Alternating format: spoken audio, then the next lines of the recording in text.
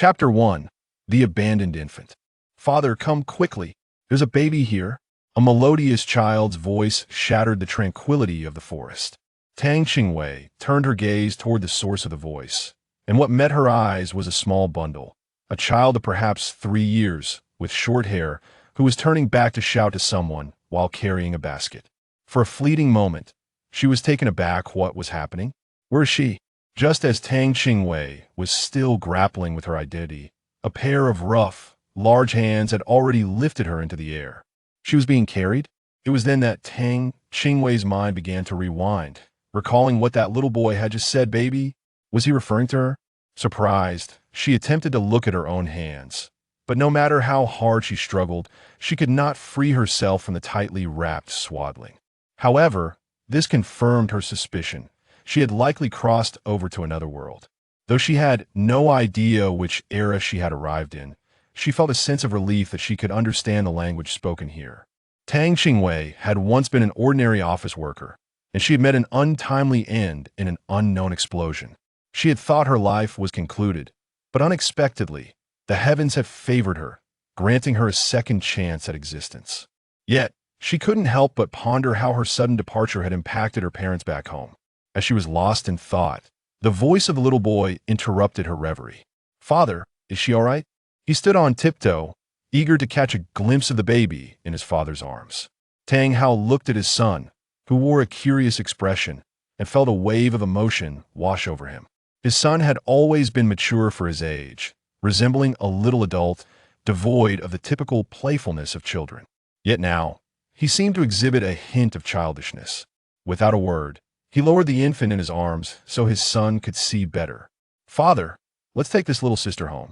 We don't know how long she's been here. She must be hungry, the little boy observed astutely, immediately recognizing that the baby wrapped in the pink swaddle was a girl. Tang Hao, who was generally few of words, nodded in agreement with his son's suggestion. The father and son walked in silence until they reached the village entrance. They happened upon the village elder, who was currently boasting to the village children, "Our sacred soul village produced a soul sane a century ago." As soon as the father and son approached, the elder spotted them and, noticing Tang Hao cradling a baby, inquired with curiosity, "Tang Hao, where did this baby come from?" "Grandpa Elder, we found her on the grass outside the village. We're taking her home to get her something to eat." When we found her, this little sister was completely silent. The little boy explained, knowing that his father was not very articulate. Upon hearing this, the elder cast a surprised glance at Tang Hao, seemingly verifying something. Only after receiving a nod from Tang Hao did the elder accept the infant into his arms. Upon seeing her, even the well-traveled elder was momentarily stunned. He had never encountered such a charming baby. Her short, jet-black hair appeared damp from dew, lying softly against her forehead, and her round, expressive eyes were as clear as day, resembling a cherubic figure from a painting, utterly delightful. This delicate little one could not possibly be the offspring of an ordinary family. How had she ended up abandoned? The circumstances surrounding this were surely complex. The elder raised his gaze to the father and son, shaking his head with a sigh. This child's origins are likely not simple. She probably lay on the grass for quite some time. Look at how the swaddle is soaked with dew. It is indeed fortunate for her to have encountered you too. It was evident that the swaddle enveloping the infant was not made from the coarse fabric of a common family, but rather from the luxurious silk reserved for the wealthy. The elder's wisdom had been cultivated not just through age, but through years of experience. Tang Qingwei, hearing the little boy's words, sighed inwardly in resignation. It seemed that according to him, she was on the verge of passing out. Though she felt indignant about the little boy's remarks, she could not deny the fact that they had saved her. Deep down, she was grateful to the father and son. Otherwise, being bound and unable to move, surviving on her own would have been nearly impossible. Chapter 2. Transmigration. Thus, Tang Qingwei settled into her new life under the guise of being Tang San's sister. Indeed, the little boy was named Tang San. When she first encountered Tang Hao at the village entrance, she found his name rather familiar, but had not given it much thought at the time. Now, with these two names combined and confirming their familial connection, it became clear. She had indeed crossed over to the world of Douluo, the very realm she had once watched in a story. Should she feel excitement or dread for the extraordinary life that lay ahead?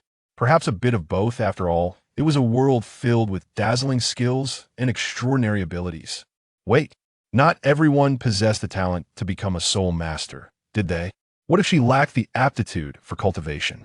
No, that couldn't be after all. The powers that be had transported her right next to the protagonist, so surely they wouldn't allow her to become a waste. Currently, Tang San was 3 years old, and in 3 more years, the story would commence. Yet here she was, still swaddled, capable of nothing but crawling, and relying on a 3-year-old to tend to her needs, show utterly humiliating for someone with an adult mindset.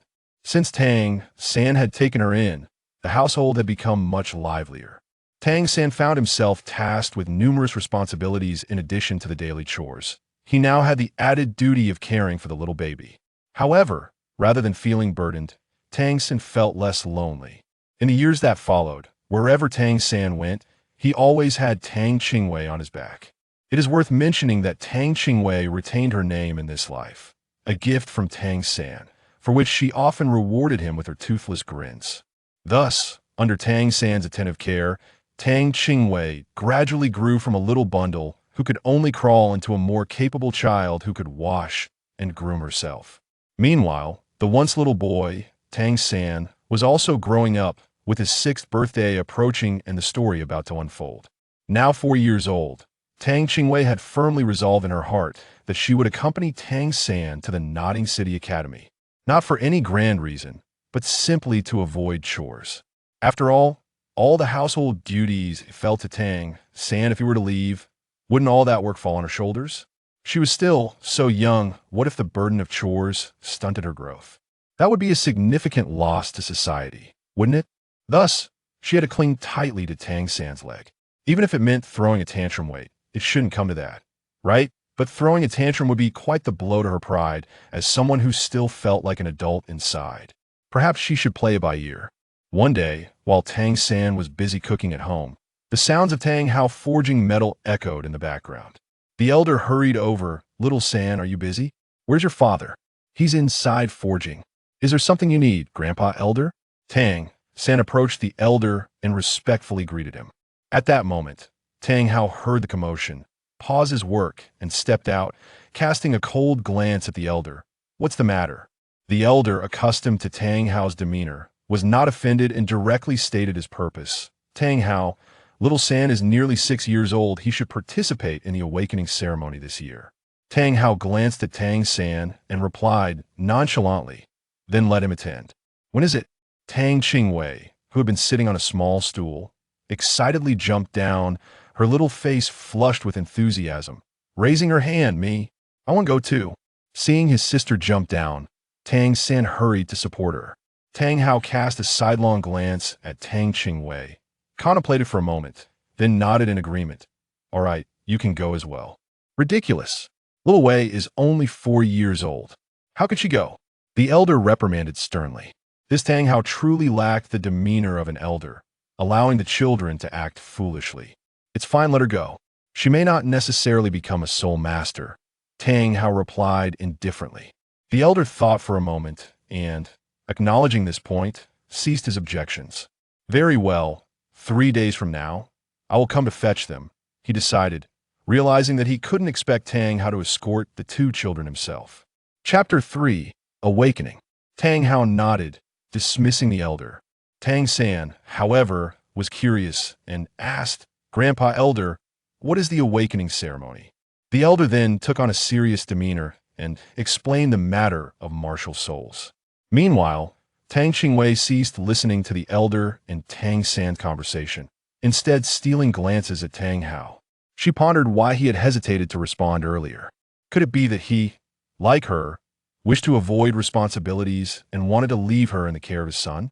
She had never encountered such brazen individuals. To want his son to take care of her was one thing, but to wish to throw her into the mix as well was utterly unreasonable. In that moment, Tang Qingwei completely forgot that she had already resolved to follow Tang San, and here she was brimming with indignation.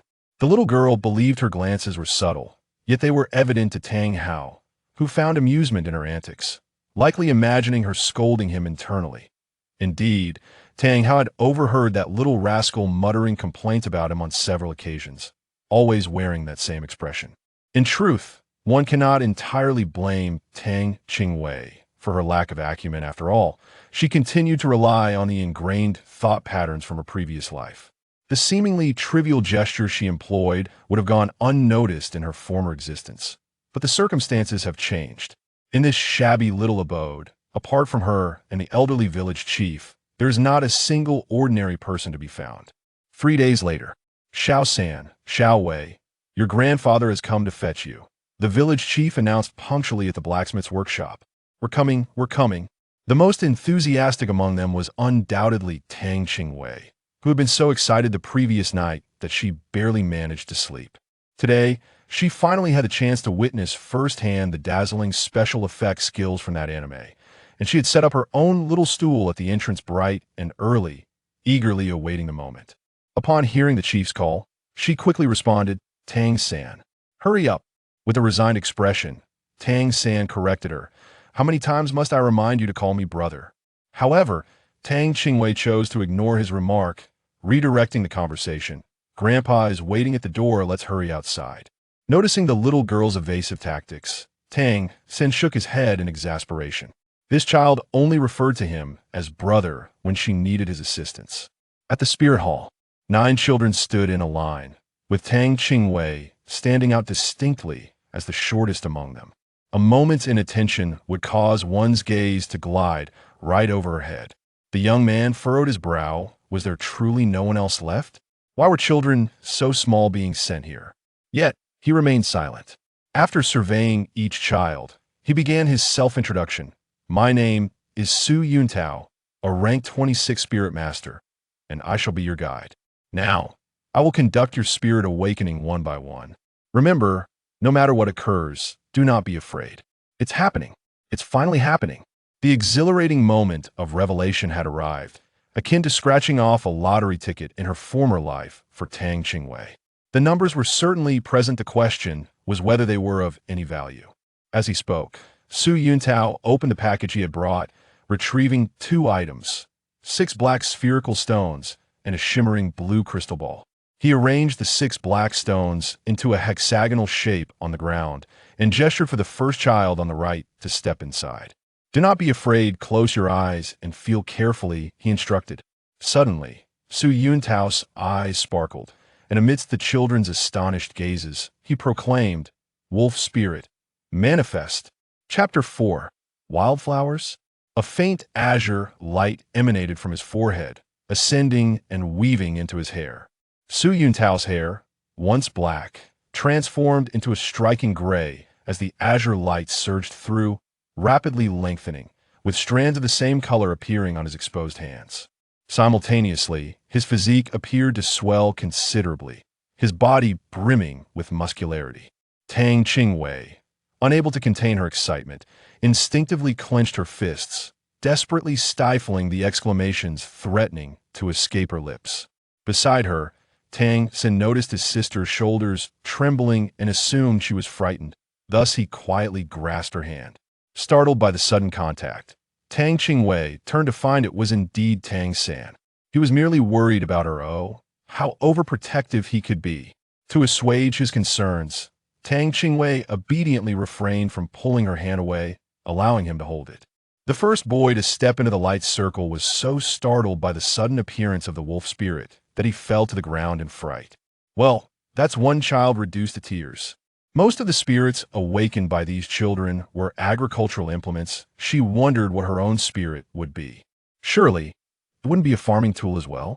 That image would be too difficult to bear. While others appeared ethereal, like celestial beings or elegant cats, if she were to wield a hoe among them, it would be utterly mortifying to imagine. As she drifted into these thoughts, Tang San's awakening ceremony commenced. She quickly cast aside her chaotic musings, focusing intently on his awakening process. The imposing Haotian Hammer she had envisioned did not materialize, but she understood the need for concealment of one's true strength. Su Yuntao sighed in resignation. Another worthless spirit. It seems that this time, Holy Soul Village has wasted its time. Tang Qingwei timidly raised her small hand. Esteemed Spirit Master, might you assist me in awakening as well? It was only then that Su Yuntao noticed the petite girl. Had she not spoken, he might have forgotten her entirely. Very well, step forward.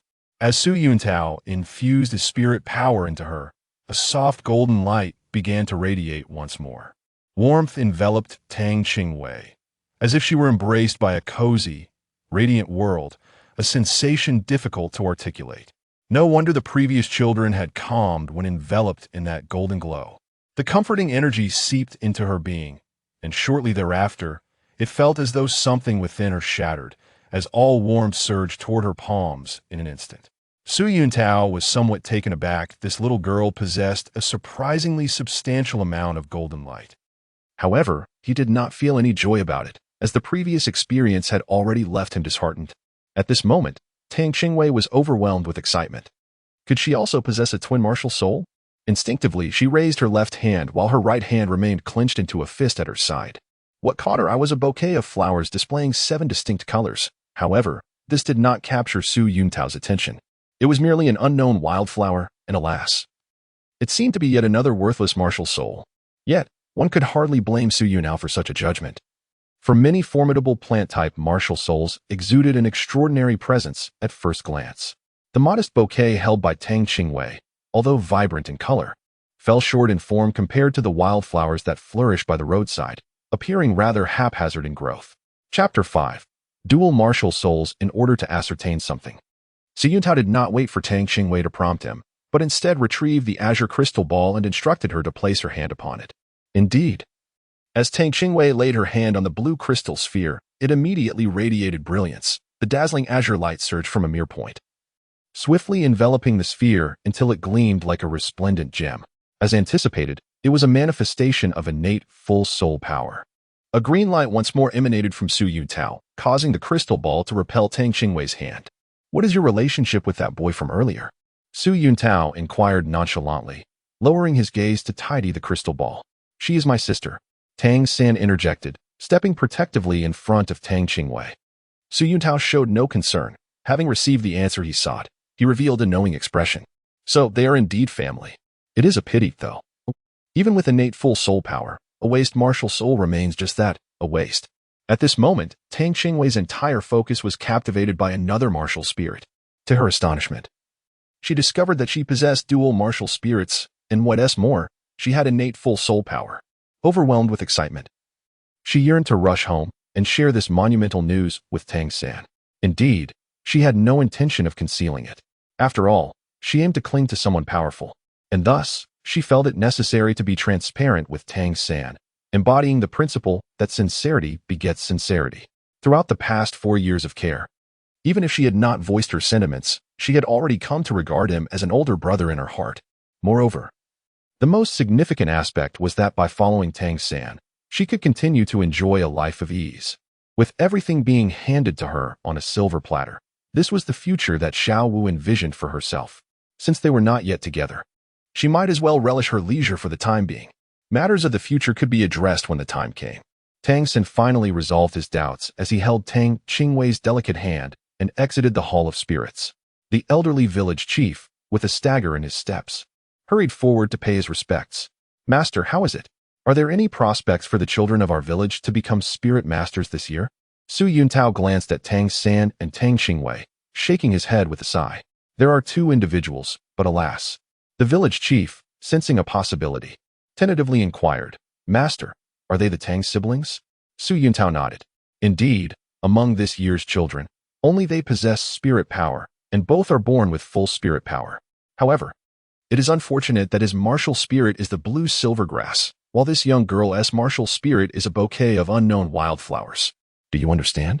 The village chief remained undeterred, gazing at Su Yuntao with hope. Might it be that you mentioned not knowing what flower it is? Su Yuntao, understanding the implication behind the village chief's words, shook his head in denial. Impossible. Among all the renowned spirit masters known to date, none possess a martial spirit of an ordinary plant. Her flower pales in comparison to the ubiquitous blue-silver grass found by the roadside. Convinced, the village chief let out a deep sigh. Alas! Come, little San, young lady, let Grandpa escort you home. The other children had been taken by their parents, leaving only Tang San and the young girl to return, just as they had arrived, with the village chief guiding them back to the blacksmith shop. Upon arriving home, the blacksmith's workshop was eerily quiet. As for the matter of the work-study student, you can inform your father. I shall not intrude further. The village chief evidently wished to avoid encountering Tang Hao, the loathsome drunkard. After bidding farewell to the village chief, Tang San took Tang Qingwei inside. Dad, we're back, called out Tang Qingwei. Perhaps due to her being a girl, even though Tang Hao was typically reticent, he softened considerably in her presence. Chapter 6, Haotian Hammer. Back already? Tang Hao's voice resonated from within the inner room, followed by the gentle parting of the door curtain as he emerged with deliberate steps. Taking a seat on the stool, he poured himself a glass of water and remarked, "What a curious array of martial souls. My sister possesses a delicate flower, while I am bestowed with the blue-silver grass." Tang San lifted Tang Qing lightly onto the stool and then settled down beside her. API call failed with status code 429. Error. Code 429. Message. Resource has been exhausted, e.g. check quota. Status. Resource exhausted. API call failed with status code 429. Error. Code 429. Message. Resource has been exhausted, e.g. check quota. Status. Resource exhausted. Tang Qingwei remained unfazed as she extended her right hand, from which a subtle black radiance erupted, coalescing into a miniature, exquisitely crafted hammer that materialized in her palm. This hammer, entirely obsidian in hue, featured a handle approximately half a foot in length, while its cylindrical head bore a striking resemblance to a scaled-down version of a forging hammer. However, upon closer inspection, one could discern a unique luminescence emanating from the hammer's dark surface, adorned with a delicate pattern that spiraled around the cylindrical head. Both individuals were momentarily rendered speechless. In an instant, Tang Hao sprang forth, arriving before Tang Qingwei in a swift motion, seizing her hand that clutched the hammer, his excitement causing his hands to tremble slightly. API call failed with status code 429. Error. Code 429. Message. Resource has been exhausted, e.g. check quota. Status. Resource exhausted. Tang San was astonished to discover that his sister had awakened an identical hammer to his own. Contemplating this, he extended his left hand and declared, "Father, I too possess two martial souls." Lo and behold, a small hammer, resembling that of Tang Qingwei, materialized in the palm of his left hand. At this revelation, a profoundly serious expression enveloped Tang Hao's countenance, and his gaze towards Tang San turned fervent. Dual martial souls. Remarkably, it was indeed dual martial souls, he murmured to himself. Suddenly, Tang Hao spread his powerful arms wide and enveloped both Tang San and Tang Qingwei in a tight embrace. Caught off guard, Tang Qingwei found herself unexpectedly embraced by her father. For at least the next decade, she would no longer envy the fathers of others. It was incredibly stifling, and the odor of sweat filled her nostrils. Stealing a glance at Tang San, she noticed that, apart from his bewilderment, he was predominantly overwhelmed with uncontainable joy. Clearly, he relished this paternal embrace. It was hardly surprising, for in both his past and present lives, the affection he could experience was exceedingly sparse. Thus, she resolved to endure the unpleasant scent for the sake of her brother. After a considerable interval, Tang Hao finally regained his composure, releasing the two from his grasp. With a serious demeanor, he addressed his son, "Remember, in your future, you must use the hammer in your left hand to protect the grass in your right hand. Always." He then turned to both of them with a solemn expression and stated, "I hope that no matter how you cultivate your soul power in the future, you promise me not to bestow any soul rings upon that hammer martial soul, nor allow it to be revealed to the outside world. Most importantly, do not let anyone know that you possess dual martial souls, understood?" Although Tang San did not comprehend the meaning behind his father's words, he was assured that his father would never harm him, and thus he nodded in agreement. Tang Hao, witnessing his son's nod, cast an intense gaze upon Tang Qingwei. Only upon seeing her acquiescence did he rise, donning a serious expression as he retreated to the inner chamber, leaving Tang San and Tang Qingwei in a state of bewilderment. Once Tang Hao had departed, Tang Qingwei playfully prodded Tang San's bewildered cheek with her index finger, rousing him from his stupor. "I am hungry. Do hurry and prepare a meal," she urged. Tang San gently ruffled his sister's hair, indulging her with an affectionate smile, and said, "Understood. I'll do it right away." After Tang San departed, She lifted the seven-colored flower in her left hand, scrutinizing it with meticulous care. This blossom bore an uncanny resemblance to the seven-colored flower illustration from her elementary school textbook. She gazed at it, lost in reverie. A daring conjecture taking root in her mind. Surreptitiously, she tiptoed outside, casting a glance around to ensure she was unobserved. Then, with utmost caution, she plucked a crimson petal from the seven-colored flower, whispering a wish. I desire to become a deity. I dare say you're talking nonsense. A childish voice echoed suddenly in her mind. Chapter 7. Somersault Cloud? Who is speaking? Tang Qingwei exclaimed, startled, glancing about in all directions. After a prolonged pause, she tentatively inquired, Is anyone there? Are you still there? The childish voice resonated once more. If you don't make a wish soon, the petal will vanish. It was indeed not a figment of her imagination. Someone was indeed speaking. However, this time she discerned clearly that the immediate priority was to make a wish before the petal dissipated. Thus, she anxiously queried, What kind of wish can I make? Her previous attempt at making a wish had been rejected. How should I know? Why not try them one by one? Though unable to perceive the speaker's expression, Tang Qingwei could sense that the other party had undoubtedly rolled their eyes at her. Now was not the time for contention. She brought the petal close, reciting as if intoning a mantra, I wish to become a titled Douluo. I wish for eternal life. I wish to. She uttered a string of desires. Yet none elicited any response, and she watched as the petal in her hand gradually began to fade into transparency. Tang gazed up at the sky with a hint of despair, and suddenly, like a gambler placing one final bet, she closed her eyes and shouted her last wish. I want a nimbus cloud. In an instant, a golden cloud soared gracefully before her. With the appearance of the nimbus, the red petals she held vanished into thin air. It truly had materialized. The cloud floated obediently, its soft, fluffy form imbued with a gentle golden hue, while its tail bore a delicate curl, resembling a whimsical plume. Tang Qingwei tentatively reached out with her small hand. It didn't pass through. Could she actually sit? She was elated. Without a moment's hesitation, she scrambled up with both hands and feet. How cool. Would she no longer need to walk? The mere thought filled her with delight. Nimbus cloud. She had truly managed to sit upon it. How utterly comfortable. With a look of bliss. Tang Qingwei explored every inch of the nimbus, occasionally rolling about in sheer joy. Was this nimbus cloud truly as mythical as described? Capable of soaring 10,000 miles with a single somersault? Tang Qingwei could only marvel at the thought, but little did she know that as soon as her words fell, the nimbus cloud suddenly shot off with a whoosh. Terrified, she exclaimed repeatedly, pressing herself flat against the cloud, too frightened to move. She had forgotten her fear of heights. Quick, stop. This is too high. Too fast. I want to go home. Tang Qingwei's excitement rendered her voice almost unrecognizable. Upon hearing Tang Qing's faint scream, the Tang father and son hurriedly rushed out to investigate. What they encountered was a scene that would be etched in their memories forever. A little girl, with snot streaming down her face, was sprawled atop a creature resembling a cloud, her little braids having long since unraveled, now resembling a bird's nest due to the fierce winds. What on earth is this? Tang San finally regained his voice, pointing at the nimbus with a look of utter bewilderment. Tang Hao cautiously approached the nimbus, gently cradling the limp form of Tang Qingwei in his arms. At last, they were back on solid ground, and Tang Qingwei, unbothered by the scent of sweat, buried her face in Tang Hao's embrace, bursting into tears. The experience had truly frightened her. The speed was overwhelming, and there were no safety belts. They had soared to such heights. API call failed with status code 429. Error. Code 429. Message. Resource has been exhausted, e.g. check quota. Status. Resource exhausted. API call failed with status code 429. Error. Code 429. Message. Resource has been exhausted, e.g. check quota. Status.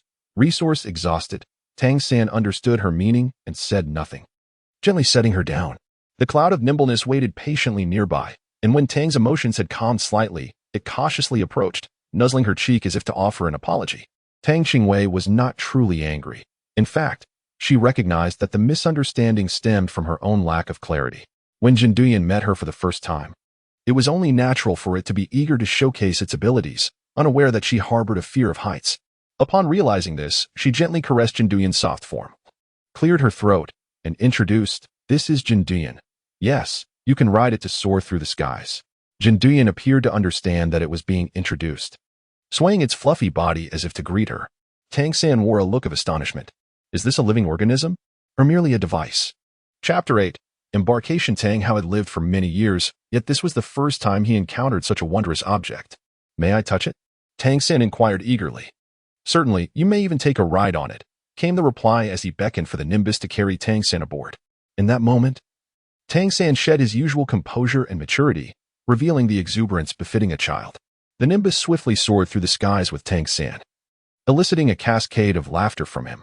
After a prolonged flight, Tang San reluctantly dismounted from the nimbus, still yearning for more. Having observed his son's exhilarating flight, Tang Hao had been consumed by an ardent longing, as the aspiration to soar through the heavens resides in the heart of every man. At long last, his son's amusement waned, and Tang Hao surmised that his turn had arrived. Yet, an interminable wait ensued, and no invitation was extended by the young girl. Casting a sidelong glance at Tang Qingwei, he beheld her engrossed in a lively conversation with her brother, having seemingly relegated him to oblivion. API call failed with status code 429. Error. Code. For 29. Message. Resource has been exhausted, e.g. check quota. Status. Resource exhausted. Tang San approached Tang Hao with a concerned expression and asked, "Father, are you feeling unwell?"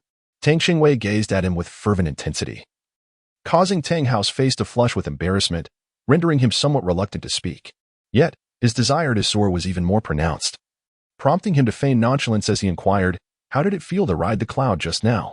Upon hearing this, Tang San became increasingly animated, his words flowing freely as he enthusiastically recounted his experiences, gesticulating expressively. "Who wishes to hear you speak of such things?" API call failed with status code 429. Error. Code. For 29. Message. Resource has been exhausted, e.g. check quota. Status. Resource exhausted. Tang Hao pondered that he could no longer remain passive. He must take the initiative. That thing, what was it called again? The Somersault Cloud, how much weight could it bear? Would it be able to support a hefty adult like me? Surely, my hints have been sufficiently clear by now. API call failed with status code 429. Error. Code. For 29. Message. Resource has been exhausted, e.g. check quota. Status. Resource exhausted. Tang lightly turned her head in surprise to glance at Tang Hao. Could it be that he also desired to sit on this? She swiftly shook her head. It was impossible. Tang Hao could stand in midair, so how could he possibly be intrigued by such a trivial object? Surely, his interest was merely a matter of curiosity regarding its carrying capacity. Thus, she directed the nimbus to lift a massive stone nearby, certainly weighing as much as 2 Tang Haos. Tang Qingwei, having completed all this, cast a triumphant glance at Tang Hao. Tang Hao felt utterly despondent regarding this girl's thought process. Could such a foolish individual truly be of the bloodline of my Haotian sect? She has been so overtly explicit. Yet she remains oblivious. Must he, as an adult, candidly express his desire to take a seat? Absolutely not. It is utterly inconceivable. Does he not care for his dignity? Tang Hao, filled with rage, felt an urge to strike. This girl is truly too foolish. At a crucial moment, it was none other than Tang San who grasped his father's intent, proving once again the bond between father and son. He proactively suggested, Wei. Let father have a try as well. API call failed with status code 429. Error. Code. For 29. Message. Resource has been exhausted, e.g. check quota. Status. Resource exhausted. Tang was momentarily taken aback. Could it be that her earlier guess was not mistaken? He truly wished to ride the Nimbus Cloud. It was only then that she recalled Tang Hao's various antics from earlier, which made her unable to stifle a laugh. Chapter 9. A Heart of Purity. Tang Qingwei stifled a laugh and said with a serious expression, Jin Do Yun, come and carry my father for a flight. Jin Do Yun indeed floated leisurely to Tang Hao's side. Tang Hao, his palms sweating with excitement, finally took a seat. Before he could even finish his thoughts, he immediately stumbled and fell, his whole being passing through the clouds. Tang San and Tang Qingwei hurriedly rushed forward to assist Tang Hao, caught off guard by the unexpected turn of events. What is happening? Tang Qingwei was the first to voice her concern, while the cloud of transformation merely swayed, indicating that it bore no relation to the matter at hand. At that moment, the previous youthful voice echoed once more, foolish one. Only those with a pure heart may take a seat. Do you not realize that you summoned this yourself? Pure heart?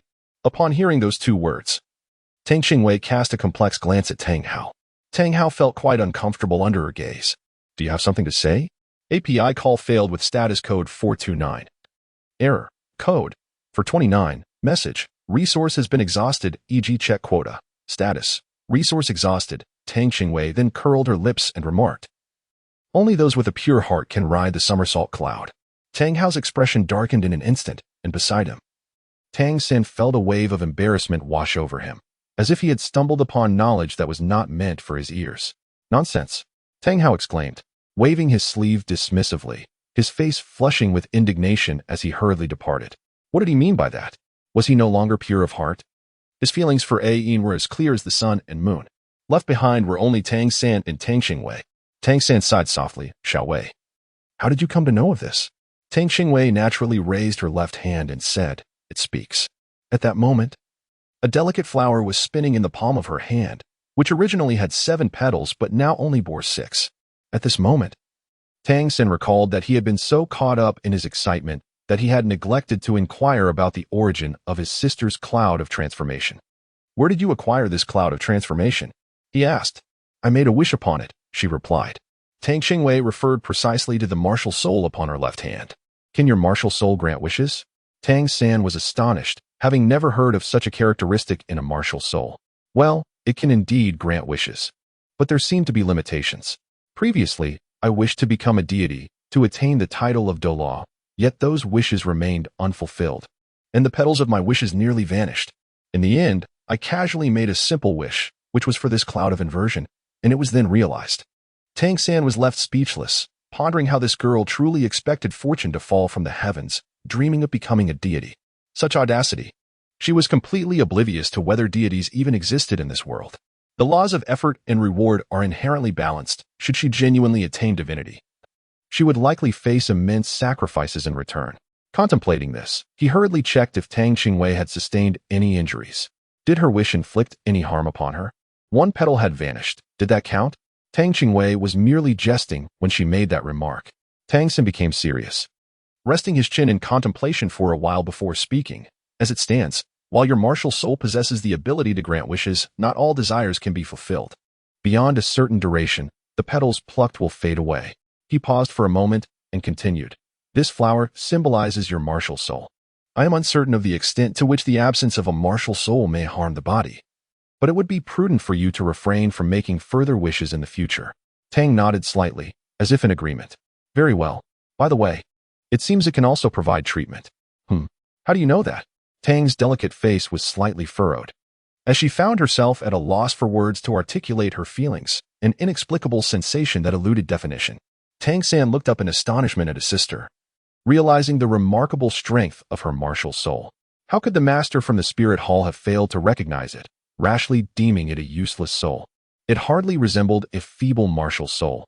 If such a useless soul possessed this level of power, how many would compete for it? Chapter 10. The contract from now on. It would be best not to disclose the wish-granting ability of your martial soul. Treat it solely as a healing type. Do you understand? Tang San said earnestly, grasping his sister's shoulders. "Yes, I understand. But can I still use my cloud of lifting?" Tang Qingwei's only concern now was whether she could still utilize the cloud for her travels. "Before you have sufficient strength, it is advisable to refrain from using it in public," Tang San cautioned, his worries not unfounded, as incidents of theft and murder were not uncommon in their previous life. "Understood. It's just disappointing. I have a mobile lazy bed, yet I can only admire it without using it," she replied with a hint of sorrow. "Return for now. I will call for you when the time is right," Tang Qingwei said, patting the soft body of the cloud, feeling disheartened. The cloud seemed to understand, twisting slightly before vanishing into the horizon with a swift whoosh. "Do not be disheartened. Once you gain strength, you will have the freedom to do as you wish. I will strive to become stronger and protect you," Tang San gently reassured his sister, patting her shoulder. Upon seeing his sister still lacking in spirit, Tang San shifted the topic, saying, "We are heading to the Nottingham Academy in 2 days. Have you prepared everything?" "Indeed." Tang Qing appeared much more spirited as she replied, "Not yet. I will go back now to get ready." With that, she dashed back to her room. Tang San chuckled softly, shaking his head. Children are indeed easy to please. At night, Tang Qingwei lay in bed, tossing and turning. The mere thought of being unable to use the cloud of transformation felt akin to losing a fortune, a million regrets weighing heavily on his heart. "I must become stronger. Not for any other reason, but so that in the future, when I wish to indulge in leisure, I will not be burdened by the thoughts of others." Tang Qingwei silently resolved within her heart. Ah, how could I almost forget? Is it truly my seven-colored flower martial spirit that has been speaking in my mind today? What a dreadful name. I am the seven-colored lotus of the vast universe. A familiar childish voice retorted in exasperation. So, I need not vocalize my thoughts for you to hear them? Tang Qingwei was utterly unconcerned whether it was a flower or a lotus. Her primary focus lay in the astonishing fact that it could perceive her innermost thoughts. I have already asserted that I am the seven-colored lotus. And since we have established a contract, it is only natural for me to hear you, the seven-colored lotus explained, somewhat dissatisfied. Why can you speak? Does that mean my hammer can talk as well? Tang Qingwei was now filled with curiosity, for it was the first time she had heard of anyone conversing with their martial spirit. Are you foolish? That is merely a hammer. Do you expect to converse with it? The seven-colored lotus's tone dripped with disdain. Tang lightly murmured with discontent, yet you are merely a wildflower, and still managed to speak. In an instant, the seven-colored lotus erupted like a firecracker. You are the wildflower. Your entire family is composed of wildflowers. I am the seven-colored lotus of the divine realm. You, an ignorant mortal. Tang Qingwei was not angered. Instead, she seized upon the key phrase divine realm uttered by the seven-colored lotus. Are you not my martial soul? She inquired, astonished. Upon hearing Tang Qingwei's question, the seven-colored lotus fell silent for a moment, and after a lengthy pause, it responded with a tone of melancholy. Well, one could say so. By an inadvertent twist of fate, we have entered into a contract. In your original world, there was insufficient spiritual energy to sustain my appearance. I had intended to sever our connection after your demise, but who would have thought you would prove so inept? You left this world far sooner than I anticipated. Fortunately, I was present to guide you into the nearest minor world dimension, which is where you now find yourself, allowing you to reclaim a semblance of life. Tang Qingwei's mouth was filled with a bitter taste. Is it really like this? She once believed that she was favored by the deities of time travel, only to discover that it was this fellow who had saved her. Humph, now you realize my prowess, don't you? The little one's voice carried a hint of arrogance. Tang Qingwei seemed to envision a little figure adorned in 7 colors, hands on hips, tilting its head with an air of self-satisfaction. Chapter 11. Gone? How could someone as remarkable as you have chosen me? Is it because I am the child of destiny? In that instant, Tang Qingwei felt as though a halo had appeared above her head. The seven-colored lotus fell silent at once. Speak, will you? Tang's expression darkened as she pressed for answers. What does it mean? Is it a refusal to respond, or merely her own self-delusion? Alas, it is not I who have chosen you, but rather a mere coincidence that you stumbled upon me. The seven-colored lotus sighed helplessly, feeling the weight of disdain directed at her. When did I ever pick you up? I have no recollection of such an event, Tang continued to inquire with a frown. It was on your 20th birthday when you purchased the jade bracelet from a street vendor. Her voice carried a hint of exasperation, and she added indignantly. That vendor truly lacks discernment. How could he mistake me for a counterfeit? Such foolishness, akin to that of a pig. At this moment, Tang Qingwei's focus was misplaced. Had I truly been deceived? Was that vendor intending to sell me counterfeit goods? What a moral outrage. Where has the trust between individuals gone? He claimed to sell a family heirloom, a jade bracelet, purportedly for healing purposes, yet it turned out he merely sought to swindle me out of my money. How foolish of me to believe him without even haggling. The seven-colored lotus was utterly exasperated by Tang Qingwei. Was that the crux of the matter? Very well. It seemed that I was now irrevocably bound to this fellow, and even if it were to perish from anger, it would serve no purpose. Taking a deep breath, it acknowledged that we were bound together, and only if you were to ascend to divinity would I have a chance to revert to my original form. Is that not the case? By the way, I made a wish upon one of your petals. It won't cause you any harm, will it? Tang Qingwei, slightly taken aback, inquired with genuine concern. The seven-colored lotus was surprised that Tang Qingwei actually cared about its well-being, stirring a faint emotion within. It's nothing. The seven-colored flower is merely my manifestation. If you exhaust it, I will simply cease to materialize, which is of little consequence. However, you must remember that the last petal of the seven-colored flower is not to be used. Once it is, the flower will vanish, signifying that all wishes made through it will also dissipate. Do you understand? At that moment, the seven-colored lotus had completely lost the earlier vigor of the flower-lotus dispute, having been led astray by Tang Qingwei, and was now discussing the seven-colored flower. Yes, I understand. Now that we are a shared destiny, let us coexist amicably. I still don't know your name. Are you simply called the seven-colored lotus? The seven-colored lotus felt a twinge of embarrassment. Indeed, it was named the seven-colored lotus. Before arriving in the mortal realm, It had never found its name to be peculiar, but now, with greater awareness, it suddenly felt that its name was somewhat indescribable. I am called White Lotus. Ultimately, it had experienced too little, and at that moment, the seven-colored lotus was entirely unaware that the temporary name it had chosen was even more difficult to articulate than its original name. Now it was Tang Qingwei's turn to be rendered speechless. The next day, Tang San rose early. However, when he finished preparing breakfast and went to call Tang Qingwei, he discovered that the room was already empty. This startled him, and he hurried to his father's room. "Father, have you seen Xiaowei?" Tang Hao had evidently just awakened, his bleary eyes slowly opening as he sat on the edge of the bed. Wasn't that girl known for her love of sleeping in? Why was she not in her own room? "No, I just checked my sister's room, and there was no one there." Tang San's voice was filled with urgency. Not there? Tang Hao suddenly regained his senses. The little girl, who typically adored her languorous slumbers, was inexplicably absent. Could it be? Could it be that someone within the spirit hall had already discovered my whereabouts? At this thought, an intense murderous intent flickered in Tang Hao's eyes. The temperature in the room plummeted to freezing, a thin layer of ice gradually spreading outward from beneath his feet. Although this ominous aura was not directed towards Tang San, it nonetheless instilled a profound fear within him, and an alarming realization surged within his mind. His father was no ordinary man. "Little San, come with me." Tang Hao swiftly rose to his feet, his aura of menace undiminished, as a chilling atmosphere enveloped the surroundings. Chapter 12. Desensitization Training. The Spirit Hall. Tang Hao's heart roared with indignation, and his gaze turned even colder. Just as the father and son stepped out of the house with an imposing demeanor, a familiar voice suddenly echoed, "Dad, brother, where are you going?" The voice was imbued with eager curiosity. "Take me along." The father and son exchanged a knowing glance, as the little girl curiously perched on her nimbus cloud, gazing at them with wide-eyed wonder. Tang Hao's expression darkened immediately as he turned to his son. "Did you not go outside to search?" Tang San's face flushed crimson under his father's gaze, and he stammered, I didn't expect that. Next time, remember to search outside as well."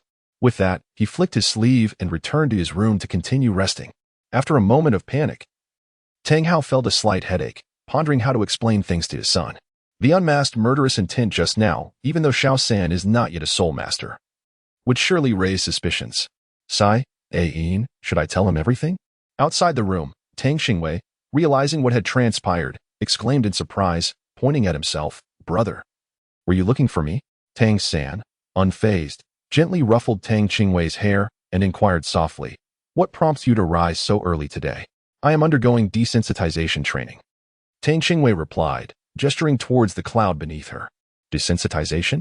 Tang San pondered the unfamiliar term, accustomed as he was to his sister's penchant for uttering peculiar phrases. "I suffer from acrophobia, you see. Thus, I must gradually acclimate myself. Otherwise, should I ever ascend to the rank of titled Douluo, I would be utterly embarrassed to find myself unable to stand aloft in the skies," Tang Qingwei explained, her expression one of utmost conviction. Tang San shook his head in resignation, pondering the futility of such distant aspirations. Ever since he heard the village elder's words, his sister seemed convinced that both of them would ascend to the ranks of titled Douluo, an unfounded confidence that bewildered him, given that, according to the elder, there were but a handful of individuals of such caliber across the entire continent. "Well, let us hasten to dinner," he declared, attempting to lift her down. "No need. I can jump down by myself," Tang replied gently, preparing to leap down independently. Tang San, displaying an unexpected assertiveness, unceremoniously embraced Tang Qingwei and proceeded into the room. Tang lightly struggled in vain, akin to a lifeless fish, as Tang San cradled him to the dining table. During the meal, Tang San repeatedly stole glances at Tang Hao, his actions lacking in subtlety. Even Tang could not help but notice, casting a curious gaze upon the pair. What had transpired in his absence? Tang Hao, unable to endure the scrutiny any longer, set down his chopsticks and gazed at Tang San, inquiring, "Little San, do you have something to say?" Tang San immediately set down his chopsticks, gazing at him for a while before finally murmuring, "Father, who exactly are you?" Bang!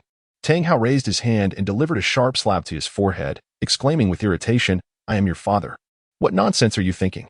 Tang San rubbed his head in pain, knowing that his father was fully aware of his true intentions. "You understand that I am not referring to that. What was that aura this morning?" Tang San pressed on, seeking the core of the matter. This time, Tang Hao fell silent for a moment. Ultimately, He could not evade the inquiry. After a lengthy pause, he sighed and said, "Alas, I truly did not wish for you to be aware of these matters. At times, being an ordinary person, blissfully unaware, may indeed bring greater happiness." API call failed with status code 429. Error. Code. For 29. Message. Resource has been exhausted, e.g. Check quota. Status. Resource exhausted. Tang Hao sighed and shook his head, expressing his resignation. Well, it seems that for you all, becoming an ordinary person is no longer feasible. Rather than hearing it from others in the future, allow me to share everything with you today. Here it comes.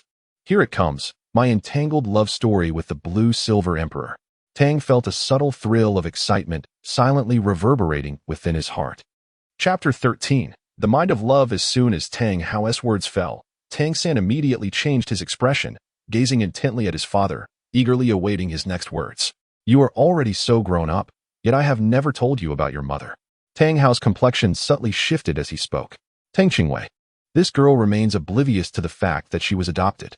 If she were to discover that she is not his biological child, would it bring her sorrow?" API call failed with status code 429. Error. Code. For 29. Message. Resource has been exhausted, e.g. check quota. Status. Resource exhausted. Tang Qingwei felt inexplicably scrutinized by the two individuals, and unable to contain her curiosity any longer, she urged, "Please continue." The father and son exchanged a knowing glance and, in unison, rose to their feet. Tang Hao turned to return indoors, but was halted as Tang Qingwei grasped the hem of his garment. He dared not pull away forcefully, fearing he might topple the young girl, and thus remained rigidly in place. Tang San wished to step forward to offer assistance, but Tang Qingwei spoke first. "Are you afraid that if I were to know I was found, it would bring me sorrow and heartache?" As soon as Tang Qingwei's voice faded, the entire room fell into an instantaneous silence. After a moment of stillness, it was not until quite some time later that Tang Hao resumed his seat, inquiring, "Who informed you?" Tang San stood to the side, his hands clenched into fists. When had it happened, unbeknownst to him, that some scoundrel had approached Xiao Wei and spread malicious gossip? He vowed to himself that he would undoubtedly put an end to that rascal. Tang San was unaware that his younger sister, much like himself, had traversed through realms, possessing a memory far superior to his own. Thus, she was fully cognizant of her origins. She had merely overheard it during her travels. "Just because you might not be my biological sibling, does that mean you would cease to regard me as your daughter? Or perhaps you no longer wish to be my brother?" Tang Qingwei feigned indignation, placing her hands on her hips. "Impossible. I have always regarded you as my dear sister. Just look at our martial spirits. They are identical. Who would believe that we are not biological siblings?" Tang San anxiously clarified, showcasing his Haotian Hammer as he spoke. Tang Hao silently raised the Haotian Hammer in his hand. The intention was unmistakable. "Since you all seem unperturbed, please continue. I am all ears." With that, he leaned directly on the table, adopting a posture of eager attentiveness as he gazed at Tang Hao. Tang Hao was momentarily rendered speechless, and after a long pause, he helplessly remarked, "What a carefree little girl." Having said that, he returned to his seat and fell into a brief silence before continuing, "Your mother is not human." This revelation startled Tang Qing, who, although she was aware of the underlying truth, found the breathless manner of his speech rather alarming, almost as if he were hurling insults. Despite her inner musings, she refrained from interjecting and listened attentively as Tang Hao spoke further. "Your mother is a soul beast, a 100,000-year-old blue-silver emperor. Your other martial soul is inherited from her." As he spoke, a hint of nostalgia flickered in Tang Hao's eyes. In the past, the Pope of the Spirit Hall issued a decree, condemning the Haotian sect and demanding that they surrender both me and your mother. At that time, your grandfather was already gravely ill. Upon learning of this turn of events and unable to locate me, he succumbed to the accumulated stress and passed away. I never got to see him one last time before he departed this world. As he recounted this, Tang Hao's body began to tremble involuntarily, and profound remorse shone in his eyes. Tang Qingwei sighed inwardly to utter a most heretical thought. Her father truly possessed a romanticized mind in his heart. The significance of a wife overshadowed that of both son and father. She furtively cast a glance at Tang San, the poor child, for it is often said that parents represent true love, while children are mere happenstance. Yet, upon reflection, her elder brother was not much different. He too would inevitably follow in their father's footsteps, seeking a spirit beast as a partner. Suddenly, she felt a wave of pity for herself, embracing her own frail and vulnerable being. Alas, Relying on others is less dependable than relying on oneself. It is imperative to cultivate her own strength. Lost in her musings. A sudden chill enveloped her, causing Tang Qingwei to shiver. It was her father, recounting the tragic demise of his wife, which explained his seething anger. Chapter 14. Heritage. Originally, we were blessed with a complete family, yet all of that was shattered by the Spirit Hall. In those days, the Pope personally led 2 titled Douluos, alongside a multitude of elite Spirit Hall experts, to besiege your mother and me. At that time, your mother had just given birth to you, her vitality severely depleted, and her strength greatly diminished. I too was gravely injured by them. In a desperate bid to protect the soul rings from being seized, your mother chose to sacrifice herself, infusing the essence of her soul ring into my being. As he spoke, a palpable aura of malevolence radiated from Tang Hao, his hands clenched into fists upon the table. Tang San's mood was heavily influenced by his father's words. His brows furrowed tightly, and he couldn't help but clench his fists. After an indeterminate passage of time, Tang Hao's emotions began to stabilize somewhat. Fortunately, your mother's extraordinary abilities grant her the power of resurrection. The pinnacle of the blue-silver domain's profound mysteries ensures that, regardless of the severity of her injuries, she can return to life within 49 days after death. However, should she wish to transform again, it would require a waiting period of 10,000 years, a time frame I shall never witness. As he spoke these words, Tang Hao appeared to age several years in an instant, his entire demeanor becoming markedly despondent. Tang San gently patted his father's shoulder, a profound sense of sorrow enveloping his heart. Observing Tang Hao's desolate expression, Tang Qingwei did not share Tang San's indignation. Perhaps she was never truly in want of parental love. In her previous life, Tang Qingwei was the sole daughter in her family. Although her parents could not shower her with unrestrained affection, they cared for her deeply. Reflecting on this, Tang Qingwei felt a pang of melancholy. She had departed so suddenly, leaving her parents behind, and she wondered how they were faring. Was it her unfilial conduct that caused them to suffer the heartbreak of losing a child? Although Shaolian had once told her that only by achieving divinity could she traverse the void and return to her world, back to the time before her demise, she clung to the hope that if she could return to that moment, her parents would perceive her as if she had never truly left. In the years she had spent in this realm, she considered herself fortunate. Despite Tang Hao's taciturn nature, he showed her genuine concern. Moreover, Tang San treated her with utmost tenderness, embodying the essence of an exemplary older brother. Yet, even so, she struggled to accept Tang Hao as her biological father. In her mind, acknowledging Tang Hao as a father figure would render her previous father's existence merely a relic of the past. Tang Qingwei felt little sense of belonging here, perpetually viewing everything from the perspective of an observer. It was precisely this detachment that led her to perceive many matters as devoid of absolute right or wrong when seen from a third-party viewpoint. Just as the Spirit Hall seized Tang San's mother's spirit ring, to Tang Qingwei, this was akin to the commonplace slaughter of century-old soul beasts. Both acts represented a usurpation of life. Who among them could claim a higher morality? In the Douluo continent, there exists no absolute truth or falsehood. Merely the might of one's fist determines the outcome, and justice is penned by the victors. The Spirit Hall, being formidable, has thus become the aspiration of many soul masters, and its strength renders it a paragon of righteousness in the eyes of ordinary people. Meanwhile, as Tang San and Tang Hao find themselves on the side of the victims, the Spirit Hall stands as the unforgivable antagonist. Yet, this is a natural occurrence. Were she in their position, she would respond similarly. Any threat to her interests would necessitate retaliation. She simply harbored no emotional ties to Tang San's mother. Thus, after listening for so long, it remained merely a tale to her, far from evoking the same indignation felt by Tang San. Father, I will strive to strengthen myself and avenge my mother, Tang San declared with unwavering determination. Tang Hao remained silent, merely caressing his son's head.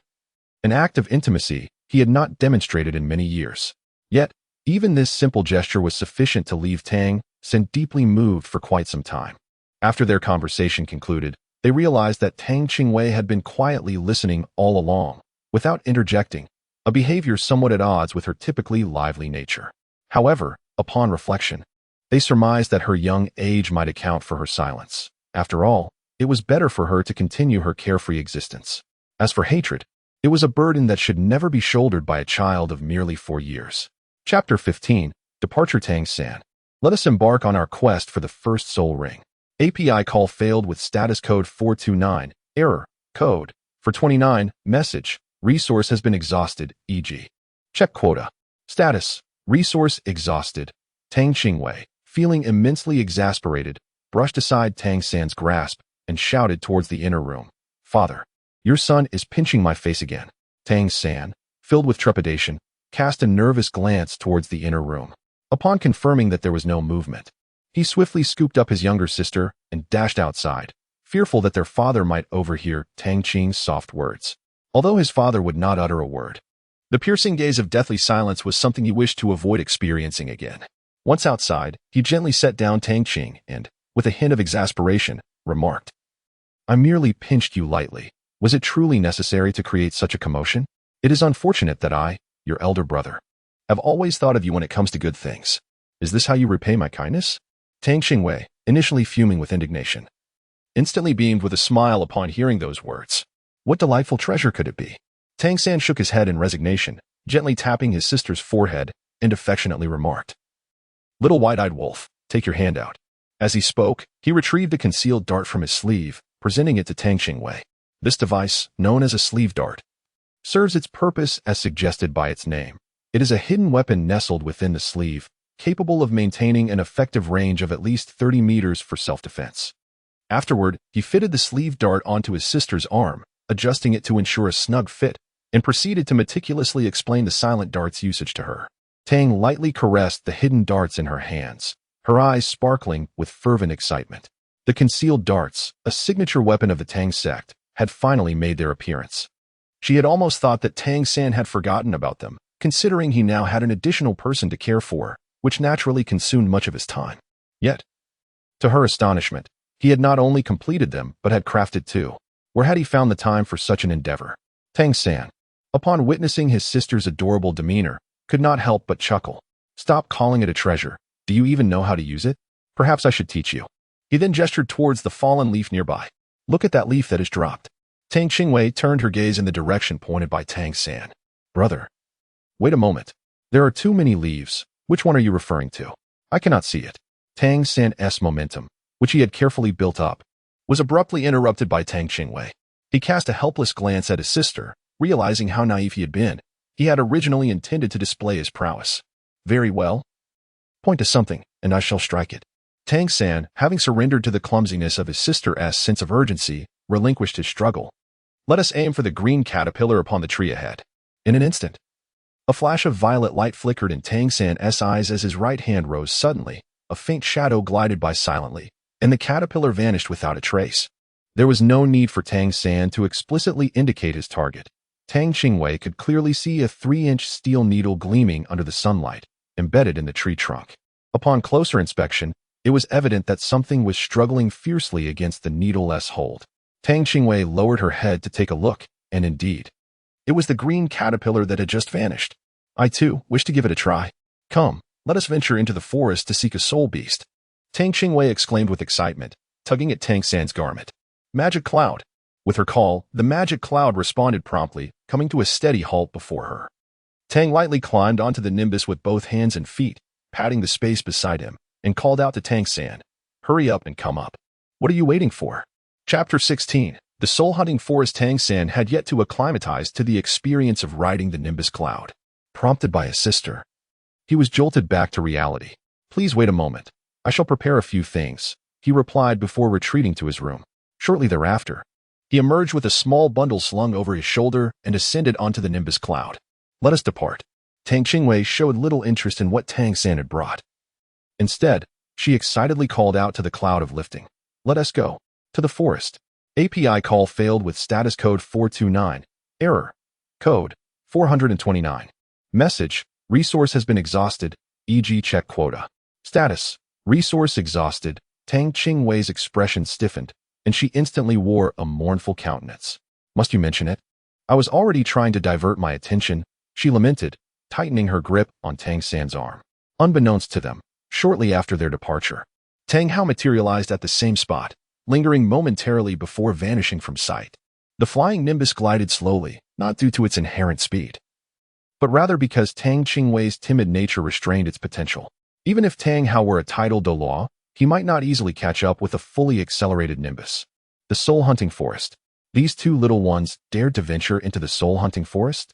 Tang Hao murmured to himself while hovering in midair. Although the forest lacked formidable soul beasts, it still posed a significant danger to the two who were not yet soul masters. How audacious they were. Perhaps it would be prudent to take a look. With that thought, he vanished from the spot. Upon arrival, the duo leaped off the nimbus. Tang San raised his eyes and beheld nothing but tree trunks, their canopies lush and dense, obscuring the sky and blocking the sunlight. Tang Qingwei, on her inaugural venture beyond Shahan village, found herself utterly captivated by the myriad wonders surrounding her. With wide-eyed curiosity, she gazed east and west, even stifling the impulse to approach the larger leaves for a closer inspection.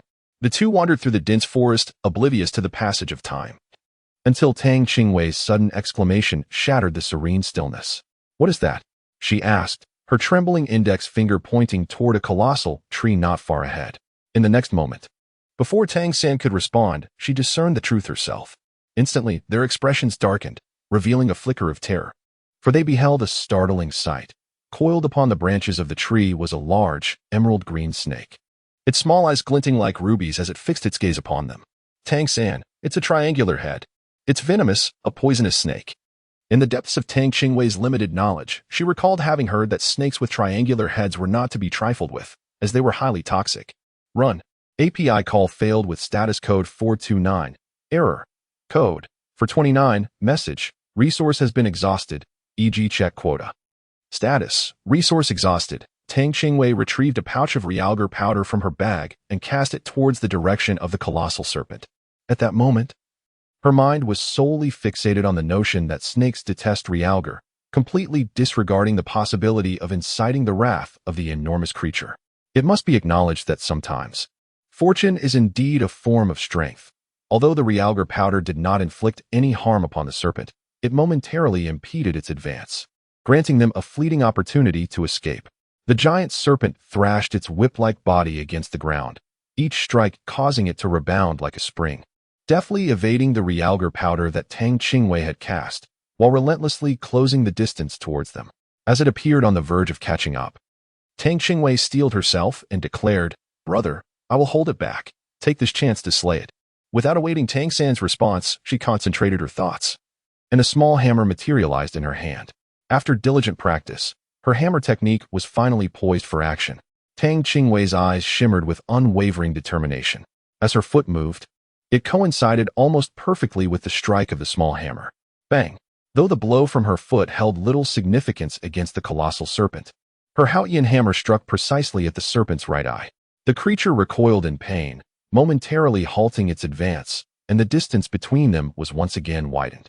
Chapter 17. The Century Soul Ring. Tang San waited anxiously at the side, and at last, the opportunity presented itself. He swiftly turned in midair, raising his left hand, and a dark beam shot forth silently like a bolt of lightning. The dart struck directly into the left eye of the colossal serpent, eliciting a shrill cry of agony from the creature. Tang Qingwei seized the opportune moment and charged forward. Whether it was the result of newfound confidence, he brandished a small hammer and struck towards the giant serpent's left eye, which had been pierced by a concealed dart. With a series of resounding thuds, he swung the hammer multiple times, effectively securing the dart, which was completely embedded within the serpent's eye. In an instant, the cold, massive eye erupted with deep crimson blood. Witnessing the serpent sustain such grievous injury, Tang Qingwei felt a measure of relief. Even if the creature survived, its combat prowess would surely diminish by at least 90%. Tang San was not one to hesitate. Observing the giant serpent in a moment of vulnerability, he raised his left hand, launching a concealed dart aimed at the creature's vital point. Clang! The dart struck the serpent's formidable scales, sparking a flurry of flames. To his astonishment, the serpent's defense was astonishingly robust. Even the iron-crafted dart failed to penetrate, rebounding as if it had collided with unyielding steel. This provocation only served to enrage the beast. As the scales along its body began to shimmer ominously, the dark green scales were suddenly enveloped in a faint golden glow, and its speed surged dramatically, closing the distance to Tang San in the blink of an eye. As Tang gasped in surprise, he deftly flipped his right hand, producing his final dart just as the serpent gaped its maw to turn towards him. With a swift thrust, the nearly 4-meter-long serpent momentarily stiffened. The dart had completely lodged itself within its mouth. In the next instant, the giant serpent writhed violently, sending a whirlwind of dust and debris swirling about. As if caught in a violent tempest, branches and leaves scattering in chaos. Tang Qingwei, having mounted her own nimbus cloud, swiftly arrived on the scene. She extended her hand, beckoning, "Brother, hasten and ascend." Tang San skillfully ascended upon the cloud of luminous transformation, and the two soared into the lofty heights, quietly observing the colossal serpent's desperate struggle for life. In the distance, Tang Hao undoubtedly witnessed this spectacle. After a brief rotation of the Haotian Hammer in his palm, it vanished from sight. As for Tang Qingwei, it appears that she has diligently honed her skills without any hint of idleness. And regarding little San, well, he performed admirably. To think he could vanquish the century-old soul beast, the mandala serpent. Had Tang San delayed his intervention even for a moment, Tang Hao would have surely reduced that mandala serpent to mere pulp with a single strike of his hammer. Tang Qingwei noticed that the colossal serpent had ceased its movements. She contemplated approaching it, but suddenly recalled that upon the demise of a soul beast, a soul ring would manifest. The absence of such a ring around the giant serpent suggested that it might not yet be entirely vanquished. Just as this thought crossed her mind, she observed a faint yellow light beginning to coalesce above the serpent's massive form. Tang San's face instantly brightened with joy, for it was a century-old soul ring. However, he soon felt a pang of regret in his heart, realizing it should have been reserved for his sister to deliver the final blow. Tang Qingwei held no particular thoughts on the matter, for she realized that she seemingly already possessed a spirit ring, and a century-old one at that. This was indeed quite peculiar. However, now was not the time to dwell on such curiosities. First, let Tang San absorb this spirit ring. "Brother, hurry and absorb the spirit ring." Tang San no longer hesitated, having made up his mind. He would first absorb the soul ring and then seek a better one for his sister. He raised his right hand, suppressing the weakness that threatened to overwhelm him, and gradually gathered his remaining soul power into his palm. Accompanied by a faint blue radiance, the blue-silver grass sprouted from his hand, gently swaying with the fluctuations of his soul power. Under the allure of the pale blue glow, the century-old serpent soul ring slowly soared towards Tang San. Chapter 18. Healing. Meanwhile, Tang Qingwei sat cross-legged on the ground. With her eyes closed, she felt the sudden emergence of the century-old soul ring. As the soul ring fused with her, a surge of strength enveloped her entire being, enhancing her bodily function significantly under the influence of the century-old soul ring. How could a century-old soul ring appear so suddenly? Could it be the soul ring of that massive serpent? But Tang San had already begun to absorb it. What then? Was this for her? Tang Qingwei was engulfed in confusion, yet at that moment, answers eluded her. Perhaps she would only begin to fathom the reasons once she acquired her second soul ring. Upon opening her eyes, she found Tang San still in the process of absorbing the soul ring. Tang Qingwei glanced once more at the medicinal powder previously scattered, confirming that no further replenishment was necessary before returning to sit beside Tang San. The powder was custom prepared by Tang San himself, ensuring its efficacy. After a period of silent contemplation, Tang Qingwei suddenly remembered to summon the seven-colored lotus. With a flick of her left hand, 6 blossoms of varying hues materialized in her palm. "Do you know that I've unexpectedly acquired a century-old soul ring?" "Oh, do you understand what that entails?" "Not at all." "Then are you aware of its significance? See for yourself." Tang Qingwei, choked with anger, felt an overwhelming rage. Were the 7-colored lotus before her, she would undoubtedly seize that rascal and deliver a sound thrashing to its backside. Such words were infuriating. Nevertheless, it seemed futile to rely on it. It would be better to rely on her own exploration. Tang lightly raised her left hand, a subtle white light shimmering upon her skin. Soon after, a 6-colored flower materialized in her palm. The yellow halo rising beneath her feet was clearly visible, swirling around her form, unmistakably signifying the characteristic of a first-ring soul master. Tang Qingwei pondered for a moment and then moved slightly further away, scanning the surroundings. In the thicket, she discovered a diminutive and vividly patterned cat, adorned with a white soul ring, yet merely a decade-old soul beast. At that moment, the silent sleeve arrow fulfilled its purpose. With a swift motion of her right hand, a streak of black light silently shot forth, striking the patterned cat directly in the abdomen. The creature immediately began to bleed profusely and collapsed helplessly into the underbrush. Tang Qingwei raised her hand once more, guiding the 6-colored flowers closer to the mottled cat. A radiant white light enveloped the injured abdomen of the feline, illuminating its mangled wound. The injury visibly twitched under the brilliance, and then swiftly began to mend. The light expanding over the wound grew larger, and within mere seconds, it enveloped the entire cat. A faint meow emerged from the cat's lips, signaling its weakened state. All the wounds on the mottled cat's body had been completely healed by Tang Qingwei, and its depleted vitality began to recover gradually. Tang was slightly agitated. This soul skill was truly formidable, as long as the level of the soul ring of the recipient did not exceed her own. She could heal them even if they were gravely injured.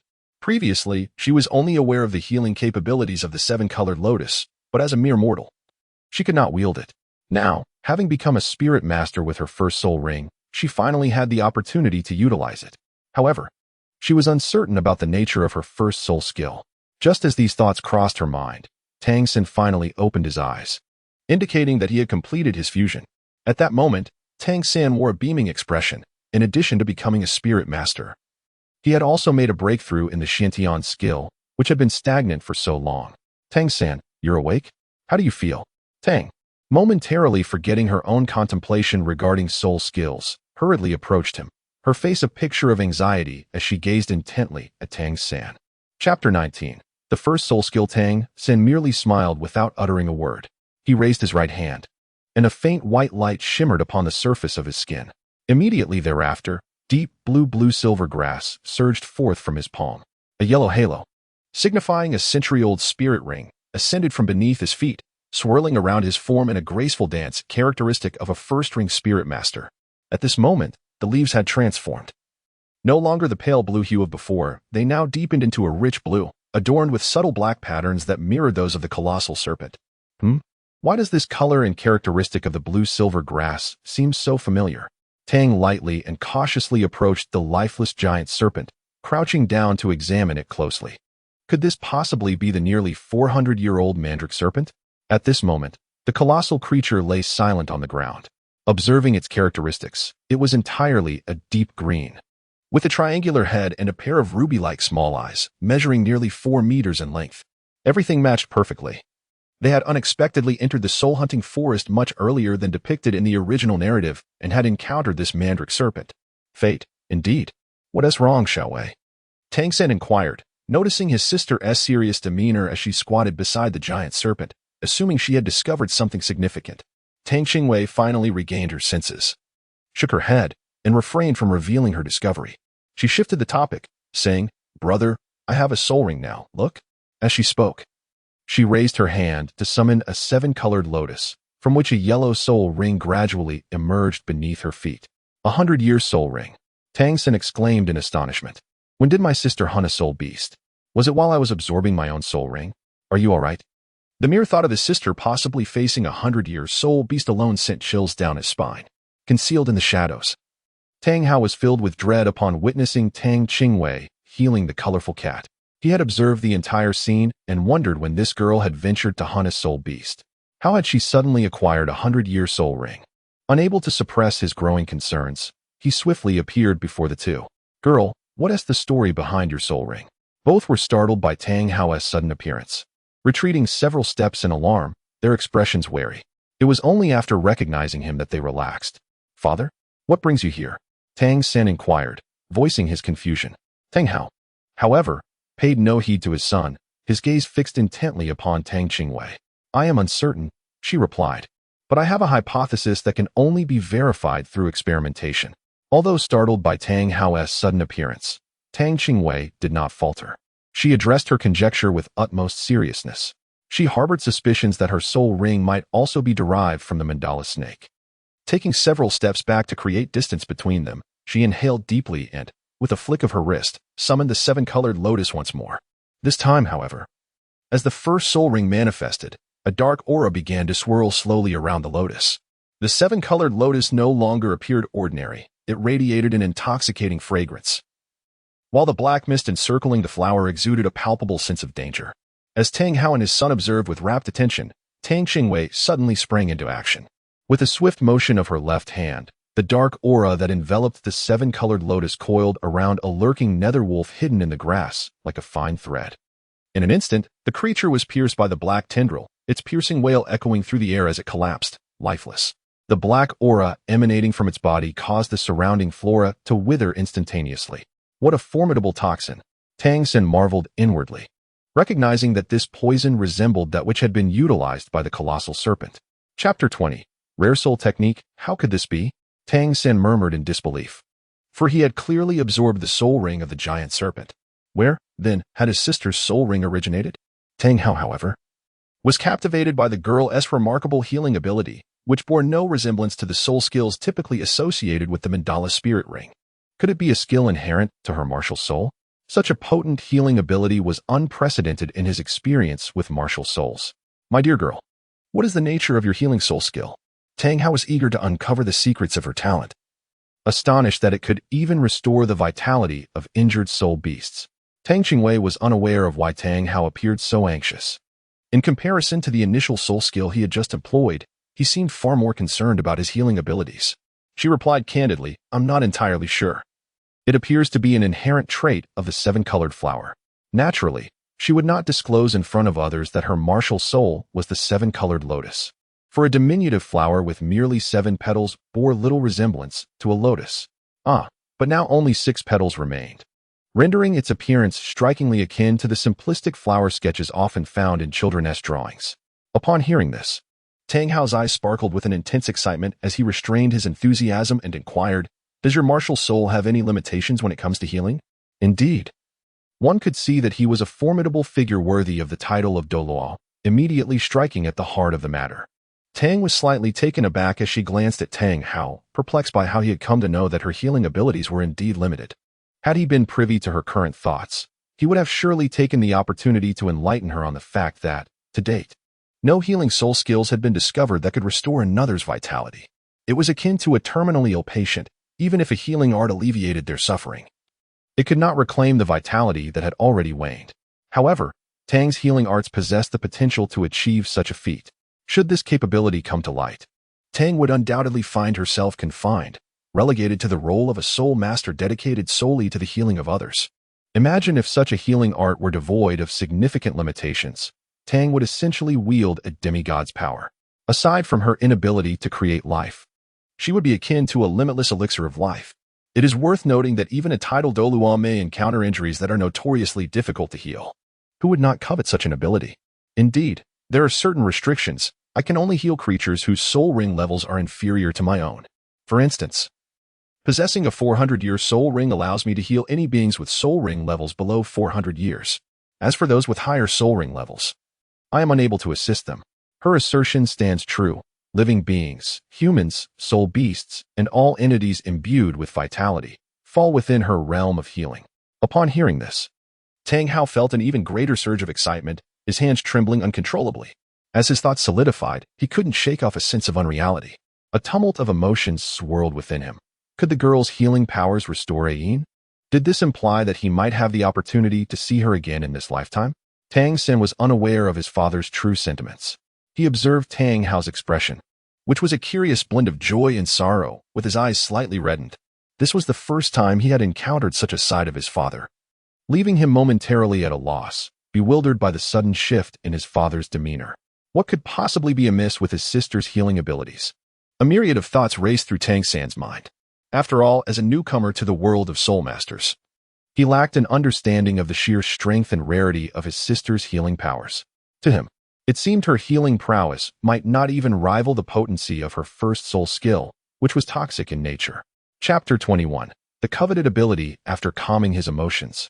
Tang Hao placed his hands on Tang Qingwei's shoulders and earnestly cautioned, My dear, remember, until you possess formidable martial prowess, refrain from employing your healing abilities in the presence of a titled Douluo. Do you understand? Only a titled Douluo would discern the subtleties of her healing skills. Ordinary Douluos would merely regard it as a common healing technique, perhaps astonished, yet devoid of any desire to usurp it. I understand, father. Though Tang Qingwei did not fully grasp the implications, she nodded in agreement, recognizing that this was undoubtedly for her own benefit.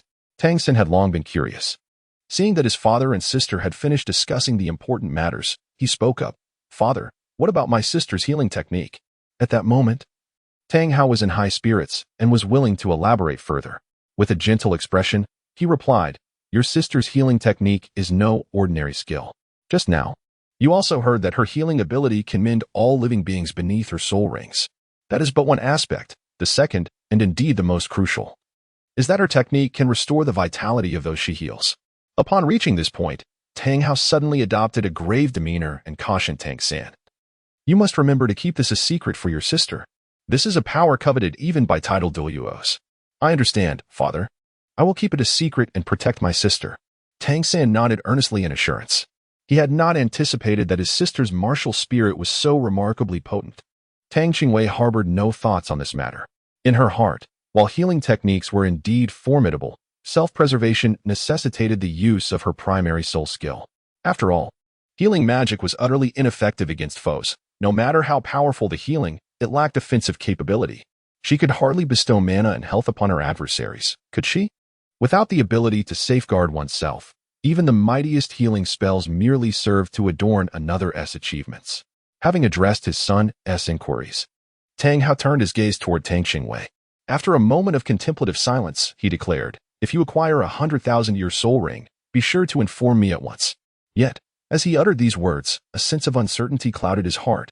Was 100,000-year soul ring truly so easily obtained? In the past, when the spirit hall pursued Ayin, they had exerted considerable effort, ultimately to no avail. After a moment's reflection, Tang Hao reconsidered his words. Perhaps it would be best for you to focus on enhancing your strength first. As for the 100,000-year soul ring, I shall devise a plan. Should the young girl attain such a coveted soul ring, it would pave the way for him to reunite with Ayin. Although the hope felt faint, it nonetheless illuminated the path ahead more brightly than the days when hope was entirely absent. Well then, it is time to return. It grows late. Tomorrow, you both must accompany the village chief to the primary Soul Master Academy in Notting City. There, you shall acquire a wealth of knowledge about the Soul Master realm, sparing you both the folly of wandering aimlessly in ignorance. Tang Hao glanced at the darkening sky, noting that the sun had already set. He turned to face the two, affectionately ruffling their hair, and with a smile, he said, tomorrow, I shall not see you off. Remember to diligently practice the hammer techniques I have taught you, and look out for one another at school. Tang San sensed his father's intention of farewell, as if it were not he and his sister who were about to embark on a journey, but rather his father himself. However, such thoughts had long been cast aside when his father, with a gentle smile, caressed his hair. It was the first time in his life that he had witnessed his father's smile, accompanied by such tender and loving affection. Chapter 22. Departure. Tang Qingwei realized Tang Hao's intentions when he mentioned that she should acquire a 100,000-year soul ring, understanding that he was urging her to rescue the Blue-Silver Emperor. This was an unexpected revelation for her, indeed. Possessing such a soul ring would theoretically grant her immense power. However, in order to absorb the 100,000-year soul ring, she needed to elevate her own level. Without doing so, even the most powerful soul ring would be of no use to her. Very well, you may return for now. I have matters to attend to and shall not be going back today. With that, she did not wait for the two younger ones to respond and vanished in an instant. Tang San's farewell gesture lingered awkwardly in the air. Yet Tang Hao's figure had long since vanished. Let us depart swiftly. Come aboard, for we are returning home, and there are still belongings to tidy up.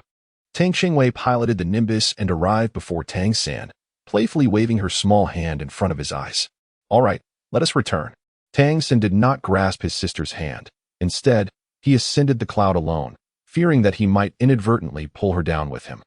During the recent battle with the giant serpent, he had not given it much thought, boldly seizing the small hand she extended towards him. Reflecting now, a sense of dread washed over him. Had she lost her balance and he dragged her down, they would have both become prey to the colossal beast. That night, Tang Hao indeed did not return home. The following day, the village elder came to summon the people, rousing Tang Qingwei from her slumber. There was little to prepare, for Tang San had already organized everything for her. She merely needed to rise and freshen up before embarking on her journey. Grandfather, village elder, please wait a moment while I check if my sister has awakened, came Tang San's voice from outside, presumably having just completed his practice of the Xiantian Gong. The old village elder responded affirmatively and continued speaking to Tang San. In my opinion, your sister is too young to attend the academy. Alas, who can blame you for having such a father? Leaving a 4-year-old girl at home, it's uncertain who will look after whom. Not hearing a response from Tang San, it seemed he merely smiled without uttering a word. Tang lightly nodded while brushing her teeth, acknowledging the village chief's words as profoundly accurate. If she were to remain, it might indeed fall upon her to care for Tang Hao. She had grown up thanks to Tang San. Without him, her very survival would have been uncertain. It is truly baffling how Tang San managed to endure under the care of such a drunken guardian. Even as she stepped outside, Tang Hao still had not made an appearance. The old village chief shook his head in dismay, lamenting that Tang Hao had likely wandered off to drink again. Neglecting to see his children off on such an important day, this father was utterly inadequate. Tang Qingwei, from a vantage point unseen by the old village chief, cast a playful glance at Tang San and cleared his throat, adopting a rather precocious demeanor. Brother, a simple note would suffice to inform him. Upon seeing it, he shall naturally understand that we have already departed. In truth, whether or not a message was left mattered little. They had long since set forth, and it was uncertain if anyone would even notice. However, the village elder remained present, and a semblance of decorum was necessary, for he was unaware that Tang Hao had ventured far away. The siblings were also reluctant to disclose family matters to outsiders. Tang San cast a helpless glance at his sister, shook his head without rebuttal, and silently inscribed a message on the ground. Afterward, the three of them boarded the carriage and set off. Throughout the journey, Tang felt a sense of novelty and curiosity about everything she encountered. Although she had previously visited the beast-hunting forest in Nanning City, that experience was from the heights of a somersault cloud, and she had always been soaring through the skies. Thus, the vibrant scenes of prosperity in Nanning City were a sight she was witnessing for the very first time. Although Tang San was equally curious, he remembered his father's words and sought out a blacksmith shop where he could earn a living while conveniently practicing his forging skills. Chapter 23. The Country Bumpkin. Brother, do you see that magnificent and imposing building ahead? Is it not the Nanning City Junior Soul Master Academy? At dawn, Tang Qingwei caught sight of the magnificent edifice at the end of the road. As she approached, her excitement intensified, and she tugged at Tang San's sleeve, shaking him eagerly. The old village chief, initially inclined to inquire about the route, was captivated by Tang Qingwei's words and followed her pointing finger. Indeed, in the distance, a grand archway emerged, measuring 20 meters in width and towering over 10 meters in height, constructed from solid rock. Beneath it stood two iron gates, dark and foreboding, which Tang San discerned to be crafted from superior quality iron. Through the iron bars, a wide thoroughfare could be seen leading into the interior, flanked by towering trees. Prominently inscribed at the center of the arch were 4 characters, Nodding Academy. Indeed, it was unmistakably the place. Let us hasten our steps. The old village chief moved ahead with fervor, while Tang San held his sister's small hand closely behind him. At that moment, several students clad in uniforms rushed past from behind, seemingly oblivious to Tang Qingwei and the others, slipping through the space between Tang San and Tang Qingwei's hands without a glance. In a moment of carelessness, Tang Qingwei was knocked to the ground by the force of the individual. Xiaowei. Tang San hurriedly rushed over to assist his sister, anxiously inspecting her from head to toe for any injuries. Tang Qingwei was utterly bewildered. She was not unaware of someone approaching from behind, but she never anticipated that the individual would be someone with a squint. The 2 large figures collided with her, failing to make way, and as a result, she found herself knocked to the ground, still in a daze. However, Tang San was oblivious to her condition. He assumed his sister had been seriously harmed and angrily confronted the student who had knocked her down. What do you mean by this? Are we invisible as we walk? You've knocked into my sister, and you think you can just walk away without an apology? The person seemed to notice him for the first time, surveying Tang San and the others with a disdainful sneer. Huh, I haven't even blamed you country bumpkins for soiling my clothes, and yet you dare to criticize me? With that, he turned away, regarding them with evident disgust, as if they were mere refuse. Tang Qingwei comprehended the situation. The man's affliction was not ocular, but rather stemmed from a deficiency of the heart. With nimble alacrity, she righted herself, rising from the ground. Placing one hand akimbo, she pointed accusingly at the individual, exclaiming to Tang San, "Brother, strike him forthwith. This callous fellow dares to mistreat me." Tang San had already activated the Shintian skill, and even if his sister did not speak, he was determined to deal with that individual. In an instant, he vanished from sight, moving with such swiftness that only an afterimage remained. He raised his left hand and struck directly at the opponent's abdomen with immense force, propelling the man through the air. The man crashed to the ground, struggling to rise, clutching his chest as he gasped for breath. "You, a mere bumpkin, dare to strike me?" As he spoke, a white soul ring illuminated at his feet, and a layer of white light enveloped him, revealing a phantom resembling a leopard behind him. The old village chief gasped in astonishment, recognizing him as a one-ring soul master. He quickly turned to the Tang siblings and urged, "He is a soul master. Quickly apologize." Fearing that the siblings might provoke the Soul Master and face dire consequences, he hurriedly prepared to express his apologies. Grandfather Village Chief, do not fear him. He is merely a one-ring Soul Master, as if that is anything remarkable. Tang Qingwei concluded her words, raising her left hand as a bouquet of 6 vibrant flowers gracefully twirled in her palm, while beneath her feet, a yellow soul ring, aged a century, began to glow. Chapter 24, Medical Expenses. Seeing his sister still in good spirits, Tang San felt a wave of relief wash over him, reassured that she had not been harmed. Almost as if to amplify the impact on their opponent, he unveiled his blue silver grass, while a resplendent yellow 100-year soul ring illuminated beneath his feet. The revelation of the 100-year soul ring elicited gasps of astonishment from the onlookers, and it was only then that the elderly village chief snapped back to reality. His body trembling with excitement as he murmured, "At last, a soul master has emerged from Holy Soul Village, and 2 of them, both adorned with 100-year soul rings. How marvelous!" At that moment, the student who had inadvertently collided with Tang Qingwei felt a flicker of trepidation. The 100-year soul ring, what noble scion possessed such a perverse sense of humor to present themselves in this manner? He lamented his misfortune. No longer could he regard Tang San and Tang Qingwei as mere country folk. Acquiring a 100-year soul ring was not a feat achievable by an ordinary commoner. These 2 were undoubtedly scions of prestigious families. What folly it would be to continue the fight. Was he not merely inviting humiliation? With a 100-year soul ring. They were soul masters, while he was merely a 10-year soul ring wielder. Was this not an act of sheer bullying? The boy remained silent, gradually retracting his martial spirit. And after a prolonged pause, he finally murmured an apology, his voice barely audible. Yet, Tang Qingwei and Tang San heard him clearly.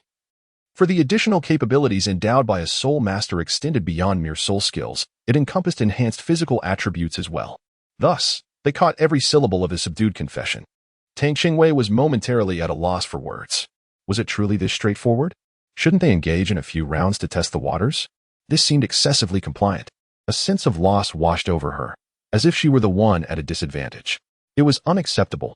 They were essentially compelled to reveal their identities as soul masters. If they didn't seize some advantage, it felt as though they would incur a significant loss. Suddenly, with a swift flick of her eyes, Tang Qingwei dramatically collapsed onto the ground, clutching her abdomen and rolling about in a manner utterly devoid of grace. Tang San was startled when his sister suddenly fell, and he rushed forward to assist her. However, upon meeting her mischievous glances, he instantly froze in place. "You must compensate me for my medical expenses. You have injured me. Oh dear, my stomach." Tang Qingwei pointed at the person who had previously knocked him down, now lying on the ground, clutching his abdomen and wailing in agony. The individual was evidently unaccustomed to such a scene, momentarily rendered speechless. What had transpired? Hadn't everything been perfectly fine just moments ago? How had he suddenly collapsed to the ground? Moreover, how could he have possibly collided with her abdomen? Such a diminutive figure would find it difficult to even reach that point, even if he had intended to collide. Tang Qingwei observed the individual before her remained unresponsive. Presuming he was reluctant to compensate, she seized Tang San and pushed him forward, declaring, "If you dare to refuse payment, I shall summon my brother to deal with you." Only then did the man regain his senses, appearing flustered as he stammered, all right, I'll pay. How much?" At that moment, he merely wished to settle the matter peacefully. Oblivious to the identities of these 2 young masters or mistresses from illustrious families, and he dared not provoke them, since compensation could resolve the issue. He was willing to pay. However, this predicament left Tang Qingwei at a loss. Throughout her life, she had never grasped the value of currency. Their family possessed little wealth, which was carefully managed by her brother and father. She had never laid hands on it, let alone utilized any of it, just as she found herself in a quandary. A sudden spark of inspiration illuminated her mind, and she lifted her gaze to the man before her. Noticing his affluent attire, she feigned disdain and suggested, "Then, let us have your monthly living expenses as compensation. Surely, that is not excessive?" The man nodded vigorously, exclaiming, "Not excessive. Not excessive at all." He then removed the pouch from his waist, revealing its contents. "This is 1,000 gold soul coins, my monthly living expenses." Chapter 25. Gold soul coins. The subsequent words fell upon deaf ears for Tang Qingwei, as her mind was consumed by 3 resounding characters. Gold soul coins? She had only ever encountered silver soul coins and copper soul coins. This was her first encounter with gold soul coins. Despite the astonishment that stirred within her, Tang Qingwei maintained a composed facade. She nudged the still-dazed Tang San and urged, "Brother, hurry and collect the medical expenses. I am eagerly awaiting my treatment." Her deliberate emphasis on the phrase medical expenses was intended to reassure Tang San, for these funds were compensation for her injuries. Why should she not claim them? How despicable the wealthy are, with a month's living expenses amounting to a staggering 1,000 gold soul coins. Alas, it was only today that she learned of this more sophisticated term for currency. Tang San walked rigidly before the man, accepting the heavy pouch of coins. Feeling a profound sense of emotion, it was indeed the first time in his life that he had held such a substantial sum. The old village chief was already astonished by Tang's slight maneuver, swallowing hard. Was it truly possible that 1,000 gold soul coins had just been handed over? 1,000 gold soul coins, acquired merely through a few words from this girl? 1 gold soul coin was already sufficient to cover the expenses of an ordinary 3-member family for several months. And now, it was not just one, but 1,000 gold soul coins. In his entire lifetime, the old man had never encountered such a vast quantity of gold soul coins. Tang Qingwei took the pouch of money from Tang San's hands and said to the man, "All right, you may leave." The man, as though granted a pardon, swiftly fled, disappearing from sight. Tang Qingwei held a bag of money that was too heavy for her small hands and presented it to Tang San. Shaking her little head, she sighed. "Brother, this is unacceptable. You truly lack cooperation. This time, we were fortunate to encounter a fool. If a clever one were to come next time, they would undoubtedly not be so honest in compensating us." Tang San chuckled softly, gently flicking his sister's forehead. "You little rascal, how astutely you have learned to demand compensation." "I did not extort anyone," she retorted. "It was that fellow who collided with us first. Not only did he curse us, but he also attempted to strike us. Fortunately, we are both first-ring soul masters. Otherwise, we would surely have been the unfortunate ones. Now, I merely seek a month's worth of living expenses from him, which I consider quite lenient." Tang, with a tone of righteous indignation, retorted emphatically. Upon hearing his sister's words, Tang San acknowledged their validity. Had they not been soul masters, the situation would not have been so effortless, and they might have sustained severe injuries. Reflecting on this, he ceased his internal conflict, accepting the pouch of money she offered and tucking it into his bosom. The surrounding onlookers were left utterly astounded by such a dramatic scene. At that moment, the elderly village chief stepped forward, gazing at the two children with a sense of pride, and said, "I always knew you were the finest among us, the hope of our holy soul village. It is remarkable how swiftly you have both become first-ring soul masters. I have faith that your future will undoubtedly be boundless." Tang Qingwei then rose, brushing off the dust from his attire, and cheerfully declared, "Grandfather, rest assured, we will undoubtedly restore the glory of Saint Soul Village." "Excellent. Wonderful."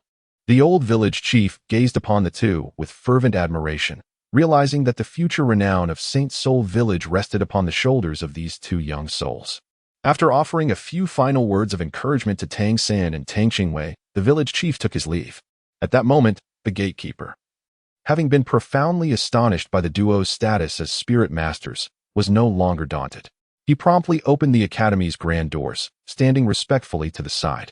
"Esteemed spirit masters, please enter. I shall escort you to your registration."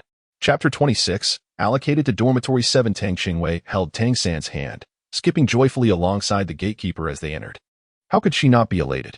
Out of the blue, they had received 1,000 gold coins, ensuring that she and her brother would not have to worry about their livelihood for the foreseeable future.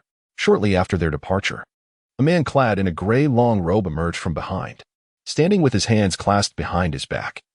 He gazed at the receding figures of Tang Qingwei and Tang San, murmuring to himself, "Is that blue silvergrass? How astonishingly swift is their progress in cultivation."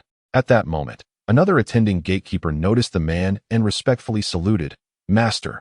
The master gave a slight nod in acknowledgement, then proceeded in the direction of the Tang siblings. In the academic affairs office, a deep male voice resonated from within, "Please enter." "Good day, Director Su. These are the newly arrived work-study students, Tang San and Tang Qingwei. They are already first-ring soul masters," the gatekeeper stated respectfully, introducing the siblings to Director Su. "First-ring soul masters? Even such a young girl?" Director Su expressed disbelief. "She appears to be merely 3 or 4 years old. How is it possible?" Generally, work-study students hailed from rural areas. It was perplexing how such individuals could possess the means and ability to hunt soul beasts for their soul rings. "Show me your credentials," he insisted. Eager to ascertain the nature of these two little prodigies' martial souls, Tang San nodded and submitted the certifications of both individuals. They possess innate, full soul power. Director Su exclaimed in astonishment, prompting those nearby to curiously snatch the documents for a closer look. I had expected something of greater significance. It is merely the waste martial souls of blue silver grass and wildflowers. Even if they become soul masters, it is hardly remarkable, he remarked with an unmistakable lack of courtesy. The other instructors present, upon hearing that the martial souls belonged to blue silver grass and wildflowers, mirrored his initial surprise with expressions of regret. Director Su's prior astonishment and curiosity dissipated entirely as he handed the uniforms and certifications back to Tang San. Very well. This is yours. The Academy provides these free of charge. You will reside in room 7 of the dormitory building. The teacher in charge there will assign you your work as work-study students. Off you go. Tang San and Tang Qingwei were indifferent to being labeled as possessing useless martial souls. There was no need for a contest of pride in this matter, as they knew the truth within themselves. Thank you. After receiving the items handed to him by Director Su, Tang San bowed politely and took his sister's hand, turning to leave the academic affairs office. The dormitory building was singular and easily identifiable, as both students and faculty resided there. Just as the old village chief had remarked, the number of individuals capable of becoming soul masters was exceedingly rare, particularly in the remote city of Notting. The total number of students and teachers at the academy was modest, and a single dormitory building was more than sufficient to accommodate them all. Tang San, holding his sister's hand, had just arrived at the entrance of the 7th dormitory when he was greeted by a cacophony emanating from within. The door stood ajar, and he approached to peer inside. The room was expansive, spanning nearly 300 square meters, furnished with a total of 50 beds. Yet, only 11 of those beds were adorned with bedding. At that moment, 6 or 7 children, aged between 9 and 13, were creating a ruckus inside. Brother, there are no blankets. Should we go out and buy some? Tang Qingwei, feeling financially secure, was determined to make the best of their circumstances. Tang San naturally noticed this. Well, they had arrived at the doorstep, so it was best to enter and set things down for a moment.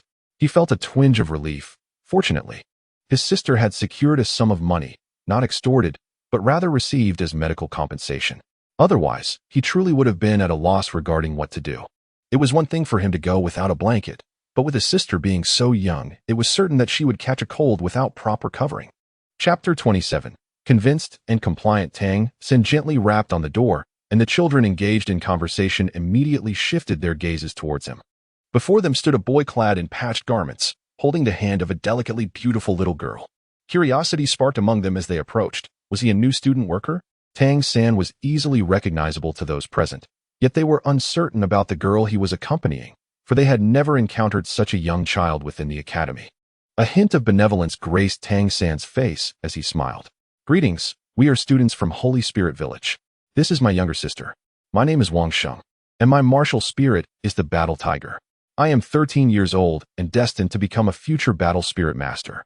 I am also the leader here. Young man, what is your name, and what is your martial spirit? Wang Sheng did not bother to inquire about Tang Qingwei, as she was far too young. Despite Tang San's earlier introduction, he had paid little attention. I am Tang San, and my martial spirit is blue silver grass. Although the tone of the other party was rather unkind, Tang San did not take it to heart, understanding that they were merely newcomers and should avoid causing any trouble. Blue silver grass. Since when can a blue silver grass martial spirit be cultivated? Wang Sheng feigned an extreme surprise, and the children in the dormitory erupted into laughter, regarding Tang San as if he were a fool. Tang Qingwei surveyed the group of individuals before her who were intentionally seeking trouble, and did not hold back in her retort. Your ignorance is one matter, but to mock others with that ignorance is a different level of audacity. Just how brazen can you be? With that, she angrily turned to Tang San, urging him to demonstrate the true potential of the blue silver grass. Wang Sheng and his companions felt a flicker of irritation at Tang Qingwei's words, yet they refrained from bullying her, choosing instead to silently take note of the encounter. Planning to settle the score with her brother later, Tang San shook his head helplessly. This girl truly reveled in creating chaos. Nevertheless, he did not refuse his sister's request. Instantly, a circle of yellow century-old spirit rings rose beneath his feet. Simultaneously, the blue-silver grass surged wildly from his right hand, binding the opposing students in an instant. Before they could even react, The onlookers found themselves tightly restrained, their eyes reflecting an unmistakable shock. 100-year spirit ring. You are a first-ring spirit master. Their gazes towards Tang San transformed into a mix of terror and awe. After all, they were merely a group of young children. Facing someone stronger, fear outweighed impulse, leaving them as nervous as quails. Do you see it clearly? Can blue silver grass be cultivated? Tang San cast a slight glance at Wang Xing, the first to instigate trouble. At this moment, Wang Xing was bound like a rice dumpling, his expression still one of indignation as he continued to provoke. I refuse to accept this. This is an ambush. Although Wang Xing was apprehensive of Tang San's prowess, he could not accept being subdued by a single move. In his mind, despite not matching Tang San, he was still among the top contenders in his academy. The absence of any opportunity to resist against Tang San was something he found unacceptable. Wait until I unleash my martial soul. We shall have a proper duel. Aside from Wang Xing's defiance, the other children had long relinquished any thoughts of Si Tang San, having withdrawn the blue-silver grass, released the others. After being freed, Wang Xing refrained from uttering any further words. His body similarly radiated with the light of soul power. With a fierce roar, the shadow of his martial spirit emerged behind him. In an instant, he leapt into the air, his roar echoing once more, as he charged directly towards Tang San's face. As he lunged forward, Tang San remained utterly motionless, as if his opponent were a mere figment of imagination. Chapter 28. The leader of the 7th Division. Just as Wang Xing's fist was about to collide with Tang San, his body unexpectedly performed a flip, his arms thrusting outward with a powerful force that altered his trajectory. He swiftly maneuvered behind Tang San, both arms swinging simultaneously to strike at the sides of Tang San's neck. Tang Qingwei raised an eyebrow slightly from the side, realizing that this fellow was anything but honest. Fortunately, no one was watching, otherwise, it would surely provoke laughter. It was particularly amusing given Tang Qingwei's youthful age. Seeing such a child make a gesture like raising an eyebrow was undeniably comical. As for Wang Xing's sudden change in tactics, Tang San was not particularly surprised. He remained as steadfast as a mountain, fully aware that the nature of battle is inherently unpredictable, and he would not be caught off guard by any maneuver. When faced with an opponent whose abilities were unknown, remaining unyielding amidst change is the wisest strategy. The additional soul rings he possessed were far from mere adornments. Ever since he acquired his first soul ring, his speed, strength, and reflexes had all undergone a remarkable transformation. The disciples of the Tang sect are renowned for their acute senses and swift reflexes, with speed being one of their paramount advantages. There is no one he fears when it comes to velocity. In an instant, Wang Xing shifted his form mid-air, suddenly materializing behind Tang San. As he prepared to strike at Tang San's neck with a downward chop of his palms, Tang San moved with an ethereal grace, effortlessly evading Wang Xing's assault. Without a glance at Wang Xing, he lifted his right foot and, with a single deft motion, struck Wang Xing in the abdomen. Devoid of soul rings, Wang Xing's strength and power were no match for Tang San's prowess. The outcome was inevitable. Wang Xing was sent hurtling backward, crashing to the ground with a resounding thud, propelled several meters away in the blink of an eye. This was still under the condition that Tang San refrained from unleashing his internal energy. Had he done so, that kick would have undoubtedly inflicted internal injuries. Tang San had no intention of creating animosity. He merely aimed to conclude the battle. After the fight, he approached Wang Xing, extending his hand in a gesture of camaraderie, proclaiming, "I have triumphed." Upon witnessing Wang Xing's disheveled state, the onlookers instinctively swallowed hard and took several steps back in tacit agreement. They could not help but feel a sense of relief that they had not contested the outcome. Had they done so, they would undoubtedly have found themselves incapacitated for days, lacking the formidable resilience possessed by Wang Xing. Indeed, Wang Xing's robust physique was his source of pride, for none among his peers had managed to inflict significant injury upon him thus far. This time, however, he had taken quite a tumble, and after struggling for some time, he finally rose from the ground. The complexity in his gaze as he regarded Tang San was unmistakable. It was evident that the disparity between himself and a first-ring soul master was still far too great. He had sensed that most of the force behind Tang San's final kick had been restrained, and at this moment, he willingly conceded defeat, accepting Tang San's kindness. He grasped the outstretched hand and stood up. Youth is often drawn to strength, and Wang Xing's eyes now brimmed with admiration for Tang San. The other students, witnessing that their leader had acknowledged defeat and noting Tang San's apparent lack of hostility, surged forward in excitement. "You are truly remarkable. Have you already become a first-ring soul master?" And you wield a century-old soul ring. Wang Sheng scratched his head, expressing his gratitude for Tang San's mercy during their encounter. However, is your martial spirit truly the blue silvergrass? He still found it hard to believe that the widely recognized inferior martial spirit could exhibit such extraordinary power. Tang San remained silent, merely raising his right hand, from which deep blue silver grass surged forth from his palm. Through this action, he conveyed to his fellow students in the dormitory that he had not uttered a falsehood. Wang Sheng approached Tang San's side and, adopting a serious expression, remarked, "As work-study students, we are often looked down upon by other students. Thus, we must unite." He then continued, seemingly relieved of a burden. "The rule of the 7th dormitory is that the strongest fist dictates leadership. Tang San, you have defeated me. Henceforth, you shall be the leader of our 7th dormitory." Chapter 29. The First Encounter with Xiao Wu. Seeing that the conflict had concluded, Tang Qingwei, with no intention of joining their conversation, proceeded directly to the innermost berth and deposited her belongings. API call failed with status code 429. Error. Code. For 29. Message. Resource has been exhausted, e.g. check quota. Status. Resource exhausted. Tang San looked up in surprise at Wang Sheng, saying, "Didn't I introduce myself when I first entered?" The crowd responded, "Did you? It seems so. But how old is she? Is it possible to have a martial soul awakening at such a young age? Wasn't it said that it typically occurs around the age of 6? It's not too late to find out now. My sister is Tang Qingwei," Tang San replied nonchalantly. After their initial astonishment, the crowd quickly accepted this revelation and, filled with curiosity, gathered around Tang Qingwei, eagerly asking, "Sister, how old are you this year? Sister, what is your martial soul?" Tang San swiftly positioned himself in front of his sister, casting a wary glance at the crowd. "Begone! Who among you claims her as your sister?" "She is my sister." Wang Sheng approached with a cheerful demeanor and remarked, "Leader, isn't your sister also our sister? We are merely showing concern for our beloved sister." Tang Qingwei held no objections to this. The group in the dormitory, although initially somewhat boisterous, became quite amicable after her brother subdued them. At that moment, a melodious voice resonated from outside, inquiring if this was the 7th dormitory. Everyone turned their gaze towards the entrance, their eyes widening in astonishment. There stood a charming little girl at the doorway, appearing to be around 6 or 7 years of age. Her delicate face, a delightful blend of fair and rosy hues, resembled a perfectly ripened peach.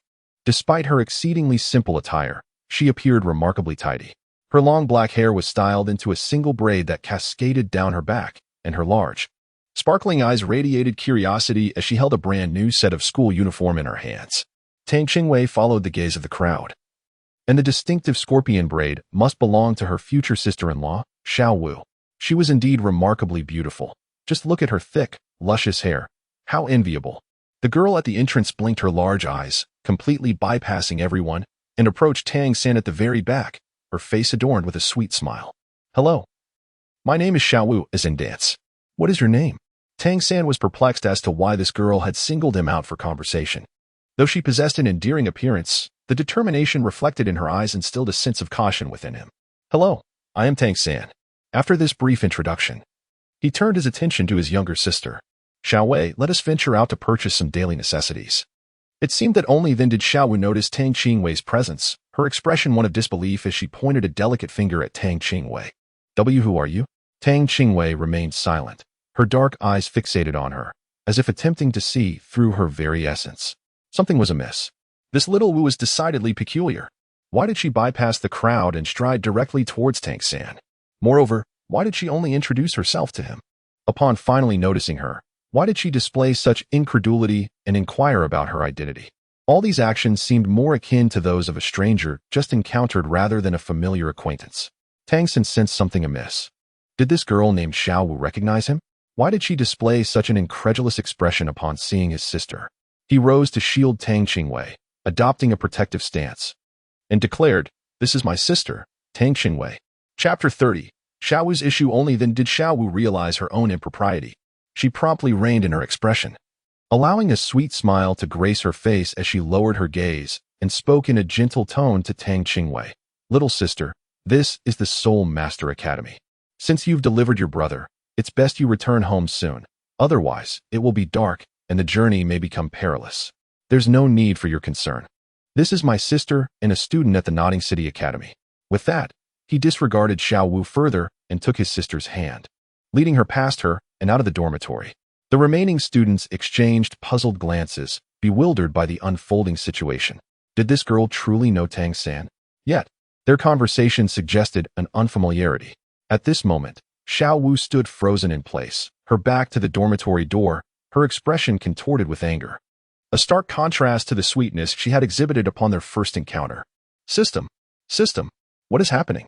Why has that Tang San suddenly acquired a sister? Shall we see that inwardly? Please remain calm, host. We shall conduct another assessment and provide you with a response shortly, came the emotionless reply of the mechanical voice. Tang San briskly led his sister out of the dormitory building, only slowing his pace once they were outside. He turned his head to glance at his sister, who was still lost in thought, and playfully tapped her forehead. What are you pondering about this time, my little sister? You look like an old scholar. Surprisingly, Tang Qingwei did not react with anger. Instead, she gazed seriously at Tang San. Brother, what do you think of that girl named Xiao we just encountered? Upon hearing his sister mention the peculiar girl, Tang San instinctively furrowed his brow. Why are you bringing her up? Stay away from her. I find her quite strange, he cautioned, concerned that his sister might be tempted to approach the enigmatic Xiao Wu out of curiosity. Tang lightly nodded, signifying her agreement with Tang San's assertion. However, she silently pondered the implications of the situation. Upon entering the dormitory, this Xiao Wu had swiftly located Tang San among the crowd of students and had taken the initiative to greet him. This indicated that she might be familiar with Tang San. Yet, her expression of surprise and shock upon realizing that she was Tang San's sister suggested that, in her perception, Tang San had a sibling who was entirely absent from her awareness. Thus, the question arose, under what circumstances could she possibly know Tang San while simultaneously believing that she had no existence? Tang Qingwei suddenly contemplated her own existence. If she could traverse to this realm, why couldn't others? Was she not the true Xiao Wu, but rather a traveler who had usurped her identity? What had become of Xiao Wu's soul? After all, she was to be her sister-in-law. How could she extend her assistance to her? Tang slightly raised his head to glance at his brother. At that moment, Tang San was still with a foolish expression, being enthusiastically sold betting. Young man, let me tell you, this betting is highly praised even by soul masters. The saleswoman continued to elaborate with an array of incomprehensible terms. Yet this did not deter Tang San from recognizing the quality of the product. With a generous spirit, he prepared to make a purchase if others possessed it. His sister must have it as well. Tang Qingwei hurriedly stepped forward to intervene. Such blatant boasting, what had gotten into his brother? Had his intelligence severely declined? Had he completely lost his mind during the recent duel? Ignoring the resentful gaze of the blanket-selling aunt, Tang Qingwei swiftly dragged Tang San away from the scene.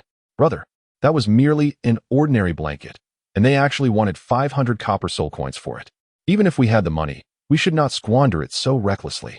Tang San awkwardly scratched his head, realizing that it seemed rather expensive. The first betting he encountered was merely 50 copper soul coins, and at that moment, he refrained from making an immediate purchase, intending to compare options. Chapter 31. Listening to the heart's voice. Yet, was he not hoping for his sister to enjoy a more comfortable night's sleep? The circumstances were already quite dire, with a multitude of people sharing the same living space, and it remained uncertain whether they would be disturbed by the sounds of grinding teeth and snoring at night. Tang San gazed up at the sky. The sun had long since descended. He gently took Tang Qing's small hand and said, Alas, it is getting late. We can no longer wander about. Let us proceed directly to the first shop to purchase the bedding and return home. Tang lightly nodded, grasping Tang San's unoccupied left hand, and followed him forward. After the two had procured their items, they returned to the 7th dormitory. Upon entering, they found Xiao Wu engaged in lively conversation with a group of students. Perhaps due to her keen attention on the dormitory entrance, she was the first to spot Tang San before anyone else had a chance to react, greeting him with enthusiasm. You're back. I just noticed that there aren't any blankets in the dormitory. It's too late to go out now. May I share a blanket with your sister tonight? Xiao Wu, already quite lovely in appearance, spoke in a slightly flirtatious tone that could easily sway any man. However, Tang San was not susceptible to her charms. He politely declined, saying, My sister has been accustomed to sleeping alone since childhood and doesn't like sharing a bed. I apologize. With that, he took Tang lightly by the hand, bypassing Xiao Wu, and returned to his own bedside. Xiao Wu's expression nearly faltered, but she managed to maintain her composure. With a smile, she followed them, continuing the conversation. I heard that the strongest here is the leader of the 7th dormitory. If I wish to become the leader, must I first challenge you? The rapid shift in her demeanor left Tang lightly, who had been quietly observing her, feeling a sense of wonder.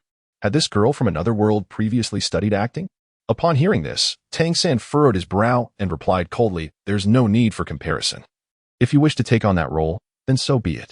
Even though Tang San harbored suspicions towards Xiao Wu, he did not wish to exploit his abilities to intimidate a girl. As long as she did not provoke him or his sister, he would remain indifferent to her intentions. Xiao Wu clenched her hands tightly behind her back, pondering the true nature of this unfolding narrative. Tang San and Xiao Wu are not the official couple, are they? Why does Tang San now so resolutely reject her advances? System, have you found out anything? What on earth is happening? And that wretched girl, how did she become Tang San's sister when I am clearly his only sister? Xiao Wu seethed with rage in her heart, cursing the damned system for failing at such a crucial moment. Tang San and Tang Qingwei's expressions suddenly changed, and they simultaneously turned to gaze at Xiao Wu. Then they exchanged glances, each perceiving shock and disbelief in the other's eyes. They had just heard Xiao Wu speak, yet her lips had remained still.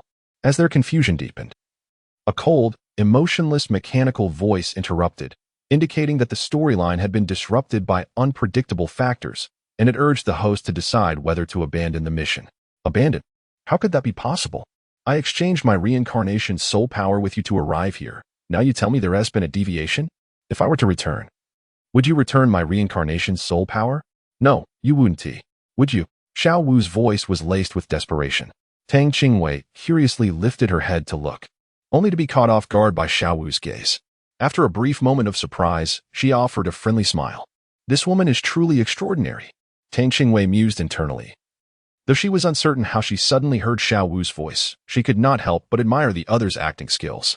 It was a flawless demonstration of what it means to harbor resentment internally while maintaining a cheerful facade. Chapter 32, The Essence of the Soul. Tang San, concerned that his younger sister was too young to conceal her emotions, pulled her behind him and gently instructed, "You shall remain here and watch as I prepare your bed. Do not wander about." In truth, he intended to convey that she should refrain from observing too closely, yet fearing that such words might arouse suspicion. He hesitated to express his thoughts too overtly. Tang Qingwei understood the implications behind Tang San's words. After a nod, she obediently stood by the bedside. However, her heart was far from tranquil. This woman truly had traversed realms and even possessed a system. From their dialogue, it seemed she was indeed approaching his brother. What, pray tell, is reincarnation soul power? What purpose does the system have for that? In truth, it is merely the essence of the soul. Without this essence, one cannot be reincarnated. After a prolonged silence, the long unseen 7-colored lotus suddenly began to speak. Tang felt a slight surprise. The essence of the soul? Does everyone possess it? Indeed, every being across the myriad realms has a predetermined essence of the soul. However, the system's unauthorized collection of undissipated soul essences contravenes the natural order. As a member of the divine realm, I ought to eradicate such transgressions. Alas, in my current state, I am utterly incapable of addressing this matter. The tone of the 7-colored lotus betrayed an unmistakable sense of melancholy. Tang Qingwei originally intended to inquire about the consequences of collecting UN's dissipated soul origins. However, upon observing the desolation of the 7-colored lotus, she felt it prudent to refrain from further questioning. Instead, she offered a dry yet comforting remark, assuring, "It will be all right. Did you not say that once I ascend to divinity, there will be an opportunity for a return? At that time, you too may return to the divine realm." Yet, this remained merely a possibility, with no certainty in sight. Despite the 7-colored lotus's complaints, its mood improved significantly, and it kindly continued to elucidate for Tang Qingwei. If the UN's dissipated soul origins are taken away, then a child or creature born in that place would exist as a soulless vessel. What you refer to as an imbecile. With its spirits lifted, the 7-colored lotus generously indulged Tang Qingwei's curiosity. Tang Qingwei felt a twinge of anxiety. With such a formidable system on the opposing side, could she be in peril? However, she reassured herself that the system was certainly incapable of taking action without her consent. Even if it sought her soul's essence, a transaction could only be established upon her agreement. Upon hearing this from Qi Lian, Tang Qingwei felt considerably more at ease. It seemed that Xiao Wu had only just embarked on her transformation. Now that she had assumed a human form, there would be no turning back. This signified that her original essence had transitioned into the manifestation of a human martial spirit, rendering all previous abilities obsolete, and her soul power would have to be painstakingly cultivated anew. At present, she likely had not yet reached the threshold of a 10th-level Soul Master, which posed no threat to Tang Qingwei, who was already a 13th-level Soul Master. Tang Qingwei was lost in her thoughts when a sweet voice suddenly interrupted her. "Are you Tang Qingwei? I am Xiao Wu. How old are you this year? You look so young." Tang San observed the peculiar girl approaching his younger sister with a sense of vigilance, though he concealed it well.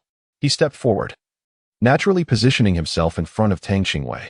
She was still so young, merely 4 years old, and somewhat shy. If there was anything to discuss, it could be addressed with me.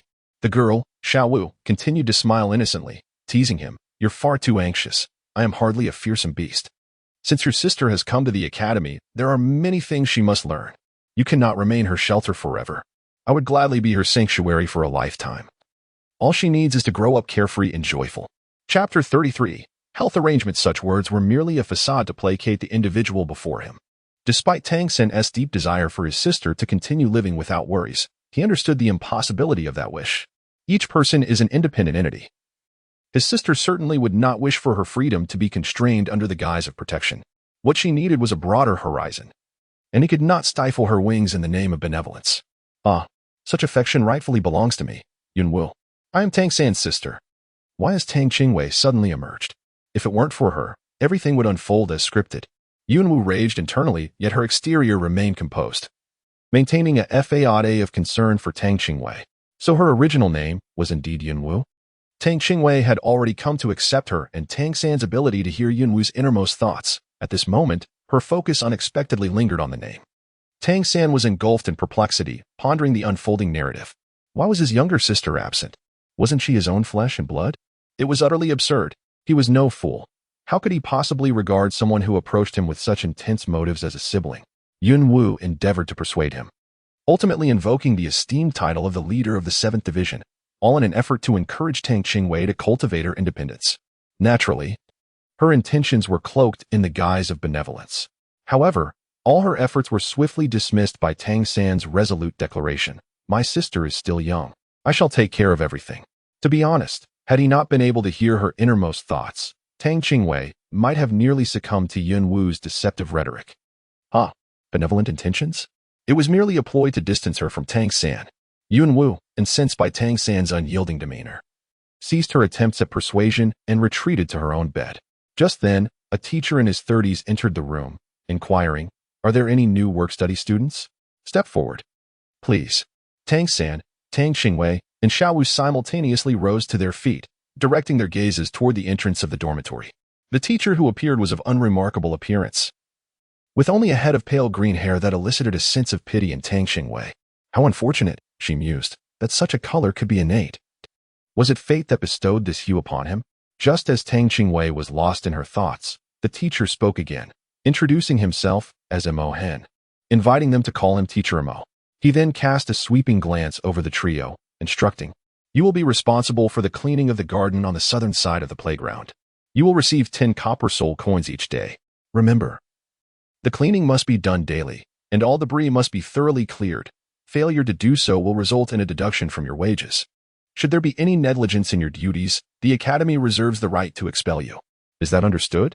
10 copper soul coins daily, amounting to merely 300 copper soul coins a month. What an unworthy arrangement." Although Tang Qingwei harbored her grievances internally, she refrained from voicing them. After all, she and Tang San were merely work-study students, and it was prudent to maintain a low profile. There were many individuals in the academy who surpassed them in prowess, and not everyone was as foolish as the person at the school gate. The three of them did not hesitate, nodding in unison to indicate their understanding. Seeing that they had no objections, Mo Hen nodded in satisfaction and remarked, "Tomorrow marks the opening ceremony, and classes will commence the day after. The first-year students will attend lessons in Classroom 1 on the ground floor of the teaching building. It is essential that you arrive punctually for your classes starting the day after tomorrow. From then on, I will conduct periodic inspections of your cleanliness results. Now, you may take your rest."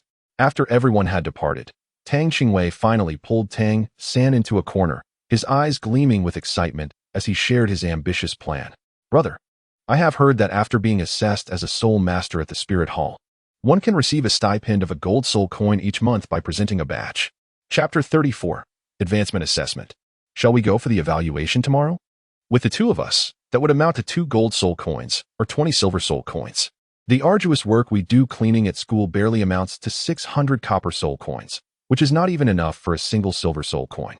Tang Qingwei's small abacus clicked sharply, yet Tang San furrowed his brow in disapproval. In a similarly hushed tone, he remarked, "Xiaowei, we harbor animosity towards the Spirit Hall."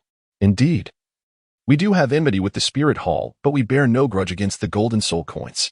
Why should we refuse something offered for free? Tang lightly waved her small hand and said nonchalantly, "Moreover, isn't it more delightful to spend an enemy's money?" Tang San, persuaded by his sister's counsel, ultimately acquiesced to her decision.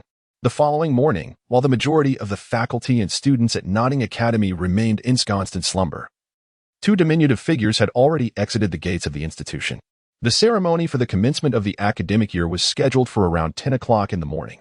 Given the proximity of the Spirit Hall to the school, the round trip would take no more than a mere 10 minutes. Thus, Tang Qing decided to first undergo the Soul Master assessment, securing the stipend before proceeding further. Tang San held no objections to his sister's decision, and soon they arrived at the entrance of the Spirit Hall in Notting City, which was far more imposing than that in Holy Soul Village.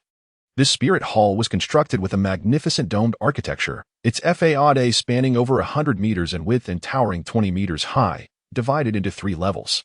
The entire edifice was adorned in a rich brown hue, and the emblem on the grand entrance featured a long sword. "Halt, young ones. This is the Spirit Hall. You cannot enter recklessly." As they approached the entrance, they were intercepted by the guards stationed there. The 2 guards appeared to be around 20 years old, yet their aura of spirit power was scarcely discernible, suggesting they had not yet reached the level of spirit masters. Just as Tang San was about to speak, he recognized a familiar figure, Master Su Yuntao. Master Su paused, turning towards the source of the voice, and immediately recognized the 2 of them. After all, it was quite memorable for a village to produce 2 innate full soul power individuals with inferior martial spirits. "You may step aside. I am acquainted with these children." The guards, upon realizing their task was complete, nodded and retreated. "What brings you here? Is there something you need?" Su Yuntao then addressed Tang San and Tang Qingwei. Tang San held a favorable impression of his guide during his spirit awakening. "We have come to the Spirit Hall for an advancement assessment, as well as to test the values of our spirit power." Su Yuntao was taken aback. "You have already acquired your first spirit ring? So soon?" He then recalled that Tang San had referred to we, not just I, and uncertainly turned to Tang Qingwei. "Have you also become a one-ring spirit master?" Tang Qingwei was gently led by Tang San, nodding obediently in agreement. Indeed, it was no surprise that this was the finest academy in Notting City.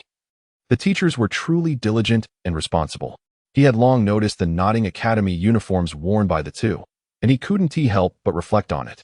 Tang slightly lowered her head and rolled her eyes inwardly, pondering the irrelevance of this to their school, for they had already become one-ring soul masters even before enrollment. However, it was not the time to voice dissent. With the presence of Notting Academy as a shield, no one would question the origin of their century-old soul rings. After all, how could a child from a destitute family possibly hunt century-old soul beasts? Such circumstances indeed provoke deep reflection. "Come, allow me to guide you inside," she declared. Turning to lead the way, Tang San and Tang Qingwei hurriedly followed. Chapter 35. Master Matthew. The moment the grand door swung open, Tang Qingwei was momentarily taken aback. The entire dome of the hall was adorned with murals. In each small square, various soul spirit designs were depicted, set against a radiant golden background, exuding a sense of opulence while retaining an air of antiquity. Surrounding the Hall of Spirits were immense crystal windows, through which sunlight refracted, casting a dazzling glow upon the murals, further enhancing their mesmerizing brilliance. At no moment has Tang Qingwei felt a more intense sensation than at this very moment.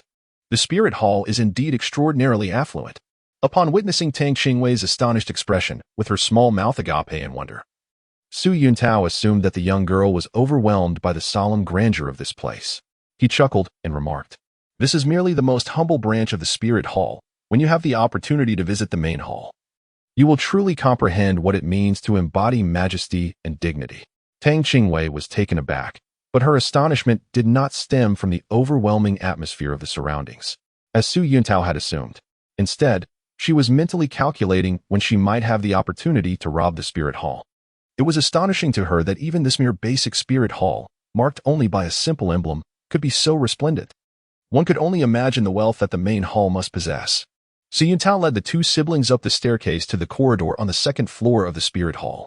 From this vantage point, they could also see the grand hall below, which was undoubtedly the administrative center of the spirit hall. He guided Tang San through the corridor to a door, and without knocking, he pushed it open. Master Masayuono, Su Yuntao, didn't you just go out? What brings you back? A somewhat aged voice emanated from within the room. It was a bright office where an elderly man sat behind a spacious desk, dressed in tidy spirit master attire, with the standard three-sword insignia that denoted his status as a great spirit master. I've brought two individuals for assessment, Su Yuntao replied to Master Masayuono, then turned to introduce the siblings. This is Master Masayuono, who will be responsible for your evaluation. Only then did Masayuono notice the two small figures behind Su Yuntao, and he expressed surprise. Yuntao, are you certain these children are here for advancement assessment and not for spirit awakening? Of course I am certain. Their spirits were awakened by me. They are the siblings I mentioned to you, both possessing innate, full spirit power. Alas, their spirits are merely blue silvergrass and an unknown wildflower. They have now acquired spirit rings, so I must trouble you with their assessment, Su Yuntao replied, somewhat regretfully. Masayuono, however, remained unfazed. After all, he had been at the spirit hall for many years and had encountered countless spirits. Very well, follow me. Perhaps due to the young age of Tang San and Tang Qingwei, Masayuono's voice was imbued with warmth and affection. All right, Master Masayuono, Tang Qingwei sweetly replied. Tang Qingwei's guiding principle in life is simple. Love me, and I shall cherish you. Disdain me, and I shall cast you aside. Given that this seemingly elderly gentleman treats her and her brother with such kindness, she naturally does not hold back her smiles and goodwill. Matthew smiled faintly, remarking, how obedient. Come, I shall take you both for your advanced assessment. As he spoke, Matthew, like a doting grandfather, took the small hands of Tang Qingwei and Tang San, leading them out of his office and down the corridor towards the inner sanctum of the spirit hall. Chapter 36. The Spirit Division. Su Yuntao followed closely behind. Knowing that Matthew must have seen the two little ones and, reminiscent of his own grandchildren, extended his affection to them. Initially, Su Yuntao thought he could leave after introducing the children to Matthew. However, curiosity piqued within him, since he had nothing pressing to attend to. He decided to accompany them and witness the evolution of the children's spirits. Tang Qingwei turned her head just in time to see Su Yuntao following closely behind, causing alarm bells to ring in her mind. Su Yuntao had witnessed her martial soul, and now that a petal was missing, it was certain to raise his suspicions. How could she possibly explain this? What should she do? There was no need for concern. She could devise some cover to deceive these two individuals before her without much difficulty. The tender voice of the seven-colored lotus echoed once more, rescuing her from peril. Really? That's splendid. Tang Qingwei had long grown accustomed to the unpredictable appearances of the seven-colored lotus, and upon hearing that it had a solution, her tense demeanor instantly relaxed, leaving her feeling considerably lighter. Shortly thereafter, they arrived at the end of the corridor, where three towering archways stood before them. Tang raised her small head to look up, not only failing to see the lofty doorframe, but almost losing her balance. Matthew swiftly caught her, a gentle smile playing on his lips as he cautioned, "Be careful. Don't fall." After steadying the little girl, he turned to Tang San and remarked, "This is the Spirit Hall's laboratory for advancement assessment." With that, Matthew released their hands, took a step forward, and pushed open the leftmost door, proceeding inside with purpose. Tang San and Tang Qingwei followed closely behind. The room was spacious and lofty, spanning an impressive 200 square meters. A massive floor-to-ceiling window illuminated the interior with ample light. This was the very aura that had roused me from my slumber. The tender voice of the seven-colored lotus echoed once more in Tang Qingwei's mind. Tang Qingwei felt a subtle stir within her heart. Yet her countenance remained unperturbed as she discreetly surveyed her surroundings. The walls of the room were adorned with numerous black stones, each as large as a fist. Clearly the very same material that Su Yuntao had employed to aid in their awakening of martial souls. Shaolian, do these stones assist in your recovery? Tang Qingwei pondered internally. The seven-colored lotus responded with a bittersweet smile and a sigh. To some extent, yes. However, it is impossible to regain my original full strength. Yet, if there were more of these stones, I might be able to restore a fraction of my former prowess, perhaps 1/10,000th. After all, their power is formidable, and the consumption required for recovery is substantial. Upon hearing this, Tang felt a surge of joy. Could this stone truly assist the seven-colored lotus? It was splendid news. The seven-colored lotus had always been a source of support for her, and now that there existed something capable of aiding its restoration, she would do everything in her power to acquire it. Matthew, observing the curious expressions of the two little ones, smiled and elaborated. We are situated in the most rudimentary branch of the Spirit Hall, also known as the Spirit Division. Throughout the continent, even the smallest cities boast establishments akin to ours. Above the division lies the Spirit Subhall, and beyond that is the Spirit Main Hall. It is only in the grand cities that one can find such a stature as the Spirit Main Hall. The capitals of the two great empires host the fourth-level Spirit Sanctuary, while the fifth level is the Papal Hall, which is regarded as the most esteemed locale of our Spirit Hall. After a brief pause, Matthew spoke with a sense of aspiration. Above the Papal Hall, there exists only the legendary Douluo Shrine. Only Soul Masters who reach the Douluo level are granted entry, and it serves as the ultimate sanctuary for all Douluo-level Soul Masters registered within the Spirit Hall, a place all Soul Masters yearn for. Chapter 37. The Petals Have Returned. Tang San nodded, his expression filled with gratitude as he gazed at the benevolent elder before him. Indeed, there were adversaries within the Spirit Hall, yet not all the Spirit Masters associated with it were his foes. Just like the kind-hearted Grandpa Monoho and Master Su Yu now before him, there existed individuals within the Spirit Hall who generously extended goodwill to strangers. When he acquired the strength, he would seek out only those who had once coerced his parents. He would never implicate the innocent in his quest for vengeance. Thank you for sharing this with me, Grandpa Monoho. Tang San expressed his heartfelt appreciation. Although he had enemies within the Spirit Hall, his understanding of it was woefully limited. Neither the village elder nor his father, Tang Hao, had elaborated much on matters concerning the Spirit Hall, making this his first substantial insight into its workings. Grandpa Monoho nodded in satisfaction, reflecting on how the youth of today often displayed impatience, reluctant to heed his words. However, this child exhibited a commendable capacity for composure. Turning his attention to the two children before him, he inquired, "Shall we commence? Who will go first?" API call failed with status code 429, error, code 429. Message, resource has been exhausted, e.g. check quota. Status, resource exhausted. Although Tang San appeared calm on the surface, he was filled with profound regret within. He should not have called out to Su Yuntao. His sister's martial soul was missing a petal. Had it been their first encounter, one might not have noticed. Yet Su Yuntao was different. He was well aware that his sister's martial soul was the seven-colored flower. What should he do? Tang San's mind raced with thoughts. Should he proceed without detection? No, that would only draw more attention. API call failed with status code 429, error, code 429, message, resource has been exhausted, e.g. check quota. Status, resource exhausted. Tang San looked at his sister in astonishment. Although he was uncertain of her methods, he felt a sense of relief within. He understood his sister well, since she had taken the initiative to request an assessment. It was evident that she had already conceived a solution. After confirming that Tang San had no objections, Matthew turned to Tang Qingwei, gesturing for her to step forward. Very well, unleash your martial soul and reveal your soul rings. Tang Qingwei stepped into the center of the patterned mark on the ground, raising her left hand.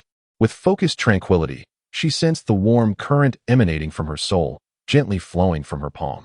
A seven-colored flower slowly hovered in her left palm, while a radiant century-old soul ring ascended from beneath her feet, moving up and down around her body. Tang San was utterly astonished by the scene before him. His sister's soul, spinning in her left hand, astonishingly boasted 7 petals. It was beyond belief. Could it be that the petals of her soul had regenerated? If that were indeed the case, then her soul would undoubtedly be a formidable existence. A power that could grant wishes infinitely was simply astounding. No, he must be overthinking it. Just yesterday, he had seen his sister's soul, and at that time, it had only 6 petals. If she truly possessed the ability to restore her soul, she would have done so long ago, not waiting until now.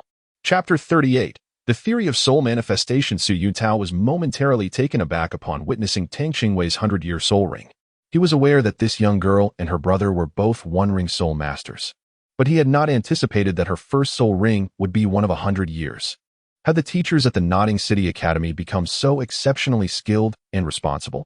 Matthew Nuaw, whose gentle smile suddenly faltered, wore an expression of astonishment. What kind of soul is this?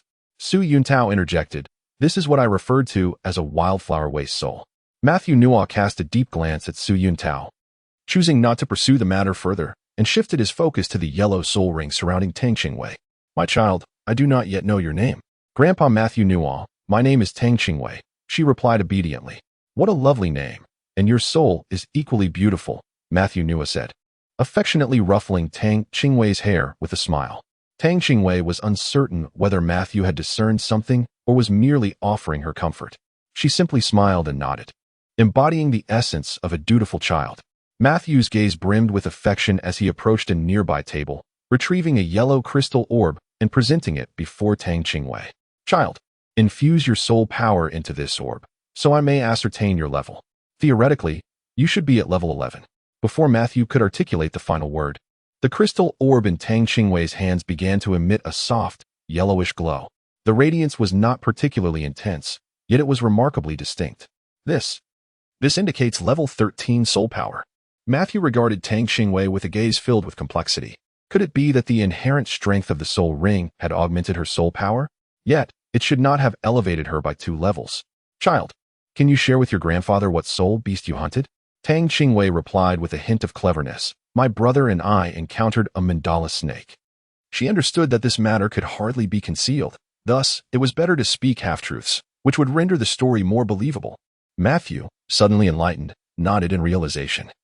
No wonder. It is indeed the most troublesome of the low-level spirit beasts, the mandala snake, and a century-old one at that. It's no surprise it had such an effect. However, he paused abruptly, confusion dawning upon him. Wait, your martial spirit is evidently of the plant type. How can you utilize an animal-type spirit ring? Child, surely you must be mistaken.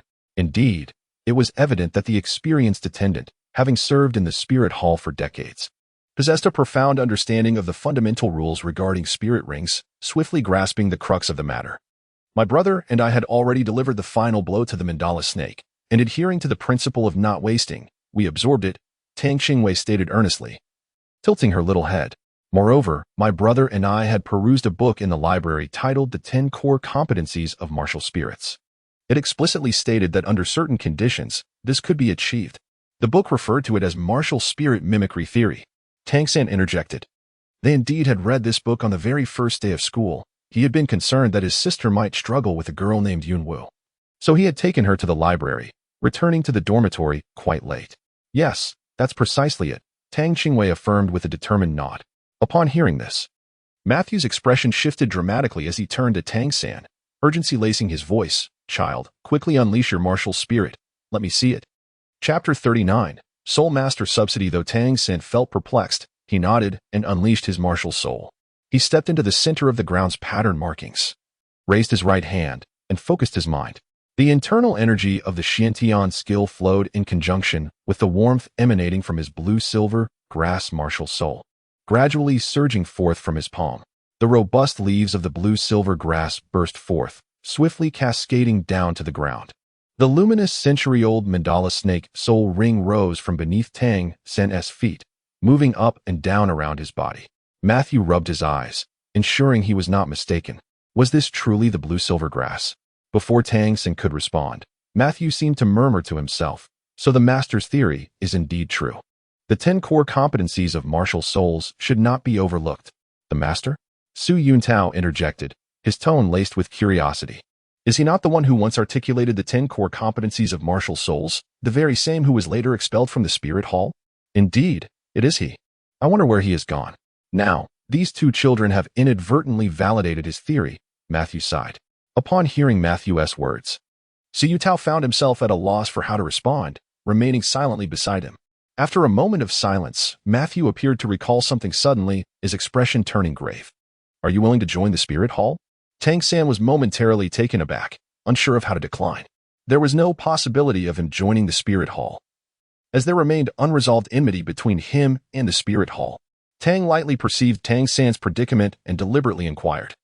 Having already commenced our studies at the Nodding Junior Soul Master Academy, is it still possible for us to join? Matthew sighed, acknowledging the tardiness of their situation. Indeed, we are a step too late. Even as members of the spirit hall, we cannot forcibly recruit from the academy. It is better to let it be. As he spoke, He shot a glare at Su Yutao, exclaiming in annoyance, "This is all Su Yuntao's fault. He should have brought you directly to the spirit hall." Upon hearing this, Su Yuntao could only manage a wry smile, opting not to contest the accusation. Tang San harbored a favorable impression of Su Yuntao, and fortunately, he did not lead them into the spirit hall. After all, it was only upon discovering the nature of his martial soul that he learned of the enmity between his family and the spirit hall. With a faint smile, he remarked, "One cannot say so definitively. Had we arrived at the spirit hall, we might not have obtained such a splendid spirit ring. Would you not agree, Grandpa Mashio Nua?" Upon hearing this, Mashio Nua paused for a moment, quickly grasping the reasoning, and replied with a smile, "You make a valid point. Now, come over and assess your soul power level." Tang San placed his hand upon the yellow crystal orb, and before long, a soft, golden glow began to emanate from it. At this moment, Matthew no longer bore an expression of surprise. After all, this was an anticipated occurrence. With a soul power level of 13, he was on par with his sister. Thus, the advancement assessment had reached its conclusion. Matthew regarded the two with a warm gaze and said, "From this moment forth, you shall stand as honorable soul masters of the Heaven Do Empire. Welcome to the esteemed ranks of soul masters. Henceforth, you may claim a monthly subsidy from the Spirit Hall using your badge. The stipend for soul masters amounts to 1 gold soul coin each month. Upon reaching the Great Soul Master rank, this subsidy will increase to 10 gold soul coins. I shall report promptly regarding the matter of utilizing animal soul rings on plant-based martial souls." "Thank you, Grandfather Matthew." Both Tang Qingwei and Tang San expressed their gratitude in unison. Chapter 40. The Awakening Stone. Just as Tang San was about to turn and depart, Tang Qingwei grasped the hem of his garment. Tang San looked at his sister with a hint of confusion. Tang Qingwei offered no explanation. Instead, she approached Matthew. Her curiosity piqued as she pointed to the black stones on the wall. Tilting her head, she inquired, "Grandpa Matthew, are those black stones on the wall meant for us to awaken our martial souls?" Matthew followed her and nodded, replying, "Indeed, they are stones used for awakening." "What is it?" Tang Qingwei fidgeted with her fingers, a hint of embarrassment coloring her small frame as she inquired, May I purchase that? I can use my gold soul coin as a supplement." Upon hearing this, Matthew was momentarily taken aback, but soon broke into a smile, saying, "That stone is quite inexpensive. It serves no purpose beyond awakening martial souls. 1 gold soul coin is sufficient to acquire an entire room's worth of awakening stones. If you desire, I can gift you a few to play with." At this moment, Tang Qingwei was utterly overwhelmed by a tremendous surprise. She never anticipated that her conjecture was indeed true. Previously, a vague suspicion had lingered in her mind, yet she lacked the courage to confirm it, and now, astonishingly, it was a reality. This treasure was remarkably easy to acquire. Matthew, noticing the sparkle of joy in the girl's eyes, playfully teased, "Do you truly like it that much? Later, Grandpa will fetch you a few larger pieces to take home, as long as you can manage to carry them." Tang Qingwei was unconcerned with anything else. She was filled with joy, for she could finally assist Xiao Yan. Although the 7-colored lotus remained silent, Tang Qingwei could still sense that its mood mirrored her own. This might very well be the sole piece of good news the 7-colored lotus had encountered since arriving on this continent. "Thank you, Grandpa Matthew," Tang Qingwei exclaimed, bowing in gratitude. Although Tang San was unaware of his sister's intentions for that stone, he nonetheless took note of the matter. Whatever his sister desired, he would spare no effort to fulfill it. When Tang San and Tang Qingwei departed from the Spirit Hall, their arms were not only adorned with a specially crafted badge from the Spirit Hall, but they also carried an abundance of black awakening stones. At this moment, Tang Qingwei was in an exceptionally cheerful mood, sprinting alongside Tang San toward the direction of Nodding Academy. Guided by Matthew, they took a shortcut that would save them at least half the usual time. Upon arriving at the academy, the two directly made their way toward Dormitory 7. Clutching the awakening stone. "Ah, those two over there with the stone, looking rather shabby, must be the work-study students from your Dormitory 7. Remarked an individual clad in the uniform of Nodding Junior Soul Master Academy. Tall and robust, despite still bearing a youthful visage, he exhibited a semblance of maturity. His handsome features were marred by an expression of disdain and contempt. API call failed with status code 429. Error. Code. For 29. Message. Resource has been exhausted. E.g. Check quota. Status. Resource exhausted. Tang Qingwei did not anticipate that this person would strike her without uttering a word. Instinctively, She raised the black stone she held to shield herself. Crack! With a sharp sound, the stone in Tang Qingwei's hand shattered into several pieces. Tang Qingwei felt that it was not the stone that had shattered, but rather the emotions she had experienced upon first acquiring it. The intruder, surprised by Tang Qingwei's ability to deflect his strike, hesitated momentarily before raising his staff once more to cleave towards her. Chapter 41. A Condition. Upon witnessing his sister being bullied, Tang San was about to intervene when he was halted by a soft voice from Tang Qing. "Brother, do not move. I shall punish this scoundrel. He has dared to shatter my precious stone." Upon encountering his sister, Tang San felt a surge of tension and swiftly retreated to evade her. Although his sister, Tang Qingwei, typically refrained from engaging in combat, it did not imply that she was devoid of skill. During their sparring sessions in the Holy Soul Village, her fierce determination had proven to be equally formidable. In an instant, Tang Qingwei propelled herself backward, creating distance between them. Meanwhile, Lu Long, unfazed, pursued her relentlessly, striking downwards with unyielding force, his speed and strength surpassing that of Tang Qingwei. Tang Qingwei had no way to evade. The remaining fragments of rock in her hand were hurled towards Lu Long's weapon. Bang! The stones collided with the staff, sending sparks flying in every direction. Seizing the moment of distraction, Tang Qingwei took several steps back, widening the distance between them once more. A faint white light emanated from her, and with a flourish of her left hand, a seven-colored lotus emerged. A brilliant yellow spirit ring ascended from beneath her feet, swirling rhythmically around her form. The appearance of the yellow spirit ring halted Lu Long in his tracks, his gaze fixed upon Tang Qingwei as if she were a monstrous apparition. A century-old spirit ring. Lu Long gasped in disbelief. The white ring signified a decade, while the yellow represented a century.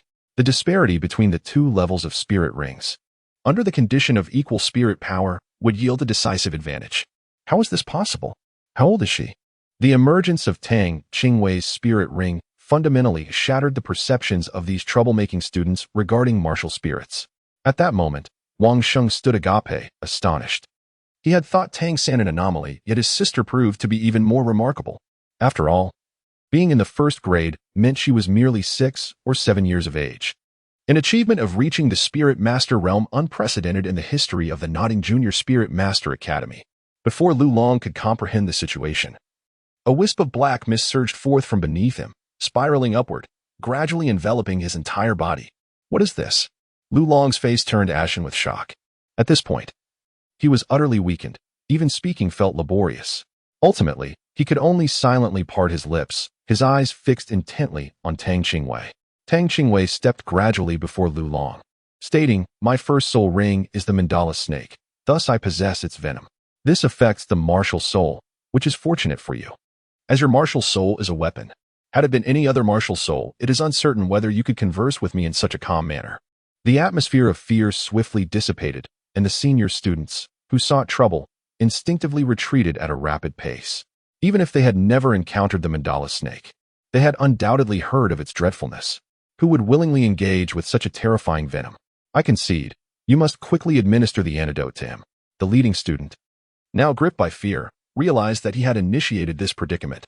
Should a life be lost, he would bear an undeniable responsibility. After all, he was merely 12 years old. And he too experienced the fears of a child. His composure thoroughly unraveled in an instant. Tang Qingwei is neither foolish nor naive. She and Tang San still need to attend school here, so it is certain that no fatal incident will occur. Therefore, she did not utilize the entirety of the toxin but rather employed a fraction of it, rendering the opponent immobile. An antidote can be administered, but you must agree to one condition. Tang Qingwei had yet to finish her words when the other party hastily interjected. Are you planning to acknowledge little Wu from the 7th dormitory as your leader? If so, I wholeheartedly agree. Chapter 42. Are we familiar? I won. So why should I recognize her as the leader? I merely need your assistance in cleaning up with my brother. As she spoke, she pointed her little finger at Tang San, saying, "That one is my brother."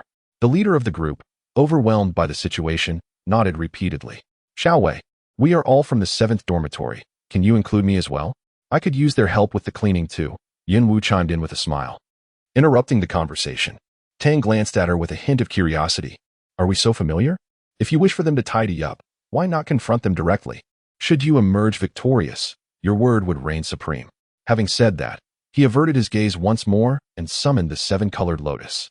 The dark energy enveloping Lu Long instantly coalesced into a slender black thread, which soon intertwined with the surrounding darkness of the seven-colored lotus, ultimately merging into one. By the way, you shattered my awakening stone. I told diligently to bring it back from afar. You owe me a golden soul coin. Is that too much to ask? As Tang Qingwei walked halfway, she suddenly remembered the shattered stone and swiftly turned around, scurrying back on her little short legs. The awakening stone is worthless, spoke Lu Long, who had just regained consciousness, but his words were abruptly silenced by the gesture of Tang Qingwei raising her left hand. All right, here you go. The leader of the group, with a pained expression, reluctantly produced a gold soul coin and handed it to Tang Qingwei. Tang wore an expression reminiscent of one collecting protection fees, weighing the golden soul coin in his hand. Very well, you may leave now. Tang San gazed at his sister, who appeared insatiably greedy, and couldn't help but chuckle. Just as he was about to step forward, a melodious voice resonated once again. Xiaowei, this behavior is rather unbecoming, don't you think? Although we are students of modest means, our spirits must remain unyielding. How could we stoop to extort others? Yun Wu articulated these words with an air of righteousness, yet they lacked support from those around her. Initially, Wang Sheng and the others held Yun Wu in high regard, for after all, one's values often align with one's appearance. What young man could resist the allure of a beautiful girl? However, upon discerning Yun Wu's evident affection for Tang San, any lingering infatuation they may have felt had long since dissipated. Tang San relinquished the position of the leader of the 7th Division without a fight. Although he felt a twinge of dissatisfaction in his heart, he refrained from opposing Yun Wu, as he was unable to defeat her. Consequently, Yun Wu ascended to the leadership of the 7th Division, a confrontation she had instigated. This development further diminished Wang Xing's opinion of Yun Wu. Although the work-study students had always been at odds with Xiao De and his group, the situation had not escalated to the point of necessitating a confrontation. After all, Xiao De and his companions were advanced students, already having become first-ring soul masters, while they were merely beginner students yet to obtain their soul rings. How could they possibly compete? That would be akin to inviting trouble. Yet, with an air of unwarranted confidence, Yun Wu insisted on challenging Xiao De, and even took it upon herself to declare that if they lost, all work-study students would become Xiao De's pets. Wang Xing and the others were utterly dismayed, and fortunately, Tang San's sister intervened and subdued the opposing side, thus averting their grim fate of becoming pets. Now, Yun Wu persisted in her mischief, seemingly intent on stirring up further trouble, but they were no longer inclined to indulge her. The group had already resolved in their hearts that upon returning, they would inquire if the Tang siblings wished to assume leadership of the 7th Division. If they were unwilling, they would disregard Yun Wu's authority, even if it meant rendering her influence null.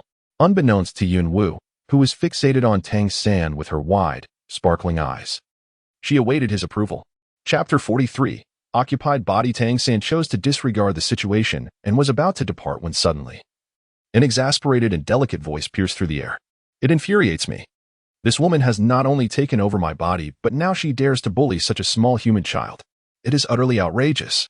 Tang San paused, his peripheral vision drawn towards the source of the voice, which astonishingly originated from Yun Wu. A surge of astonishment coursed through him. Was her body being occupied? Yet, he quickly shifted his thoughts back to himself. If he could be reborn in another realm, it was hardly surprising that Xiao Wu's body could be usurped by an outsider. Instantly, he felt a profound sympathy for the voice that belonged to Xiao Wu. Could it be that the true essence of this voice belonged to the genuine Xiao Wu? The one referred to as Yun Wu must indeed be the interloper. With these revelations, the myriad of past confusions found their clarity today. No wonder that peculiar girl, who introduced herself as Xiao Wu despite being named Yun Wu, appeared so strange, accompanied by an odd entity she called a system. Thoughts flickered through Tang San's mind, yet his feet continued to move resolutely towards his sister. Meanwhile, Tang Qing appeared oblivious to everything around her, her face alight with excitement as she held up the golden soul coin. Brother, let us hasten to return the awakening stones. We have struck it rich this time, exchanging just a few awakening stones for a golden soul coin. Hiki. Tang Qingwei spoke as she prepared to take the awakening stone from Tang San's hands. Her own had been utterly destroyed, reduced to nothing during her battle with Lu Long. Tang San nodded. He also had questions for his sister. Given the crowd and the noise, it would be more appropriate to discuss matters back at the dormitory. After exchanging pleasantries with Wang Sheng and others, the two returned to dormitory 7. Tang lightly plopped onto her bed, swinging her short legs with a curious expression, and inquired, "Brother, what is it like to be pursued by a fervent admirer?" After a brief pause, her eyes darted mischievously as she half-heartedly lamented, "You didn't come to her defense just now," which infuriated her. "She has been silently cursing me ever since. Alas, dear brother, I truly suffered an unjust calamity on your behalf. How do you intend to compensate me for this?" Tang San's expression shifted subtly, yet he refrained from responding to his sister's words. Instead, he countered with a question. "Has she been cursing you in her heart? Brother, are you perhaps reluctant to compensate me and intentionally attempting to divert the subject? We can all hear her thoughts. Do not tell me you did not hear them." API call failed with status code 429, error, code 429, message, resource has been exhausted, e.g. check quota, status, resource exhausted. Upon hearing this, Tang Qingwei immediately straightened her posture, her heart brimming with joy. Is it true? The original Xiao Wu still exists? The exhilaration within her was overwhelming. Sister Xiao Wu's soul is still here. Suddenly, she turned to her brother. "But why can you hear Xiao Wu's true voice, while I cannot?" This indeed perplexed Tang San. He had not intended to delve into such matters, as both Xiao Wu and Yun Wu were unfamiliar to him. However, if he had not misheard, it appeared that the Xiao Wu of the past harbored goodwill towards his sister. In contrast to the malice emanating from Yun Wu, Tang San found himself wishing that the one in control of the body was Xiao Wu. As for the reason behind his ability to hear her, Tang San's gaze shifted towards the awakening stone resting on the bed. "I surmise it may be because I was holding the awakening stone at that moment. After all, that was the only distinction between us." Tang lightly nodded, having already come to a conclusion in her heart. Chapter 44. The Purchase of Awakening Stones. Since the awakening stone can restore a small portion of Xiao Lian's strength, it is hardly surprising that it could assist Tang San in hearing Xiao Wu's inner voice. After all, she had long known that the awakening stone was not merely, as Matthew had claimed, used solely for awakening purposes. With this thought, she began to feel a headache again. Now that she was aware that Sister Xiao Wu's soul still existed, how could she facilitate her return to her original body? "Perhaps I have a solution, but I must first regain some strength. Once we expel the system, it should not be difficult to bring Xiao Wu back to her true form." Upon hearing the response from the seven-colored lotus, Tang's heart settled considerably. With her mood relaxed, her thoughts began to wander. Tang lightly turned his eyes, donning a worried expression. "Brother, I wonder how that girl, Xiao Wu, is faring. Why don't you carry the awakening stone with you from now on? We can listen to what she says. This way, each of us can keep an eye on her, and we need not fear any harm she may bring upon us." As he spoke, Tang San was suddenly struck by his own thoughts, realizing with a start how he had become even more wary than his sister. He had only heard Xiao Wu speak once. How could he hastily conclude that she was certainly a good person? Such reasoning was untenable. Very well. I shall carry the awakening stone from now on. This decision signified his acceptance of his sister's suggestion. Tang Qingwei was already laughing uncontrollably in her heart. Yet she had to maintain an appearance of vigilance on the surface. Just as the two were conversing, Wang Sheng and others returned to the dormitory. But Yun Wu was nowhere to be seen. "Tang San, I would like to inquire if you or your sister would be willing to take on the role of the leader of the 7th dormitory." Wang Sheng approached Tang San, his expression serious. Tang San looked up at him in confusion. Isn't the leader of the 7th dormitory Xiao Wu? Has she chosen not to take on that role? It seems unlikely, considering her demeanor. She appears quite content in her position as leader. Wang Xing, on the other hand, wore a bitter smile. "We can no longer endure the whims of that lady. Fortunately, with Tang Qingwei's assistance this time, we narrowly escaped losing not only our freedom but nearly our dignity as well." Tang San was unaware of the intricacies of the situation. Yet he gleaned a general understanding from Wang Xing's words. Although he empathized with their plight, he resolutely shook his head and declined, expressing, "At present, Xiao Wei and I are solely focused on our cultivation. I apologize." Upon hearing Tang San's refusal, Wang Sheng was not taken aback. He merely sighed and departed with a shake of his head. As soon as the holiday began, Tang Qingwei eagerly took Tang San by the hand and exited the Nodding City Academy. She had anticipated this moment for a long time and was finally able to venture out to purchase the awakening stones. Tang San followed closely behind his sister, chuckling. "Boss, please bring me a golden soul coin awakening stone." Tang Qingwei casually tossed a golden soul coin onto the counter. The proprietor, who had been engrossed in his accounts, was instantly captivated by the gleaming coin, his face illuminating with a sycophantic smile. However, as he looked up, the smile abruptly froze. Where had the person gone? Tang Qingwei. feeling infuriated as her boss's gaze swept over her head, jumped up in exasperation. Here. Where are you looking? Only then did her boss lower his head in the direction of her voice, donning a smile once more. With both hands cradling a golden soul coin, he inquired, Miss, are you certain you wish to purchase an awakening stone for 1 golden soul coin? That is quite a sum. Perhaps you would like to leave an address, and we can deliver it to you later. Tang Qingwei, upon hearing this, recalled that she had yet to place the awakening stone. She looked up at Tang San with a face full of entreaty. Boss, I just noticed that you are renting out houses here. May I inquire about the monthly rate? Chapter 45. Is this enough? Tang San had long contemplated the prospect of renting an apartment outside, but he chose to remain silent since his sister did not inquire about it. After all, the academy proved to be quite inconvenient. There was no suitable place to practice either his father's hammer techniques or the crafting of hidden weapons. We do have a house available with a small courtyard, priced at 3 silver soul coins per month. Shall I take you to see it? The landlord immediately perked up, recognizing the potential of a significant client. Can the awakening stone be accommodated with a single gold soul coin? Tang inquired about the matter that concerned him most. Tang San did not have high demands for his place of residence. Since it was a house available for rent, it could hardly be worse than his family's blacksmith shop. Indeed, it boasted 3 rooms, and 1 room was more than sufficient to accommodate the awakening stone. The landlord nodded repeatedly in agreement. Then, I shall take this one, Tang San declared, slapping the table decisively. Afterward, he took out a gold soul coin and placed it on the counter, opting to rent it for 3 months. The landlord worked with remarkable efficiency, having everything prepared by the afternoon. Brother, are we going to stay here? Although Tang Qingwei yearned to reside outside, she had unfinished matters to attend to concerning her brother's lifelong happiness, which she could not take lightly. Indeed, living outside offered a more favorable environment than the dormitory. Moreover, our father insisted that we practice the hammer technique, something we cannot do within the confines of the academy. Tang San had already set off towards Nodding Academy when Tang Qingwei hurriedly intervened. Brother, it is unsafe outside at night. How about this? We practice the hammer technique in the small courtyard we rented during the day and return to Nodding Academy at night. Is that acceptable? After contemplating for a while, Tang San nodded in agreement. His sister's concerns were not unfounded. Currently, both he and his sister were merely first-ring soul masters, capable of dealing with ordinary individuals. Yet should they encounter formidable opponents, escape would be impossible. Gazing at the towering pile of awakening stones before him, Tang San finally voiced his curiosity. What do you intend to do with so many awakening stones? Tang Qingwei's gaze flickered. On that day within the spirit hall, I suddenly sensed an unusual resonance between my martial soul and the awakening stone. Thus, I wished to procure one to ascertain whether it might benefit my martial soul. Regardless of the veracity of her claims, it remains a fact that it proves advantageous to the 7-colored lotus. Tang San furrowed his brows, not out of disbelief in his sister's words, for he had indeed sensed the awakening stone's presence within the room when he first entered.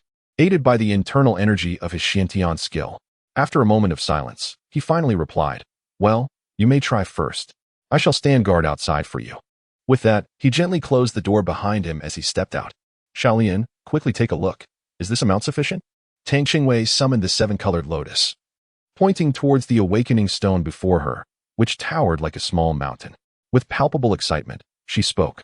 Yet, without awaiting a response, the awakening stone was suddenly enveloped by a surge of white radiance. In the blink of an eye, all that remained where the stone had been placed was a layer of white powder. Observing this scene, Tang Qingwei swallowed hard. So many awakening stones, gone in an instant? This was merely a fraction. It was far from sufficient. At least 20 more would be required to restore even 1/10,000th of my former abilities. The 7-colored lotus clicked its mouth, evidently dissatisfied with the meager outcome. Tang Qingwei was instantly overwhelmed with despair. How could one possibly consume so much?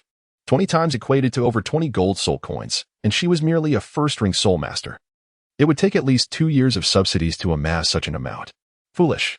What about the money you extorted previously? Simply utilize it. Moreover, do you intend to remain stagnant for 2 years without any plans for advancement? The 7-colored lotus remarked with disdain. Chapter 46. Insufficient stock. Tang Qingwei suddenly recalled. Her chubby little hand clenched into a fist as she exclaimed, I almost forgot. Wait a moment, I shall go by it. With that, she hurriedly pushed the door open, inadvertently colliding with Tang San, who was stationed at the entrance. What's the matter, Xiaowei? Why are you in such a rush? Tang San steadied his sister. A look of concern etched on his face. Brother, the awakening stone is indeed effective. Just look. Tang Qingwei, filled with excitement, tugged at Tang San's clothing, tilting her small frame to gain his attention. However, there was no need for her to shift. Tang San's gaze penetrated beyond her head, encompassing the entirety of the room. Upon discerning the scene before him, his pupils constricted. The spot where the awakening stones had once resided was now devoid of any remnants, save for a fine layer of white powder. At that moment, even without his sister's words, it was evident that the pile of awakening stones, resembling a small mountain, had been entirely absorbed. Are you all right? Tang San anxiously scrutinized his sister from head to toe. It was truly unimaginable that such a petite figure could consume an entire room's worth of awakening stones. I'm fine, brother. Let us hurry and buy some more. We need more, Tang Qingwei urged, eagerly attempting to pull Tang San back to the shop. Tang San chuckled softly. Did this girl really need to be in such a hurry?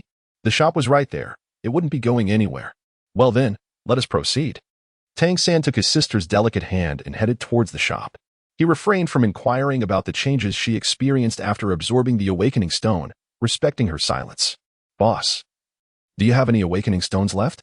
This time, the proprietor, now seasoned with experience, immediately lowered his head in obsequiousness to locate Tang Qingwei, whose head was barely visible. Yes. Do you still want the awakening stone for 1 golden soul coin? The shopkeeper, rubbing his hands together, asked with a sycophantic smile. However, the words that followed from Tang Qingwei left him astonished, causing even his most signature expression to falter. No, please give me 30 awakening stones for golden soul coins. Tang lightly waved her small hand, resembling a wealthy individual extravagantly dispensing coins, and spoke. This was not an insult, it merely indicated her lavishness.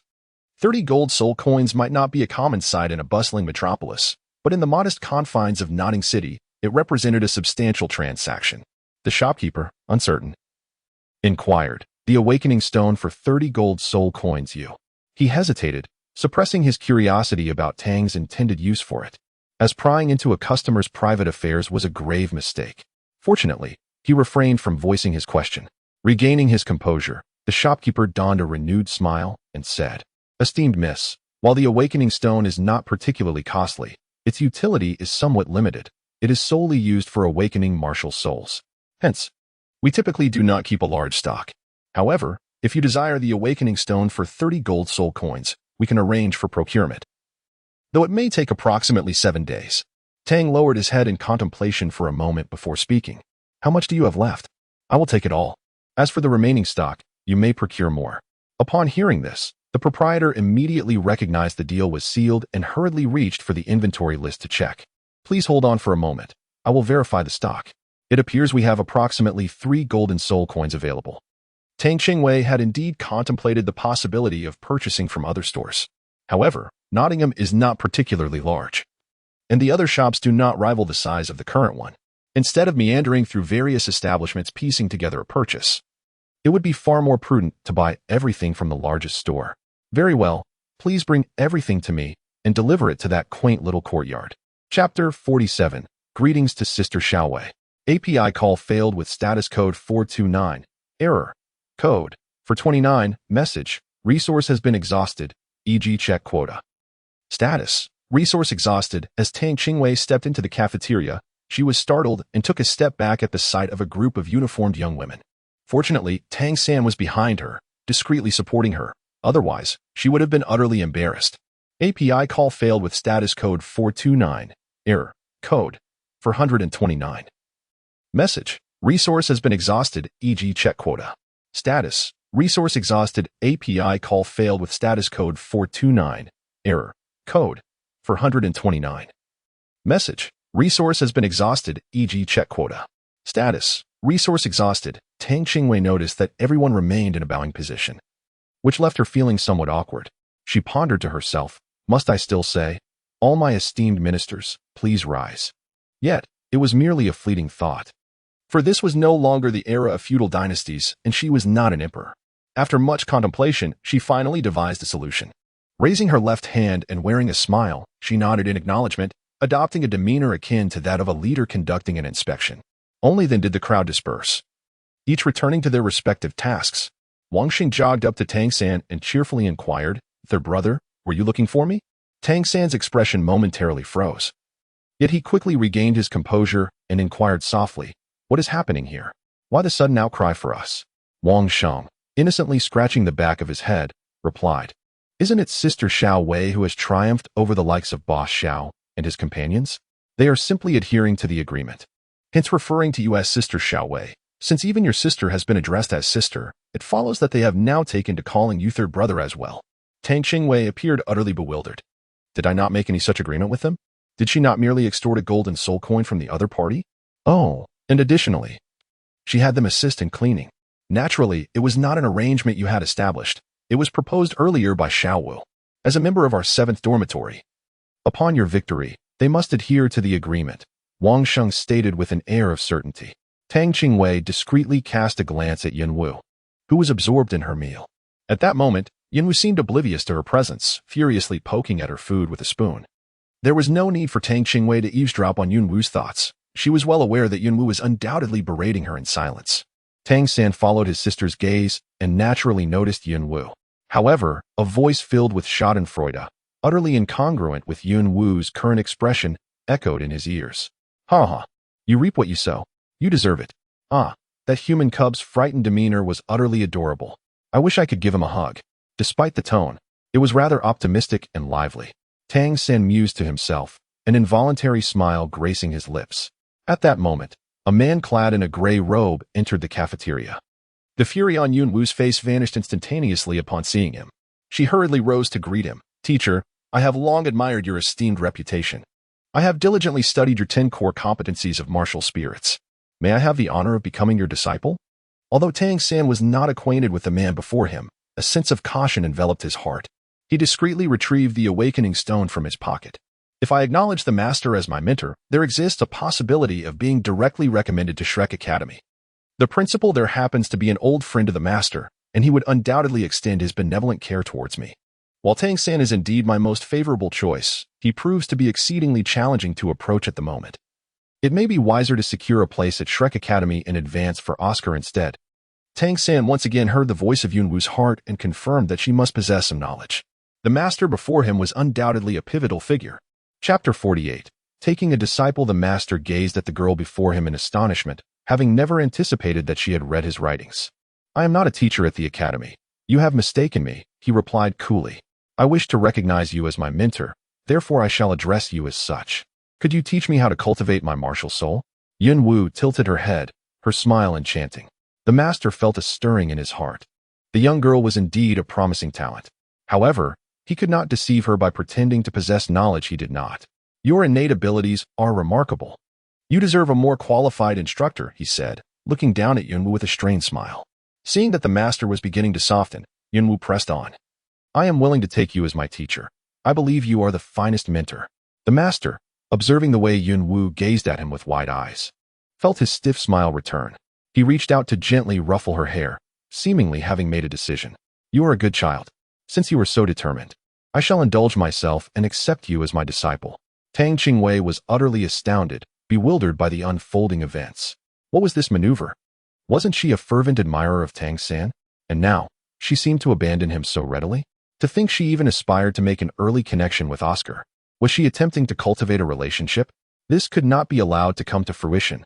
Otherwise, when Xiao Wu returned, how would she face such an awkward situation? His brother would be at a loss as well. How could he accept that his wife was his brother's ex-girlfriend? Such a thought was unbearable. It was too terrifying. At this moment, for the sake of his brother's happiness, he could only resort to sacrificing oneself for the greater good. He firmly believed that his brother would surely express gratitude in the future. "Wait, master. My brother also wishes to become your disciple." Tang Qingwei hastily pushed Tang San aside. The bewildered Tang San, momentarily taken aback, quickly composed himself. Having absorbed the heartfelt thoughts of Yin Wu just moments before, he came to realize that this master before him was undoubtedly a pivotal figure. After all, he had no mentor. Thus, recognizing this master as his teacher would not only allow him to witness Yin Wu up close, but also enable him to acquire a wealth of theoretical knowledge. He recalled that during his time at the Spirit Hall, Matthew had once mentioned this master, whose theories he had now validated. Perhaps this master was indeed well suited to be his instructor. "Master, I have just put into practice the theory of soul mimicry from your 10 core competencies of martial souls with my first soul ring. Under certain conditions, a plant-type martial soul can utilize an animal-type soul ring. Tang San no longer remained silent and took the initiative to recommend himself. The master had encountered Tang San at the academy's entrance and held a profound impression of him. After all, it was indeed rare for someone to cultivate the blue-silver grass martial spirit so swiftly. I've heard that you have already become a one-ring soul master. May I see your martial spirit? The master did not grant or decline the request, but instead posed a few unrelated questions. Tang San did not hesitate and nodded in agreement. He then raised his right hand, focusing his mind and spirit. As the inner strength of the Xiantian skill combined with the warm currents emanating from his blue-silver grass martial soul, slowly flowing from his palm, the master, filled with excitement, grasped Tang San's other wrist and inquired, "What kind of soul beast did you hunt to obtain this soul ring?" Tang San did not conceal the truth, stating, "It is the mandala snake." The master of the soul spirit mimicry theory murmured softly. The master gazed deeply at Tang San, perhaps recognizing the threads of fate intertwining their paths.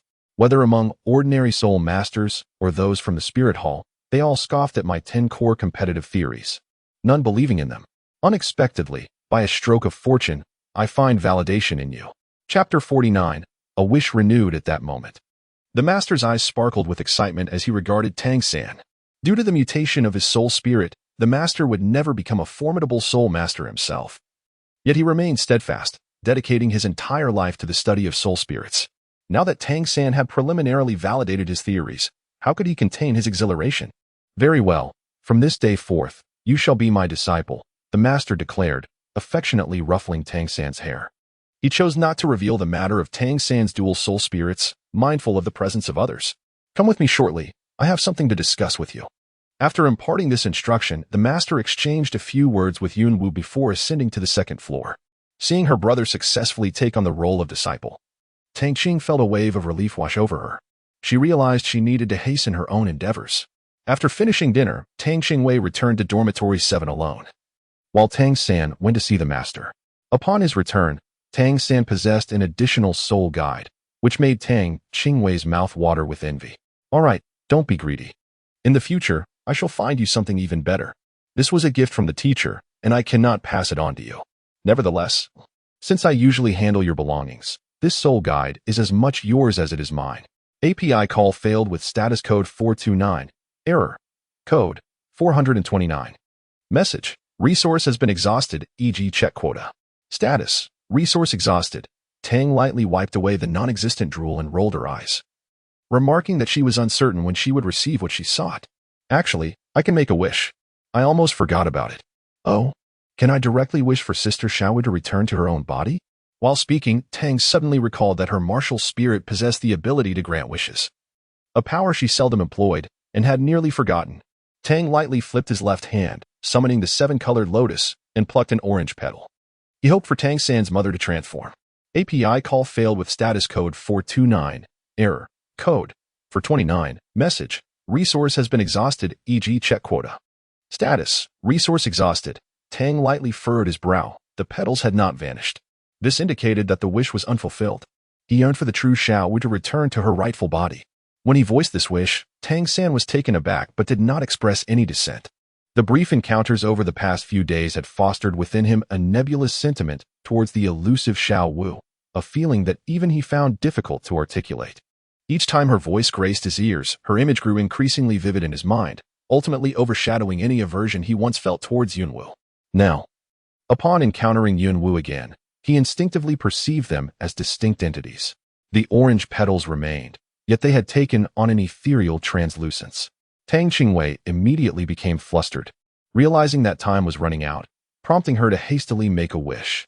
This was the first time Tang San had witnessed his sister using her martial soul to wish, and he was oblivious to the events unfolding at that moment. "I wish for a 10,000-year soul ring, and I wish for a storage ring." Tang Qingwei managed to voice her 2 wishes just before the petals vanished entirely. In the palm of her hand lay an ancient ring, quietly resting. Humph, such insatiable greed.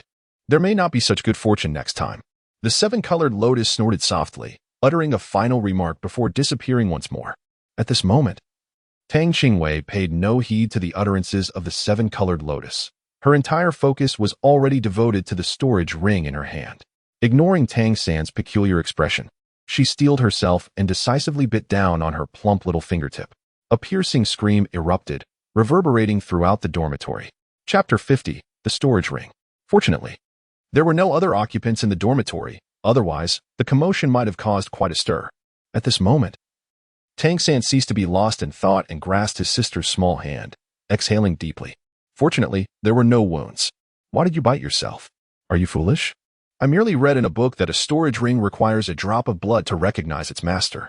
Tang lightly wrinkled her delicate nose and, with a look of profound grievance, spoke. Tang San shook his head in resignation and sighed. You should refrain from indulging in those peculiar things in the future. Such a gentle reprimand was akin to a mere tickle for Tang Qingwei, who maintained an attitude of indifference, continuing to speak as he pleased, unconcerned with whether he was being listened to or not. Once the pain in his index finger had finally subsided, Tang Qingwei extended his other hand towards Tang San. What is the matter? Does this hand hurt as well? Tang San, in a fit of irritation, swatted away his sister's other hand, pondering in frustration whom she had inherited such stubbornness from.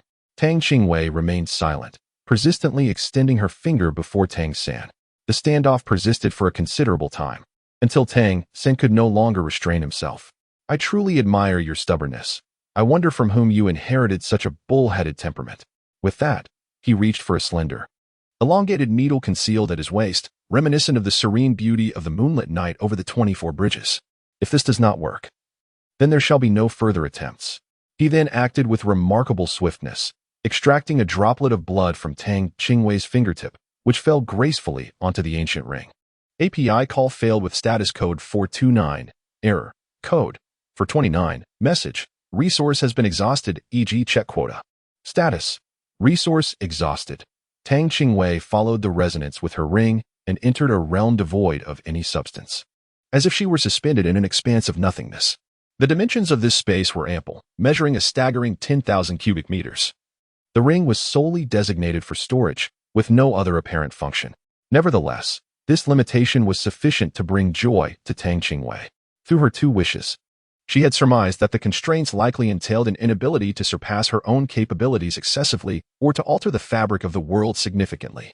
With these realizations in mind, she finally found the leisure to attend to Tang San, exclaiming with delight, "How magnificent! At least 10,000 cubic meters." API call failed with status code 429. Error, code, for 29, message, resource has been exhausted, e.g. check quota. Status, resource exhausted. API call failed with status code 429. Error, code, for 29, message, resource has been exhausted, e.g. check quota. Status, resource exhausted. Tang lightly scratched the back of his head, contemplating that perhaps, once he utilized the final petal, all the wishes he had made through it would vanish entirely. His martial soul would also fade away. API call failed with status code 429, error, code, for 29, message, resource has been exhausted, e.g. check quota. Status, resource exhausted. API call failed with status code 429, error, code, for 29, message, resource has been exhausted, e.g. check quota. Status, resource exhausted. Tang San shook his head helplessly, deciding it would be best for him to keep a close watch himself. Chapter 51, Confronting Yun Wu. Soon, the time agreed upon with the shopkeeper arrived. Early that morning, as dawn began to break, Tang Qingwei rose from his slumber. Tang San was momentarily taken aback, surprised that his sister, who usually cherished her slumber, had risen so early today. "Shall we go?" he inquired. The shopkeeper, upon seeing the two esteemed guests arrive, hurriedly emerged from the front desk, his face alight with joy. "Ah, you two have come quite early today. Everything has been prepared. Would you prefer it to be delivered to your courtyard? Is there enough space in the courtyard?" Tang San asked. Tang nodded slightly and casually inquired, "Certainly. Your courtyard is exceptionally spacious. If necessary, we can also place it indoors." The courtyard rented by the two of them was indeed quite expansive, with no neighbors nearby, and the open area in front of the door was practically available for use. API call failed with status code 429, error, code, for 129. Message, resource has been exhausted, e.g. check quota. Status, resource exhausted. Tang San's gaze flickered as he struggled to swallow, truly having absorbed it all. "Xiaolian, is this sufficient?" He pondered silently. This is hardly enough. However, it should suffice for dealing with that system, the seven-colored lotus gasped, startling Tang Qingwei into instinctively clutching his coin pouch. Thankfully, if it proves insufficient, he could always procure more gradually in the future. For now, the priority was to resolve matters with the system and Yunwu. Brother, let us return. Tang lightly extended her petite hand, tiptoeing as she waved it playfully before Tang San, inquiring, are we returning now? API call failed with status code 429. Error. Code 429. Message. Resource has been exhausted, e.g. check quota. Status. Resource exhausted. Upon hearing these words, Tang San felt as if his head was buzzing. The notion that Xiao Wu could return to her own body filled him with anticipation as her image vividly materialized in his mind. Upon returning to the dormitory, he fortuitously encountered Yunwu, who had just arrived as well. Seeing Tang San, Yunwu's eyes sparkled with delight. Xiao San, she exclaimed. The teacher was just speaking of you, and I never expected to see you so soon upon my return. Tang Qingwei had long anticipated the expulsion of Yunwu. Now that the opportunity had presented itself, she was impatient to dally, summoning the seven-colored lotus without hesitation. Yunwu halted in her tracks, hastily retreating several steps to create distance between them. Her brows furrowed in indignation as she exclaimed, why have you suddenly chosen to act against me without reason? Tang Qingwei remained silent, yet the ferocity of her subordinates' attacks intensified. Seizing the moment while Yunwu was ensnared by Tang Qingwei, the seven-colored lotus transformed into a brilliant white light, swiftly enveloping Yunwu entirely. Warning! Warning!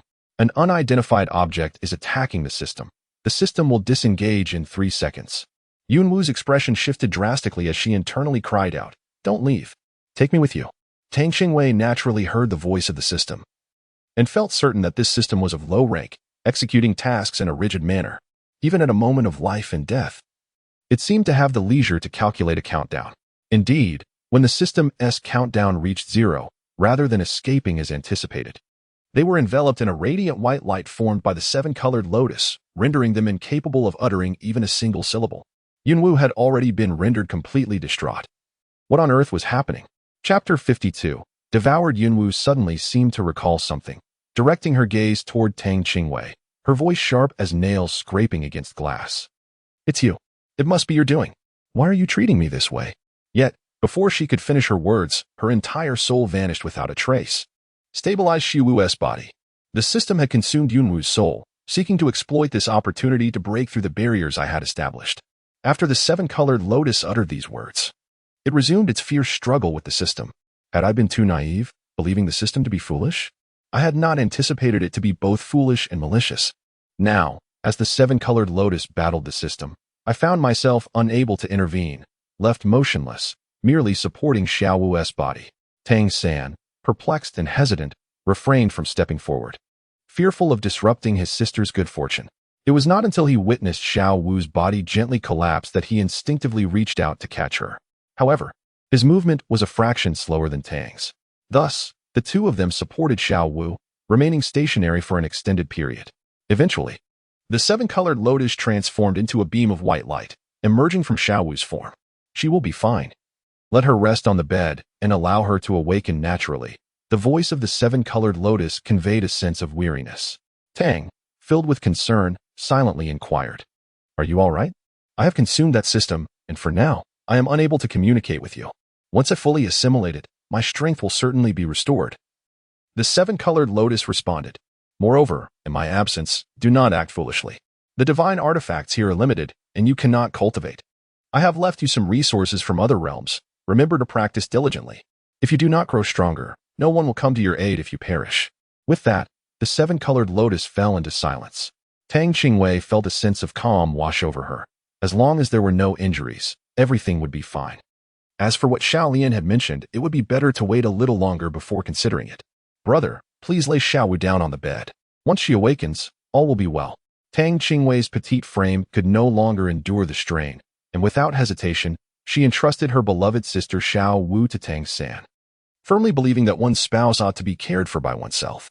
Outside the dormitory, a flurry of voices echoed, and as Tang Qingwei reclined on her bed in a relaxed position, she speculated that it must be Wang Xing and his companions returning.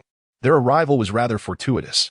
As soon as they reached the doorway, they fell silent, their mouths agape in astonishment. Tang San gently cradled Xiao Wu, preparing to lay her upon the bed. At that moment, Xiao Wu lay with her eyes tightly closed, appearing completely oblivious to her surroundings. Her attire was disheveled, and her delicate, fair face bore a faint blush. It was Wang Xing who first regained his composure, lowering his voice to say, "I apologize. My apologies for the interruption." With that, he swiftly closed the door of the dormitory, hastily leading the others away, leaving Tang San in an awkward predicament, holding Xiao Wu and unsure of what to do. The 4-year-old Tang Qingwei should be overlooked, as she remained an innocent child, oblivious to the complexities surrounding her. After a considerable time had passed, Xiao Wu finally stirred, her eyes fluttering open in a daze. "You're awake? How do you feel?"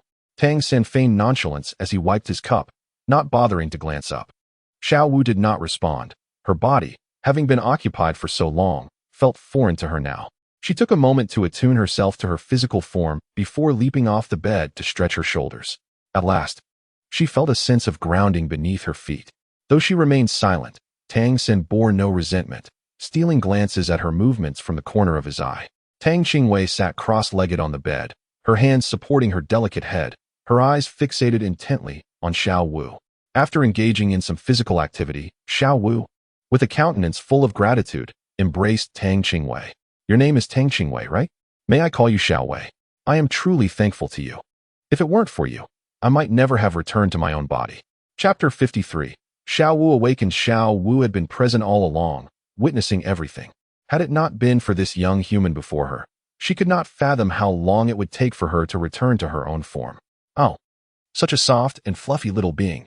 The sensation of holding you is simply delightful." Tang San wore a gloomy expression, after all. He was the one who had carried her to bed. Why did she not express her gratitude?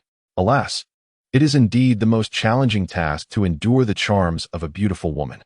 Tang's delicate little head rested on Xiao Wu's shoulder, as he playfully made faces at Tang San, embodying a whimsical demeanor. After enjoying the embrace of the little bundle for a moment longer, Xiao Wu finally remembered Tang San and, turning away, waved from a distance to express her gratitude. Tang San was filled with confusion, pondering why his sister received such affectionate gratitude, while he was met with mere distance. Surely, it was not too much to expect at least a heartfelt acknowledgement from her. Must she express her thanks from across 2 beds, as if he were untouchable? Upon hearing Xiao Wu's inner thoughts, he realized she had misunderstood his feelings, believing he harbored disdain for her, which was why she kept her distance. "Ah, so you are indeed the true Xiao Wu," Tang San remarked with a light cough, deliberately revealing his awareness of her predicament. Indeed, Xiao Wu's eyes widened in surprise as she glanced back and forth between Tang Qing and Tang San, finally exhaling a sigh of relief. "So both of you are aware. I thought only the little dumpling knew that woman was not me." As she spoke, her posture relaxed, settling casually on the edge of her bed. "That woman, I wonder where she came from. She's utterly infuriating, engaging in foolish antics that have tarnished my reputation. Oh, and to add insult to injury, she even made me acknowledge a master. Sigh. As a soul beast, I have taken a human as my master. If De Ming and Air Ming found out, they would surely mock me. After all, a master is not someone one can casually recognize. Any soul master, regardless of whether they graduated from an academy, is permitted to acknowledge only one master. Failing to do so would lead to societal scorn. Now that I have taken human form, I must adhere to the rules of humanity." Tang San originally intended to offer some words of comfort, but to his astonishment, he overheard a staggering secret. Xiao Wu was, in fact, a soul beast. Was she akin to her mother? This revelation inevitably drew him closer to her. The master was quite remarkable. His theories were indeed of an invincible nature. Is it not essential for a mentor to possess such wisdom to enlighten and guide us? The knowledge imparted is undoubtedly the most beneficial for our growth. Tang San gazed gently at Xiao Wu, offering words of solace. "Indeed, you are right." Later that night, in the 7th dormitory, as everyone else slumbered, Tang quietly began to examine the items left for him by the 7-colored lotus. To his surprise, he discovered a cultivation technique, an alchemical art acquired by the 7-colored lotus from other realms. From Xiao Lian's message, he learned that this technique had been modified. It synergized with the martial soul cultivation in this world, enhancing not only the physical strength, but also accelerating her absorption of soul power. Most remarkably, she would no longer need to worry about soul rings. Upon reaching the required level, the most suitable soul ring would naturally manifest for her. The grading of this alchemical art was categorized by tiers. The first tier corresponded to the physical strength of a soul master, the second tier to that of a soul master, and so forth, culminating in the ninth tier, which represented the peak physical strength of a titled Douluo, an unparalleled being. The specifics of these divisions were left for the practitioner to discern through their own comparisons. Following this was the opening of the Tao, signifying the divine in the Douluo world. Of course, the physical strength denoted by these tiers specifically referred to the might of offensive soul masters. API call failed with status code 429. Error. Code. For 29. Message. Resource has been exhausted, e.g. check quota. Status. Resource exhausted, Tang San. Sensing the commotion from the adjacent bunk, felt a tinge of unease and quietly followed his sister outside. Chapter 54. Refining Essence and Transforming Marrow. There. He beheld Tang Qingwei seated amidst the flower bed, faint ripples of soul power emanating from her. He couldn't help but marvel at this lazy girl, who, instead of sleeping, had chosen to cultivate her skills. Had she been spurred by some stimulus today? Since he was already out, Tang San resolved not to return. He found a suitable spot and began to meditate, for with his sister exerting such effort, he, as her elder brother, could not afford to lag behind. In the early morning at Nodding School, the grounds were sparsely populated, and the air was exceptionally refreshing. Tang Qingwei finally emerged from her cultivation, exhaling a breath of stale air, feeling invigorated and entirely free from fatigue. The weariness from her earlier tussle with Yun Wu had dissipated completely. Upon inspecting her own condition, she was pleasantly surprised to discover that her soul power had reached the 14th level, and remarkably, her refining technique had ascended to the second tier overnight. How astonishing! However, what Tang Qingwei was unaware of was that while the cultivation of the refining technique indeed accelerates the speed of soul power enhancement, it does not typically result in such a terrifying rate of advancement, one level in a single day. The reason for her sudden breakthrough to the second tier was that this was her inaugural experience with cultivation, and the celestial energy absorbed by the refining technique had fused with the soul power she had previously cultivated, necessitating a greater influx of celestial energy during this process of integration. Tang Qingwei's delicate form was cleansed by the pure essence of the heavens and earth, inadvertently undergoing a profound metamorphosis that expelled impurities from her body and enhanced her physical strength. In this fortuitous circumstance, her soul power experienced a remarkable leap forward. Now, the resilience of Tang Qingwei's body rendered Tang San's attempts to draw blood with a long needle futile. However, after the initial surprise, she detected an unpleasant odor. Upon glancing down, she discovered that her hand was covered with a layer of dark substance. Rolling up her sleeves, she confirmed that her arms bore the same unsettling coating. Tang swiftly darted towards the washroom like a fleeting breeze, leaving the passing students bewildered, scarcely able to discern who it was. All they perceived was a small, shadowy figure racing past them. Startled, their faces turned pale, and they fled in a cacophony of screams, convinced they had encountered a ghost. Consequently, the tale of the haunted washroom spread far and wide, becoming a hallmark of Nodding Academy. The bond between Xiao Wu and the Tang siblings deepened profoundly, forged by their shared secret. When Wang Sheng observed the trio laughing and conversing, a moment of surprise flickered across his face, only to be replaced by understanding as he recalled a previous scene. After all, they were like family. How could their relationship be anything but harmonious? Oh, the age-old truth that heroes often falter in the presence of beauty. Wang Sheng sighed, shaking his head. The trio hardly attended classes at the academy. For to Tang San and Xiao Wu, the Master's teachings were far more invaluable than the foundational theories imparted by the Academy's instructors. Since Tang Qingwei commenced his practice of the refinement technique, he seldom indulged in sleep, often substituting it with his cultivation. API call failed with status code 429. Error. Code. For 29. Message. Resource has been exhausted, e.g. check quota. Status. Resource exhausted at this moment. Tang San and Xiao became the best of rivals. Xiao was rather pleased with this arrangement, as she had always harbored a fondness for Tang Qingwei, particularly since he had once been her savior. Such a trivial matter was undoubtedly her duty. However, upon witnessing Xiao Wu's enthusiastic agreement, Tang San couldn't help but display a look of sympathy, aware that the young girl could be rather ruthless in her approach. He had experienced her tenacity firsthand during their time in Holy Soul Village. Just as he was feeling pity for Xiao Wu, Tang Qingwei's voice rang out once more. Brother, why don't you and Sister Xiao Wu practice with me? It seemed there was no escaping this fate. With a wry smile, Tang San could only nod in acquiescence. After all, she was his sister. Xiao Wu, puzzled by Tang San's expression, discreetly poked him and whispered, "What's wrong with you?"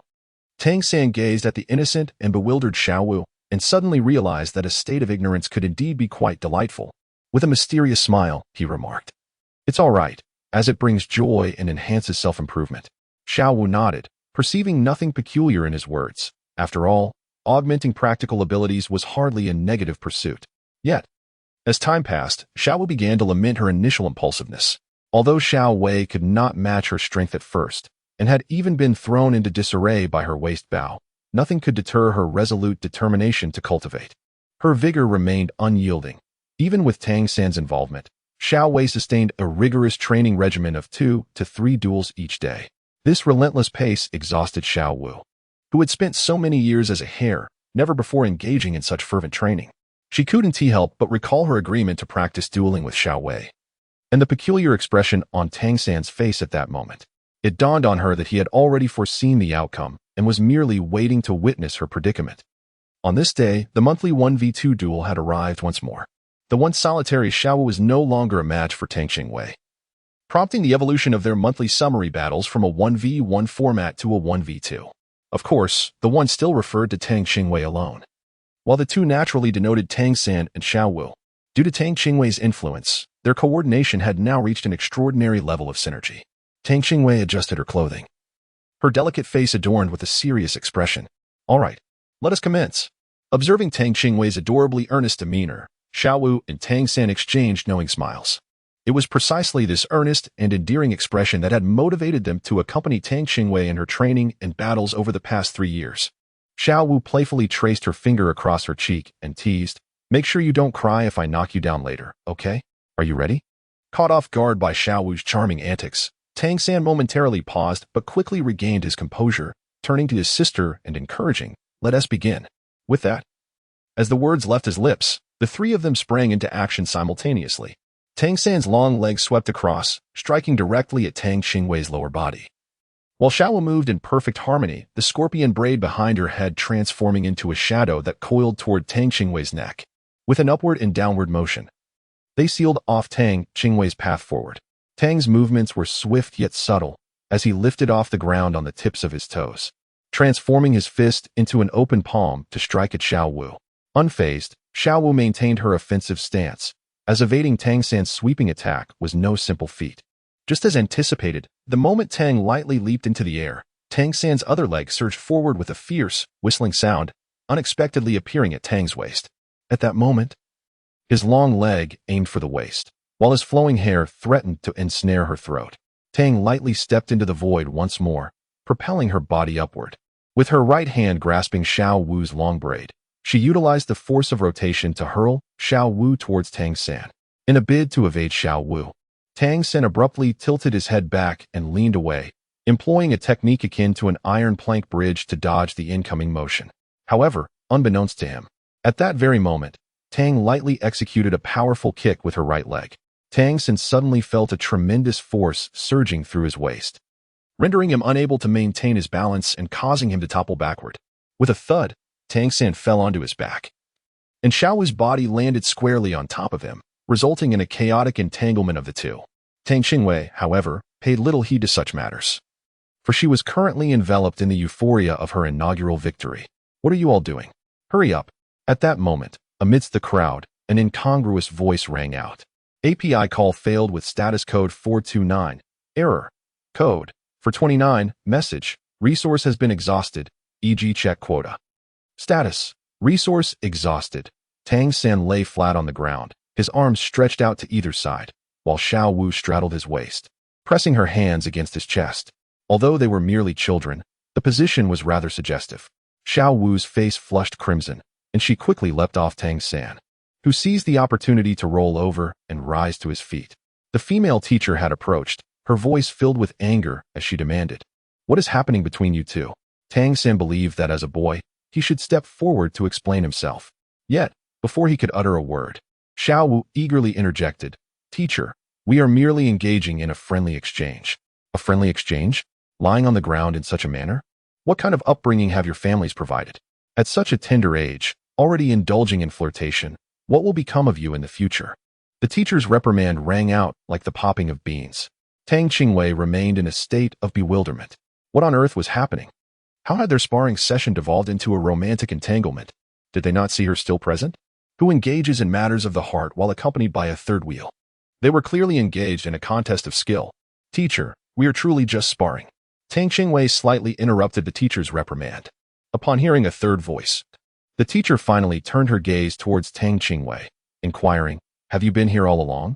There was a hint of uncertainty in her tone, as she indeed had not noticed Tang Qingwei moments ago. Tang lightly nodded, affirming her presence. Indeed, I have always been here. Am I not too old for you to notice me, teacher? The female teacher, feeling somewhat awkward, cleared her throat and chose not to dwell on the disrespect implied in Tang's words. Well, as long as you are fine, I shall take my leave. She herself felt a bit embarrassed, having misunderstood the child and reprimanded her unnecessarily. Chapter 55. Outside Soto City. Thanks to the past 4 years of training with Tang San and Xiao Wu, Tang's soul power has now reached the impressive level of 30. In the span of 4 years, Tang San and Xiao Wu have grown to 10 years of age, while Tang is now 8.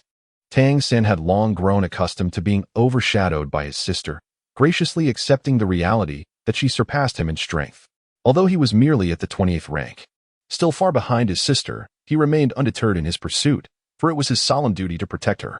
Xiao Wu, observing the extraordinary training pace of the Tang siblings, couldn't he help but internally lament, wondering who truly was not human. As the little one seemed to cultivate even faster than herself, a soul beast, despite having undergone the process twice. Her relentless dedication as a training partner had only brought her to the same 28th rank. Nonetheless, her complaints were overshadowed by genuine happiness for the duo. When the master first heard that Tang Qingwei had reached the 30th rank, he was so astonished that he tumbled from his chair. An 8-year-old soul master? It was utterly unprecedented. What was even more remarkable was that Tang Qingwei did not need to hunt soul beasts. She encountered no bottlenecks. Once she reached a certain level, the most suitable soul ring for her to absorb would automatically manifest. The master was eager to study Tang Qingwei further, but ultimately restrained himself. After all, she was the treasured younger sister of his 2 disciples, and daring to harm even a single hair on her head would undoubtedly result in dire consequences. In moments of respite from their training, Tang San would also venture to his rented courtyard to embark on his endeavors in crafting hidden weapons. One day, the master summoned the 3 of them together and solemnly declared, "At Nodding Academy, you have gleaned all that you can. This is not the place for your continued growth." He placed a piece of paper with an address before them. Shrek Academy? The name struck a familiar chord, and Tang San's expression shifted subtly, recalling that it was the very institution mentioned by Yun Wu. Teacher, what is so special about this academy? Tang San inquired with curiosity. The master smiled gently but did not directly address his question, instead cryptically replied, "You shall discover its wonders once you arrive." Tang Qingwei held no particular opinions on the matter. After all, she would have to go eventually, so what difference did it make whether it was sooner or later? Having resided here for 8 long years, she could scarcely recall the original storyline of Douluo continent, remembering only a handful of pivotal characters, while the rest had nearly faded from her memory. In the woods outside Soto City, 3 small figures descended from a fluffy yellow cloud. How incredibly convenient! Like a precious treasure, Xiao Wu affectionately patted the nimbus cloud, expressing her awe. Not long ago, when Tang Qingwei summoned a cloud and even mounted it, she had left her entire rabbit self in astonishment. Having lived for 10,000 years, she had never encountered such a marvelous means of transport, summoned at will and dismissed just as easily, both practical and efficient. Tang lightly glanced at the piles of awakening stones within her storage ring, and upon hearing Xiao Wu's description, she couldn't help but feel a wave of exasperation. Today, she realized that the phrase summoned at will was indeed meant in this manner. The 3 of them followed the directions and arrived at Shrek Academy. "Brother, look over there. There's a quaint little village." Tang San followed the direction pointed out by his sister and beheld a small village approximately a mile ahead. With the keen vision afforded by his purple extreme magic eyes, he could distinctly discern that the village comprised roughly 100 households, somewhat smaller in scale compared to the Holy Soul Village. Tang San smiled and said, "Let us inquire within. Perhaps the villagers possess knowledge of the whereabouts of Shrek Academy." Surely, a Soul Master Academy of such renown would not be unknown. The trio quickened their pace, hastening towards the village. Upon nearing, both Tang San and Xiao Wu sensed an unsettling discrepancy. Could it be? Xiao Wu gazed in astonishment at the signboard. then turned back to glance at Tang San and Tang Qing, both of whom were equally taken aback. Tang Qingwei discerned the inscription on the plaque as soon as she beheld the village, and she was not taken aback by it. Is there really no one signing up? Could we have taken a wrong turn? Xiao Wu remarked with a hint of hope. Chapter 56, The Rose Hotel. It states here that the registration is scheduled for tomorrow. Tang lightly gestured towards the paper affixed to the door, which fluttered in the breeze. With a gust a tad stronger, it might take flight. We arrived early. Let us venture into Soto City to seek a place to rest. Tang San observed that given the circumstances, it would be more prudent to seek accommodation within the city first. He reasoned that registering the following day would yield the same outcome. Tang Qingwei and Xiao Wu held no objections. They were eager to witness the splendor of Soto City. The three of them strolled leisurely into the city. Soto City was considerably larger and more vibrant than Nodding City, with patrolling soldiers visible at every turn and a bustling crowd flowing incessantly through the streets. They decided to have a light meal before searching for a temporary place to stay. Amidst the lively thoroughfare, a uniquely designed hotel caught Xiao's attention. The establishment boasted 3 stories. While its size was modest, its exterior was adorned in a striking rose red, and the architectural style resembled a grandiose rose in full bloom, instantly captivating the eye. The Rose Hotel? Tang Qingwei wore a perplexed expression as she turned to look at Tang San and Xiao Wu, who astonishingly showed no reaction whatsoever. Everything appeared as usual. Upon seeing Tang Qingwei's odd demeanor, they both expressed concern, asking her if she was all right and whether she felt unwell. Perhaps it was her impure thoughts that led her astray. She felt guilty for associating such suggestive names with a couple's hotel from her past life. Perhaps she was simply hungry. At her level, it was nearly impossible to fall ill, so she casually fabricated an excuse. Now it was their turn to regard her with strange looks. Tang San, struggling to speak, remarked, "Xiao Wei, didn't we just eat?" He cautioned against gluttony. Well, it seemed she had acted foolishly once again. Feeling withdrawn, she chose to remain silent and strode towards the hotel. As soon as she entered the Rose Hotel, she was greeted by an overwhelming scent of roses. A shiver ran down her spine. It wasn't he that she disliked the fragrance, but rather that it struck her as oddly peculiar. Was it merely her overactive imagination? Although she had never visited a couple's hotel in her past life, the decor and ambience depicted on television bore an uncanny resemblance to this establishment. Tang San approached the counter and requested, "Could you please provide us with 3 rooms?" The attendant behind the counter promptly stood up, glancing at Tang San, then at Xiao Wu and Tang Qingwei, a hint of envy shimmering in his eyes. "Sir, are you truly certain you wish to reserve 3 rooms?" A chill coursed up Tang Qingwei's spine as she felt the gaze of the waiter upon her. Tang San nodded slightly. Was there something amiss? A hint of ambiguity flickered in the server's eyes as they replied, "I apologize, but we only have 1 room left." Damn, I knew it. This hotel has issues. It's certainly not that she is too lewd. Tang Qingwei silently cursed in her heart, yet her face betrayed no emotion. "Brother, I just remembered that I have something I forgot to bring. You all check in first, and don't worry about me. I will wait for you at the entrance of Shrek Academy tomorrow." Without waiting for Tang San's reply, she swiftly dashed away, disappearing from sight. Tang San shook his head in resignation, recognizing the girl as persistent impulsiveness. Fortunately, Tang Qingwei had managed to flee quickly. Otherwise, it would have been utterly embarrassing for him. What kind of people are these? I am merely 8 years old, yet I am subjected to such scrutiny. I truly wish I could demolish that so-called hotel. In comparison, I am as pure as spring water. As for Sister Xiao Wu and her brother, she dismissed them. What danger could 2 innocent souls possibly face? Chapter 57. Shrek Academy. The following morning, when Tang Qingwei returned after completing her shopping, a considerable crowd had already gathered at the entrance of the academy. "Xiao Wei, over here." Xiao Wu, with her keen eyes, spotted her immediately. Tang nodded slightly, indicating his understanding, and took a few steps forward. "You all arrived quite early," he remarked. "You, my dear, haven't you slept at all? Why are you still up so late?" It was only yesterday that Tang San discovered the room was a couple's suite, and his sister had vanished without a trace. Fortunately, Xiao Wu was carefree and did not dwell on such matters. Otherwise, the situation would have been rather awkward. "Hee, I bought a few things." At that moment, there were approximately 100 registrants ahead of them, many of whom wore frowns and murmured complaints. One of the boys in front of Tang San, and Xiao Wu had his parents accompanying him. The boy's mother exclaimed, "Is this really the so-called Soul Master Academy? The one that boasts graduates can become viscounts of the empire?" The boy's father, somewhat uncertain, replied, This is what the Spirit Hall representatives claimed. It should be accurate, right? Yet, this academy does seem rather shabby. The boy protested, "Dad, I don't want to study here. It's too embarrassing. I'd rather attend the Soto Intermediate Soul Master Academy. After all, I was considered a genius back in the primary academy." The father frowned and said, "Since we are already here, let us wait a bit longer. This might be a test. Perhaps the Real Academy is not located here." Similar conversations echoed among the crowd of waiting individuals, with disappointment etched on the faces of most youths and their parents.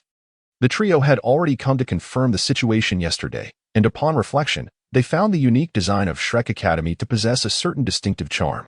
A multitude of students queued ahead of them, and due to the high elimination rate, the verification process was notably brisk. Tang lightly leaned forward to gaze at the front of the line, where an elderly man, appearing rather lethargic, sat behind a desk, responsible for accepting registrations. His attire, if one were to describe it favorably, could be deemed simple. However, he resembled more a village elder than a dignified figure, lacking the vitality even of the old village chief from Holy Spirit Village. At that moment, a boy with dual pupils approached the desk to register. The old man, in his languid manner, stated, "The registration fee is 10 gold soul coins. Simply place them in that box." The boy complied, depositing 10 gold soul coins into the wooden box. He then extended his hand towards the old man, who examined it briefly, nodded, and remarked, "Your age is appropriate. Now, release your martial soul."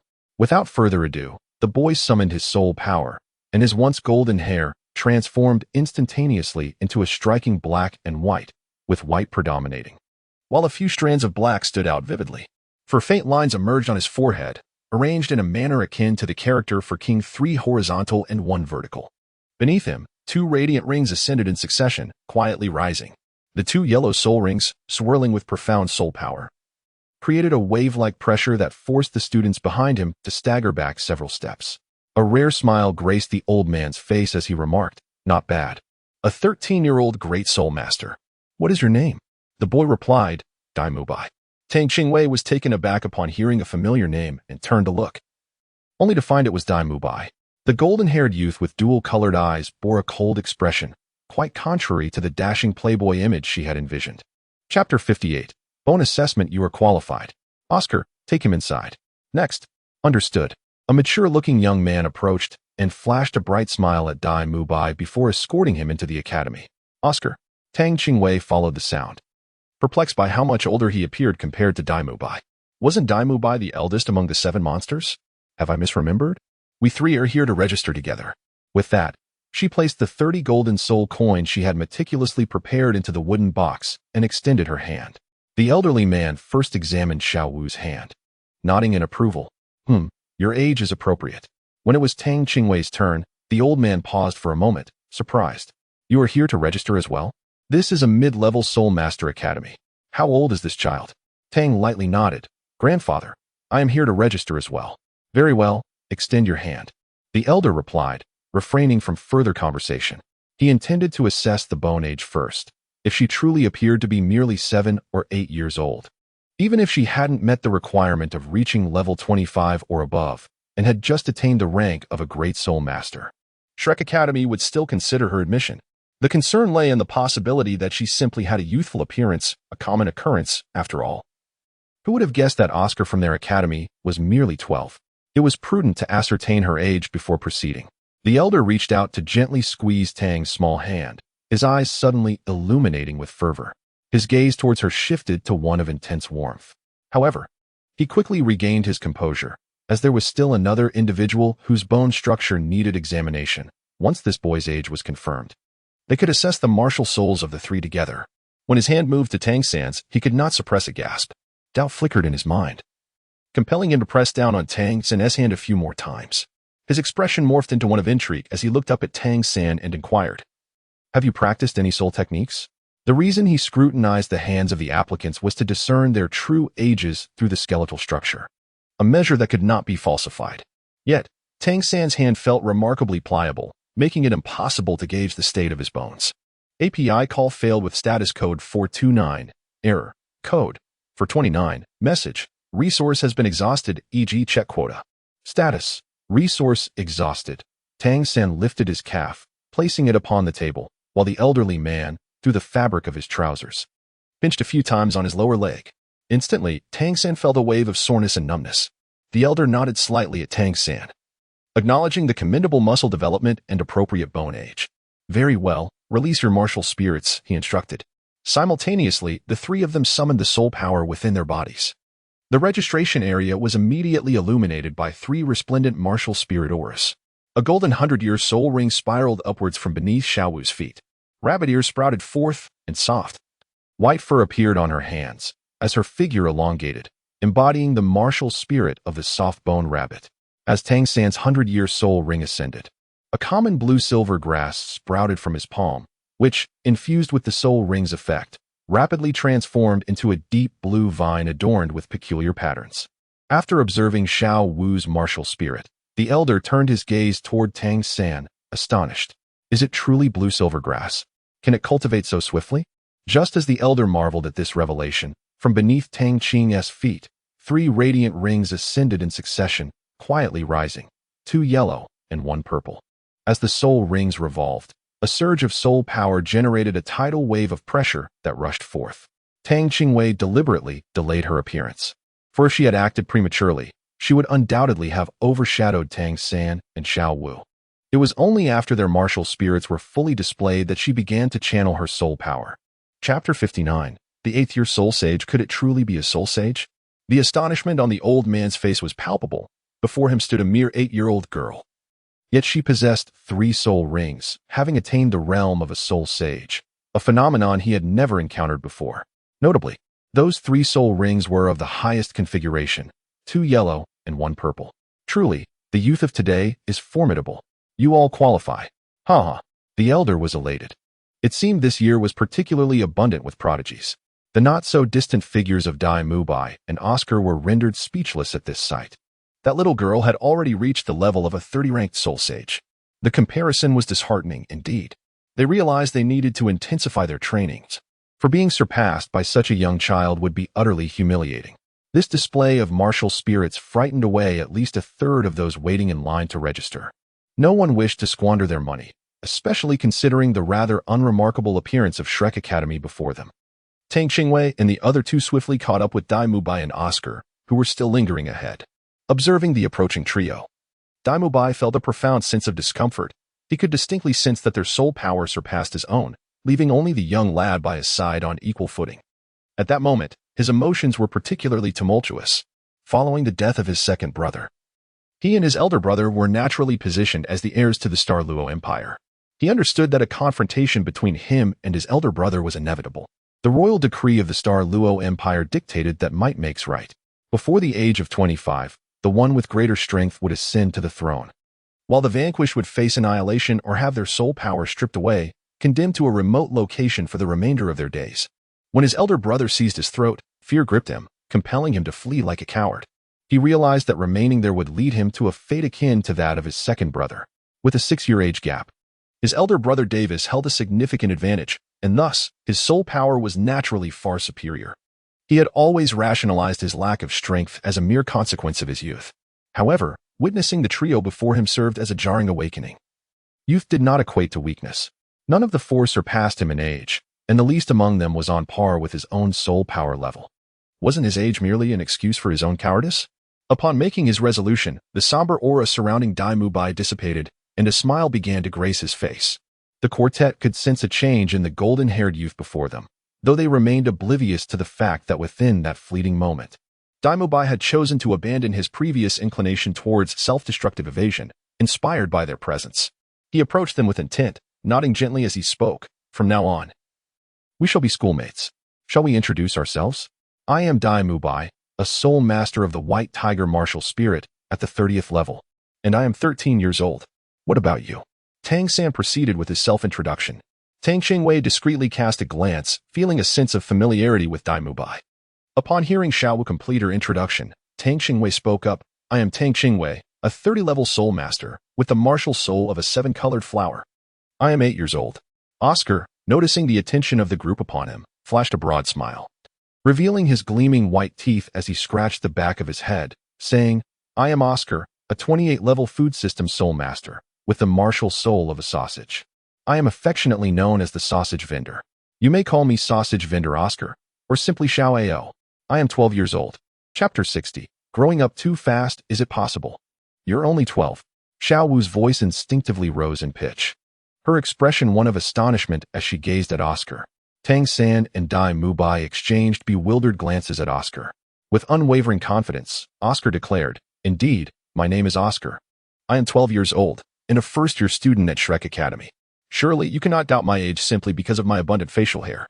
After a moment of speechlessness, Tang San glanced at Oscar's thick beard, astonished to realize that this 12-year-old boy was already sporting facial hair. "Are you truly only 12? Dai Mubai could not restrain his curiosity. Oscar nodded affirmatively once more. "Of course, I am a student at the academy. You may inquire with anyone, and they will confirm that I am indeed 12 years old." Tang San pondered quietly to himself. A 12-year-old lad with such an impressive growth of facial hair could certainly be deemed an extraordinary anomaly. After the group had introduced themselves, they continued their ascent for a short while until Oscar led them to a clearing. Surrounded by wooden cabins, this space appeared to span approximately 500 square meters. Perfectly situated at the heart of Shrek Academy, those who had successfully passed the preliminary examination were lined up ahead, their evident soul power fluctuations causing the air to tremble irregularly. Oscar pointed towards the candidates awaiting their turn, instructing, "You will conduct your second examination here. The teachers will guide you on what to do next. I must attend to my business now." With that, he hurried away, and the others followed his directive, forming a queue behind the candidates in front of them. The second examination was exceedingly simple. One merely needed to channel their soul power into a white crystal sphere. Those with a soul power below the 25th level were required to pass each stage individually, while those who had attained the 25th level and above could proceed directly to the final assessment.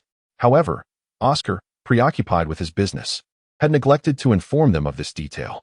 An older teacher presented the white crystal sphere before Tang San, instructing him, "Please infuse it with your soul power." Tang lightly nodded. She recognized the crystal ball, having encountered it during her initial awakening. However, the one she had seen then was blue, while this one was a brilliant white. Without further inquiry, she accepted the white crystal and directly infused it with her soul power. In an instant, a radiant white light emanated from the crystal in her hand, causing it to shine with a brilliance akin to that of a diamond. The intense glow illuminated every facet of the crystal, ultimately bursting forth from the sphere itself. The teacher responsible for the assessment was taken aback, his expression shifting dramatically. "Who brought you here? Why did you not inform me that you had reached level 30? Tang Qingwei felt a rush of panic. Could it be that she would have to pay for the damages? It was Oscar who brought her here. This was not her fault. The crystal ball was clearly of inferior quality, and she refused to take responsibility for it. Tang Qingwei quickly shifted the blame onto Oscar. Despite holding her head high and feigning calmness, her erratic gaze betrayed her lack of confidence. The older teacher, initially fuming, was taken aback. This little girl was indeed quite the money-obsessed character. He redirected his anger towards Oscar, realizing that the latter had been well aware that the white crystal was meant for soul power testing below level 30. If the soul power exceeded 30, the crystal would shatter. How could he not have warned him beforehand? Now, he had ruined a crystal ball, and the principal, that scoundrel, would likely deduct the cost from his salary. Enough, enough. If your soul power exceeds 25, proceed to the fourth assessment without wasting any more of my time," the older teacher said with a resigned wave of his hand. His words were directed at Tang San and Xiao Wu, as the girl who had just shattered the crystal was with them, implying that one among them might possess considerable talent. However, to his surprise, all four stepped forward from the queue, bowed, and then made their way directly into the village. The testing teacher's face reflected an uncontainable astonishment. "Four of them? Excellent. This year, I might finally receive a pay raise." There was no need for a guide. The village had signposts, leading the group to another open area. This space was significantly smaller than the one from the second trial, approximately 200 square meters. A middle-aged man, appearing to be in his 50s, was seated in a chair, dozing off. Their footsteps likely roused him. We have visitors for the fourth trial this year? And there are 4 of you?" The man blinked awake, astonished at the sight of the 4 young individuals, as if he had encountered something extraordinary. "Yes, the teacher from the second trial instructed us to come directly here," Dai Mubai, the eldest among them, volunteered. Upon hearing this, the man's eyes lit up, and he sprang to his feet. Initially, his seated position concealed his height, but as he stood beside Tang San, it became evident that this middle-aged man was nearly of the same stature as the 10-year-old boy. His short frame did not appear frail. Broad shoulders reminiscent of a fortress and a physique that seemed forged from steel exuded strength. Though his expression was amiable, his muscular build emanated an undeniable aura of intimidation. All four of you exceed level 25? Impressive. It seems there are quite a few little prodigies this year, the man remarked, clearly pleased with the group. This will be your final trial. If you pass my test, you will officially become members of Shrek Academy. However, my assessment is not so easily passed. Practical experience is essential for every soul master. My evaluation will focus on your capabilities in this regard. After a brief pause, he continued, I am Zhao Wujin, a soul sage at level 74. Since you four have already bypassed the second and third trials, I shall personally accompany you through this challenge. You have 1 incense stick's worth of time to familiarize yourselves and strategize. After that, the test will commence. The task is to withstand my attacks for the duration of an incense stick. As long as one of you can endure until the end, you will pass. I hope you understand that attempting to cut corners will be futile. No one can escape this range with speed alone. Moreover, relying solely on individual strength will not suffice to withstand my assault. Coordinated teamwork is your only path to success. Having delivered this message, he produced an incense stick from seemingly nowhere, igniting it with a flick of his fingers, and planted it firmly into the ground without a tremor. After completing this, Zhao Wujin returned to his chair and closed his eyes, resuming his slumber. The pupils of the four contracted almost simultaneously, level 74. In their minds, they believed that not only were they below level 30, but even a soul sage could move effortlessly amidst an army of thousands. Xiao Wu exclaimed in disbelief. He*s level 74? Yet he looks much younger than the teacher at the entrance. Dai Mubai cast a glance at Tang Qingwei, reflecting. Age has never been a reliable indicator of ability. Tang appeared utterly innocent and asked, Why are you looking at me? Shouldn't we first discuss our strategy? The others ceased their idle chatter, their expressions turning grave. Confronting a formidable soul saint of level 74 was no trivial matter. At present, they were only aware of the opponent's status as a soul saint, with no further information available. However, judging by the opponent's muscular physique, it could be surmised that he was likely a power-oriented soul master. If they wished to endure for the duration of a single incense stick, they must categorically avoid any direct confrontation with him. Tang San furrowed his brow in contemplation for a moment before speaking. Teacher Zhao is undoubtedly a power-type soul master, and thus his offensive and defensive capabilities must be extraordinarily formidable. We shall have to rely on our wits. Xiao Wu will engage from the flank to create a diversion, while I will focus on mitigating Teacher Zhao's attacks, attempting to restrain him as much as possible, simultaneously assisting Xiao Wu in her frontal assault. Brother Dai, I would appreciate it if you could take charge of the main offensive. Both Xiao Wu and Dai Mubai nodded in agreement, endorsing his proposal. After Tang San assigned tasks to several individuals, he turned to Dai Mubai and said, Xiao Wei's third soul skill, Heart Moves with Intent, is an auxiliary soul skill. It enables everyone to instantaneously shift in any direction and position within a radius of 600 meters, lasting for 5 minutes. This skill is designed to catch our opponents off guard, allowing us to exploit this window for an attack. 600 meters? Instantaneous shifting? 5-minute duration? Dai Mubai was utterly astonished, as if he were experiencing auditory hallucinations. He gazed incredulously at Tang Qingwei, having never encountered such a formidable auxiliary soul skill before. One should not underestimate the significance of this 5-minute shifting duration in the realm of combat, where circumstances can change in the blink of an eye. Its adept application can even lead to instant kills against equally matched soul masters. Even amidst a chaotic battle, this 5-minute window is sufficient to turn the tide. Time was of the essence, and they could only employ this straightforward tactic for the moment, facilitating subsequent agile maneuvers. The effectiveness would ultimately be validated through practical engagement. As long as the four of them could delay until the incense burned down completely, they would successfully pass and gain admission. Taking a deep breath, the four of them furrowed their brows, for they had never before faced such a formidable adversary, and now they had no choice but to confront it. Have you reached a consensus? Zhao Wujia's resonant voice echoed. The four turned to see that the incense on the ground had nearly burned to its end. Teacher, we are ready to begin. Tang San nodded slightly to Zhao Wujia. Zhao Wujia rose once more, interlocking his hands and flexing his wrists, producing a series of unsettling cracking sounds that reverberated ominously, intensifying the invisible pressure in the air. Suddenly, a fragrant incense materialized in his grasp. But before he could ignite it, Tang Qingwei had already taken the initiative. With the third soul skill, Heart's Desire, he raised his hand, summoning his martial spirit. And from beneath his feet emerged 3 soul rings, 2 yellow and 1 purple. For beams of white light were simultaneously released, enveloping the 3 individuals as well as himself. A wave of warm energy surged into them from their extremities, and they instantly perceived a peculiar force flowing within their bodies. With a mere thought, they could transport themselves to their desired location. Zhao Wujie, witnessing this extraordinary spectacle, found himself momentarily entranced. What soul skill is this? It is unlike anything I have ever encountered. Upon noticing the 2 yellow and 1 purple soul rings beneath Tang Qingwei's feet, he was momentarily struck dumb, pondering with hesitation. How old is that girl? Has she truly reached the rank of Soul Master? Soon, a look of unrestrained joy spread across his face. Ha ha ha, this is splendid. Old Flandra will surely be exhilarated by this news.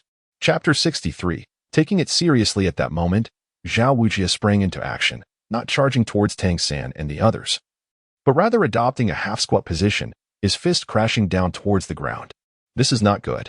With a soft exclamation, Tang San comprehended his opponent's intent the moment Zhao Wujie initiated his attack. Just as he intended to warn his sister, he turned only to find her absence. When they met again, his sister had already approached Zhao Wujie, her right leg launching a swift strike, causing the air to hum with tension. Zhao Wujie's expression remained unchanged as he raised his left arm to block. With a clenched fist, he advanced rather than retreating, stepping forward to aim a punch directly at Tang Qingwei's throat. However, just as he neared, he abruptly altered his stance, transforming his fist into an open palm directed at Tang Qingwei's shoulder. The impact resonated as their limbs collided.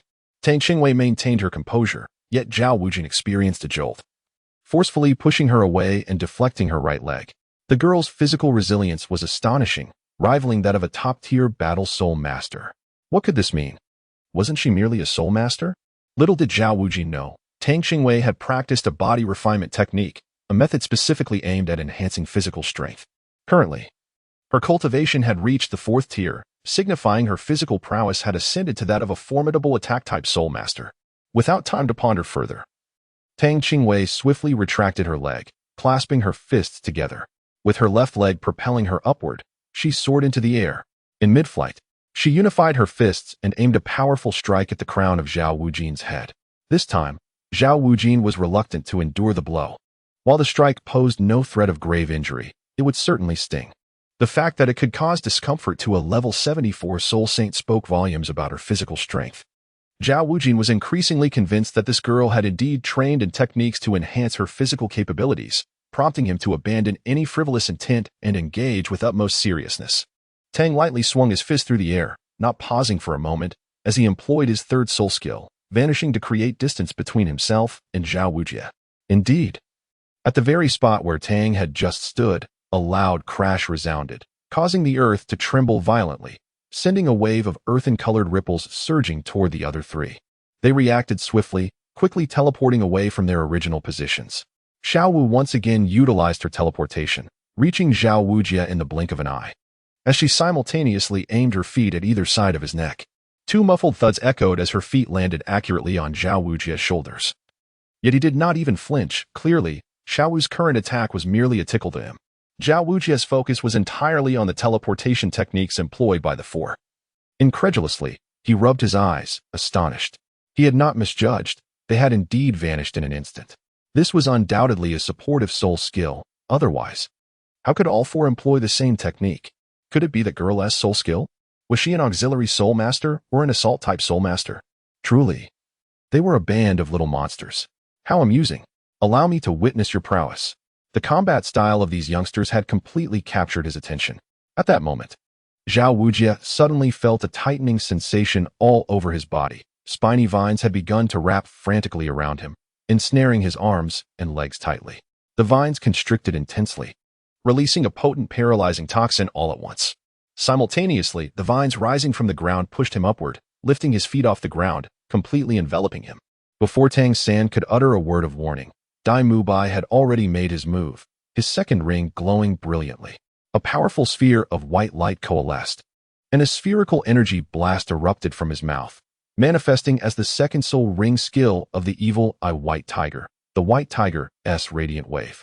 Chapter 64. Second soul skill. The vines binding Zhao Wujie were engulfed in white light the moment the energy blast struck, along with the ensnared Zhao Wujie himself. Did we strike too hard? Xiao Wu asked nervously. Boom. With a resounding crash, debris scattered everywhere, and as the white light and dust dissipated, Zhao Wujie surprisingly stood on the ground unscathed. At this moment, Zhao Wujie's expression turned grave and serious. With a low growl, his body suddenly swelled. His already formidable muscles expanded nearly double in size, and even his height increased by a meter in an instant, rendering him exceedingly imposing. 7 dazzling soul rings appeared simultaneously. 2 yellow, 2 purple, and 3 black, encircling him with an aura of terror. A thick layer of brown fur enveloped his body, and his height surpassed 2.5 meters. His muscles bulged, and his brown eyes emanated an overwhelming presence as the 7 soul rings pulsated rhythmically around him, doubling the pressure in the surrounding area. Children, come forth. Let us continue, Zhao Wujie declared, striding purposefully towards the 4. Tang Qingwei's moment of evanescence had now come to an end. Xiao Wu, Meteor Hammer, Tang San exclaimed in a low voice. Upon witnessing this, Tang Qingwei simultaneously activated his second soul skill, Dazzling Enchantment, capable of locking onto any target within a 50-meter radius, disregarding levels, rendering the target immobile for 3 seconds. The most formidable aspect of this skill lies in its ability to ignore level disparities. Although the 3 seconds of incapacitation may seem brief, it presents an opportunity for a potentially lethal strike against an opponent of higher rank. However, the physical strength of stronger opponents increases with their level. So if the level gap is too vast, even 3 seconds may not suffice for escape. Crucially, the activation of this soul skill requires the target to be within 50 meters. Should they exceed this distance, it becomes ineffective. 50 meters is not a great distance, and many high-level soul masters can easily cover it in a single leap. If the opponent is already aware of the skill's function, even the most arrogant would not fall prey to it. Thus, the successful application of this skill hinges entirely on timing. This was the moment. Even if it could not inflict harm upon Zhao Wujie, it could still provide a brief respite for the 2. Xiao Wu sprang from Tang San's shoulder, this time leading with her feet, aiming a kick directly at Zhao Wujie's head. Simultaneously, dozens of blue-silver grasses surged from the ground around Zhao Wujie, ensnaring his thighs from various angles. Dai Mubai also quietly appeared behind Zhao Wujie, his fists poised to strike at the back of Zhao Wujie's neck without hesitation. A resounding impact echoed as flesh met bone. Dai Mubai felt a sharp pain in his hands. The physical strength of his opponent exceeded his expectations, marking his first combat experience against a soul saint of such a higher level. Zhao Wujie was struck with terror. What kind of soul skill was this that rendered him immobile? The unfolding battle was more astonishing than anything he had encountered in decades. The diverse array of martial soul skills was entirely unfamiliar to him. At that moment, he found himself immobilized, entangled by vines, with a small tiger cub striking from behind and a rabbit's foot kicking him from the front. For a fleeting moment, he truly felt at a loss. Fortunately, the immobilization effect lasted only 3 seconds, and once he broke free from the restraints, Zhao Wujie's counterattack commenced. Chapter 65. The support-type Soul Master. In the midst of the blinding golden light, Xiao Wu and Dai Mubai were forcefully propelled backward. Tang San's blue-silver grasses, whether in close proximity or not, were all repelled if they came within 3 meters of Zhao Wujie's body, with those nearest being utterly shattered. 2 muffled grunts resonated almost simultaneously, with Xiao Wu bearing the brunt of the impact, followed closely by Dai Mubai. Xiao Wu. Tang San was nearly consumed by rage, preparing to endure the pain coursing through his body as he sought to summon the vines once more to bring the others closer to him. To his astonishment, a figure moved with swiftness surpassing his own, almost like a wraith, leaving only a fleeting shadow in its wake as it swiftly intercepted the flying Xiao Wu. Retreating with her in tow, the violent force of the impact caused Xiao Wu to cough up blood mid-air, her body overwhelmed by fatigue and numbness.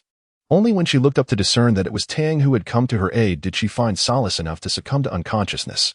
Though Zhao Wujie claimed he would take the matter seriously, in truth, he did not exert his full strength, for the disparity in their realms was vast, and he had no desire to bring harm to these children. As Tang San observed his sister successfully catch Xiao Wu, a sense of reassurance enveloped him, for he was well aware of his sister's capabilities. Zhao Wujie, noting that the others had lost their fighting spirit, refrained from hastily pursuing them again. Instead, he stood his ground and comforted, "Rest assured, she is unharmed. After a good night's sleep, she will be fine." Following this, Zhao Wujia's gaze shifted towards Tang Qingwei, and with a hint of pride, he remarked, "It seems my intervention is no longer necessary. Little girl, you have been defeated. Alas, you couldn't even withstand my presence for the duration of a single incense stick. Do you see? This illustrates the disparity in strength." Tang Qingwei ignored him and turned to Dai Mubai, asking, "Brother Dai, how is your injury? Can you come over for a moment?" Although Dai Mubai was unaware of Tang Qingwei's intentions, he complied with great difficulty, rising unsteadily and making his way towards her. Tang San did not require his sister to call him again. He placed a hand on his chest and approached Tang Qingwei. Yet his downcast eyes revealed no fluctuation of emotion, as if lost in contemplation. Observing the delicate appearance of Xiao Wu with blood trickling from the corner of her mouth, Tang Qingwei could not help but reflect.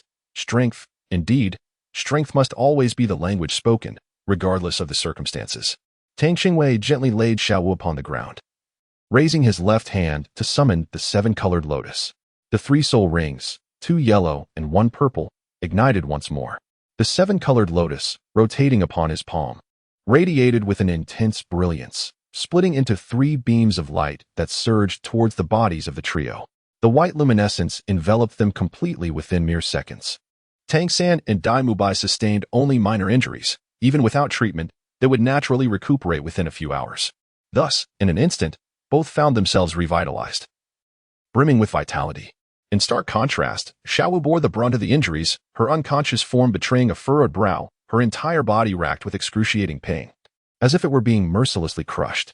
Every part of her ached, and each minute, each second felt interminably long. Although she had endured numerous injuries before, she had never experienced such torment. Was this the essence of a soul sage? Merely the residual shock from a single strike left her in such disarray. Fortunately, this agony did not persist for long. An unexpected warmth began to surge within her, alleviating her suffering. Gradually, this sensation of warmth intensified, enveloping her like a soothing embrace from a hot spring, washing away all traces of pain. As Xiao Wu finally opened her eyes, she was met with Dai Mubai's astonished exclamation. "Oh my, Xiao Wu, is this also your soul skill?" Tang Qingwei cast a fleeting glance at Dai Mubai and nodded, saying, "Indeed, I am a support-type soul master." Dai Mubai was beyond astonished. He was utterly taken aback, as if he had encountered a peculiar creature, exclaiming, "You can also perform healing arts?" Chapter 66. Assessment passed. Tang San watched the two with a smile in his eyes, unaware that his sister's healing abilities were far from ordinary. Little did he know, at that moment, Zhao Wujia was utterly astonished. What on earth was happening? Why had she suddenly unleashed a healing soul skill? Wasn't she an assault-type soul master? Despite her seemingly soft demeanor, she was, in fact, an invincible force in both defense and physical power at her level. What could possibly be the explanation? Could she be a versatile soul master? That was preposterous. He was simply overthinking it. The four once again assumed their offensive and defensive stances. "Teacher, let us continue." Zhao Wujie glanced at the incense nearly burnt out, exasperatedly waving his hand. "What are you still fighting for? The incense is almost gone. Consider yourselves past." Frustrated, he thought, what is the point of continuing? I can't truly engage with them. Yet, without a serious confrontation, these little prodigies were as slippery as eels, making it quite a challenge to win within the time limit of a single incense stick without inflicting serious injury. The purpose of the incense was merely to prevent these children from developing arrogance due to their innate talents, for as the saying goes, pride comes before a fall. In the past, Shrek Academy had encountered instances where excessive pride hindered their progress. Zhao Wujia was determined that these promising youngsters would not stray from the right path, though he was pleasantly surprised by their displayed capabilities. Each of them possessed unique strengths, and astonishingly, they could coordinate so well despite never having practiced together. Their future prospects were undoubtedly limitless, especially the youngest girl, who truly left him in awe. Did we pass? The now fully recovered Xiao Wu had returned to her lively self. The group followed Zhao Wujia to the student dormitory. Currently, there are only 2 students enrolled in our academy. One is Oscar, whom you've all met, and the other you will get to know soon. 2. Except for Tang Qingwei, the other 3 exclaimed in unison. This was far too few. Dai Mubai felt a bitter smile creep onto his face. With so few students, could they really muster a team to participate in the elite competition of the advanced soul master academies across the continent? His time was limited.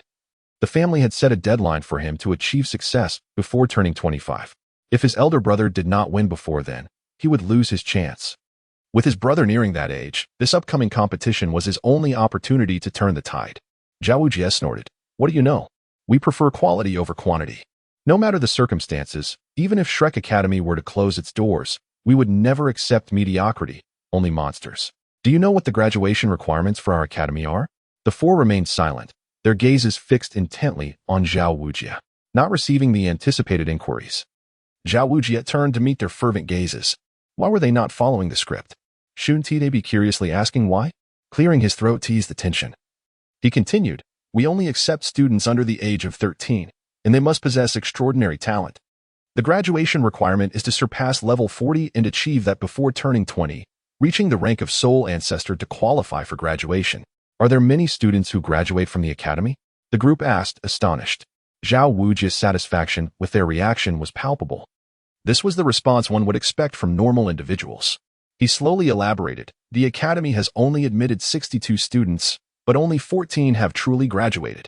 Each of these 14 individuals has left the academy to become prominent figures in the world. Among them, one of the most outstanding is now the youngest elder in the Spirit Hall, second only to the Pope in authority. The others who did not graduate either failed to reach level 40 before 20 or met their demise while hunting soul beasts. The dean has stated that anyone who hasn't reached level 40 should refrain from embarrassing the academy. With a calm smile on his face, Zhao Wujie inwardly reveled in his thoughts. Aren't you all quite arrogant? Are you still so confident now? Now you know what true talent looks like. Just then, Tang Qingwei raised her hand, her expression serious. Teacher Zhao, are there enough rooms for us? I would prefer a room each. Xiao Wu was not surprised. After all, Tang Qingwei had already distanced herself from them during their time at the Nodding City Academy. Time flies, she mused. That tiny little girl has grown up so much. Wait, why was she adopting a maternal mindset? She was only 10 years old. Zhao Wujie replied, I was just sharing the illustrious history of Shrek Academy. And you dare to ask me about the accommodation? Are you out of your mind, little girl? It seemed he should have curbed her enthusiasm earlier to keep her grounded. Clearly, that strategy had not succeeded, as she was now floating high above. It should be sufficient. Didn't you hear Teacher Zhao mention that 62 students were admitted? But I wonder if those 62 were all from the same period, Tang San speculated, turning to Zhao Wujie with an inquiring expression. Zhao Wujie shrugged. Is there enough space? I'm not certain. It's not usually my responsibility to handle logistics. Today was just a coincidence I brought them here. After all, our academy is rather short on funds, having only rented a third of this village and built it simply. However, with just 2 girls, it should be manageable. The village was not large, and they soon arrived at the dormitory building. Tang Qingwei fulfilled her wish of having a dormitory to herself. In contrast, Dai Mubai and Tang San shared their living quarters with 2 other students, fostering camaraderie among the learners. After settling their luggage, the group realized it was already noon and decided to venture out in search of a meal. Being newcomers without any acquaintances to guide them, they were unfamiliar with Shrek Academy and had no choice but to follow the rising smoke in hopes of finding food. The village was not large, and as they wandered, they inadvertently stepped beyond the boundaries of Shrek Academy. While the academy was tranquil, the villagers were bustling with activity. Rising with the sun is a common practice among farmers, who rely on agriculture to sustain their families. Unsure of where breakfast was served in the academy, the group resolved to purchase some food in the village to quell their hunger. Suddenly, a stout boy approached them, with short hair, small eyes, and chubby cheeks that gave him a somewhat endearing appearance. He nonetheless possessed an unsettling glint in his eyes. What a beautiful girl! How about becoming my girlfriend?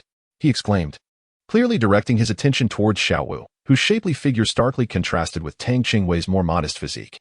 Chapter 68, The Phoenix Incarnation. What did you say? Tang Qingwei was filled with indignation. In this place, only she and sister Xiao Wu were girls, and it was evident to whom such frivolous remarks were directed. The chubby boy, upon hearing this, merely cast a glance at Tang Qingwei and waved his hand dismissively. Little girl, you are indeed adorable. But if you wish to be my girlfriend, you might want to wait a few more years. As for now, TSK, you are still too young. He shook his head dramatically, feigning regret. How absurd! Xiao Wu exclaimed in fury, delivering a swift kick towards the chubby boy. You little rogue! How can you not learn decency at such a young age? Although Xiao Wu was quite enraged, she managed to restrain her strength, intending only to send an ordinary person tumbling. However, to her surprise, the chubby boy was far from ordinary. As he saw Xiao Wu's kick coming, he boldly stepped forward, crossing his arms to shield himself. A faint purple light shimmered around him, clearly indicative of his soul power. Oh, so you are also a soul master? This is even better. Surely, we are a more suitable match. The chubby boy paused for a moment before bursting into jubilant delight. To think such a beautiful girl was also a soul master. This was indeed fortuitous. Tang San's expression darkened as he realized that someone dared to bully his sister and Xiao Wu. In an instant, he lunged forward, his hands transforming into a translucent jade hue, striking towards the chubby boy. The boy, however, was quick to react. Instead of confronting him head-on, he took a few steps back, creating distance between them. It seemed that you all must be soul masters. Very well, let me demonstrate what true strength entails. As he spoke, the chubby boy let out a low growl, invoking the phoenix spirit. Upon hearing the mention of the phoenix, a chill ran through the hearts of the onlookers. Among the beast spirits, few were as formidable as the phoenix, also known as the rainbow bird. The phoenix spirit not only granted its host the ability to soar, but also endowed them with immense fire-based offensive power, making it a pinnacle among combat spirits. Suddenly, a purplish-red light surged from the chubby boy, his short hair elongating and gathering at the center, forming a mohawk style. Though he lacked the fiery wings one might envision, the purplish-red glow emanating from him radiated intense heat. 2 yellow soul rings simultaneously rose from beneath him, and long feathers sprouted from his exposed, muscular arms. While his hands morphed into claws, Dai Mubai, who had initially worn a serious expression, couldn't help but chuckle at the sight before him. Is there really such a plump phoenix? To me, he resembles more of a rustic chicken. The others burst into laughter, the previously tense atmosphere dissipating. Upon witnessing the chubby boy's spirit, Tang Qingwei understood. This must be Ma Hongjun, Dai Mubai's roommate. Indeed, Ma Hongjun's appearance was somewhat comical. His rotund figure, adorned with long purple feathers, and his erect hair, would hardly convince anyone that he was a phoenix. He looked more like a hefty barnyard fowl.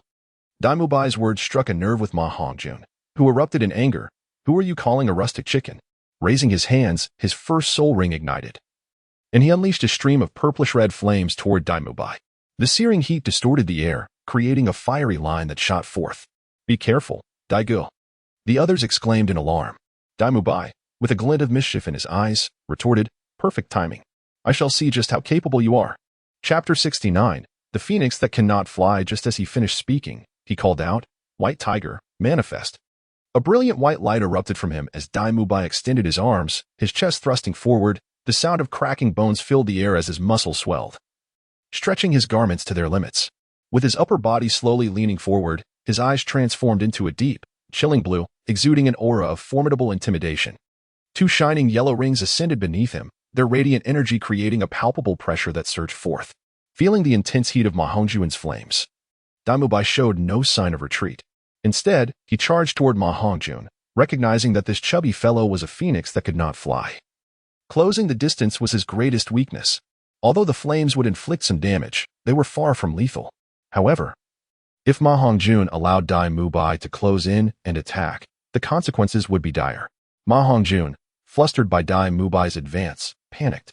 Why was this person not adhering to the expected tactics? With such scorching flames surrounding him, why was he charging forward instead of retreating?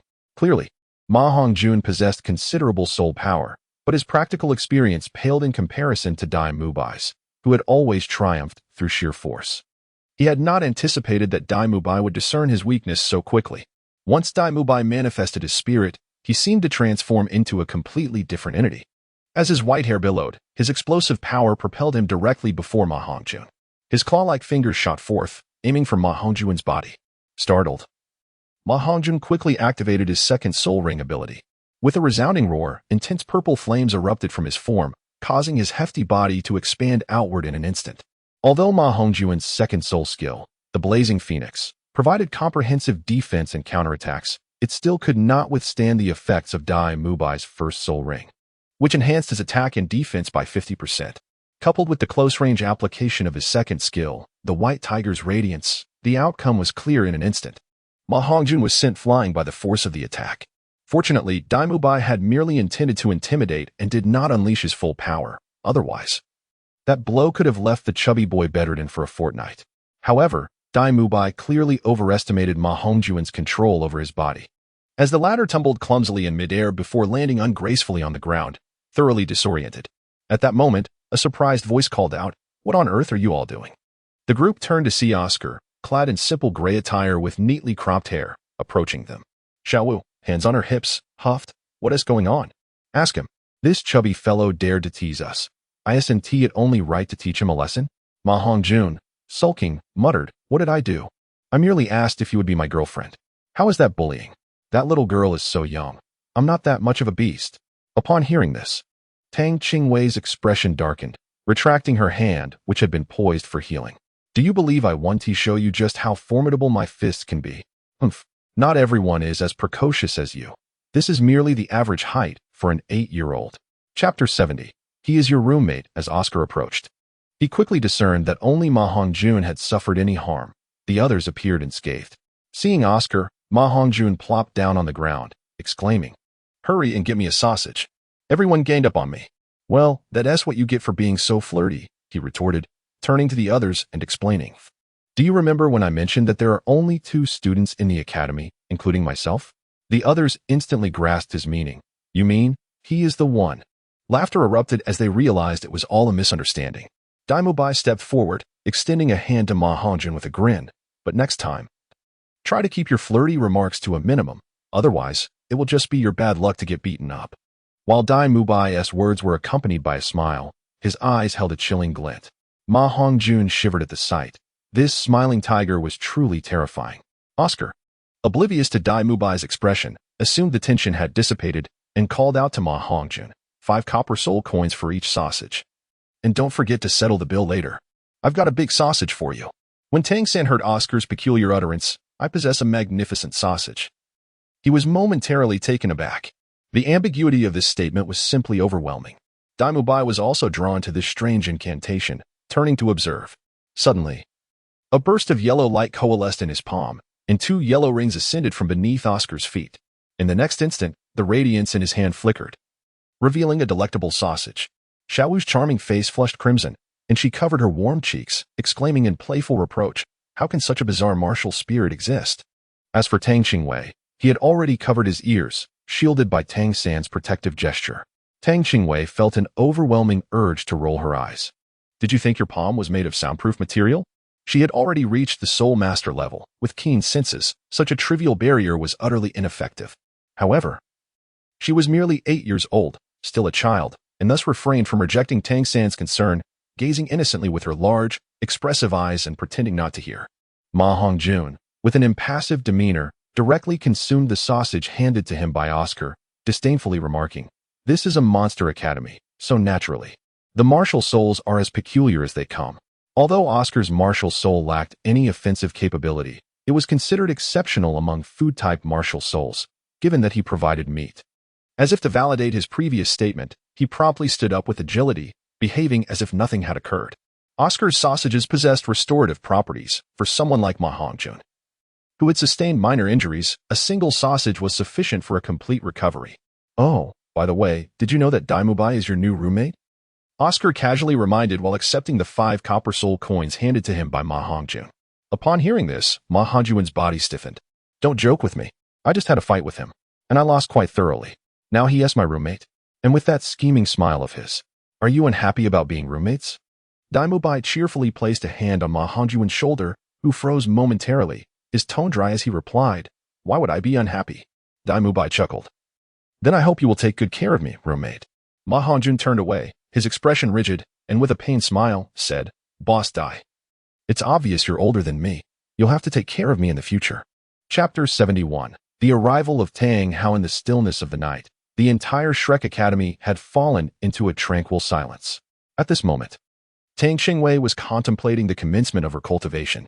Suddenly, an unexpected voice made her alert, yet it also sounded eerily familiar. "Come out." A faint, elusive aura locked onto her presence. "Is it Tang Hao?"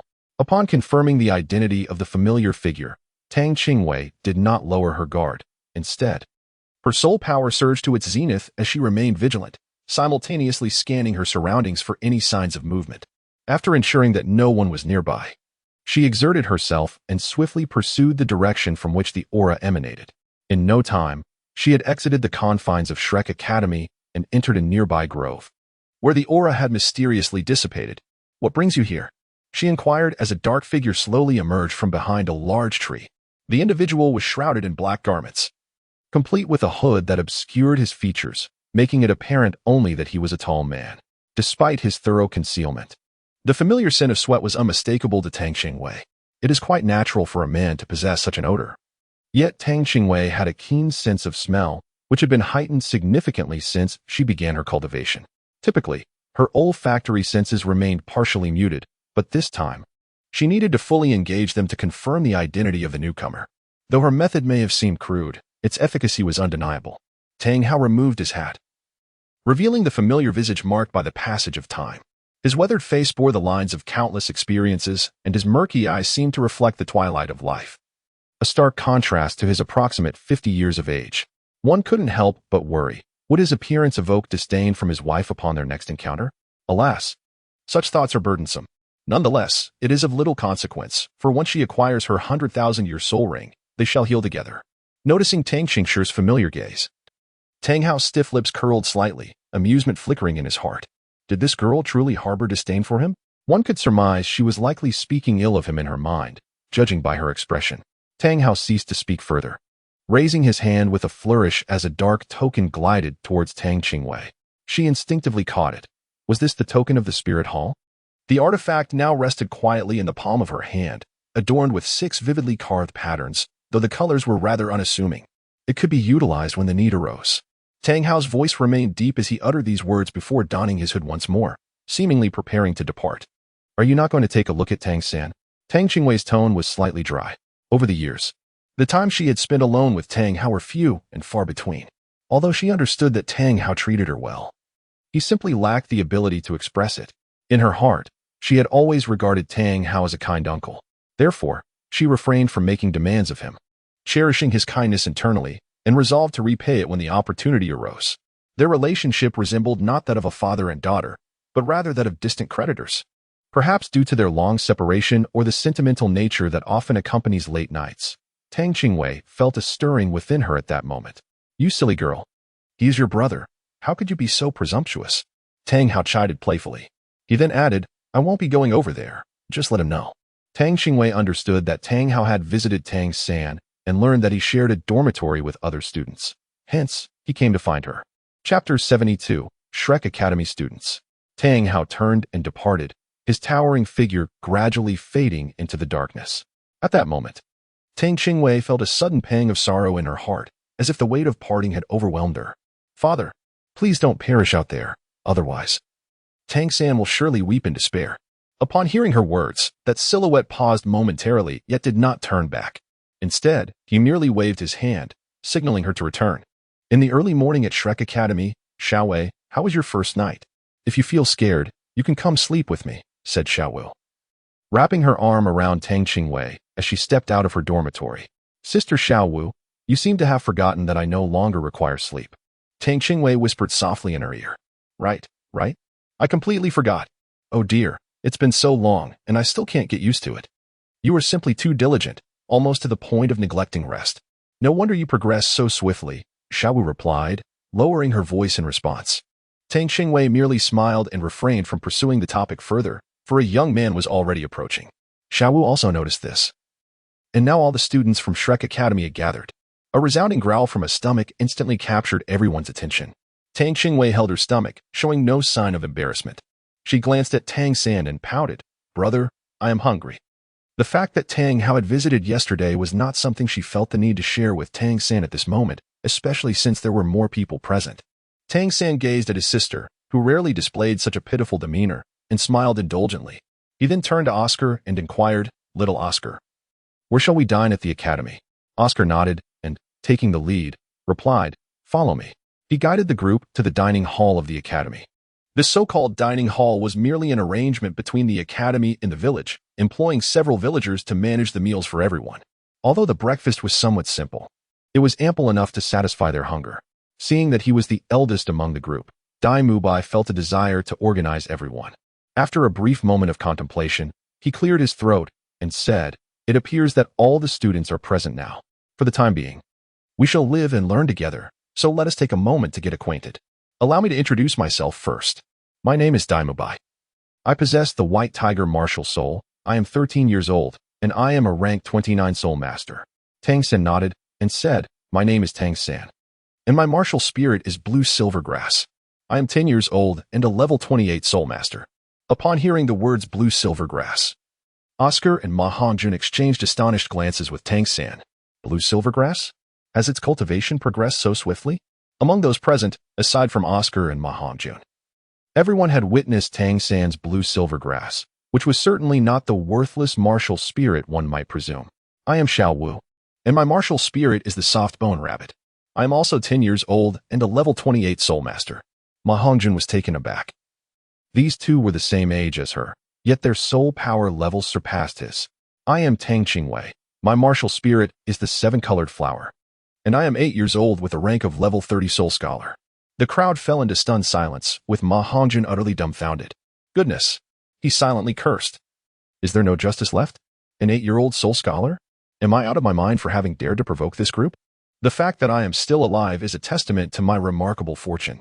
Though he grumbled inwardly, Ma Hongjun dared not voice his thoughts and quickly stated, I am Ma Hongjun, 10 years old, with a phoenix martial spirit and a level 25 soul master. I am Oscar, 12 years old, also a level 28 soul master. Am I truly the weakest? The lowest soul power level? Ma Hongjun roared within his heart. Chapter 73, Principal Flander. Once introductions were complete, Dai Mubai continued. We will all be living and training together from now on. I believe it is unnecessary to be overly formal with our titles. What do you all think? The group nodded in agreement, recognizing the truth in his words. Seeing their consensus, Dai Mubai proceeded, there are only 6 of us in the academy, and I am the eldest, a bit older than all of you. You may call me Mubai, or just like Fatty, you can call me Dai Lauda. Tang San. How about I refer to you as Xiao San from now on?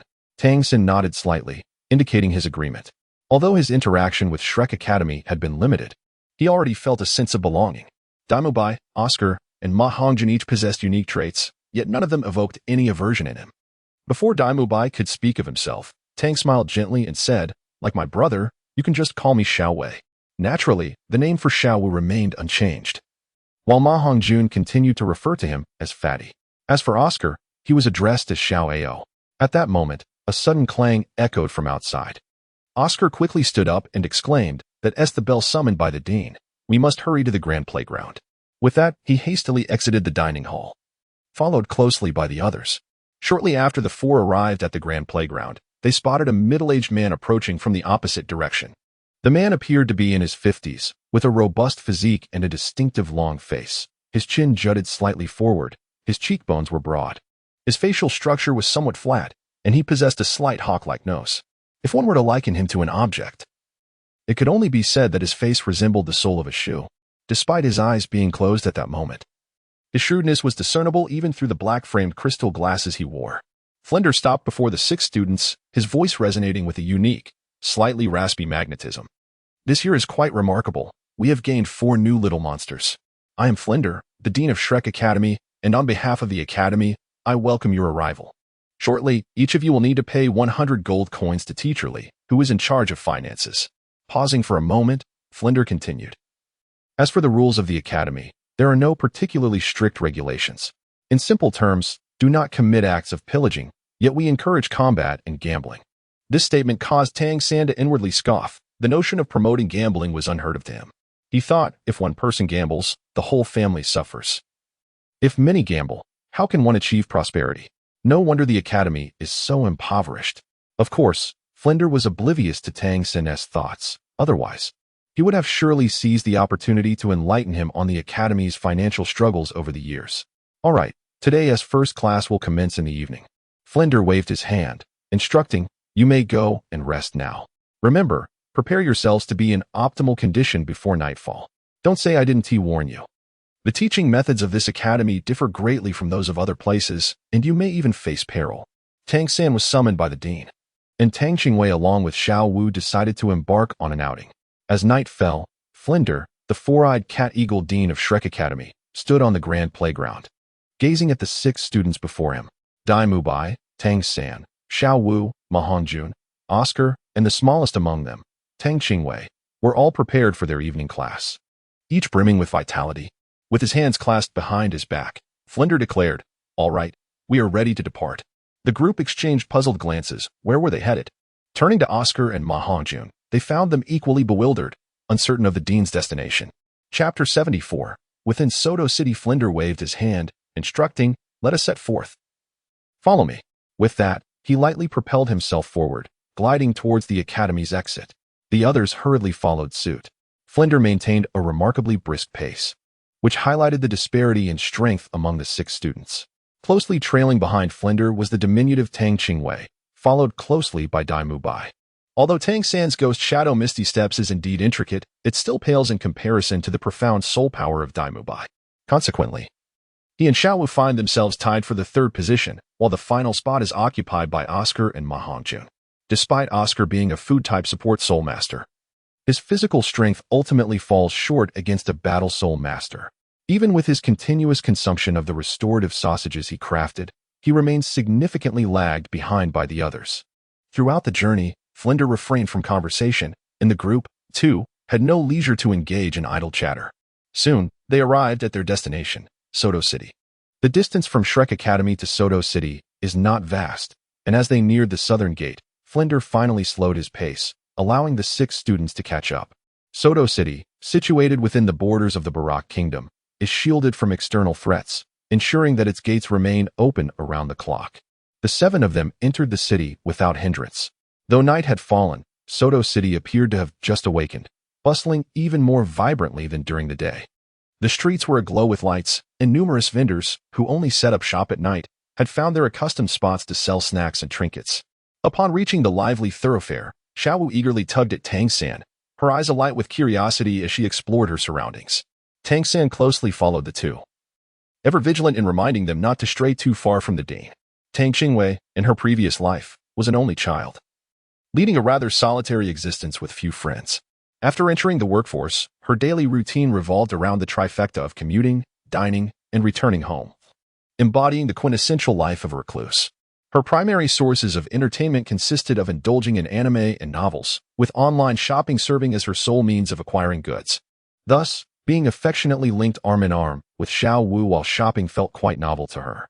Dai Mubai, distinguished by his striking appearance among the group, attracted numerous admiring glances from beautiful women along their path, as if casting flirtatious glances at the blind.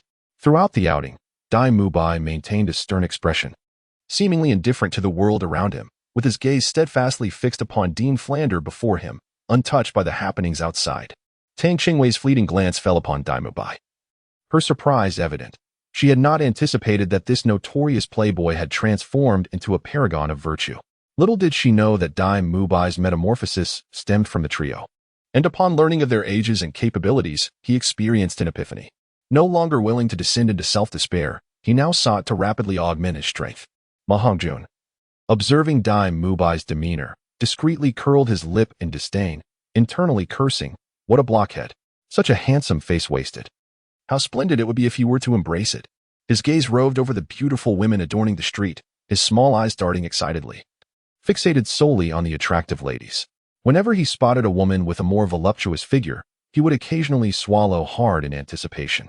Fortunately, he remained at the rear of the group, unnoticed by the others in his current state. At that moment, Flinder abruptly halted, glancing at the sky and murmuring to himself, "There is still some time. Follow me." Chapter 75. The Great Soul Arena. With that, Flinder led the 6 individuals into an unremarkable shop nestled along the street, where they gathered around a round table and ordered 7 cups of the cheapest tea available. API call failed with status code 429. Error. Code 429. Message. Resource has been exhausted, e.g. check quota. Status. Resource exhausted. Tang San felt a pang of affection for his younger sister, gently stroking Tang Qing's hair. "Brother will fetch you something else. Would you like to drink?" He then turned his gaze towards Xiao Wu, his eyes inquiring. "Orange juice will suffice." The two of them ordered the same fruit juice. API call failed with status code 429. Error. Code 429.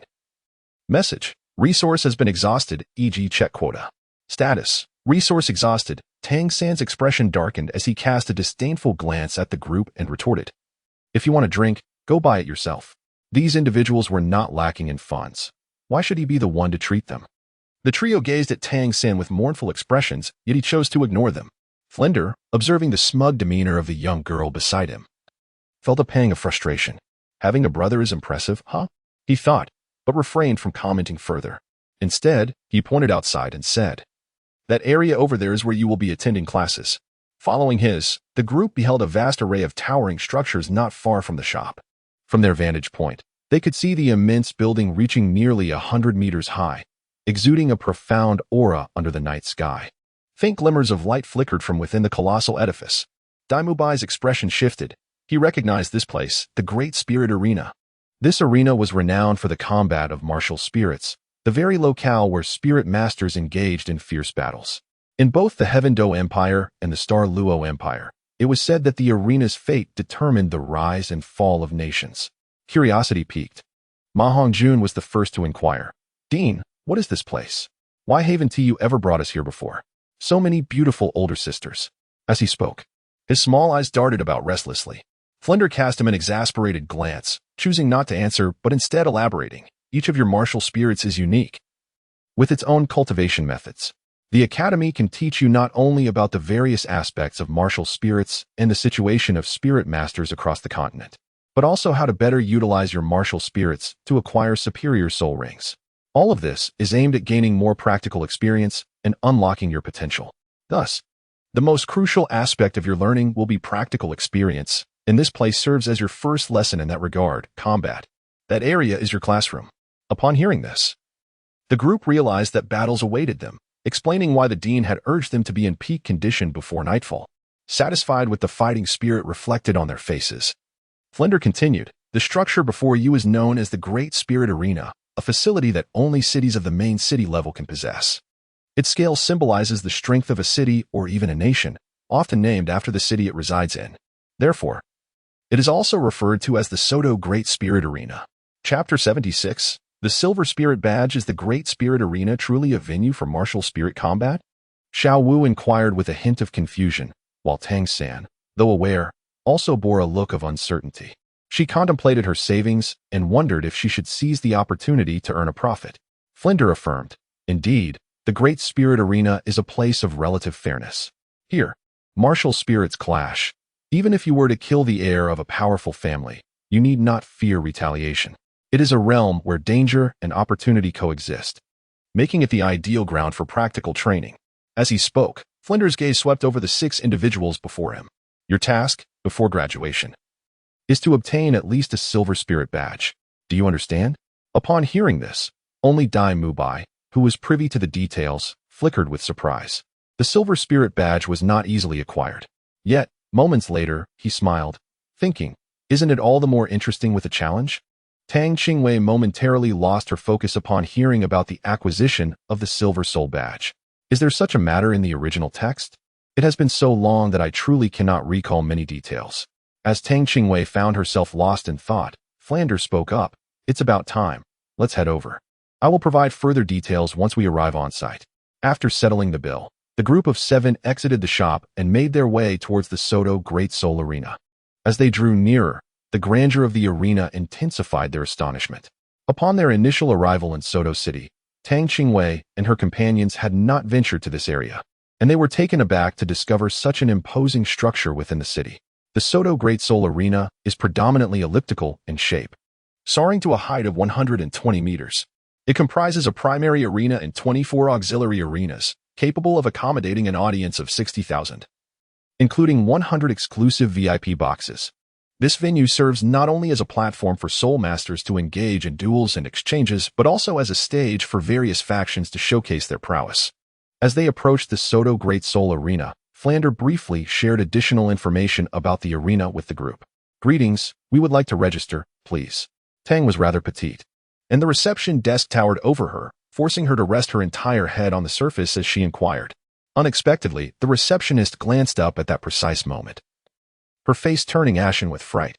It was only her strong professional composure that prevented her from fleeing, and she tremulously greeted, "Hello." Tang Qingwei was still unaware of what had transpired and was about to respond when a shadow fell between the two. The receptionist lifted her gaze, only to see a newcomer swiftly scoop up Tang Qingwei and place her upon a high stool. The receptionist's expression darkened instantly, her heart seething with unspoken grievances. It turned out to be a mere child, running about heedlessly and causing undue alarm. Recognizing her interlocutor as simply a young one, her tone shifted to a frigid demeanor. Was this a game of strategy, a struggle for survival, or perhaps a wager of fate? Tang San paid no heed to the other party's unpleasant tone. After all, his sister's recent actions had certainly startled them. He simply inquired politely, "Could you elucidate these particular rules for us?" The receptionist grew increasingly impatient, finding the presence of such ignorant youngsters particularly irksome.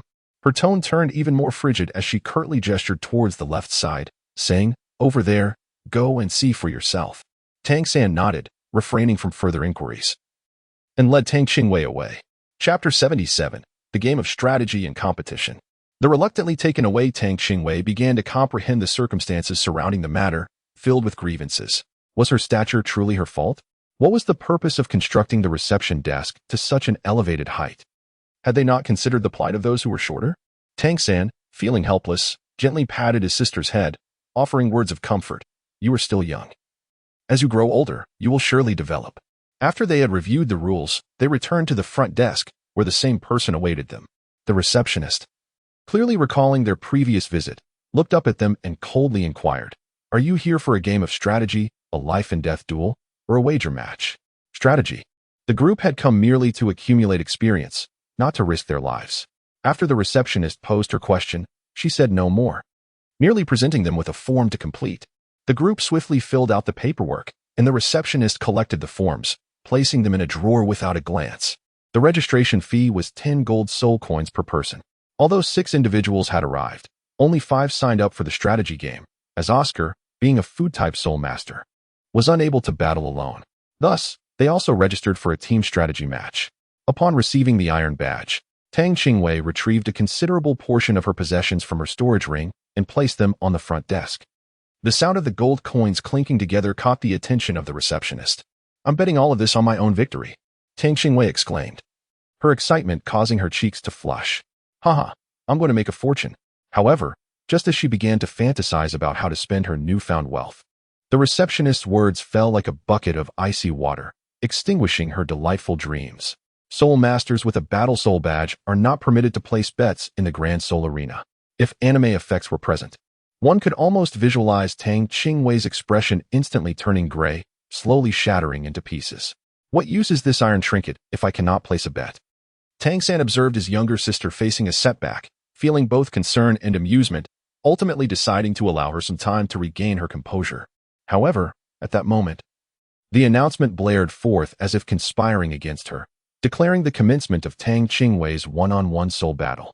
Dai Mubai had initially intended to offer comfort to his youngest sister, but upon witnessing the palpable aura of negativity enveloping her, he quickly stepped back, granting her space. On the soul arena, a middle-aged man clad in a tailcoat stood at the center, clearing his throat before proclaiming, "Now, we shall commence the first match of our 14th Soul Arena's one-on-one battles. The contenders are 2 soul masters, both of whom are soul sovereigns. Entering the arena first is the auxiliary soul sovereign, Tang Qingwei, who possesses the weapon spirit known as the 7-colored flower." The announcer faltered upon mentioning the auxiliary soul master, astonished. Could it be that there was no mistake? An auxiliary soul master in a one-on-one match? Was it not a fool's errand? Nevertheless, his professionalism compelled him to maintain a smile as he continued, "Tang Qingwei, the auxiliary soul sovereign, will face off against the battle soul sovereign, Luo Liang, who has achieved 2 consecutive victories and wields a weapon spirit." The audience buzzed with murmurs, pondering the apparent disparity in the competitors. What is there to compare? The outcome is blatantly obvious. They scoffed. An auxiliary, even as a soul sovereign, is still merely auxiliary. It is incomprehensible whether this is sheer foolishness or arrogance to challenge a battle soul sovereign. Anger brewed among the spectators, leading to an uproar of calls to vanquish the auxiliary soul master. The announcer, unfazed by the commotion, chuckled, "This is merely a contest of skill, not a fight to the death." Chapter 78, One-on-one soul battles soon. A towering figure strode onto the left side of the arena, standing at an astonishing height of nearly 2 meters. Broad-shouldered and robust, his body was encased in muscles resembling granite. Beneath his dark skin, sinewy veins coiled like serpents across his bare torso. His copper-colored eyes glinted with fierce determination, and as he entered the arena, he unleashed a thunderous roar that resonated with formidable power. Ma Hongjun, seated beside Tang San, leaned in and whispered, "This fellow looks quite powerful. Do you think your sister can handle it? Tang San did not respond directly to Ma Hongjuan's words. Instead, he wore a mysterious smile and remarked, just wait and see. One can only blame their misfortune for crossing paths with Xiao Wei, who happens to be in a rather irritable mood. Dai Mubai, upon hearing this, also chuckled without further comment. In terms of strength, Xiao Wei could easily make a spirit sage of level 74 retreat. How could a mere spirit master possibly surpass her in physical prowess? Ma Hongjun, bewildered, pondered the implications of Tang San's words.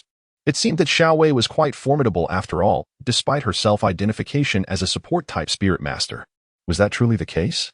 On the arena, Tang Qingwei ascended the stage from the opposite side. As she settled into position, a wave of astonishment rippled through the audience, even leaving the host agape in disbelief. Her youthful, delicate visage and petite stature instantly captivated the attention of many spectators. How old could this young girl possibly be? What had the host just proclaimed? That she was a soul master? Surely, that was inconceivable. A chorus of similar doubts echoed throughout the stands. Luo Liang, however, paid no heed to the fact that he was facing a young girl. To him, anyone standing on the arena was an adversary. His objective was clear, to bring her down, for the arena knew no distinctions of gender or age. Begin. The referee's command rang out, and without hesitation, Tang Qingwei sprang into action, launching a direct kick at Luo Liang. This was no mere singular strike, with her body suspended in midair. She unleashed a flurry of rapid kicks, her legs delivering a relentless assault. Tang Qingwei was utterly incensed. The inability to place a bet felt akin to losing a fortune.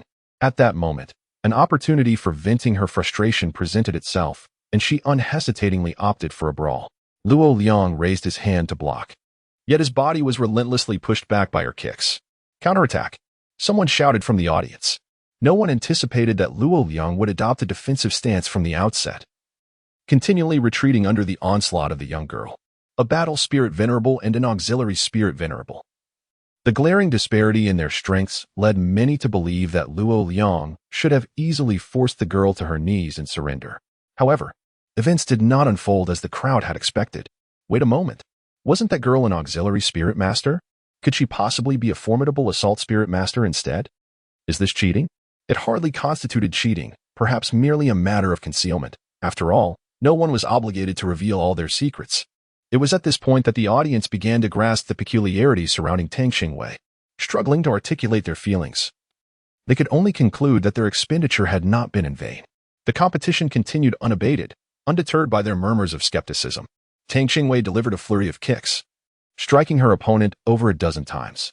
As her body descended to the ground, instead of retreating, she advanced forward, her fists converging as she swung her arm to land a powerful blow upon her adversary's head.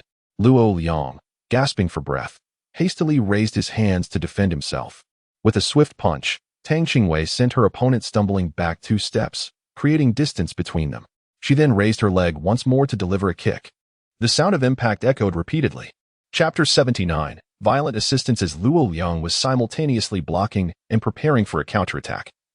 Tang Qingwei suddenly transitioned from mere kicks to a powerful strike. Her right leg shot out straight, the tip of her foot slicing through the air with a resounding crack as it connected forcefully with Luo Liang's shoulder. With a muffled groan, Luo Liang clutched his right shoulder and stepped off the stage. He had not anticipated that this seemingly soft and delicate girl would commence her assault with such vigor. Before he knew it, she had injured his shoulder.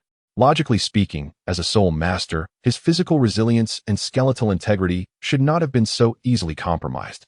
As Tang Qingwei was able to inflict injury upon his bones, it became evident that the opponent's physical strength was undoubtedly superior to his own, with an explosive force that may even surpass his. Otherwise, it would have been challenging to breach his defenses so effortlessly.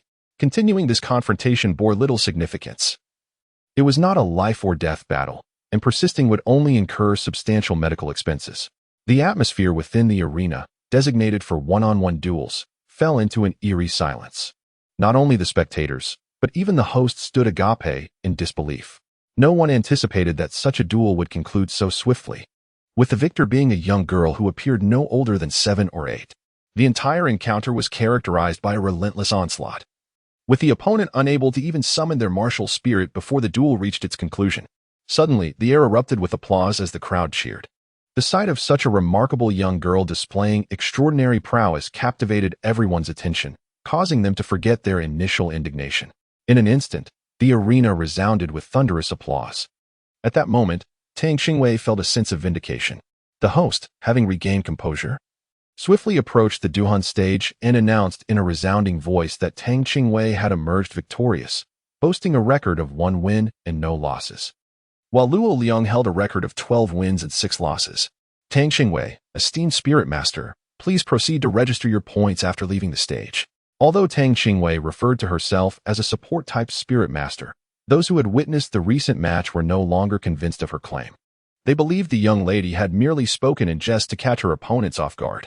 Tang Qingwei, upon hearing such a designation, became displeased and indignantly puffed up her cheeks to correct, "I am a support-type Soul Master."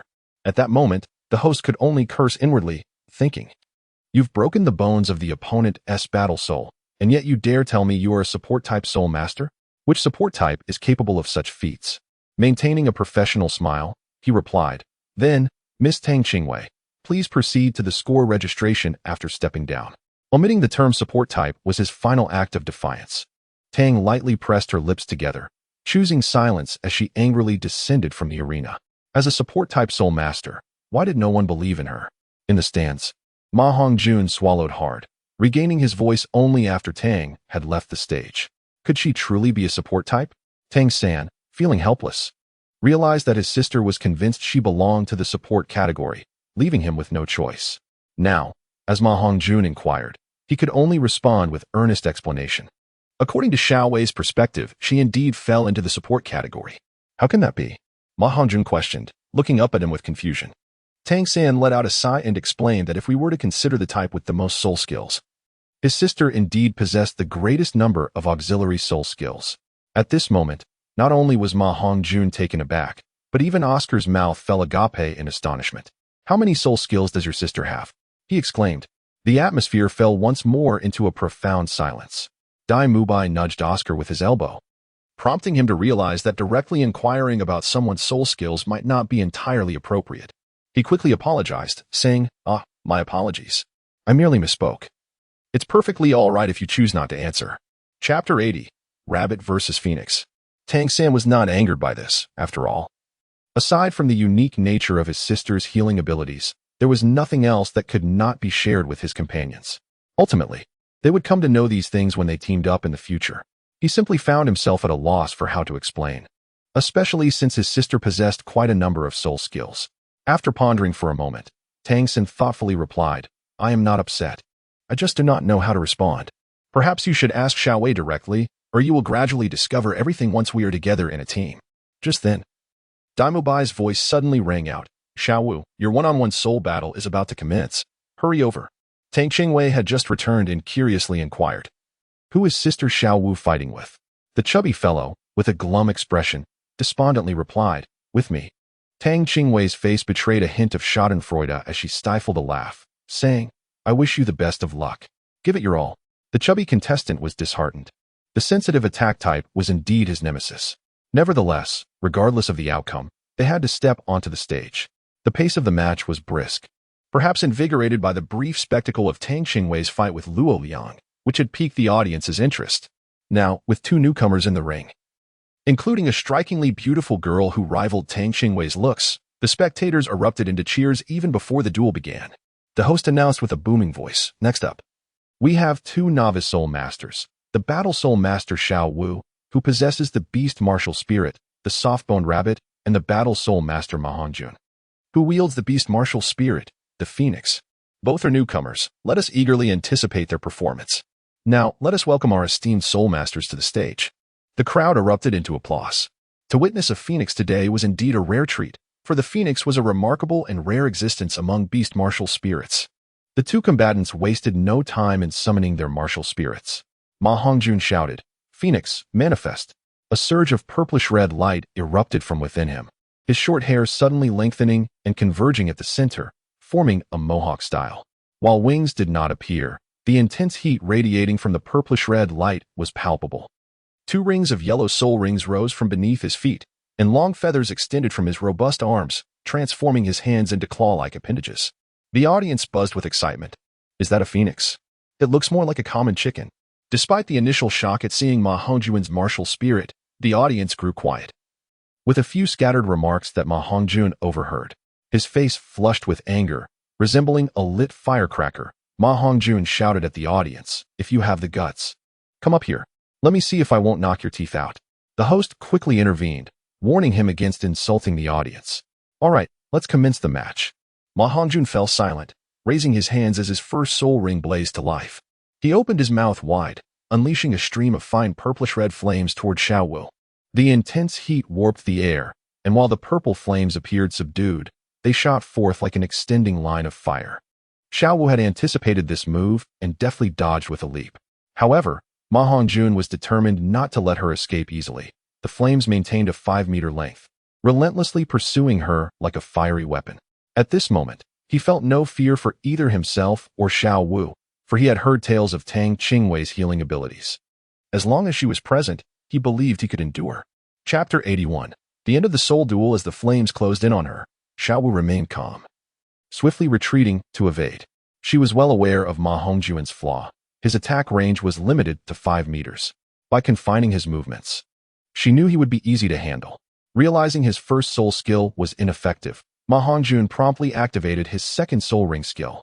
With a whoosh, intense purple flames erupted from his body, causing his stout figure to expand outward dramatically. In response, Xiaowu activated her soul skill.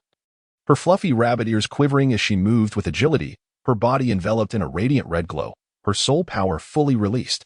Although Ma Hongjun's second soul ring skill, the Fiery Phoenix, offered comprehensive defense and an offensive capability, Xiaowu had already amplified her soul power, allowing her to withstand the attack without issue.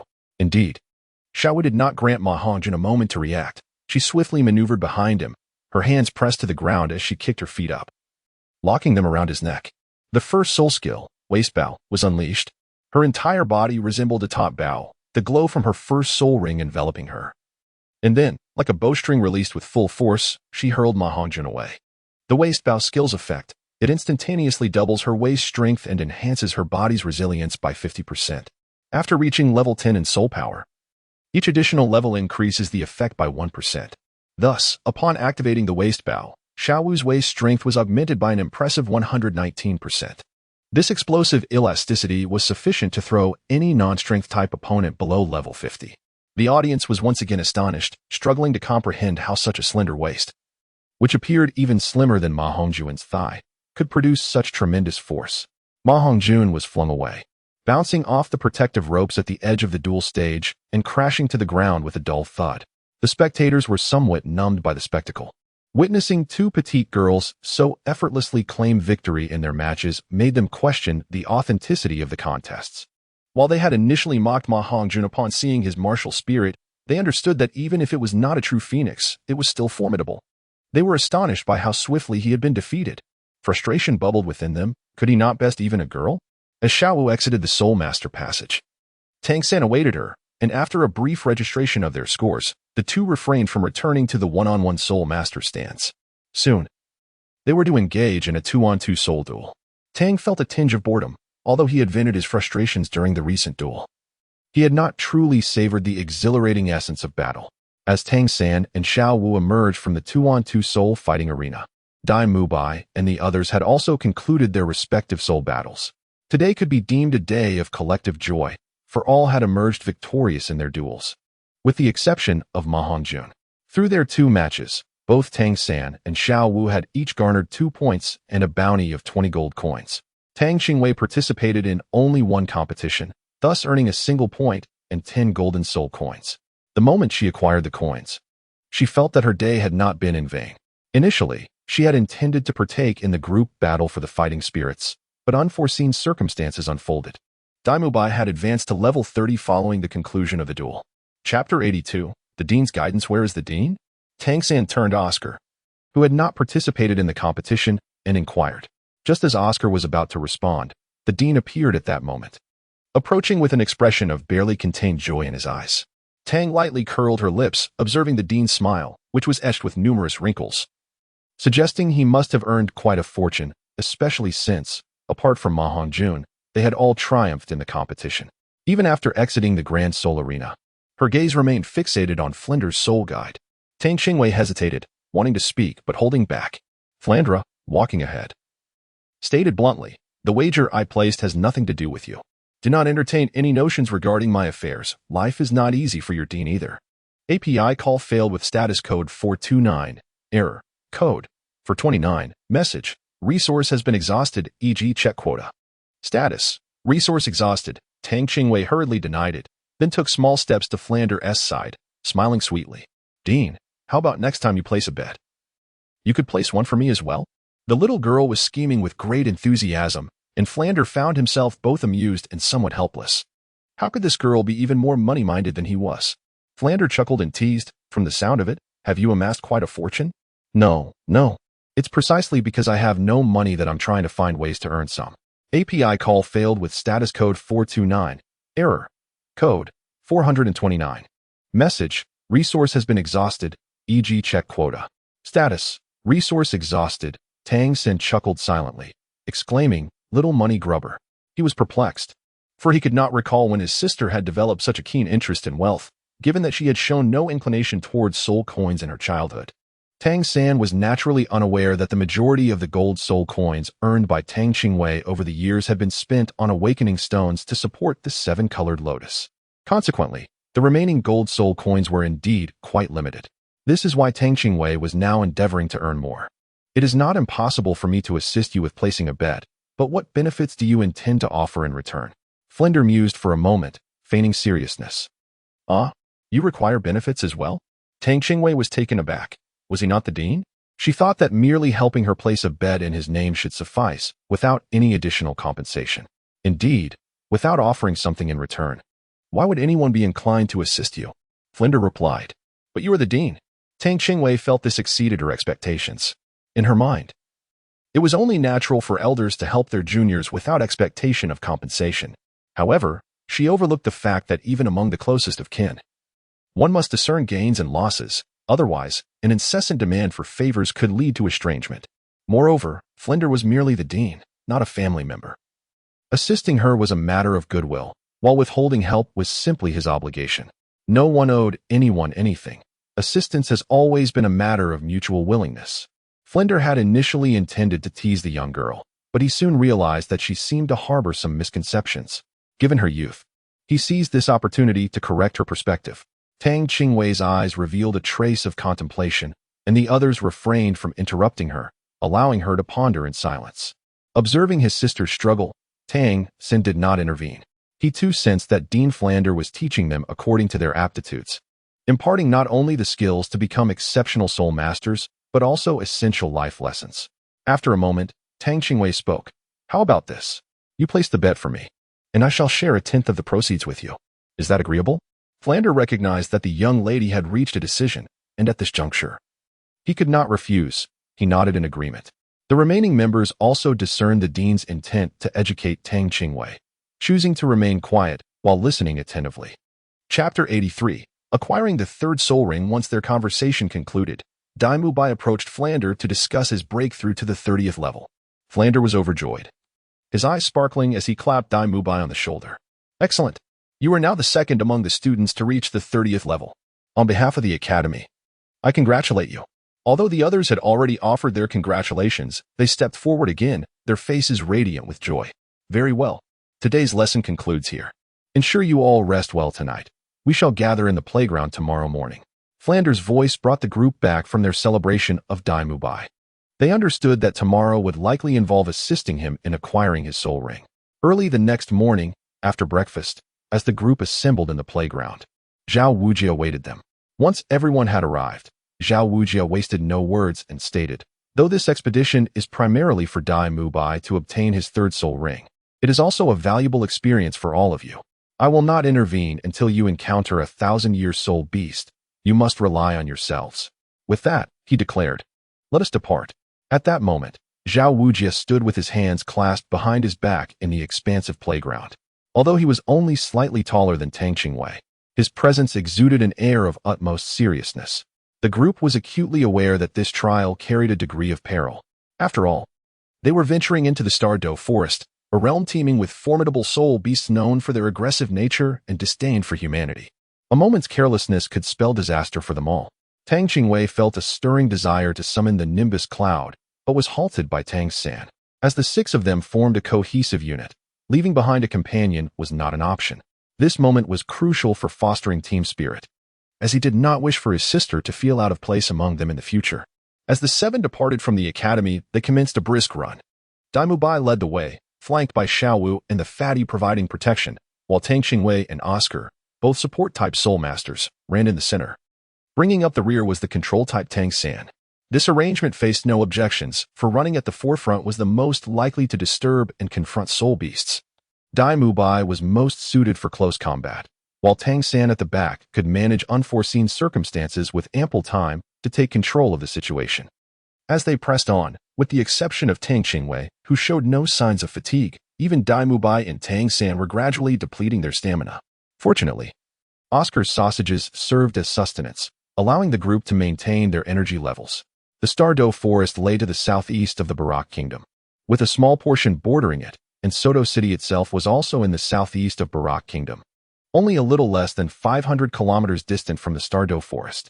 Thus, it naturally became the optimal choice for the students of Shrek Academy to obtain their soul ranks, with Oscar's sausages aiding them. The group was nearing their destination in just one day. By the time night fell, the Shrek Academy group had already covered over 400 kilometers, leaving less than 100 kilometers to the Stardo Forest. Among the 6, only Tang Qingwei had not consumed Oscar's sausages yet remained as vibrant and energetic as at the outset, showing no signs of weariness. Apart from Xiaowu and Tang San, the others were astounded. What kind of power was this? They had encountered Soul Zun before, who could endure over 400 kilometers of relentless travel without replenishing their stamina, yet still stand upright thereafter. However, Tang Qingwei, as an auxiliary soul master, astonishingly traveled the same distance without any apparent exhaustion, which was quite remarkable. This indirectly reflected that her physical constitution likely surpassed that of her peers. Chapter 84. The Hunt for 10,000-Year Soul Beast. Little girl, you are impressive. Zhao Wujing held Tang Qingwei in high regard. Although her soul skills were predominantly supportive, he had experienced her physical prowess firsthand. Today's journey further solidified his belief that her physical strength was on par with that of a top-tier Soul Zun. All right, we shall find a place nearby to rest for the night and replenish our supplies. We will enter the Stardo Forest at dawn tomorrow, Zhao Wujing announced to Tang San and the others. There were no objections from the group. Zhao Wujing pointed towards a seemingly ordinary inn ahead and said, "Let us stay here. We will rest for the night and set off in the morning. The costs for accommodation and meals will be borne by yourselves." Shrek Academy was not affluent, as there were no subsidies for those above the Soul Zun rank. Zhao Wujing, Flinder, and others had long surpassed the Soul Zun level and no longer received any financial aid. Naturally, they would not cover the modest expenses for their younger companions. After all, they all had their sustenance from the Spirit Hall, which was sufficient for their daily expenses. The inn was a 2-story building, with a simple dining hall on the first floor and accommodations on the second. Zhao Wujing booked a single room for himself and headed upstairs. After a brief discussion, Daimubai and the others reserved a quadruple room for the 4 boys and also a double room for Tang Qingwei and Xiaowu. Although Tang Qingwei had replaced sleep with meditation, she graciously accepted her companion's goodwill and allowed the arrangements to stand. After their meal, the group returned to their rooms to rest, while Tang Qingwei leaped onto the roof to meditate. Suddenly, she felt a disturbance in the ambient spiritual energy, causing her some concern, especially since they were not far from the Stardo Forest. She mounted the Nimbus Cloud, heading towards the source of the commotion. A deep roar echoed in the distance as she approached, revealing a fierce struggle between a group of soul beasts and humans. The attire of the humans seemed familiar. They were from the Spirit Hall, Tang Qingwei thought to herself. In the midst of the battle between one human and one beast, dark soul power surged around the soul beast, indicating it was a 10,000-year soul beast. Nearby, a panic throng of 1,000 and 100-year soul beasts scattered in fear. On the other side stood a group of armed individuals, all dressed alike, belonging to the Spirit Hall. They were hunting the 10,000-year soul beast. Witnessing this scene, Tang Qingwei's understanding crystallized. These wretched beings, why drive the soul beasts towards the town? Don't they realize there is a settlement nearby, filled predominantly with ordinary people? Tang was not merely angered by the Spirit Hall's hunting of soul beasts. Rather, her ire stemmed from their utter disregard for the consequences of their actions on others, all for their own selfish ends. Could they not redirect the soul beasts to another location? So many members of the Spirit Hall merely stood by, watching. without any thought of driving away those ancient soul beasts that had existed for millennia. At this moment, Tang Qingwei could no longer concern herself with anything else. She hastily mounted her nimbus and returned to the tavern, knocking on Tang San's door. "Xiaowei, what is the matter?" As Tang San opened the door, he was met with the sight of his sister's tense and serious demeanor. The smile that once adorned his face instantly froze, and an ominous premonition began to stir within him. Ma Hongjun and Oscar, roused from their slumber by the sound of knocking, stumbled to the door, yawning widely. They teased, "What's the matter? Are you afraid to sleep alone and seeking your brother's comfort?" Chapter 85. The 8-ring soul Douluo, several soul beasts, aged over 1,000 years, were making their way towards the village. You must hasten to prepare and inform the others. At this moment, Tang Qingwei had no time for idle banter. She left behind a single remark and soared away on her nimbus. The remaining group was left in a state of bewilderment, unsure whether to be astonished by the nimbus she rode or by the news she had conveyed.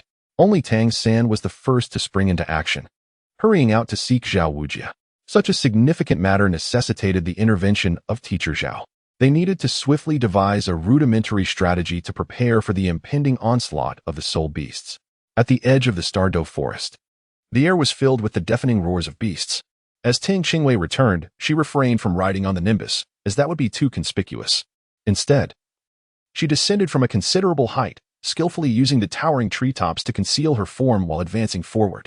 Only upon reaching a distance of 1 kilometer from her destination did she discern the previous group of soul beasts, which now comprised merely a few thousand-year-old entities. Just as Tang Qingwei was engulfed in curiosity, a resounding crash echoed, revealing a fierce battle between a human and a beast. The shockwaves of their clash radiated outward, resulting in the demise of nearby 100-year soul beasts, while the 1,000-year beasts scattered in terror. Boom!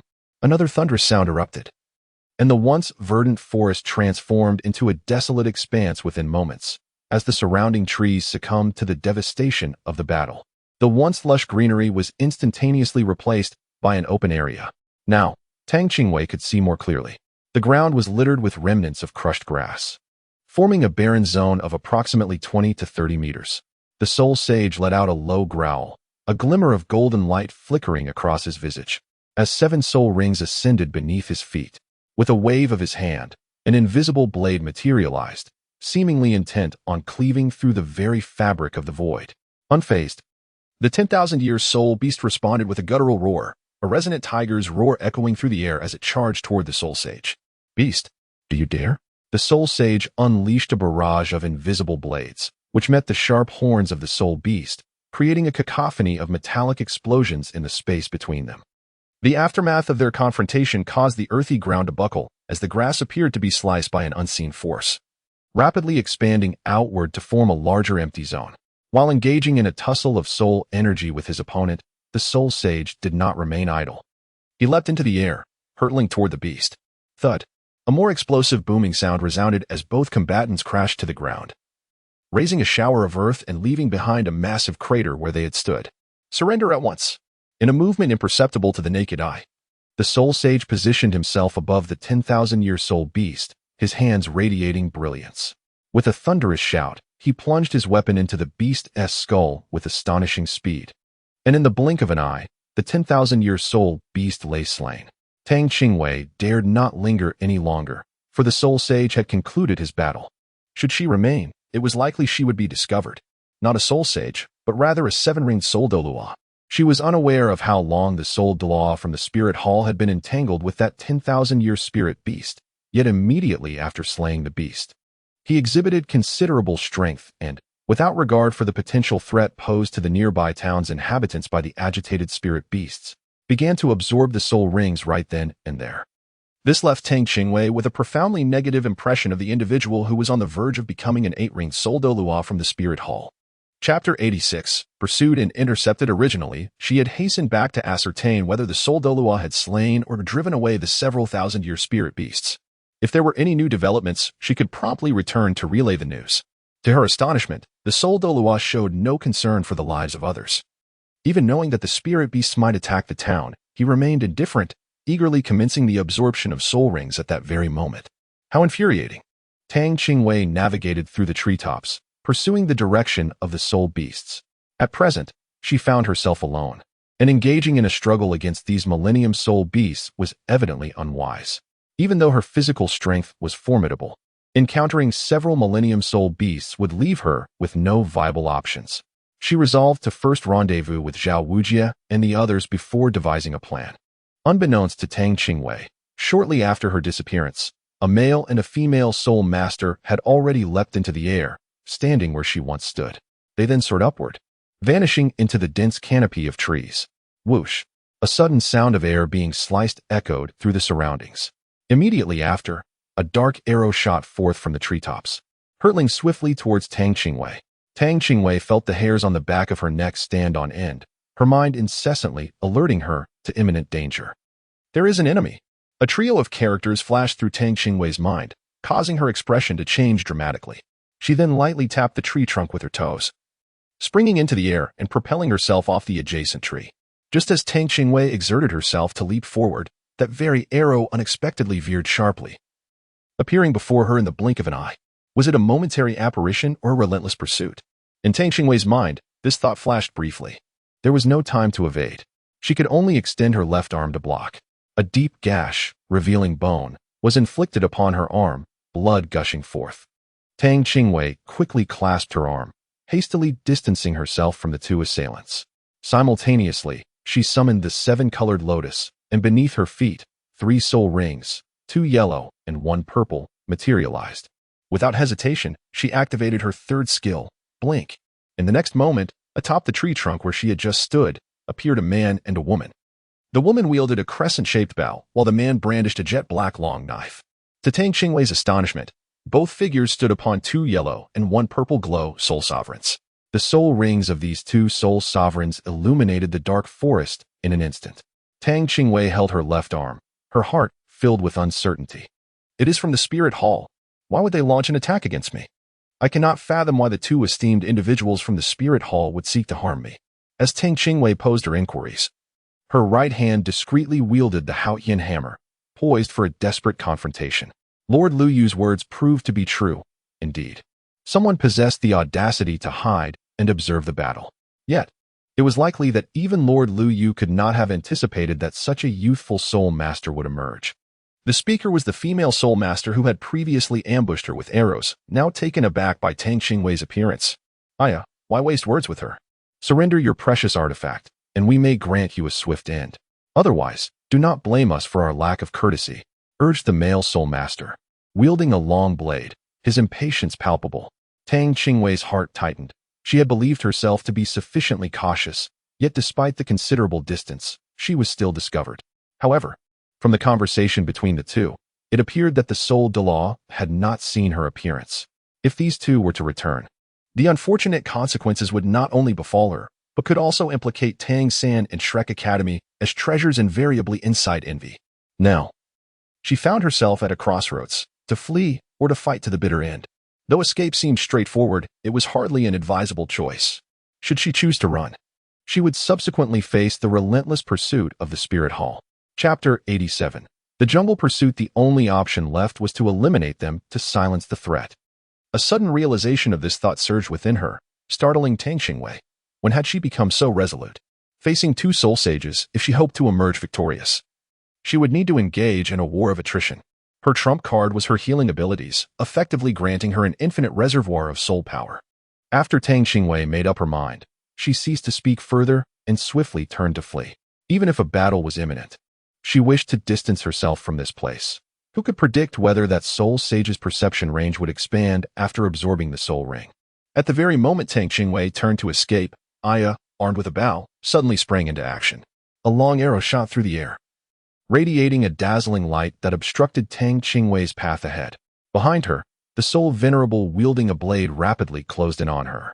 Tang Qingwei had resolutely decided against a direct confrontation, her figure resembling a specter as she created afterimages while deftly propelling herself off the trunks of nearby trees. Continuing her flight forward. Had she escaped? Both pursuers' expressions changed dramatically, and they immediately gave chase.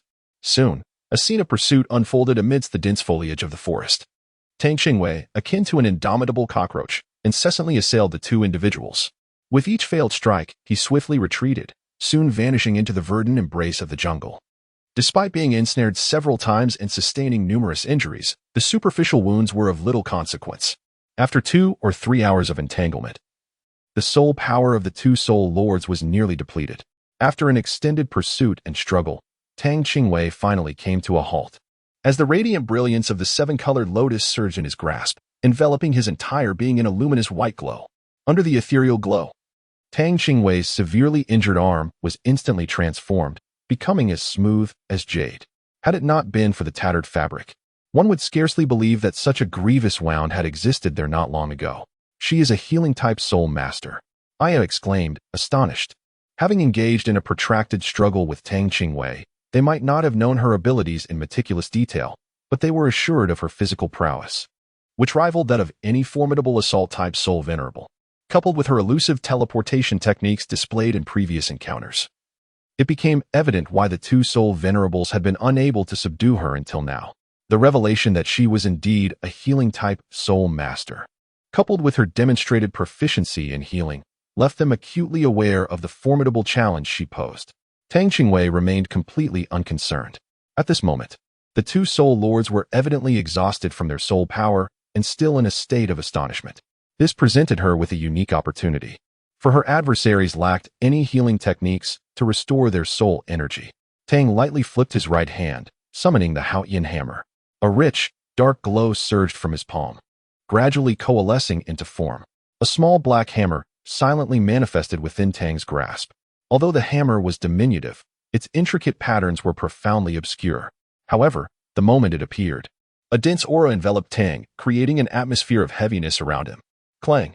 A tremendous sound of metal clashing echoed as the blade-wielding soul sovereign swiftly blocked the attack, only to retreat rapidly to join forces with Aya. Both radiated a brilliant light, preparing to strike down Tang in one decisive blow, yet their efforts proved futile. This was entirely due to Tang's remarkably swift recovery of soul power, which allowed him to remain in peak condition while facing his adversaries. At that critical moment, had it been anyone else, even a soul sect member, they would have found it exceedingly difficult to withstand the blade-wielding soul sovereign's strike after exhausting their soul power. Yet, Tang once again employed his third soul skill, deftly shifting himself aside and narrowly evading the lethal blow. The two soul sovereigns exchanged a glance, their faces pale and tinged with bitterness. They were not weak. Had an ordinary soul sect member been in their place, they would have likely been dispatched long ago. However, the individual before them exceeded their expectations at every turn. His seemingly boundless healing abilities enabled him to maintain an unwavering peak state. Chapter 88. Eradication of evidence. As Tang Qingwei sensed that the moment was right, he promptly activated his second soul skill. The faint sounds of sharp instruments piercing flesh echoed softly, barely audible. API call failed with status code 429. Error. Code 429. Message. Resource has been exhausted. E.g. Check quota. Status. Resource exhausted. Tang stepped back a few paces, murmuring softly, and refrained from taking further action. At this moment, Isla opposite him widened her eyes, the spark within them gradually fading. Her temple was a gruesome sight, a conspicuous wound gaping where the dagger, crafted from crystal by Tang, had pierced her skull, leaving little hope for survival. With a thud, Isla's body fell straight backward, crashing heavily to the ground. I have taken a life. Tang Qingwei murmured to herself, not glancing at Aya. In both her past and present lives, this was her first experience with taking a life. Tang Qingwei never intended to take a life. She originally hailed from a peaceful world, where, despite the absence of parents, she was nurtured with love and care. However, in this realm that venerates strength above all, it is the powerful who command authority and, at times, wield the power over life and death. Though she is aware that she has committed no wrongdoing, her mindset remains a formidable challenge to alter. Tang Qingwei was uncertain whether these two individuals would reveal her appearance and whereabouts, yet she dared not take the risk. Thus, from the very outset, she harbored the intention to eliminate her adversaries and began to strategize. Despite the discomfort gnawing at her, Tang Qingwei steeled herself and returned to the side of the two corpses. Before obliterating any trace of their existence, she suppressed her nausea and searched their bodies, ultimately discovering 2 pouches of coins.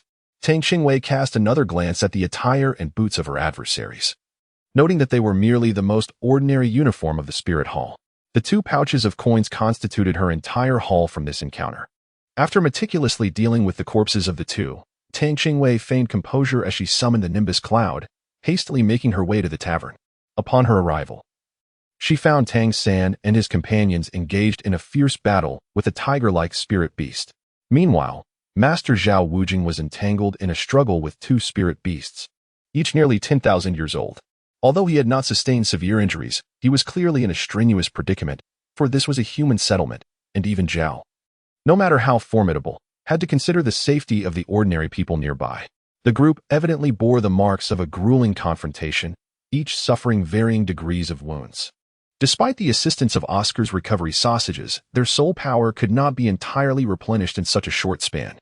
At that moment, Oscar was nearly drained of his own soul power, his complexion exceedingly pale, yet he persevered in crafting recovery sausages for his comrades. Upon witnessing this, Tang Qingwei promptly summoned the seven-colored lotus, bestowing each of the 6 individuals ahead with a layer of luminous white radiance. The group found themselves enveloped in this warm glow, and gradually, the sensation of warmth intensified, bringing with it a soothing flow that alleviated their physical discomfort. Even the internal pain resulting from their recent battle with the soul beast vanished entirely. They felt invigorated, as if their bodies were immersed in a hot spring. With all their injuries fading away, the once fatigued companions, having engaged in a prolonged struggle, now felt revitalized, their spirits lifted as they were surrounded by the white light, and their soul power began to recover at an astonishing rate. Chapter 89, The Millennium Diamond Tiger. Tang San was the first to react. His face etched with urgency as he looked up, his gaze precisely locking onto Tang Qingwei on the nimbus cloud. His heart momentarily settled upon this sight and the others. Following Tang San's focus, also spotted Tang Qingwei and nodded in acknowledgement. Next, we must strike decisively, Tang San proclaimed loudly to the group. Simultaneously, a radiant aura enveloped him as blue-black blue-silver grass shot forth from his body, its spiky vines rapidly surging through the air, obstructing the vision of the soul beast before them, while they coiled around his limbs and neck. With the impetus of Tang San's soul power, the inner strength of the Xiantian skill, the entwining ability of his first soul ring was pushed to its absolute limits. As the assault commenced, a torrent of vibrant purple-red flames erupted explosively from Ma Hongjun, coinciding with the illumination of his 2 soul rings. A flame as thick as a thigh surged forth, targeting the soul beast ensnared by the vines. Seizing the opportunity, Dai Mubai was quick to follow suit. A brilliant white light suddenly enveloped him, his sinister gaze transforming to a pure white. His second soul ring flared to life, and a colossal sphere of white light swiftly coalesced. With a powerful roar, he expelled a milky white energy orb towards the 1,000-year soul beast, delivering a decisive blow. The soul beast, already on the brink of exhaustion from its struggle with the group, had depleted its soul power and was relying solely on its physical strength to withstand the onslaught. However, with Tang Qingwei having fully healed their injuries and restored their soul power, the group was reinvigorated. In this renewed clash, it became evident that the soul beast was no match for them. As the opportune moment approached, Tang Qingwei emanated a radiant glow, summoning her martial spirit and activating her 3rd soul skill. Instantly, 3 soul rings, 2 yellow and 1 purple, materialized beneath her feet, releasing 2 beams of white light that enveloped Dai Mubai and Zhao Wujing. Seizing the moment, Dai Mubai drew forth his sharp sword and, with a thought, teleported to the nearly defeated soul beast, plunging his sword directly into the skull of the tiger-shaped soul creature. Observing that his companions had vanquished the 1,000-year-old diamond tiger, Zhao Wujing's eyes gleamed with excitement as he urged, "Hurry, Mubai, absorb the soul ring of the 1,000-year-old diamond tiger." Initially taken aback, Dai Mubai quickly grasped Zhao's urgency upon witnessing the fervor in his teacher's eyes. He promptly settled beside the lifeless body of the 1,000-year diamond tiger and commenced the absorption of the soul ring. Meanwhile, Zhao Wujing, empowered by Tang Qingwei's 3rd soul skill, flickered between the 2 ancient soul beasts, striking at their vital points until both fell lifeless. With the battle concluded, Tang Qingwei soared towards Tang San and gracefully descended. Tang San cast a concerned glance at his sister, tenderly brushing her hair with his hand. "You will be fine," he reassured her, as he retrieved Tang Qing's coat from the soul guide and draped it over her shoulders. Although Tang Qingwei had healed herself with her healing arts, the tears in her garments and the stains of blood remained irreparable. A discerning observer would easily deduce that Tang Qingwei had undoubtedly endured a fierce battle. Tang San felt a profound sense of guilt for not being by his sister's side when she was injured. His yearning for strength intensified, vowing that this would be the last time he would allow anyone to bully his sister. "Brother, I have returned." Tang Qing smiled gently. Upon reuniting with Tang San and the others, her heart found solace. However, she was reluctant to discuss the events of the day, subtly squeezing Tang San's fingers to indicate they would speak later. Noticing her disinclination to share, the others refrained from pressing her further. Meanwhile, as Dai Mubai continued to absorb his soul ring, Oscar and Ma Hongjun gazed curiously at the nimbus. "Little sister, what is this you are sitting on? May I have a turn?" Ma Hongjun eagerly rubbed his hands together, excitement evident in his demeanor. Yes, let me try too, will you?" Oscar, having been intrigued for quite some time, was now unable to contain his curiosity. Chapter 90. The Cloud of Aesthetic Appeal. Of course, Tang Qing readily agreed, not one to be stingy about sharing her nimbus. With her permission granted, the two rushed towards the nimbus, leaping into the air. Just as Tang San reached out to intervene, he witnessed the chubby boy pass right through the nimbus, landing abruptly on the ground. Ma Hongjun hit the earth with a thud, his eyes wide with disbelief, as he pondered the absurdity of his situation. While he felt no pain, he couldn't shake the sensation of being scorned by a cloud. Why was it that Oscar remained unscathed, and Tang Qing could ride as well, while he was unceremoniously cast aside? This felt utterly unjust. Why can little Oscar ride it, yet I was thrown off? Ma Hongjun exclaimed. His round face flushed with indignation as he pointed at the nimbus and shouted towards Tang Qing. Meanwhile, perched atop the cloud, Oscar reveled in his triumph, boasting to Ma Hongjun, "Chubby, it seems this cloud judges by appearance, and who could blame it for choosing my handsome visage?" He then triumphantly flicked his hair with a flourish. Tang Qingwei was utterly astonished by the incident of Ma Hongjun falling from the nimbus cloud, gazing at him in disbelief from head to toe. Who would have thought that this plump fellow was unable to ride the nimbus cloud at such a young age? Indeed, appearances can be deceiving. Under Tang Qingwei's penetrating gaze, Ma Hongjun trembled all over, desperately clinging to Tang San. "Third brother, why does your sister's gaze seem so terrifying?" Tang San pushed away the chubby face that had drawn too close, urging, "You should step down." How could he explain this? How could he claim that the rotund boy lacked a pure heart? Such words were difficult to utter. On the sidelines, Xiao Wu could no longer bear to watch. She forcefully pulled Ma Hongjun away from Tang San. This little chubby one, how can he be so misguided at such a young age? He mustn't lead Tang San astray. Yet, the chubby boy was unwilling to relent, persistently demanding an explanation. Tang Qingwei was someone he dared not approach, not only because of her formidable prowess, which could easily spell his doom, but also because he feared her brother might deliver a few kicks his way. Thus, he clung to Tang San, seeking clarification. Before Tang Qingwei could respond, Xiao Wu, seeing she could not pull Ma Hongjun away, stepped in to enlighten him. Only those with a pure heart can ride the cloud of transformation. If you cannot ascend, then who can you blame? As her words echoed, the atmosphere fell into an instant silence, soon followed by uproarious laughter. Oscar, in an exaggerated display, collapsed onto the cloud of transformation, rolling with laughter. "Ha ha ha, chubby one. You certainly lack a pure heart." Tang San could not help but let out a soft chuckle.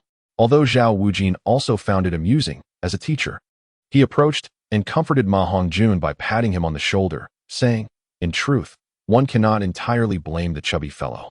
It is merely the result of his mutated martial spirit." Zhao Wujin then turned to the others and continued, "In their village, nearly everyone's martial spirit is a non-aggressive poultry. It is quite mysterious that, in his case, the martial spirit has undergone a mutation, endowing him with innate abilities of fire. The chubby one did not enroll of his own accord. Rather, he was discovered by Flanders in their village not long ago and brought back here." Although the group had previously ridiculed Ma Hongjun's martial spirit, they could not deny its formidable power. It was only upon hearing Zhao Wujin's explanation today that they came to understand the true nature of Ma Hongjun's mutated martial spirit. Tang San wore a contemplative expression. The master also possessed a mutated martial soul, albeit one that was diminished. However, the rotund one's martial soul was evidently different. "Teacher Zhao, what do these observations have to do with his martial soul?" Xiao Wu inquired, tilting her head in confusion towards Zhao Wujie. Chapter 91. The transformation of the White Tiger King. Zhao Wujie, unperturbed by the interruption, continued with a jovial demeanor, due to the mutation of his martial soul. The hefty fellow has acquired formidable flame abilities. This peculiar fire is not only exceedingly hot, but also possesses a strong adhesive quality, making it quite difficult to extinguish. Flander remarked that, following the mutation of his martial soul, he could indeed become akin to a phoenix. However, His martial soul harbors a significant flaw. While the mutation bestows immense soul power, it simultaneously exerts a considerable influence on his body, amplifying his desires to tenfold that of an ordinary person. If he merely suppresses these urges without any guidance, he risks being overwhelmed by this malevolent fire, potentially leading to his demise in an explosive manner. The others listened. Momentarily stunned, their gazes towards the rotund figure becoming exceedingly peculiar. Although Tang San had a fair understanding of mutated martial souls, it was his first encounter with someone like Ma Hongjun. Ma Hongjun hastily interjected, "Teacher Zhao, please do not tarnish my reputation." Zhao Wujia's smile remained unwavering, his eyes twinkling with mischief as he regarded Ma Hongjun. "What have I said that is incorrect? I merely release my desires through gluttonous indulgence. Why not convey the entirety of the situation? You make me sound utterly deranged. I am but 10 years old, mind you." Ma Hongjun cast a resentful glance at Zhao Wujia, attempting to clarify. Zhao Wujia laughed heartily. "I have said nothing. It is you who is impure and overthinking." At that moment, Dai Mubai, freshly invigorated after absorbing his soul ring, approached with a beaming countenance. "What are you all discussing so joyously?" Ma Hongjun, upon seeing Dai Mubai, rushed toward him as if encountering a long-lost family member. "Boss Dai, have you completed the absorption of your third soul ring?" Dai Mubai, taken aback by the rotund one's concern, felt warmth in his heart and softened his gaze toward Ma Hongjun, recognizing him as a true brother. Little did he know, Ma Hongjun's enthusiasm was merely a ruse to divert attention from himself. "Indeed, what soul skill did you acquire?" The others' gazes, as anticipated by Ma Hongjun, converged upon Dai Mubai. Ecstatic to discuss his third soul skill, Dai Mubai exclaimed, "This soul beast is truly perfect for me. The 1,000-year-old diamond tiger not only significantly enhances my strength, attack, and defense, but also grants me the skill known as White Tiger King transformation." The others present were left wide-eyed in astonishment, save for Tang Qingwei, who had returned late and missed witnessing the 1,000-year-old diamond tiger's soul skill, thus failing to grasp the significance of Dai Mubai's words. Noticing the perplexed expression on Tang Qingwei's face, Dai Mubai kindly elaborated, "My White Tiger King transformation allows me to maintain the transformation for half an hour. During this time, my resistance to abnormal states, as well as my attack power, defensive capability, and strength, are all doubled." Although Tang Qingwei still struggled to comprehend, she did not perceive this soul skill as particularly formidable. For someone with inherent physical strength like her, it was merely an embellishment. However, for Dai Mubai, who was already a powerhouse in the assault category, it was akin to a timely aid in the midst of a blizzard. What he required was precisely this comprehensive enhancement in soul skills, which would only sharpen and empower his claws further. As he spoke, he began to demonstrate his third soul skill. The exaggerated musculature of Dai Mubai surged forth, his upper garments bursting at the seams, revealing the terrifying contours of his muscles. Most peculiarly, dark stripes appeared across his skin, reminiscent of a tiger's hide, if not for the absence of fur. His tiger-like paws expanded, the blades protruding from them gleaming a brilliant silver. Remarkably, he was enveloped in a radiant golden aura, as if he were gilded. His blood-red eyes radiated a bloodthirsty glint, exuding the regal might of the king of beasts. Chapter 92, Sparring Match Xiao Wei. Let us engage in a sparring session. It is the perfect opportunity to test my third soul skill, Dai Mubai proposed with enthusiasm. Tang was slightly taken aback as she pointed at herself. "You wish to spar with me? Have you truly fallen so low, brother Dai, as to seek a duel with a support-type soul master over the third soul skill of a strength type?" Upon hearing Tang's words, the others were left in a state of utter disbelief. Even Tang San found himself at a loss for words. If it were any other support-type soul master being challenged by a strength type of the same rank, it would undoubtedly result in a one-sided beating. However, considering that this particular support type was his sister, it was uncertain who would truly be the one on the receiving end of the blows. The atmosphere fell into an awkward silence, with no one daring to respond. Having witnessed Tang's formidable power, they were no longer able to regard her as a mere ordinary support-type soul master. Zhao Wujia cleared his throat to alleviate the tension, saying, "Ahem, young lady. Why not accompany Mubai for a spar? It would be an excellent opportunity to test out his new soul skill." Although Tang Qingwei still harbored some reservations, upon witnessing that Master Zhao Wujin had already spoken, she could only respond obediently. "Very well then." As her words fell, 3 soul rings beneath her feet suddenly illuminated, and she activated her third soul skill. Slowly, She raised her right hand towards the poised Dai Mubai. Brother Dai, let us begin. Dai Mubai's spirit surged with renewed vigor. Not only he, but also the other spectators, focused intently, eager to witness the true power of the soul rings obtained through such fierce combat. You must be cautious. With that, Dai Mubai, who had already unleashed his third soul skill, radiated an even more potent golden light. His tiger claws sprang forth, resembling a fierce white tiger, as he lunged towards Tang Qingwei, exuding an overwhelming and terrifying aura, aimed directly at her face. Tang Qingwei advanced rather than retreating, her right hand clenched into a fist, and she struck fiercely against the oncoming tiger fist. She yearned to experience the might of Dai Mubai's blow. Bang! Their fists collided. Bang, bang, bang. The two figures became mere shadows, the sound of their bodies clashing resonating incessantly. It was too fast, too swift. This singular thought lingered in the minds of all present, save for Zhao Wuji. They had not anticipated the astonishing speed of the confrontation between Dai Mubai and Tang Qingwei. The enhancement from the white tiger transformation propelled Dai Mubai's speed to a terrifying level. What astonished the onlookers most was that, amidst such overwhelming velocity, Tang Qingwei remained unfazed. After a rapid exchange of over a dozen strikes, the sounds of their battle only reached the ears of the spectators a few seconds later. The initial moment of their fists meeting was silent, yet moments later, a thunderous roar erupted, akin to the explosion of a thunderclap. The ground beneath them sank simultaneously, dust rising abruptly, enveloping the area for hundreds of meters. Dai Mubai, caught off guard, stomped the ground in haste, conjuring barriers of light, only to have them shatter in the next instant. Under the amplification of the white tiger transformation, a wave of blinding white light surged towards Tang Qingwei. Simultaneously, his body accelerated, his paw outstretched, aiming for her.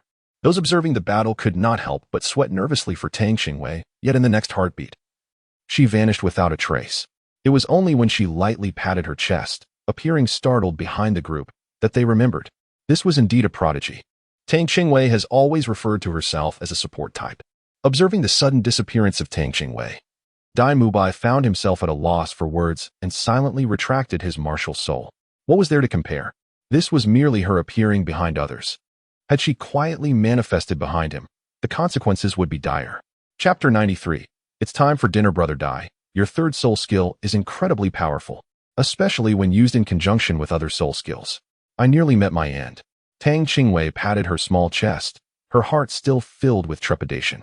At this moment, Dai Mubai chose to remain silent, casting a sorrowful glance at Tang Qingwei before turning to leave. Tang Qingwei felt an inexplicable gaze upon her. She turned to Tang San and asked, Brother, what seems to be troubling Brother Dai? He appears rather unhappy. Tang San smiled gently, affectionately tousling Tang Qingwei's hair. Your elder brother has been somewhat disheartened. It's nothing to worry about. He will feel better soon. Have you eaten dinner? Are you hungry? The others silently scoffed. How could one not feel disheartened? With great enthusiasm, they sought out a duel, only for Tang Qingwei to vanish after a single move. What good is speed if one cannot surpass the abilities of teleportation? Tang Qingwei, upon hearing Tang San's words, realized that she was indeed feeling a bit hungry. I hadn't noticed it until you mentioned it, but I am quite hungry, she admitted, glancing towards the hotel. Fortunately, the recent skirmish had not caused extensive damage, and the hotel still stood intact. Inside, it was bustling with people, as local residents sought refuge from the chaos. Upon noticing Zhao Wuji and his companions, they quickly stepped back to clear a path to the front desk. They were all acutely aware that the three formidable thousand-year soul beasts had met their demise at the hands of these individuals, and it was precisely due to them that they had been spared from death. At that moment, their feelings towards these heroes were not only filled with fear but also gratitude and reverence. Zhao Wuji and his companions, however, paid little heed to the thoughts of others. They had merely acted in accordance with their convictions. Excuse me, is there any food available? Tang San instructed a few individuals to secure their seats before he proceeded to the front desk to place an order. Zhao Wuji did not linger and ascended the stairs directly. The five of them found a table in the corner and took their seats. Upon returning from his meal, Tang San noticed the absence of Zhao Wuji and inquired of those present, Where is Teacher Zhao? Is he not joining us for dinner? I shall go and fetch him. As he prepared to rise, Oscar gently shook his head and pressed Tang San back down, saying, There is no need for that. Although our teacher accompanies us, he will neither bear any of the expenses nor accept any favors from us. This is a rule established by Dean Flander. Tang Qingwei had already begun to eat, holding a chicken leg in her hand as she glanced at Oscar. Isn't Teacher Zhao hungry after such a fierce battle? Ma Hongjun chuckled, patting Dai Mubai on the shoulder and addressing the group. Isn't this quite wonderful? Everything is so straightforward. I truly cherish the unpretentious atmosphere of the academy. At that moment, Dai Mubai also regained his spirits, amusedly observing the portly figure. Let us eat. If we delay any longer, Xiaowei will finish everything. Ma Hongjun looked down and noticed that Tang Qingwei's hands were moving like shadows over the dishes, prompting him to sit up straight and join the culinary skirmish. The others exchanged glances, falling silent yet quickening their pace. A scene unfolded at the dining table, where their chopsticks engaged in a covert contest, clashing above the table. However, they all adeptly controlled their strength. Otherwise, given their current soul power levels, the sheer aftermath of their full efforts could easily reduce the hotel to rubble. The six of them sat around the table, engrossed in their meal. Suddenly, a group of individuals strode in, exuding an intimidating presence, clearly not there to dine. Their overwhelming aura sent many of the residents, who had sought refuge in the hotel, scurrying out in fright. Chapter 94. The sharp-tongued fatty, where are the 1,000-year soul beasts that were here before? Did any of you see who killed them? Inquired a young man appearing to be in his 20s. He was quite handsome, donned in a moon-white soul master robe that added an air of elegance to his demeanor. Behind him stood several young men of similar age, among whom a notably older middle-aged man stood out. The younger individuals seemed to regard him with a sense of respect. This middle-aged man appeared to be around 30, sporting gold-rimmed glasses that lent him a refined yet approachable look. He wore the same moon-white soul master robe, but with intricate silver embroidery, shimmering with every movement. Notably, both the middle-aged man and the younger ones bore a cerulean circular mark on their left shoulders, within which were embroidered the characters Zhonghui and matching hues. Their attire clearly indicated they were soul masters. In contrast, Tang San's group appeared rather casual. Without witnessing their prowess in vanquishing 1,000-year soul beasts, they would have seemed indistinguishable from ordinary folk. In stark contrast, these newcomers exuded a more ostentatious air. Upon their entrance, the restaurant owner hurriedly approached. Bowing and expressing excessive courtesy, soul masters were not to be trifled with. Moreover, their small town relied heavily on the Star-Dough forest, essentially thriving on the patronage of soul masters. In short, soul masters represented both a noble and lucrative profession, and the owner could not afford to be careless. Tang Qingwei had long noticed these individuals but had chosen to disregard them. Did they truly appreciate the aroma of the food before them? When Dai Mubai overheard their inquiry, he initially intended to pause and discern their intentions. However, upon observing that the others showed no inclination to cease their dining, and that the delectable dishes on the table were dwindling at an alarming rate, he found himself too preoccupied to engage with them, swiftly wielding his chopsticks. The question posed by the student from Songhue Academy went unanswered, as everyone tacitly turned their gaze towards the few individuals fervently battling over the food at the table. Both parties were spirit masters. They were merely ordinary civilians, and no one dared to offend either side, uncertain if their words might invoke dire consequences. Some began to regret not fleeing at the first opportunity, remaining only to witness the spectacle. Was the commotion of spirit masters something that mere mortals like them could behold? The young man at the forefront, noticing the collective attention directed towards Tang Qingwei and her companions, understood the situation. TSK? A bunch of bumpkins, have they never dined before? Their manners are truly appalling. The speaker was a strikingly built female student from Songhue Academy, who now cast a look of disdain towards Tang Qingwei's table. The hearing of spirit masters is naturally superior to that of ordinary people. Despite the din within the restaurant, Dai Mubai and his companions caught every word. With a thud, Dai Mubai slammed his chopsticks onto the table in frustration. Tang Qingwei had nearly finished her meal. After wiping her mouth, she, like her companions, set down her chopsticks. Ma Hongjun and Dai Mubai could no longer restrain themselves. Dai Mubai, suppressing his anger, exclaimed, "You are quite overstepping your bounds, aren't you?" Indeed, while the young lady may possess an admirable appearance, how could she have such a foul mouth? Although Ma Hongjun had an appreciation for beautiful women, he could not regard a woman who bullied his brothers in such a manner as anything other than a tormentor. His words dripped with unrelenting sharpness. Tang appeared utterly dumbfounded, her mouth agape as she gazed at Ma Hongjun. The plump fellow's image today completely reshaped her perception of him. So this was what he was like. Chapter 95. If one does not offend me, I shall not offend them. Oscar was not as taken aback. Although the rotund fellow had a penchant for admiring beautiful women, he was exceedingly loyal to those he acknowledged. It would not be an exaggeration to say he would go to great lengths for his brothers. Tang San cast a serious gaze upon the individuals before him, his hand poised over the concealed weapon known as 24 Bridges under the moonlight. Should they display any inclination to attack, his hidden weapon would be unleashed in an instant. Though Dean Flandra had once stated that a soul master who refrains from provoking others is not a true soul master. The group before him did not embody the traits of arrogance or tyranny. They adhered to the principle of if one does not offend me, I shall not offend them. However, having been bullied to such an extent, it would be deemed cowardly should they fail to retaliate. Although Xiao was taken aback by Ma Hongjuan's bold declarations, she promptly raised her thumb in approval, exclaiming, "Fatty, it seems I shall have to regard you with newfound respect." Ma Hongjun, with a smirk, casually brushed his hair aside and replied, "Of course.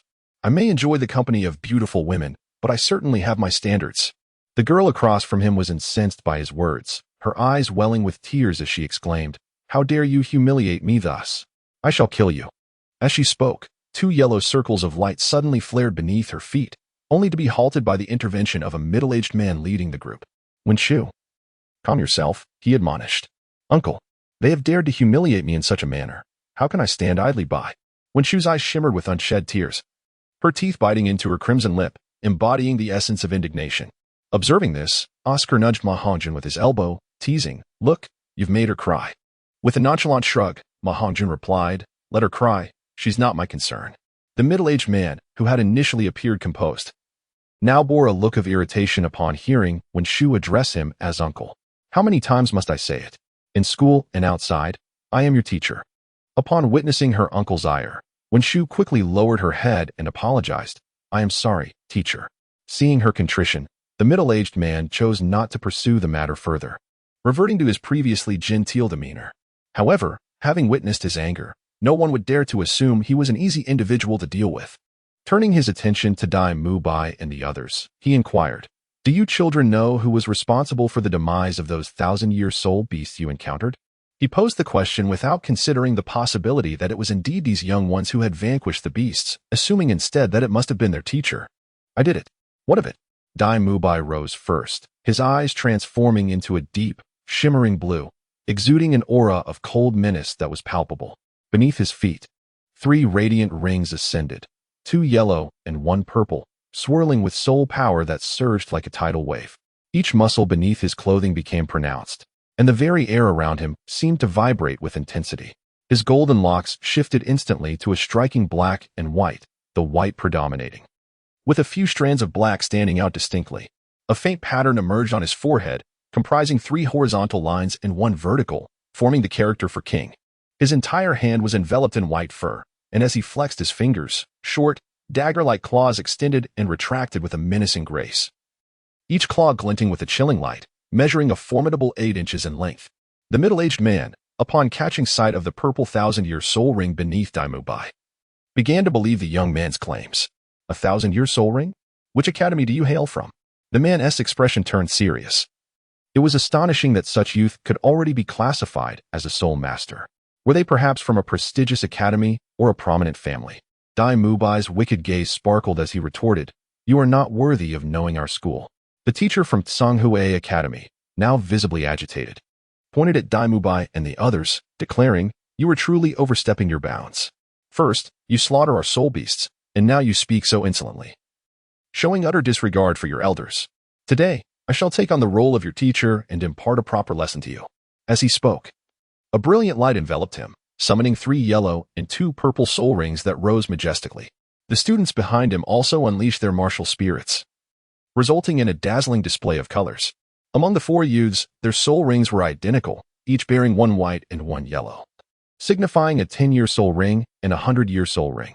The exception was Wen Shu, who possessed 2 yellow soul rings, marking her as the most gifted among them, which perhaps contributed to her inflated sense of self-importance. All 5 were undoubtedly battle soul masters, including 2 weapon soul masters wielding a long knife and a staff, and 3 beast soul masters embodying a bird, a dog, and a monkey. From the perspective of their martial spirits, they were not particularly formidable. Observing their display, Dai Mubai's disdain only intensified. Is this what they call the disciples of a prestigious soul master academy? Even a 10-year soul ring? Brothers, let us show them our true soul rings. Tang lightly pursed her lips, brushing her hand over her modest bosom, thinking to herself, "Who do you think you are?" Yet, she refrained from contradicting him at that moment and obediently summoned her martial spirit. The phoenix manifested, and a purplish-red glow surged forth from the portly boy. His short hair suddenly elongated and gathered at the center, transforming into a Mohican hairstyle. 2 circles of yellow soul rings ascended simultaneously from beneath his feet, and long feathers extended from his exposed, robust arms, while his hands morphed into claw-like appendages. Scorching air currents swirled around his body. Despite his shorter stature compared to the students from the Qingwei Academy, once the purple flames erupted from within him, his entire demeanor shifted dramatically. Coupled with Dai Mubai's white tiger martial spirit, it left their opponents gasping for breath. Only Tang San's martial spirit remained relatively calm, as 2 yellow rings, akin to Ma Hongjuan's, rose from his feet, and dense blue-silver grass quietly unfurled around him, slowly spreading outward. Xiao Wu and Tang Lightly were the last to unleash their martial spirits, the moment the 2 yellow and 1 purple ring illuminated beneath the diminutive Tang Lightly. It instantly captured the attention of all the soul masters across from them. Soul Sovereign? Impossible. She is so young. The teachers from Qingwei Academy watched with rapt attention, murmuring. The highest configuration of soul rings, yet this martial spirit is unfamiliar. It seems rather unremarkable. Nevertheless, the young man with the white tiger martial spirit displayed considerable prowess. The middle-aged teacher turned back to his students, who, aside from studying diligently, were visibly shaken by the oppressive aura of their opponents. As a seasoned educator, he contemplated numerous possibilities as he witnessed Dai Mubai and the others reveal their true strength. Given their youth, he pondered whether they might be disciples of a prominent sect, as some troubles were best avoided. Chapter 97. The Bet and Challenge. I am Shin Qi, a teacher from Qingwei Academy. May I inquire which sect you belong to? Xiao Wu, brimming with eagerness, grew impatient as the confrontation had yet to commence. We are from Shrek Academy. If we are to fight, let us do so quickly. The sun is already rising. Upon hearing the name of the academy, Shin Qi pondered momentarily but could not recall any information about it. Although suspicion lingered in his mind regarding their honesty, he soon dismissed the thought, believing it improbable. Feeling somewhat reassured, he addressed Xiao Wu, saying, "We are not unreasonable. After all, you were the ones who ambushed our team while we were pursuing the 1,000-year soul beast. In truth, you hold no ground in this matter." Though Shin Qi maintained a smile, his gaze was as venomous as a serpent's. He turned to the shortest among the group, Tang Lightly, and proposed, "How about this? You designate that 3-ring soul master girl to duel our Wenshu. If she wins, we shall consider this matter settled. However, should you lose, you must compensate us with a soul ring from a 1,000-year soul beast." Noticing Tang Lightly's silence, Shin Qi assumed she was intimidated by her youth and encouraged. "You stand to gain from this. After all, your young lady must possess at least a 30-level 3-ring soul sovereign, while our Wenshu is merely a 30-level 2-ring soul sovereign." Tang Qingwei did not respond verbally, yet her mind was occupied with the realization that it was indeed this group of individuals who, heedless of the lives of others, drove the millennia-old spirit beasts into the town. Although the spirit beasts were originally headed towards the town, their actions were tantamount to willful instigation. Tang slightly raised her eyes, a flicker of anger evident within her gaze as she regarded the group. Hearing Shin Qi's words, Dai Mu Bai and the others furrowed their brows, their expressions twisting into one of uncontainable fury. "Beasts, have you not considered that the majority in this town are merely ordinary people, faced with a 1,000-year soul beast? They are as defenseless as ants, lacking any capacity for retaliation." Shin Qi, far from being angered, responded with a mocking smile. "What a display of maternal kindness. They have chosen to reside in this place. They must possess the awareness to confront soul beasts. Furthermore, our purpose is to eliminate these creatures. How could we possibly allow them to remain and harm innocent lives? Very well, I accept the challenge. However, the terms must be revised, for they are woefully inequitable." Tang Qingwei stepped forward, allowing the crowd to behold her full appearance. She appeared to be merely 7 or 8 years of age. Yet her cherubic face was adorned with an expression of utmost seriousness. Shin Qi, intrigued, inquired, "Then tell me, how shall we alter the course? Should I emerge victorious, you shall bestow upon me 10,000 gold soul coins. Conversely, should I be defeated, I will accompany you in the pursuit of a millennium soul beast ring." Tang Qingwei spoke with a resonant clarity, her eyes ignited with fierce flames, directed, of course, towards the golden soul coins. "Excellent. No issues there. In Shinchi's perspective, Tang Qingwei appeared to belong to the support class, as the majority of assault-type soul masters typically wielded beast spirits. As for control-type, he found it hard to believe that a solitary, unadorned flower could possess such powers. The restaurant was abuzz with commotion, as diners near the tables of Shrek Academy and Songhui Academy hastily moved aside to avoid being caught in the fray.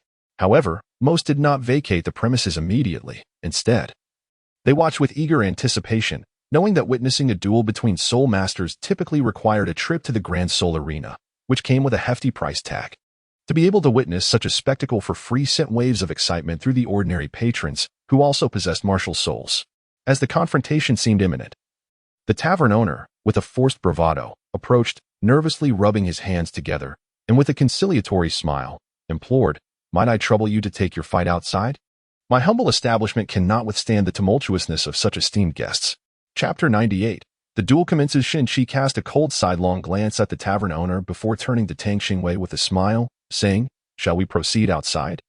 With that, he pivoted and led a group of students out of the tavern. When she regarded Tang Qingwei with palpable disdain, after all, she was merely a support type. And even if she were at a level above 30, what was there to fear? With a scoff, she said nothing further, brushing past Tang Qingwei as she exited the tavern. Tang Qingwei was initially elated at the prospect of unexpectedly acquiring a fortune. Yet her spirits plummeted to the depths in an instant due to Tang San's actions of reviewing his studies. With disbelief, she looked up at her brother, wondering, did she just disdain me? Tang San gently ruffled his sister's hair, poised to utter a few words. Ma Hongjun, ever the instigator, sauntered up to Tang Qingwei, a mischievous glint in his eye. Indeed, she was doing it on purpose.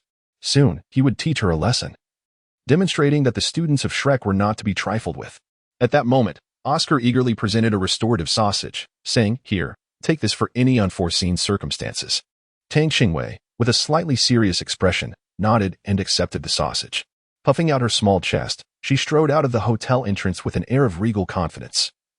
Flanked by AOC Ka and Ma Hongjun, Tang San observed his sister's fierce demeanor and couldn't help but chuckle, shaking his head in amusement.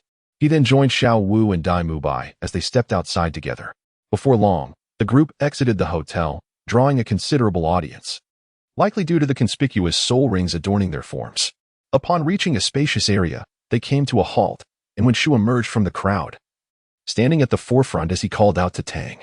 Songhui Academy, Wen Shu, Martial Soul, White Egret, Level 30, Second Ring Soul Master, 19 years old, specializing in agility. I humbly seek your guidance. Tang Qingwei's heart trembled slightly upon realizing that these individuals had come to hunt for her soul ring. She had not forgotten the disdain they had shown her moments earlier. Although Tang Qingwei was of modest stature, her gaze at this moment was anything but weak. Her round, sparkling eyes seemed on the verge of rolling heavenward. Imitating her earlier demeanor, she let out a cold snort and proclaimed, "Humph. I am Tang Qingwei, a 31st level soul master with a martial soul, 7-colored flower of the supportive category." Tang San and his companions stifled their laughter at Tang Qingwei's adorably cute demeanor, which gave no impression of disdain. Rather, it seemed as though something had entered her eye. Yet, none dared to voice their amusement, for they had not forgotten that this delicate and charming young girl was, in truth, a violent little girl with extraordinary martial prowess. Upon hearing Tang Qingwei's self-introduction, Shinchi couldn't help but smirk inwardly, for it was precisely as I had anticipated. At merely level 31, even with one less soul ring, it would be unlikely for her, as a support type, to make any significant impact. Very well, let us all summon our martial souls and prepare for the commencement. As the words left his lips, 2 soul rings illuminated beneath their feet simultaneously. When Shu let out a low shout, her long hair billowing as she spread her arms wide, instantly unleashing her martial soul. 200-year soul rings materialized around her graceful figure. The 19-year-old girl, a soul master at level 30, already possessed considerable strength, complemented by an optimal soul ring configuration. All this provided ample grounds for Wen Shu to boast. Alas, her misfortune lay in encountering a more prodigious talent from Shrek Academy. The outcome of this battle seemed all but predetermined in the eyes of Dai Mubai and the others. Tang Qingwei did not speak. Instead, she raised her hand, and a 7-colored flower with only 5 petals began to whirl in her grasp.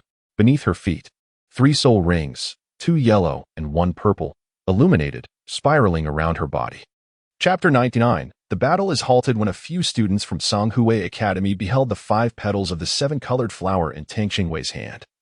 They were inclined to mock her for her lack of numerical understanding. However, as Tang Qingwei's 3 soul rings suddenly glowed, the oppressive aura of her level silenced their taunts. Begin. The moment Shenqi called out the command, when Shu sprang into action like a bolt of lightning. His legs came together as if fused, and his arms unfurled at his sides, transforming into wings. With a swift motion, accompanied by the brilliance of his 2nd soul ring, he soared into the air. With an astonishing surge in speed, he launched himself toward Tang Qingwei. Almost immediately when Shu unleashed his first soul skill, creating an ethereal bird's beak at the position of his head, its sharp tip aimed directly at Tang Qingwei's face. Tang Qingwei felt a sudden chill in her heart and began to take the situation seriously. The gravitational acceleration, could it possibly pierce through her? Despite her internal complaints, her actions were swift. She immediately unleashed her 3rd soul skill, teleporting to a position directly above her original stance until when Shu appeared beneath her. Like an arrow released from a bow, Tang Qingwei propelled herself forward, lightly stepping on the void, and swung her small fist, aiming directly at Shu's shoulder. Although Tang Qingwei harbored no fondness for the impertinent girl before her, she was not one to indiscriminately harm the innocent. Thus, she refrained from directing her strike towards the opponent's vital points. When Shu lost her target momentarily, caught in a brief spell of confusion, only to be jolted back to awareness by the looming sense of danger above her. Upon looking up, she was greeted by the sight of Tang Qingwei's fist hurtling towards her, her beautiful eyes widening in surprise. When did she come to be above me? Though her mind was still clouded with questions, her body instinctively reacted, swiftly moving to the side to evade. Simultaneously, a thunderous sound echoed as the fist broke through the air, reminiscent of a muffled explosion. Bang! The ferocious energy enveloping the fist erupted in rippling airwaves. Ma Hongjun, having witnessed Tang Qingwei's formidable prowess before, now clutched Oscar beside him, both trembling in fear. A shared thought lingering in their minds: no one should provoke this fierce little girl, for she could indeed be lethal. Meanwhile, at the Tang Qingwei Academy, Teacher Shenqi's expression darkened, a hint of fury simmering beneath the surface as he barked, "Stop." As he spoke, 5 soul rings, 2 yellow and 3 purple, flared to life beneath his feet. A weapon spirit resembling a hoe manifested in his hand, standing guard between the 2 parties, creating a bizarre yet comical contrast with his otherwise scholarly demeanor. Ha ha ha, that appearance is utterly ridiculous. Little Wu, already at odds with him, showed no mercy and laughed outright. Shenqi, who prided himself on being an elegant scholar, felt a wave of insecurity wash over him at the sight of his hoe-like weapon spirit being mocked. The laughter struck him like a personal affront, and as he turned to glare at Little Wu, his eyes blazed with intensity. The surging soul power emanating from him created a tidal wave of pressure that surged towards her and her companions.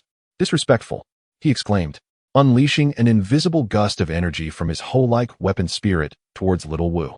In response, Tang San and the others activated their soul skills to shield her.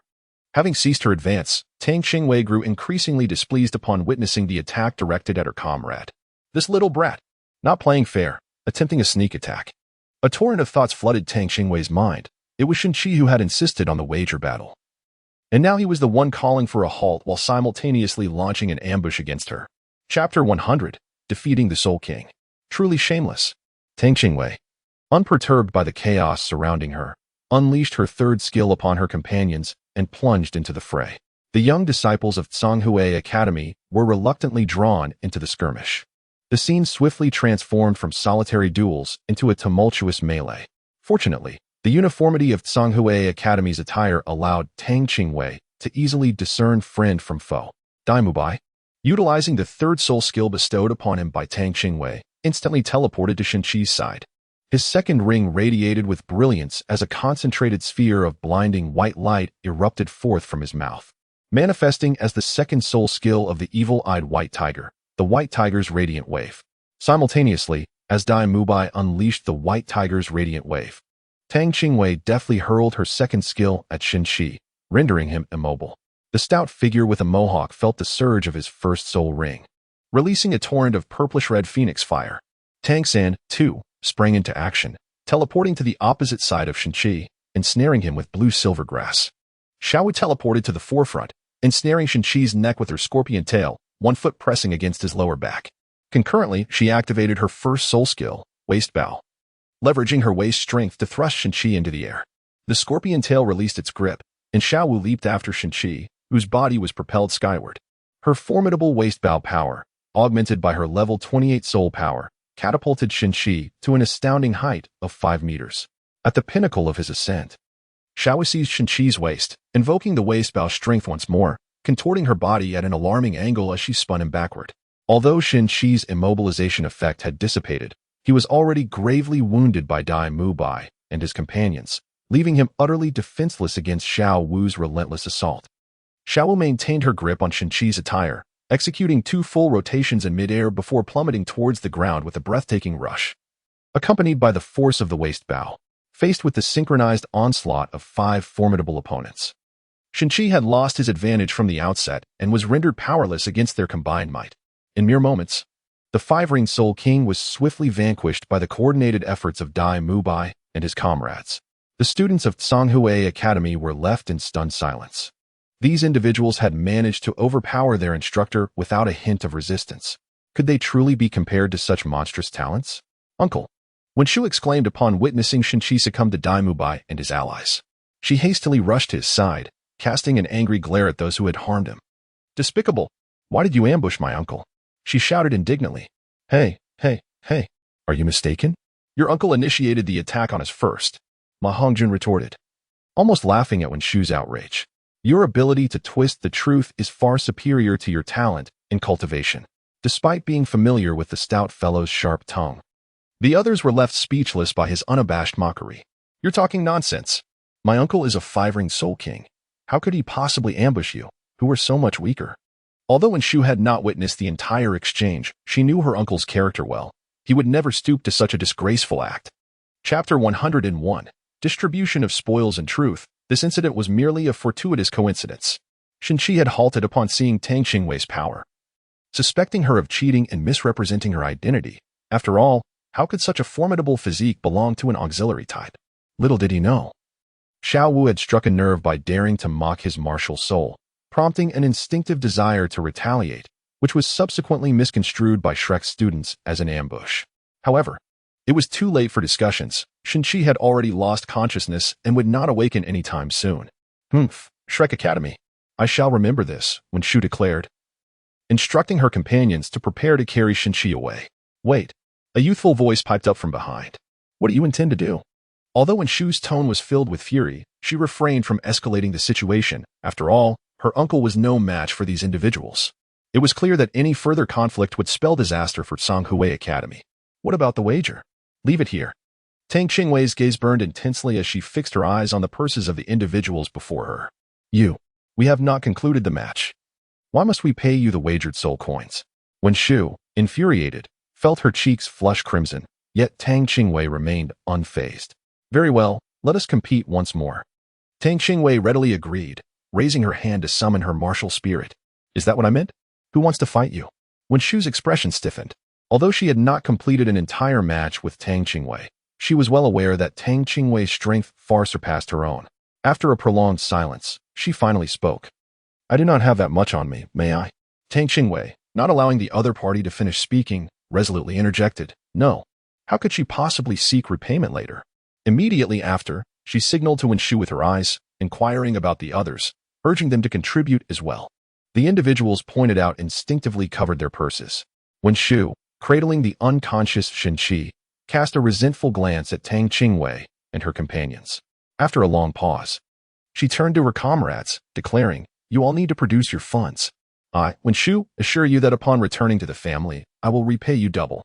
Only then did they reluctantly present their coin pouches to Shu. Tang, filled with excitement, called out to Tang San and the others, urging them to come over and help him count the money. Shu's expression darkened instantly, and he retorted with indignation, We are not so shameless. There are plenty of gold soul coins here. Zhao Wujie, observing from above, had already witnessed the scene.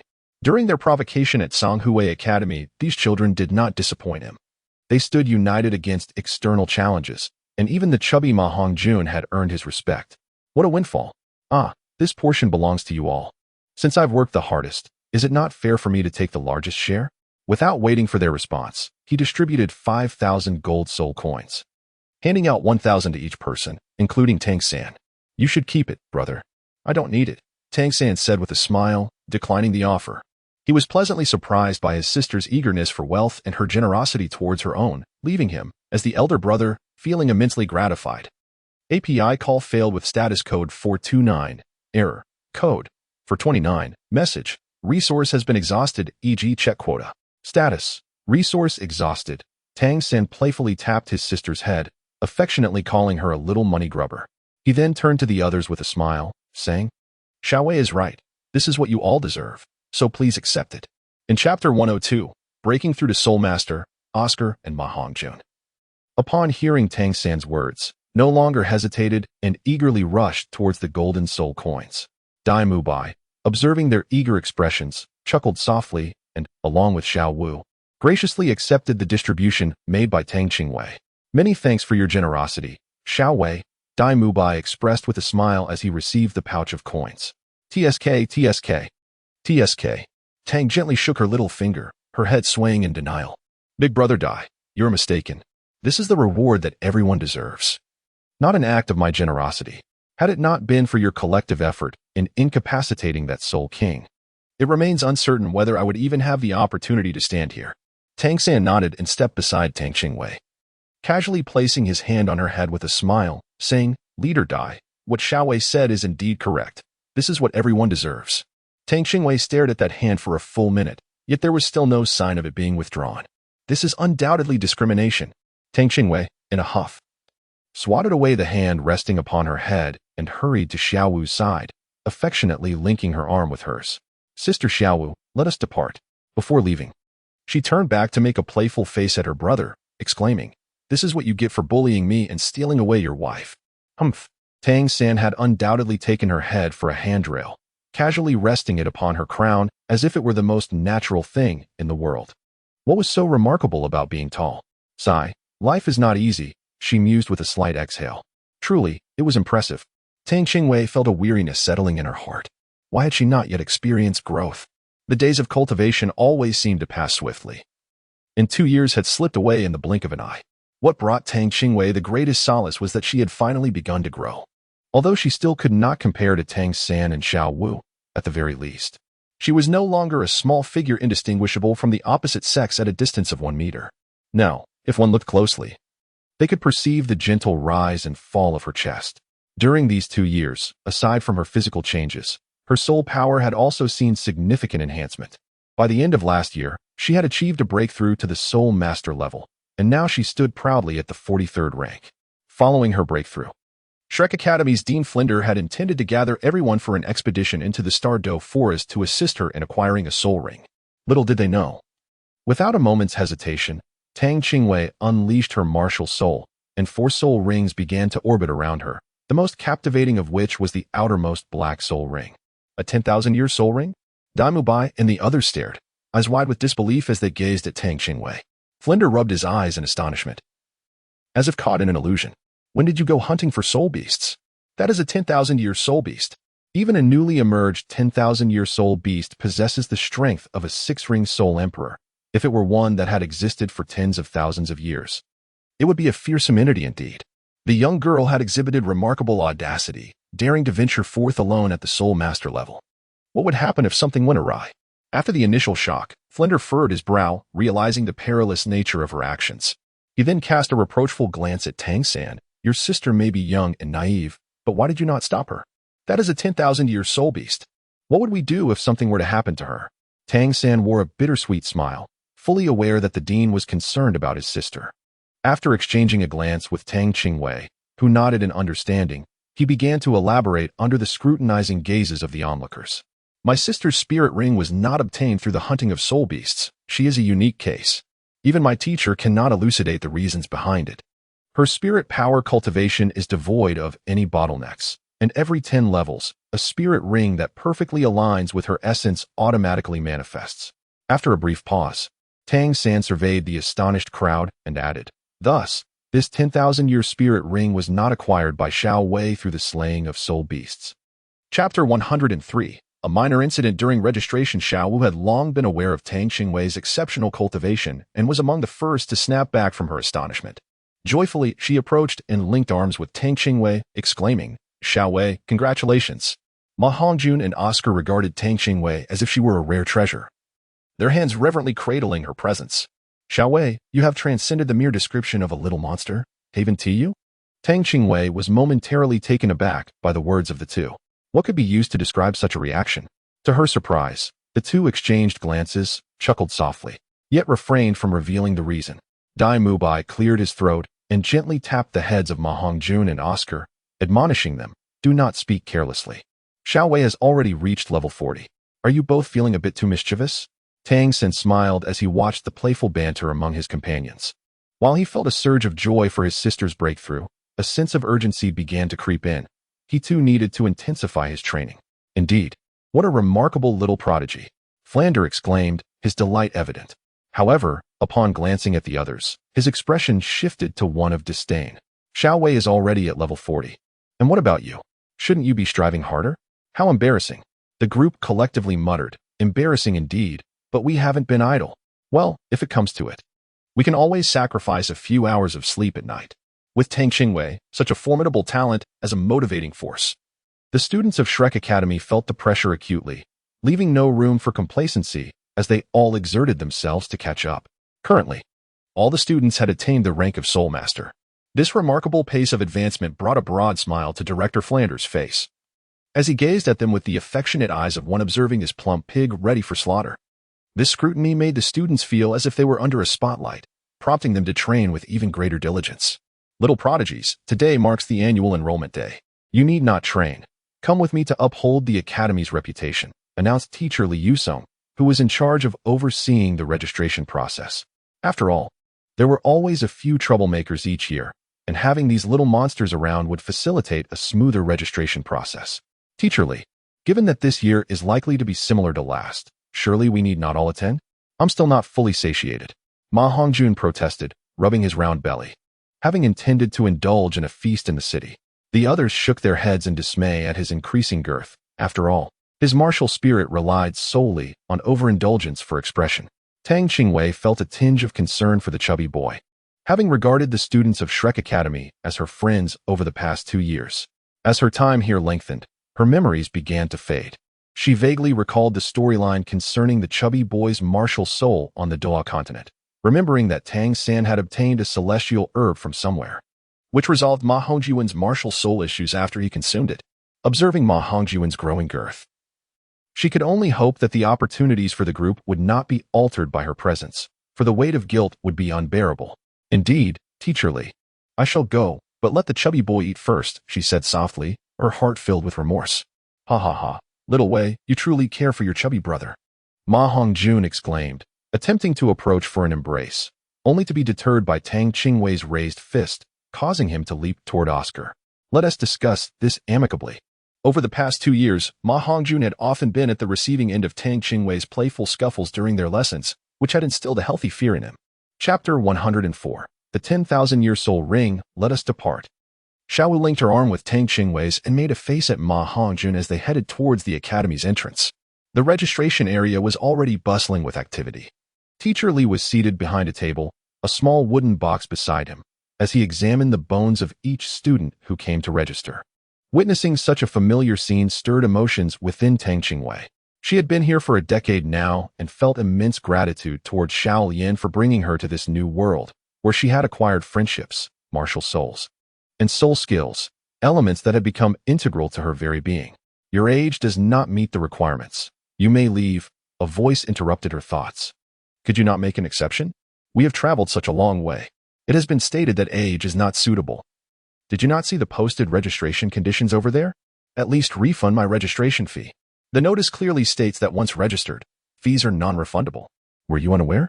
The previously orderly queue erupted into a cacophony of disputes just as Tang Qingwei turned to look, hearing Teacher Li calling out. Little monsters, come resolve this, he instructed. Then addressed the individual arguing with him. Anyone who strikes one of them can reclaim their registration fee. Let us get to it, brothers. Unleash your martial souls. Dai Mubai was the first to channel his soul power, releasing all 3 of his soul rings, 2 of 100 years and 1 of 1,000 years. The palpable soul power generated an invisible pressure in the air, his cold gaze fixated on the father and son duo. 1,000-year soul ring. He is a soul master. The astonishment was palpable among the parents and students present, and the shock only intensified as the other 4 individuals beside Dai Mubai revealed their soul rings, all displaying the same color configuration, 2 yellow and 1 purple. When the last young girl unveiled her soul rings, there was a hushed silence. No one dared to utter a word. The 4 soul rings surrounding her were capped by a black 10,000-year soul ring. A wave of awe swept through the crowd. Was this truly a student of Shrek Academy? Their strength was astonishing. Casting glances at their own children, many parents who had previously taken pride in their son's soul power levels now felt deflated, hastily leading their children away to avoid embarrassment. The area quickly became more spacious as the line continued. At the front and back of the queue, 2 girls, upon seeing Tang Qingwei's soul ring level, were struck with disbelief. Their hands instinctively clenched into fists, overwhelmed by her strength. Looking up, their eyes gleamed with renewed determination and resilience. Shrek Academy. They had indeed come to the right place. Tang Qingwei also noticed 2 figures in the crowd, each exuding a unique charm. A sense of curiosity arose within her, as she felt that their demeanor seemed somewhat familiar. What's wrong? Xiao Wu, observing Tang Qingwei's furrowed brow in contemplation, asked with genuine concern. Tang slightly shook his head, gesturing with his eyes for Xiao Wu to observe the 2 figures. What do you think of them? Xiao Wu followed Tang's gaze.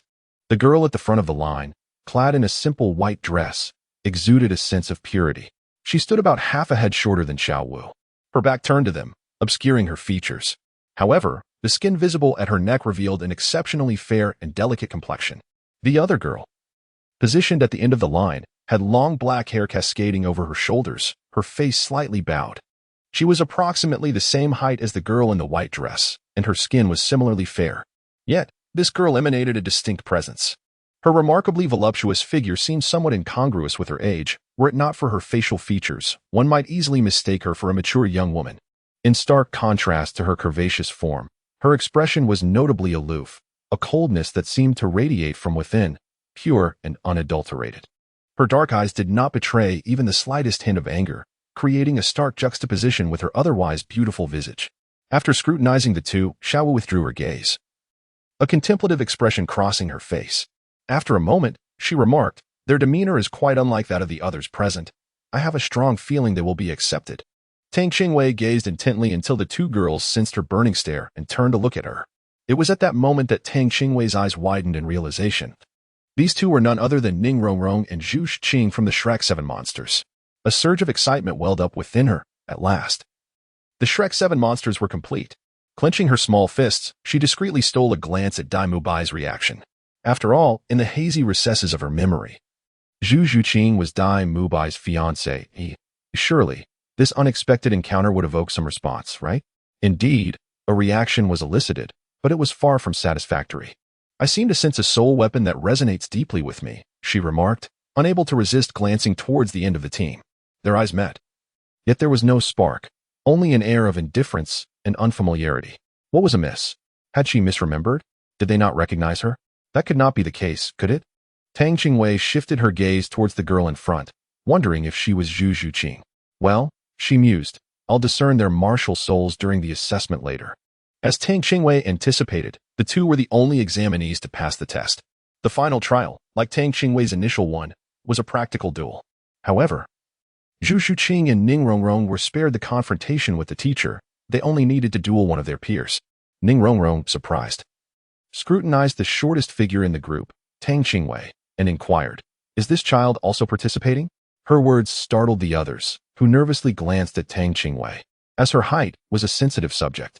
To everyone's surprise, Tang Qingwei simply gave Ning Rongrong a faint nod. It wasn't preferential treatment. She could discern the absence of mockery in Ning Rongrong's tone. Ning Rongrong's inquiry was forthright and devoid of malice. So Tang Qingwei saw no reason to treat her like an adversary. Enthusiasm, however, was out of the question. Despite knowing Ning Rongrong was destined to be one of the Shrek 7 devils, she had already indulged in her excitement at the Academy's entrance. Now, Ning Rongrong was merely a stranger, possibly a future friend, but only after weathering trials together. Teacher Zhao Wuji followed Ning Rongrong's gaze and nodded. Tang Qingwei is indeed participating. However, I advise against choosing her solely because of her size. Appearances can be deceiving. He continued, all right, you have 10 minutes to familiarize yourselves with each other's martial souls. Strategize and coordinate an attack on one of them. Although teacher Zhao Wuji wouldn't be participating in the battle, he remained the proctor for the final stage. Ning Rongrong and Zhu Shiqing retreated to the opposite side to discuss their strategy. Meanwhile, Ma Hongjun ogled the two girls, nudging the equally mesmerized Oscar, and stammered. Our academy finally has female students. But as soon as he uttered those words, he felt a chill run down his spine and turned to meet the fiery gazes of two pairs of beautiful eyes. I didn't mean it that way, he exclaimed, hastily hiding behind Dai Mubai. Brother Dai, you know what I mean, right? Dai Mubai, feeling uncomfortable under their glares, decided to sacrifice a friend to save himself. Pushing the portly Ma Hongjun forward. I don't know. Explain it to them yourself. We've made our decision. We'll choose the little fatty. Ning Rongrong's voice rang out like celestial music, rescuing Ma Hongjun from imminent peril. Here it comes. Ma Hongjun eagerly dashed to the center of the training field, positioning himself opposite Ning Rongrong and Zhu Shiqing. Begin. With Zhao Wuji's command, the three combatants simultaneously unleashed their radiant soul rings. The appearance of Ma Hongjun's three soul rings was anticipated, as the girls had witnessed them at the academy's entrance. Before Ma Hongjun could act, Ning Rongrong took the initiative. 7 treasures out, glazed light shines. Her body pirouetted gracefully, releasing a dazzling 7-colored radiance. At the heart of this radiance, a 7-colored glazed pagoda materialized in Ning Rongrong's right palm. Gleaming with precious light and exuding an air of nobility, Ning Rongrong wore a serene smile, appearing ethereal. 2 yellow soul rings ascended from beneath her feet, orbiting her. 7 treasures. First, strength. The first soul ring ascended, enveloping the 7-colored pagoda. With a delicate gesture from Ning Rongrong's left hand, a beam of colored light enveloped Zhu Shiqing. Zhu Shiqing instantly felt a surge of warm energy coursing through her limbs, filling her with power. Even her soul force seemed to surge and boil within her. Impressive, she's actually from the 7-treasure glazed tile school? Zhao Wuji mused. The top support is not to be trifled with. Fatty, be cautious. 7 treasures. Second, speed. Another beam of colored light gracefully emerged as Ning Rongrong's second soul ring took effect. The lightness of her body made Zhu Shiqing feel as if she had lost weight. She secretly marveled at the 7-treasure glazed tile pagoda, deeming it worthy of its reputation as the #1 support martial soul.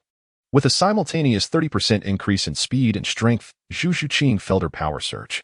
At that moment, Zhu Shiqing moved, crouching low and vanishing in a flash, leaving behind only a dissipating afterimage. Her speed was on full display, befitting a nimble attack-type soul master. Most impressively, Zhu Shiqing's movements were utterly silent, her entire being darting forth without a trace of energy release or the sound of soul force cutting through the air. With her martial soul activated, the blades extending from her fingertips resembled feline claws. Zhu Shiqing's eyes shifted in hue, her left eye turning a shade of dark green, her right eye a clear blue. Her long hair cascaded down her back, and as she moved, she left a trail of faint illusions, making it difficult to pinpoint her exact location. Her attacks were incredibly sharp, her claws targeting vital points. Unable to dodge, Ma Hongjun barely managed to activate his second soul skill, Phoenix Fire. This was his only soul skill with defensive capabilities. At this moment, he became serious, immediately utilizing his first soul skill, Phoenix Fire line, amidst the blazing phoenix flames, significantly amplifying its power several times. Although this consumed a considerable amount of soul energy, the results were remarkably effective. In truth, Ma Hongjun possessed an even more formidable third soul skill, yet he refrained from using it here, as this was merely a friendly competition, not a life-and-death struggle. Zhu Shiqing, though flustered, adeptly maneuvered in the air, narrowly evading the flames. However, Ma Hongjun's fire had an adhesive quality and an exceedingly high temperature, and she ultimately sustained burns. The ground beside Zhu Shiqing was marked by numerous grooves scorched by the purple flames. Chapter 107. Passing the final assessment upon witnessing Zhu Shiqing's injury. Dai Mubai instinctively took a step forward, only to retreat as if scorched by fire, suddenly aware of his actions. What was happening to him? Why was he so anxious about her?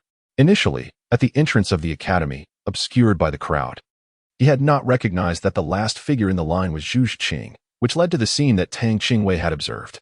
It was only when Zhu Shiqing approached that he realized she was the second young lady of the Zhu family, betrothed to him since childhood. Although they were engaged, their encounters were rare, as he had deemed the prospect of their union hopeless and intentionally maintained distance between them. Thus, their relationship resembled that of familiar strangers. The last time they had met was during his cowardly escape, and he imagined she must have looked down upon him for that. This thought darkened Dai Mubai's expression.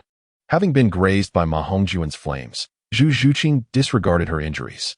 Her 2 yellow soul rings glowed simultaneously, and her blue and green eyes suddenly slitted. With a burst of energy, she leaped into the air, enveloped by her soul power, spinning rapidly as she charged towards Ma Hongjuan. Within her swirling form, claw shadows danced, her second soul skill, Phantom Claw of the Underworld. With her swift rotation and the penetrating sharpness of her claws, Zhu Zhuqing unleashed over 100 attacks upon Ma Hongjuan in a fleeting moment, each strike immensely powerful. Caught off guard by Zhu Zhuqing's ferocious onslaught, Ma Hongjuan found himself unable to evade and was directly struck by her assault. He had not anticipated her ferocity. She was engulfed in the searing flames of the phoenix. Yet she charged at him without hesitation.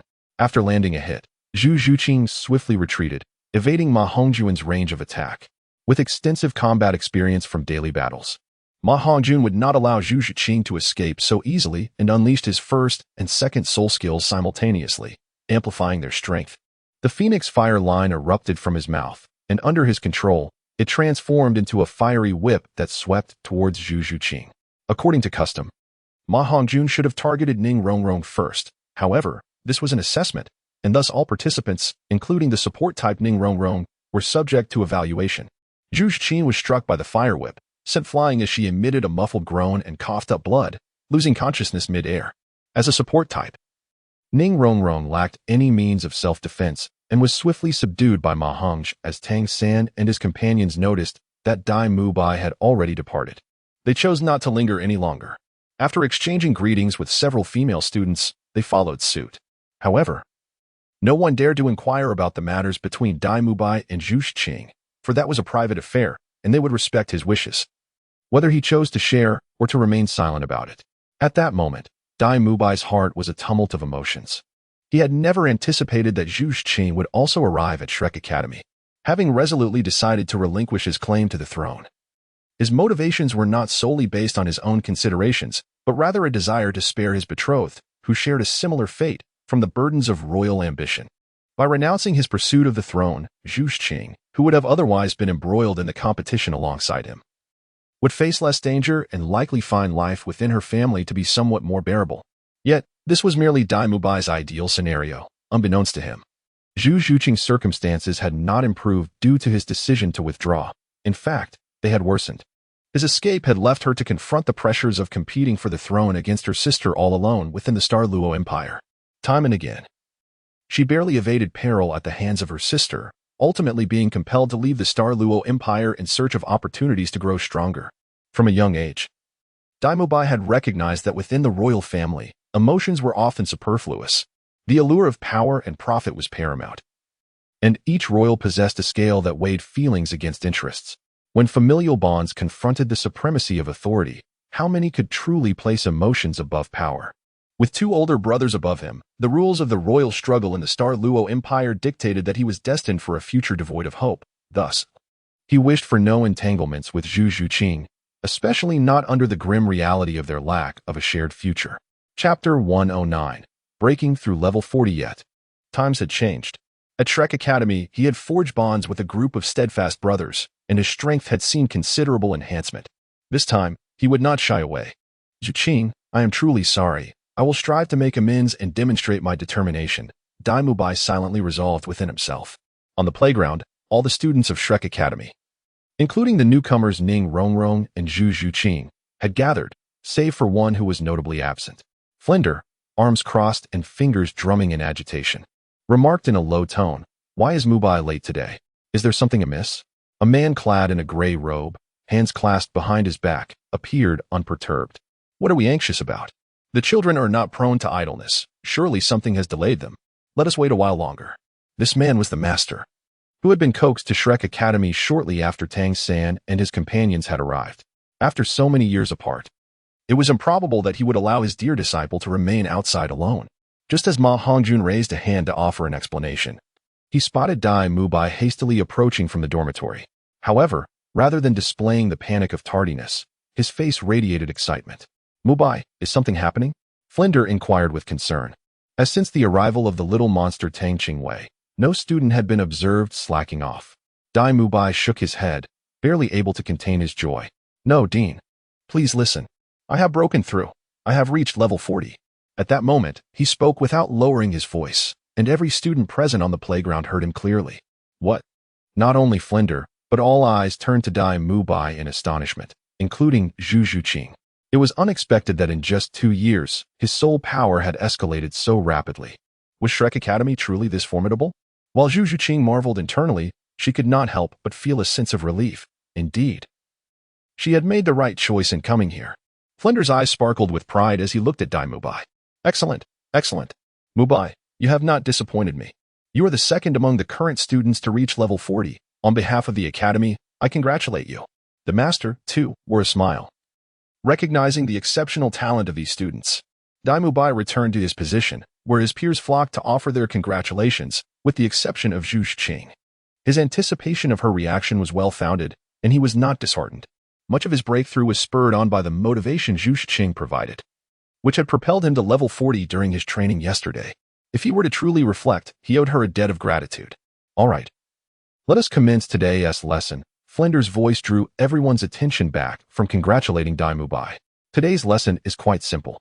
Oscar, you are our star today. Each of you, except for Oscar, must eat 3 types of sausages made from his soul power. Tang lightly rolled her eyes in secret. They had already dined, hadn't they? It was evident that they wished for the newcomers, Zhu Zhuqing and Ning Rongrong, to acclimate to Oscar's abilities, insisting on including them as well. To be frank, aside from the peculiarities of Oscar's soul abilities, there were no significant flaws. In fact, they were far more delectable than the roasted sausages sold at stalls outside. Chapter 110. Oscar's sausages. Zhu Zhuqing and Ning Rongrong appeared utterly bewildered, unable to comprehend the implications of Dean Flinder's words. It was not until Oscar, with a mischievous grin, extended his hands and began to chant his soul abilities that clarity dawned upon them. I possess a large sausage. I possess a small sausage. I envision a whimsical mushroom sausage. 3 distinctly flavored sausages materialized in Oscar's palms. He raised an eyebrow, grinning at the 2, and inquired, who will be the first to partake? Zhu Zhuqing and Ning Rongrong's expressions darkened instantly, realizing that the dean's earlier cryptic remarks had subtly alluded to Oscar's soul abilities. API call failed with status code 429. Error. Code. 429. Message. Resource has been exhausted, e.g. check quota. Status. Resource exhausted. Tang Qingwei's slight action left Ning Rongrong and Zhu Zhuqing utterly astonished. Following Tang Qingwei, Tang San, Dai Mubai, and the others, with unwavering composure, finished Oscar's sausages. Witnessing their nonchalant behavior, they began to doubt the purity of their own thoughts. Upon this realization, their faces flushed crimson. Without further hesitation, Ning Rongrong, embracing a reckless courage, seized the large sausage and took a vigorous bite, swiftly devouring all 3 sausages Oscar had prepared. Initially, Ning Rongrong approached the act with a sense of defiance against death. However, once she tasted the sausages released by Oscar's food spirit, she discovered their exquisite flavor. The large sausage, upon entering her belly, transformed into a warm current that coursed through her body, filling her with an invigorating sense of strength. As a member of the 7 Treasure Glazed Tile School, Ning Rongrong had encountered numerous food-type spirit abilities. Yet none had ever produced effects as immediate as Oscar's large sausage. Even a food-type spirit master of over 40 levels could not achieve such results. It was entirely a matter of innate spirit prowess. The first soul ring effect of Oscar's large sausage was restoration. This restoration was comprehensive, providing not only satiety but also healing and stamina recovery, proportional to Oscar's spirit power. What astonished her even more was the mushroom sausage, which possessed the ability to fly. Tang Qingwei pouted slightly, pondering why only Oscar was relegated to logistical support despite being in the same auxiliary category. Just as she was about to raise her hand to speak, she was interrupted by a single glance from Dean Flander, compelling her to reluctantly silence herself, her index finger fidgeting in discontent. Now, each of you shall return and prepare. You have a day to adjust and rest. Tomorrow morning, we will set off together to the Stardow Forest, where I shall assist Dai Mubai in obtaining his 4th spirit ring. That is all. You are dismissed. After delivering his message, Dean Flander turned away from Tang Qingwei and departed swiftly. He had no desire to remain and endure the girl's retorts. Such formidable combat prowess squandered merely as auxiliary support seemed a sheer waste to him. Regardless of Tang Qingwei's self-identification as an auxiliary type, Flander remained unconvinced. In his eyes, she was unequivocally a formidable attacker, and any rebuttal on the matter would be futile. The master merely shook his head with a resigned smile, and followed Flander out as well. Tang San affectionately ruffled his younger sister's plush head, yet offered no words of comfort. As there were still preparations to be made, the group did not linger, and a few of them decided to venture to Soto City to procure some supplies, providing an opportunity for Zhu Zhuqing and Ning Rongrong to acclimate to their surroundings. Upon hearing the plan to shop, Xiaowu gleefully linked her arm with Tang San's. However, with only a day to prepare, they had limited items to gather. The following morning, after breakfast, as the group assembled on the playground, Flinder, the master, and Zhao Wujin arrived together. Our objective this time is to hunt soul beasts that are approximately 5,000 years old. All right, let us set forth. Mubai, you shall lead the way. The master briefed the team on their target age for the soul beasts, explaining that further specifics could only be determined once they entered the Star Dough Forest. Mubai nodded. Having ventured into the Star Dough Forest several times before, he felt less anxious than during his first visit. However, with the addition of 2 newcomers, the formation required adjustment. After a moment's contemplation, Mubai addressed Zhu Zhuqing and Ning Rongrong. The Star Dough Forest is teeming with formidable soul beasts. We must proceed with utmost caution. He then directed the others. Tang San, you will remain at the rear of the formation. Oscar, Ning Rongrong, and Xiao Wu, you will follow closely behind me. Fatty and Xiao Wu, you shall flank us on either side. Zhu Zhuqing and I will lead the way. Once we enter the forest, it is crucial to maintain this formation and remain vigilant. Now let us depart. With that, he promptly consumed one of Oscar's whimsical mushroom sausages, and the others followed suit. Fortunately, thanks to Oscar's mushroom sausages and Ning Rongrong's soul skills, coupled with Tang San's healing abilities, the group experienced no losses and reached the Star Dough Forest in less than half the expected time. Upon arriving at the Star Dough Forest, they were greeted by towering trees that exceeded 20 meters in height, merely the outermost layer of the dense woodland. The forest was so thick that no paths were visible, casting deep shadows that obscured the true nature of the landscape. As they approached the forest, the air became increasingly refreshing, as if the temperature had dropped a few degrees. The invigorating aroma of moist earth continuously tantalized their senses. Once inside the Star Dough Forest, Xiaowu was the most exuberant, seemingly oblivious to the potential dangers of the locale, skipping about with uncontainable joy. Chapter 112. A day out. Tang Qingwei and Tang San exchanged glances, both breaking into smiles. How could Xiaowu not be elated? After all, this was her homeland. The terrain within the Star Dough Forest was exceedingly intricate, devoid of any established paths, thus the task of clearing a route naturally fell upon Mubai. Channeling his martial spirit, Mubai unleashed sharp blades from his tiger palms, skillfully slicing through the thorns as he waved his hands, ensuring that the group's pace remained unhindered.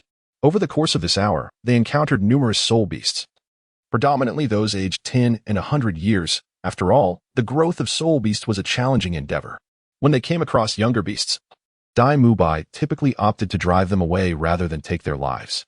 However, there were still some foolish creatures that approached, only to be swiftly dealt with by Mubai's tiger palms. All right, let us take a moment to rest. Mubai, please clear the surrounding thorns. The master's voice prompted the tense group to relax. Mubai nodded in acknowledgement. Very well. He then proceeded to clear the area, creating a clearing of nearly 100 square meters. The group leaned against the trees, taking the opportunity to recuperate. Oscar was about to present his sausages when Tang Qingwei acted first, retrieving a bounty of food from his storage ring, astonishing the others as if they were on a picnic. What are you all staring at? Come, hurry and eat. Tang Qingwei meticulously spread the tablecloth and arranged the food, allowing everyone to take what they desired. She refrained from presenting anything too cumbersome to consume, mindful of their wilderness surroundings. Having spoken, she began to indulge in her meal. The others remarked, "Are you even aware that we are in the wild? We thought you were on a picnic, given how well prepared you are." Such a grand display astonished even Ning Rongrong of the 7 Treasure Glazed Tile School, who covered her mouth in surprise. While she possessed soul-guiding devices, they were typically reserved for weaponry rather than for extravagant feasts, which seemed wasteful. Additionally, soul-guiding devices were scarce, and their storage capacity was limited. However, the abundance of food Tang Qingwei had produced suggested a considerable space. What exactly was Tang Qingwei's background? Not only was she formidable in strength, but she also possessed such a precious, expansive soul-guiding device. The plump Ma Hongjun could no longer contain himself. Upon seeing the pile of food laid out, he immediately lunged forward, exclaiming, "Xiao Wei, your thoughtfulness is unmatched. After munching on Xiao Ao's sausages during our journey, I nearly felt ill." Oscar promptly discarded his own sausage. Realizing that with such a delectable spread available, there was no need to torment his stomach. Although his homemade sausages were delightful, he too was feeling overwhelmed from the excess. Daimubai, though envious, being the oldest among the students, sought permission from the 3 teachers with a glance. Once they nodded in agreement, he addressed the group, saying, "Let us hasten to eat and replenish our strength." With their consent, everyone eagerly dove into the feast. Zhu Zhuqing and Ning Rongrong, being newcomers, felt somewhat reserved, receiving food only from Oscar and Daimubai. Before long, they had devoured the mountain of food, satiated and content, belching in satisfaction. After their meal, they gathered to discuss their forthcoming plans. The master convened everyone and briefly outlined their target soul beasts. Ideally, they sought a soul ring of approximately 5,000 years of cultivation. They would venture deeper into the Douluo forest shortly to search for suitable soul beasts. Chapter 113. The Depths of the Douluo Forest. Tang Qingwei gazed at the assembled future Shrek 7 monsters, her thoughts drifting into the recesses of memory. She vaguely recalled an incident from the narrative in which her sister Xiaowu was taken away by Erming. This thought ignited a flicker of concern for Tang San, as she feared he might lose his composure in a moment of urgency. Thus, she discreetly retrieved a few awakening stones from her pocket, concealing them from the others. Once the group had concluded their discussions, Tang Qingwei presented the awakening stones to Tang San, saying, "Oh dear, I am utterly exhausted. Brother, could you assist me by holding these awakening stones? My soul guide device is filled with food items and cannot accommodate them in the presence of the others." She chose a subtle approach to convey her message to Tang San. This was a precautionary measure, should Xiaowu indeed be taken by Erming. At least Tang San would be able to hear her thoughts, preventing him from succumbing to irrationality in the face of uncertainty. Tang San was enveloped in perplexity, unable to decipher the intentions of his sister. Ever since he had grown close to Xiaowu, neither he nor his sister had taken the initiative to listen to her heartfelt sentiments. What could be the purpose of her presenting the awakening stone now? He certainly could not be swayed by Tang Qingwei's feeble justifications. After all, he was well aware of the vastness of her storage space. There was no conceivable way it could be insufficient. Despite the tumultuous thoughts swirling within him, Tang San maintained a composed exterior as he accepted the awakening stone handed to him by Tang Qingwei, discreetly tucking it into his bosom. The others, upon witnessing Tang Qingwei produce the awakening stone, exhibited no significant surprise. After all, years of camaraderie had rendered them familiar with her peculiarities. Although Zhu Zhuqing and Ning Rongrong found it somewhat odd, they refrained from voicing their thoughts, considering the lack of reaction from the others. It might simply be a commonplace occurrence. In the midst of their conversation, Dean Flandra suddenly interjected with a note of urgency, alerting them to the approach of a soul beast, urging everyone to rise at once. Tang San and Daimubai, exhibiting remarkable synergy, positioned themselves protectively in front of Oscar and Ning Rongrong. Meanwhile, Xiaowu, Zhu Zhuqing, and the portly companion stood guard nearby, while Tang Qing stood at the center, prepared to provide healing or assistance at a moment's notice.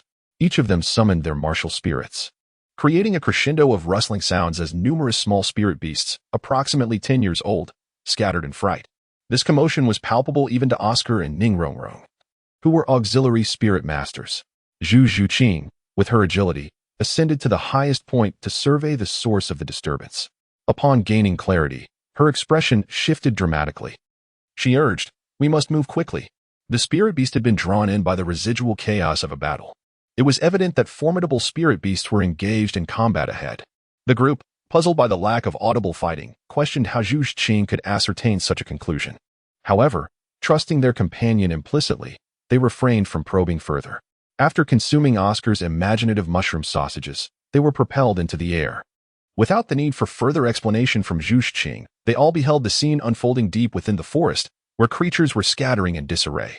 Although the sounds of conflict remained inaudible, the sight alone was enough to confirm Zhu Zhuqing's suspicions. A fierce battle was indeed taking place deeper in the woods. Xiao Wu's gaze shifted toward the site of the turmoil, located near the center of the Douluo forest. Could it be Dai Ming or Erming? At that moment, her heart was heavy with unease. Both Dai Ming and Erming were companions she had cherished since childhood, and now they might be in peril. How could she stand idly by? Chapter 114. The Clash of 10,000-Year Spirit Beasts. Yet, what excuse could she possibly conjure to depart? Xiao Wu's heart raced, desperate for a reason to leave. API call failed with status code 429, error, code, for 29, message, resource has been exhausted, e.g. check quota. Status, resource exhausted. Tang Qingwei's thoughts shifted, and she conceived an excellent proposal. Dean, I have a suggestion. The crowd paused, their attention drawn to Tang Qingwei.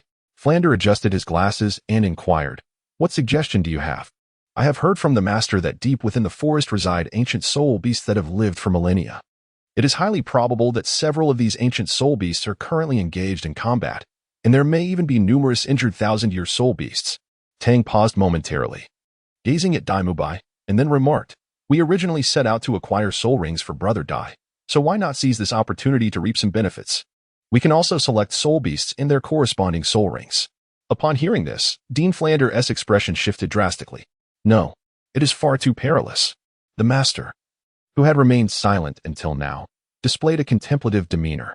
After a long pause, he looked up at Dean Flander and said, Xiao Wei is correct. Fortune often favors the bold. Compared to the chance of obtaining suitable soul rings, what does this minor danger amount to? Indeed, we brought these young ones for training. They cannot experience growth without facing some risk. With the two of us, and the assistance of these children's skills, if we cannot prevail, we can certainly retreat. Zhao Wujie joined the persuasion, believing the master's words held merit. We should at least take a look. If a millennium soul beast suitable for Mubai truly exists, it would be a remarkable find. Flander's face reflected his inner turmoil, but upon witnessing the eager expressions of the group, he relented. Very well. But I must emphasize, everyone must remain vigilant. We are dealing with soul beasts that could be tens of thousands, or even 100,000 years old. We shall observe from a distance, and if danger arises, remember to consume Oscar's mushroom sausages and flee immediately. Understood? Understood. Everyone responded in unison. With Ning Rongrong's speed augmenting Oscar's mushroom sausages, they swiftly arrived at the outskirts of the battlefield. As they beheld the scene of combat, it was as if all breaths had been suspended. Before them stood a colossal entity, resembling a mountain. Its ebony fur shimmered faintly under the dim light of the stars and moon. Although it was on all fours, its shoulders towered over 7 meters. If it were to stand upright, its height would likely exceed 15 meters. This creature bore a striking resemblance to both an ape and a gorilla. Its entire form enveloped in darkness, save for its lantern-like eyes gleaming with a yellowish luster. In the night, one could scarcely discern its figure were it not for its fierce engagement with other soul beasts. The sheer size of this magnificent beast was astonishing. Its body was not only immense but was also adorned with muscles more formidable than granite, each bulging like small hills. It was none other than the king of the forest, the Titan Great Ape. Even the usually composed master found his voice faltering in astonishment. At that moment, a white shadow leaped into the air, appearing to be at least 3 zhang tall, a snow-white tiger with streaks of black fur. Unlike an ordinary white tiger, however, it boasted a pair of wings extending nearly a zhang, appearing exceptionally grand, its soul power exuding an overwhelming presence. Chapter 115, The 10,000-Year Evil-Eyed White Tiger. The two beasts clashed, their roars resonating through the air, sending tremors through the void. The surrounding atmosphere thickened with a terrifying aura, the oppressive force weaving a sense of dread. It is the evil-eyed white tiger. It possesses at least 10,000 years of cultivation. The master felt an overwhelming shock within. The king of the forest had at least 100,000 years of cultivation, and thus the evil-eyed white tiger, capable of battling it, likely matched that power. Upon witnessing the evil-eyed white tiger engage with Ming, Xiao Wu felt a wave of reassurance wash over her. A mere soul beast with 5,000 years of cultivation could not possibly contend with Ming. During her time, the evil-eyed white tiger clan had frequently sought trouble, but they had refrained from eliminating them, believing they were of the same kind, and thus faced their provocations multiple times without resorting to violence. Little did they know this had emboldened the tiger clan, leading them to return periodically with their kin to instigate conflict, which was truly infuriating. Tang lightly sensed Xiao Wu's thoughts and turned her gaze towards the nearby soul beasts around the white tiger. Indeed, there was a significantly smaller white tiger, although it had not sprouted wings. Master, look at that smaller evil-eyed white tiger below. It should be suitable for Brother Dai, right? Upon her prompt, everyone followed her indication, and not far from them lay an injured evil-eyed white tiger, currently resting on the ground. Dai Mubai's eyes sparkled with excitement upon spotting the soul beast. This creature was indeed perfect for him. He had been engrossed in watching the battle between the ancient evil-eyed white tiger and the Titan Great Ape. Although the white tiger was not as powerful as the Titan, the soul skills it employed were precisely what he yearned to acquire. Seeing such a fitting soul beast before him made him wish he could absorb it immediately. However, that seemed implausible. This evil-eyed white tiger possessed at least 8,000 years of cultivation. The maximum absorption limit for a soul master's fourth soul ring is around 5,000 years. Absorbing a soul ring exceeding this age could pose a severe risk to one's life. The master was well aware that this white tiger soul beast was suitable for Dai Mubai, yet its age exceeded expectations. Should Dai Mubai attempt to absorb a soul beast with 8,000 years of cultivation, it would undoubtedly be perilous. Dai Mubai's eyes gleamed with determination as he looked at the master and declared, "I want to give it a try. I believe I can do it." The master hesitated, wishing to dissuade him. "Master, please allow Brother Dai to absorb it. With me here, it would be difficult for him to meet his demise."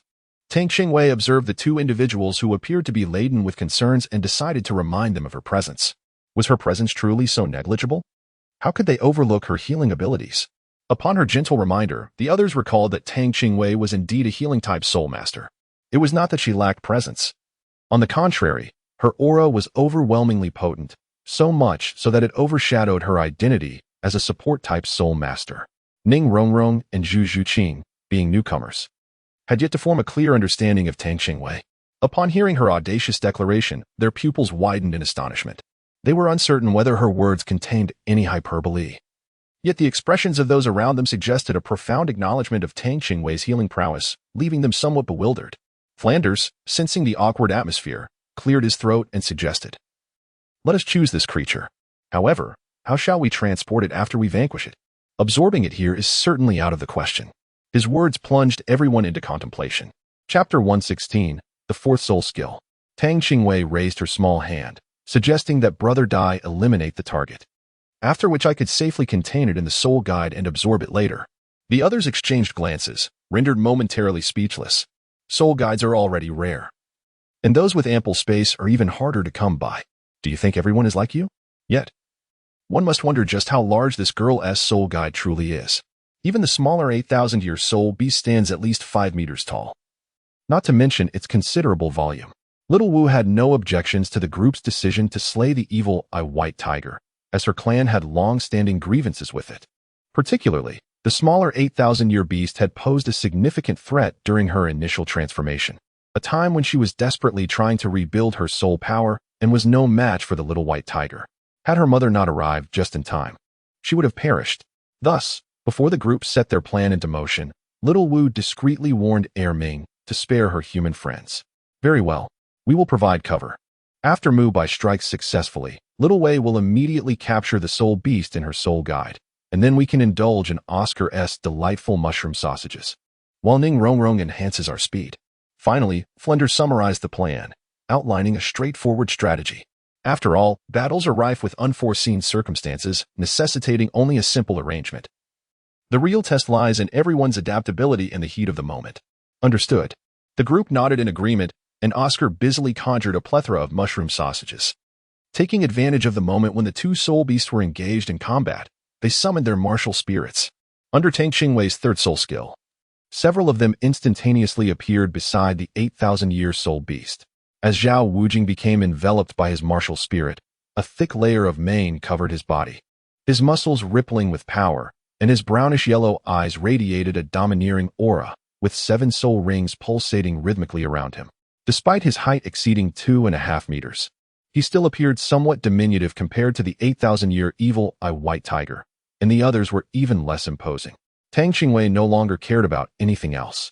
Relying on the formidable skills granted by her third soul ring and her powerful physical prowess, she charged directly at the 8,000-year-old evil-eyed white tiger, delivering a relentless barrage of punches and kicks. Meanwhile, Master Zhao Wuji and his companions were on the opposite side, launching a fierce assault on the white tiger. In an instant, the air was filled with thunderous roars, echoing throughout the forest. The 10,000-year-old evil-eyed white tiger, engaged in a fierce struggle with the Titan great ape, could no longer ignore the cries of its kin. With a deafening roar, it turned and headed in their direction. Tang was momentarily startled as the 4 soul rings beneath her feet illuminated once more.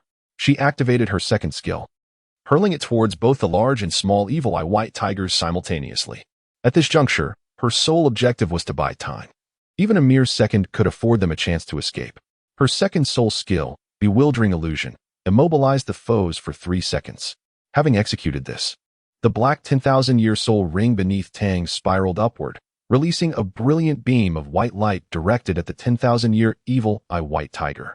This was her fourth soul skill, Delicate Petal, which served to weaken her adversary by diminishing their overall attributes by 30%. This skill was immensely taxing on her soul power and even had a range limitation of 50 meters, which had deterred her from utilizing it previously. Yet, in this dire moment, she had no choice but to employ it, if necessary. She could always wait for Brother Dai to succeed, and then cast a healing spell to rejuvenate herself upon their escape. Tang Qingwei, without any reservations, instantly appeared beside the ancient, immobile white tiger with its malevolent, eternal gaze. Chapter 117. It is so strong, I am so weak. Tang Qingwei wielded a long blade forged from a unique metal, slicing through the void with an explosive force. As she unleashed her full power, the impact of her strike resonated through the air, producing a sound akin to a sonic boom. With a swift motion, blood gushed from the waist of the 10,000-year evil eye white tiger spirit beast. A piercing roar erupted, drawing the attention of the onlookers. Upon recognizing Tang Qingwei, they were taken aback to witness a deep, bone-exposing gash on the formidable body of the spirit beast. It was important to note that despite the disparity in cultivation level between the 10,000-year evil eye white tiger and the Titan giant ape, the former had been able to hold its ground against the latter solely due to its remarkable physical resilience. The depth of the wound inflicted by Tang Qingwei's single strike was astonishing. Even the Titan giant ape stood in stunned silence at the spectacle. Could it be that humanity had grown this powerful? After her successful strike, Tang Qingwei did not linger. She instantly teleported to her designated support location. Her face pale as she remarked, "It's too strong. Even with my utmost effort, I could not inflict serious injury." Ning Rongrong and Ma Hongjun interjected. "Is that not a serious injury? What more do you desire? Do you wish to slay a 10,000-year spirit beast with a single blow? With the strength of a 46th level soul master, you cannot expect to eradicate a 10,000-year spirit beast in a dream." Frand, Zhao Wujing, and the others were left speechless, nearly forgetting their own actions. The 10,000-year evil eye white tiger had not sustained such severe damage even under the Titan giant ape's relentless assault. Yet Tang Qingwei had managed to inflict a wound that revealed bone. This girl was undeniably an offensive powerhouse. The onlookers' belief in this notion grew stronger. For an average battle soul master, even a full-force strike might merely tickle the 10,000-year evil eye white tiger. Yet, here was Tang Qingwei, who had always considered herself a support-type soul master, inflicting such grave injury on the spirit beast while feigning weakness. Was she not mocking the battle soul masters? A thunderous roar jolted everyone back to reality. Now was not the time for idle thoughts. Now, Mubai, deliver the final blow. Frand urged urgently. Understood, Dean. Dai Mubai's first and second soul rings illuminated simultaneously, activating both the White Tiger-S protection and the White Tiger-S radiant wave. With Ning Rongrong's assistance, their combined soul power surged. A brilliant orb of white light coalesced, erupting from his mouth as a spherical blast aimed directly at the evil eye White Tiger-S mouth. Its Achilles heel. The entire sequence unfolded in an instant. Tang Qingwei observed as Dai Mubai struck down the 8,000-year spirit beast, swiftly storing its remains in her storage ring. She shouted to her companions, "Hurry, let us go." She then consumed Oscar's dreamy mushroom sausage. In truth, she longed to ride her Nimbus Cloud, but with so many present, it would be improper for her to fly alone. Moreover, even if she wished to soar alongside them, Oscar's sausage provided insufficient flight duration, necessitating frequent landings, making her Nimbus Cloud travel impractical. As the group realized their mission had been accomplished, they hurriedly consumed Oscar's mushroom sausage in preparation for their retreat. Unexpectedly, the 10,000-year evil eye white tiger, enraged by Tang Qingwei's earlier attack, now charged at the group with its crimson eyes ablaze. Chapter 118. The fury of the 10,000-year spirit beast. The Titan giant ape, witnessing the evil eye white tiger's intent to assault Sister Xiaowu, erupted in fury, pounding its chest as it dashed towards the spirit beast. With fists as solid as steel, it unleashed a tremendous blow that struck the evil eye white tiger squarely. The impact sent the spirit beast crashing through numerous ancient trees before it finally came to a halt. The once proud white tiger let out a chilling howl.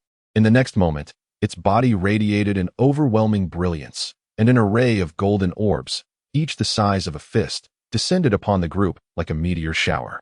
The ground shook with the relentless barrage, creating countless craters of varying sizes. Even the Titan giant ape found itself bent under the ferocity of the assault. Despite having consumed the dreamy mushroom sausage, Dai Mubai and the others remained within the range of the evil white tiger's wrath. As the meteoric strikes bore down upon them, they braced for impact.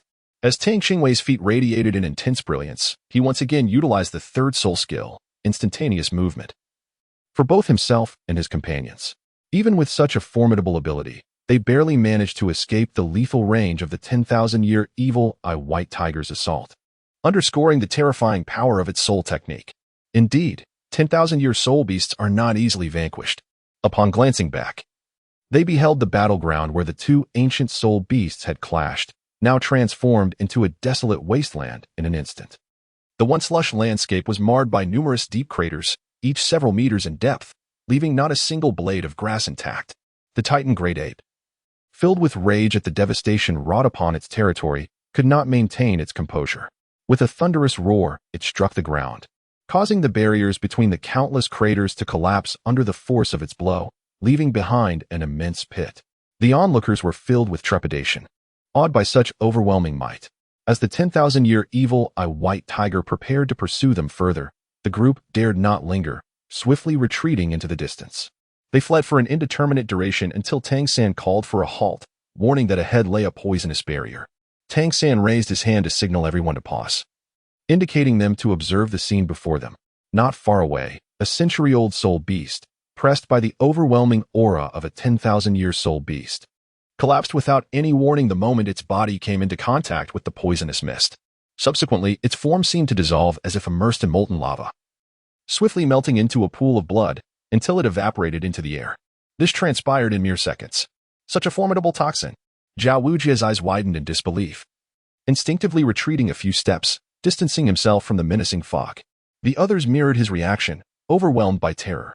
They found themselves in a dire predicament, with poisonous mist ahead and pursuing beasts behind. The roars behind them grew increasingly closer, accompanied by the furious howls of the Titan giant ape. What shall we do now? Ma Hongjun, anxious, glanced back, aware that the two 10,000-year soul beasts were rapidly closing in. Though the others remained silent, their expressions reflected grave concern. The master turned to Tang San and inquired, "Shao San, do you possess a method to unravel this toxic formation?" Tang San furrowed his brow and shook his head, declaring that it was unfeasible. The time was simply too limited, and even if there were a solution, there was no opportunity to arrange it. Observing the approaching roars of the soul beasts, Flender urged, "Then let us hasten our flight by taking a detour." With that, he prepared to instruct Oscar to conjure some more of those fanciful mushroom sausages. Chapter 119, The Duality of Ice and Fire.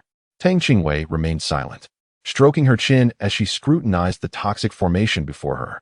Finally, she voiced her suggestion, proposing that she could teleport inside to assess the situation. If any danger were to arise, she would be able to swiftly teleport away. Upon hearing Tang Qingwei's intention to venture forth alone, Tang San interjected, insisting, "Allow me to go. I possess the skills to both create and neutralize poisons." Aware that Tang San was expressing concern for her well-being, Tang Qingwei turned to him with a smile, saying, "Brother, have you forgotten my healing abilities? This poison poses no threat to me." At her reminder, the others suddenly recalled Tang Qingwei's identity as a healing spirit master, yet they were left pondering whether her healing techniques could indeed counter such a formidable toxin. It was a notion they had never encountered before, and worry crept into their hearts for her safety. Daimubai felt a pang of guilt and was poised to speak, but Tang Qingwei raised her hand to halt him. "Elder brother Dai, you needn't say anything further. Trust me, I will be fine." With that, she wasted no time. Her four soul rings flared to life, and in the blink of an eye, Tang Qingwei vanished from sight. The hands of those nearby instinctively clenched, and they silently prayed for her safe return. When Tang Qingwei opened her eyes once more, she was greeted by a modestly sized hot spring, divided into two distinct sections. The oval-shaped pools displayed waters of a milky white and a deep crimson hue. Even more astonishing was the fact that, despite being within the same body of water, the two colors remained sharply delineated, each occupying its own domain without encroaching upon the other. The billowing steam that rose between them was a result of their juxtaposition, ascending relentlessly until it dissipated at the mountain's summit. Why did this place feel so familiar, even though it was her first visit? Tang Qingwei was struck by an overwhelming sense of recognition. However, There was no time to dwell on this feeling. She needed to ascertain that there was no toxic gas present. She quickly lifted her gaze and, after confirming the air was clear, she swiftly moved to usher the others inside. In an instant, she appeared before her companions, urging them to enter without delay. Seeing that Tang Qingwei was safe brought a measure of relief to the group, and they prepared to speak. Yet, Tang Qingwei had no intention of lingering. The distant roars of beasts were drawing nearer. With a flick of her hand, she unleashed her third soul technique, and in an instant, her companions vanished from sight. When they opened their eyes again, they found themselves in the same awe-inspiring landscape obscured by the toxic mist, utterly speechless. This was. Tang San gazed at the scene before him, his body trembling involuntarily with excitement. "What is it, Sangu?" Xiao asked, her concern evident as she steadied his arm. The others, though silent, directed their worried gazes towards him. After regaining his composure, Tang San finally addressed the group. "It's nothing. I am simply overwhelmed with emotion. I never expected that this place would be the Eye of Ice and Fire." "Sangu, what is the Eye of Ice and Fire?" Ma Hongjun inquired with curiosity, reaching out to touch a peculiar flower. The blossom was a pristine white, glistening as if covered in dew. Each leaf appeared as though it might drip with water. Slender and curved, resembling the neck of a swan. "Do not touch it." Tang San anxiously unleashed his blue silver grass to ensnare Ma Hongjun, pulling him away from the recently bloomed, resplendent flower. Ma Hongjun and the others were taken aback by Tang San's impulsive reaction, casting their gazes upon him. Chapter 120, Successful Absorption. Upon witnessing that the chubby fellow was unharmed, Tang San proceeded to elucidate to the gathered crowd the nature of the herb known as Snow White Swan's Kiss. This mystical plant, in its essence, harbors no toxicity. However, it possesses a unique characteristic that triggers the proliferation of any virus upon contact. Even the slightest touch could cause an exponential growth of pathogens. Ma Hongjun appeared quite bewildered and inquired, "Third brother, if this herb is not poisonous, why are you so anxious?" Before either Master or Tang San could respond, Oscar leapt in front of Ma Hongjun and playfully tapped his head, exclaiming, "Fool, how can you not grasp this? Can you guarantee that you are entirely free of any viruses?" It was only then that Ma Hongjun comprehended the gravity of the situation. Hastily retreating several steps to hide behind Dai Mubai, casting wary glances at the surrounding flora, Tang San found Ma Hongjun's exaggerated demeanor somewhat amusing. Shaking his head as he continued, "Just be mindful, everyone. Let us first proceed to that open area ahead to rest for a while. I will take a look over there." He added, "However, we must depart swiftly, as we are surrounded by a poisonous array, evidently set up intentionally by someone. Remaining here for too long could pose a threat." The master, seated in a meditative posture, nodded in reminder to Tang San. "Indeed, I understand, Master." Tang Qingwei cast forth the 8,000-year-old evil spirit white tiger soul beast from his storage ring. "Brother Dai, quickly absorb it," he urged. As he spoke, a dark purple soul ring, steeped in the essence of a millennium, gradually ascended from the corpse of the soul beast. The emergence of this soul ring signified that the nearly 10,000-year-old creature had completely relinquished its life. Dai Mubai nodded, and Flanders regarded him seriously, stating, "Have you truly considered this? You must understand the consequences of such absorption." Without hesitation, Dai Mubai replied, "Director, I will undoubtedly succeed." "Very well, such ambition is commendable. I wish you success." In Dai Mubai's gaze, Flanders discerned an unwavering determination. He understood that any further words from him would be futile. Dai Mubai found a level spot, sat cross-legged, and commenced the absorption of his fourth soul ring. The moment the dark purple energy surged into his body from his right hand, he felt the light around him dim, as though he were engulfed in an overwhelming tide. This was no exaggeration. The energy from the soul ring instantaneously filled every corner of Dai Mubai's being. He did not even need to exert his own power. The immense energy surged forth uncontrollably. The magnitude of the energy was staggering, and with each impact, Dai Mubai felt like a fragile vessel tossed about in a storm. His body felt as though it were no longer his own, and the inability to control it was accompanied by excruciating pain, a sensation akin to the impending explosion of a massive balloon. Although his body appeared unchanged externally, within, he could distinctly sense that it was like a gigantic balloon expanding, on the verge of bursting. Perhaps the external energy was too powerful. Each bone tingled as if swarmed by thousands of ants. Observing Dai Mubai's expression of anguish, the others broke into a cold sweat for him. Time passed slowly, and after an hour, at last, under Dai Mubai's resolute will, all the energy within him began to yield, initiating a process of mutual absorption and transformation. We did it! Ma Hongjun exclaimed with excitement. Flanders also wore a look of delight, exclaiming, well done. The most perilous moment has passed. Now, it's the process of soul power transformation.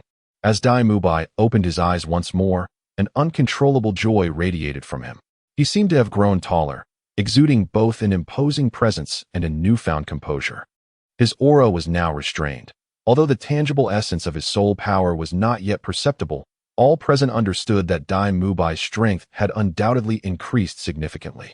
This absorption has propelled my soul power by 2 levels. Now reaching the 42nd rank, he proclaimed, his voice tinged with undeniable delight. Dai Mubai surmised that this substantial increase was due to the nearly 10,000-year lifespan of the soul beast he had absorbed for his 4th soul ring. Indeed, the age of the soul beast you absorbed far exceeds what the original 4th soul ring could endure. So it is only natural that this is reflected in your soul power enhancement, the master remarked with a smile, standing with his hands clasped behind his back. Tang San stepped into the eye of ice and fire, intending to closely observe this legendary treasure trove. To his surprise, he spotted an elderly man with green hair, seemingly gravely injured, lying not far from the eye of ice and fire. Who goes there?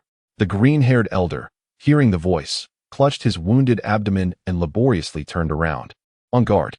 I apologize. We have been pursued by soul beasts and took refuge here, unaware that this was your domain. Please forgive our intrusion. Tang San clasped his hands in a respectful gesture.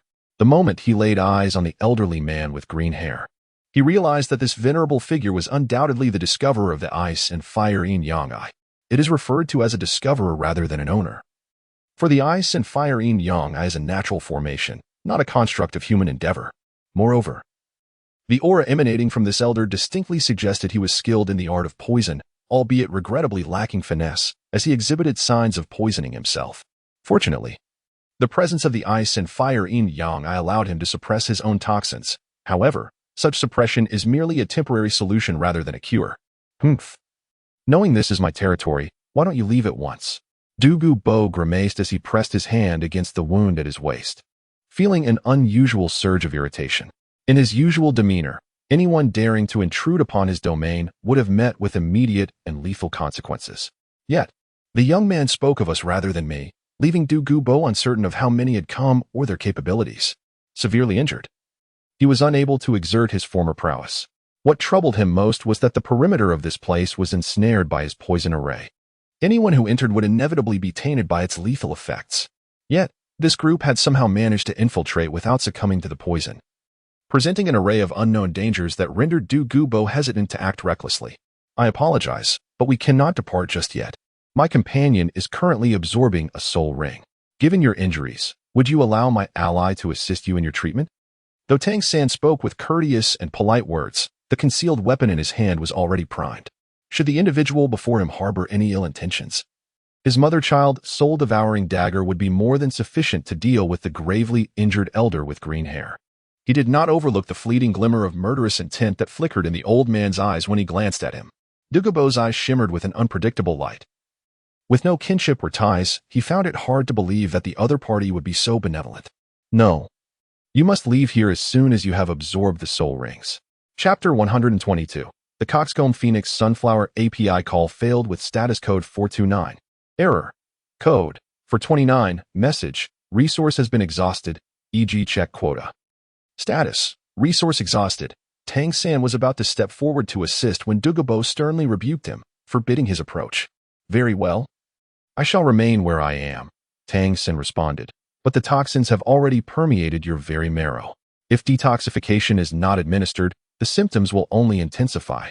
In a few years' time, even if you evade death by poisoning, you will be tormented to death by the agonizing backlash of the toxins. Tang San stood in place, observing the anguished struggles of Douluo, and spoke, I am a master of poison myself. How could I possibly be harmed by my own toxins? Do not utter such nonsense. Though Douluo writhed in torment, he found Tang San's words to be a blatant disregard for his prowess as a poison Douluo. He would not permit this young lad to speak so boldly in his presence. When it comes to the mastery of poison in this world, none could rival the Tang sect. Tang San chuckled. Is that truly the case? Then allow me to inquire. Whenever it rains on gloomy days, do you not experience an itching sensation in your sides that intensifies over time?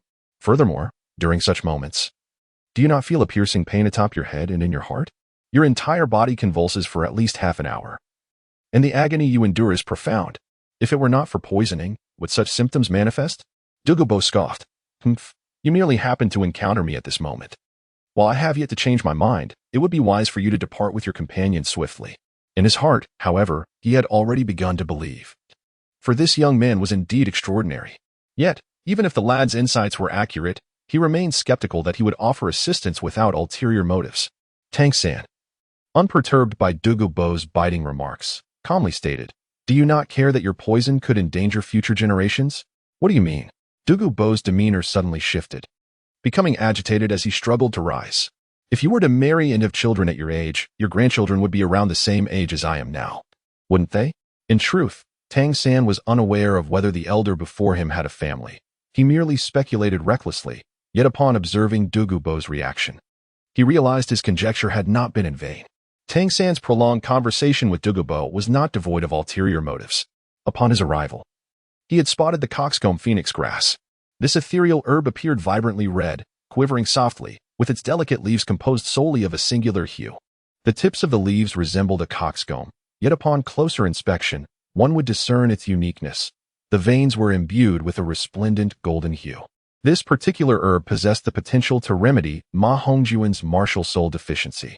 Thus, he contemplated a trade with Douluo, who happened to be adept in detoxification, coincidentally aligning with Ma Hongjuan's urgent need for the coxcomb phoenix grass. Douluo, too, found himself in need of an antidote, creating a mutually beneficial scenario. "Can you cure the poison afflicting me?" Douluo inquired, finally setting aside his pride as he mentioned his granddaughter. "Indeed, I can," Tang San responded, "otherwise I would not have engaged in such extensive dialogue with you." Tang San smiled as he spoke, aware that this transaction was nearly finalized. "What is it that you desire?" Douluo, never one to believe in serendipitous fortune, suspected that the boy's apparent kindness must harbor an ulterior motive. Chapter 123, Reaching an Accord. "I seek a particular herb from your esteemed collection." Tang San did not hesitate to respond candidly. At that moment, Douluo felt a flicker of admiration for Tang San's forthrightness. He held a strong disdain for those who concealed their true intentions while feigning concern for others. Such duplicity was utterly revolting to him. "Very well, but you must pass my test first. Otherwise, how can I ascertain whether you are deceiving me?" Douluo, supporting himself against his abdomen, which had healed significantly, struggled to sit upright against a rock. His gaze towards Tang San had softened considerably. "How would you have me prove myself, esteemed elder?" The art of poison crafting and antidote preparation was indeed one of the Tang sect's most esteemed skills, and Tang San was confident that any challenge posed would be well within his capabilities, especially given the abundance of medicinal herbs surrounding them. "Prove that your mastery of poison surpasses mine, and I shall place my trust in you." Although Tang San had articulated numerous truths, Douluo remained cautious. For the youth before him was merely 12 years old. Could a child of such tender age truly rival his decades of experience in the realm of toxins? Yet, Tang San's earlier assertions struck a chord with him, resonating with pinpoint accuracy, and most crucially, they touched upon the well-being of his beloved granddaughter, compelling Douluo to give it a chance. Tang San lowered his head in contemplation for a moment and proposed, "Very well. Let us proceed this way. You shall present me with a poison that even you cannot resolve. If I manage to neutralize it, would that not serve as proof of my superiority over you? However, I will require some of your herbs for the antidote." Douluo paid little heed to Tang San's request. After all, he had an abundance of herbs at his disposal. Nonchalantly waving his hand, he replied, "That is of no concern. I cultivate a wide variety of medicinal plants here. Feel free to seek whatever you desire. As for the poison you intend to tackle, my advice is to take a gradual approach. If it is a toxin that I cannot unravel, and you find yourself equally incapable, your demise will not concern me." His caution stemmed not from genuine kindness, but from a measure of apprehension. Had Tang San been alone, Douluo would have been indifferent to his fate. However, given that he had companions, he found it necessary to consider the implications. Furthermore, he was intrigued to determine whether this young man possessed genuine skill or was merely arrogant. This proposal not only ensured that the boy would not perish too swiftly, but also served to reveal whether he truly possessed the ability to counteract the poison. So how do we proceed gradually? Although unaware of Douluo's reservations, Tang San discerned that there was no malice in the latter's demeanor at that moment, which piqued his interest. If you can withstand the 3 poisons I unleash with an antidote of your own making, it will prove your worthiness to resolve my toxin. Douluo paused for a moment, casting a glance at Tang San, and continued with a mix of firmness and leniency. Should you genuinely succeed in neutralizing my poison, aside from the herbs I previously promised you, you may freely take any other herbs from this place. Upon hearing this, Tang San felt a surge of elation. For he had just glimpsed a 7-colored lotus, a celestial herb that would undoubtedly be perfect for his sister. The prospect of acquiring it made Tang San regard the matter with even greater seriousness. Yet, he maintained a composed facade as he replied, "Very well, it is settled. When I make a promise, I ensure it is kept." Though Douluo was not inherently benevolent, he placed great value on his word and would not deceive this mere child. Chapter 124. The Fragrant and Enigmatic Celestial Herb. Let us commence at once. Since Douluo wished to proceed gradually, Tang San was eager to experience his poison firsthand. "Do you not require time to prepare the necessary herbs?" Douluo initially intended to grant him some time, but was taken aback when the boy insisted on starting immediately. "No need. It is merely the first stage of the poison. Given your emphasis on a gradual approach, I presume the initial toxin will not be overly formidable." At his feet lay a fragrant and enigmatic celestial herb, and he was currently positioned within a delicate pink aura that surrounded it. The fragrant and enigmatic celestial herb was a nemesis to all toxins, possessing the ability to neutralize any poisonous substance. While it did not act as an antidote in itself, it could counteract poisons. The soft pink glow delineated the area within which it could effectively neutralize toxins. The herb exuded a delicate and elegant fragrance, rendering any poison within its vicinity ineffective, as its aroma had the power to neutralize a multitude of toxins. One could argue that it was the finest antidote herb available. With its presence, Tang San felt entirely secure. Upon first sighting it, he had nearly betrayed his excitement, only to be brought back to composure by the sharpness of his nails digging into his flesh. Douluo regarded Tang San with a hint of confusion, inquiring, "Are you truly prepared?" Tang San nodded once more, gesturing politely. Douluo let out a cold snort, flicking his right middle finger towards Tang San. A wisp of faint green smoke quietly emerged, seemingly a simple application of poison. Yet, in an instant, the green mist had dispersed, enveloping Tang San's form entirely. As the green fog dissipated, Tang San remained unmoved, his demeanor unchanged, showing no signs of poisoning. With a smile playing on his lips, he looked at Douluo and said, "Senior, this poison is of no effect on me." Douluo was momentarily taken aback. Something was amiss. There are countless varieties of poison, each possessing its unique characteristics, and the current scenario clearly contradicted his extensive studies on toxins. Tang San had not consumed any antidote at all, and yet he stood there, unfazed and at ease. "Very well. You certainly possess some skill. Young lad, what is your name?" Douluo was entirely intrigued, having not anticipated that this young man had a commendable understanding of poison.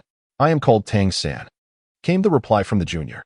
Tang San bowed respectfully and said, "You are quite remarkable. I have yet to encounter a junior with such profound knowledge of poisons. Remember, my name is Douluo."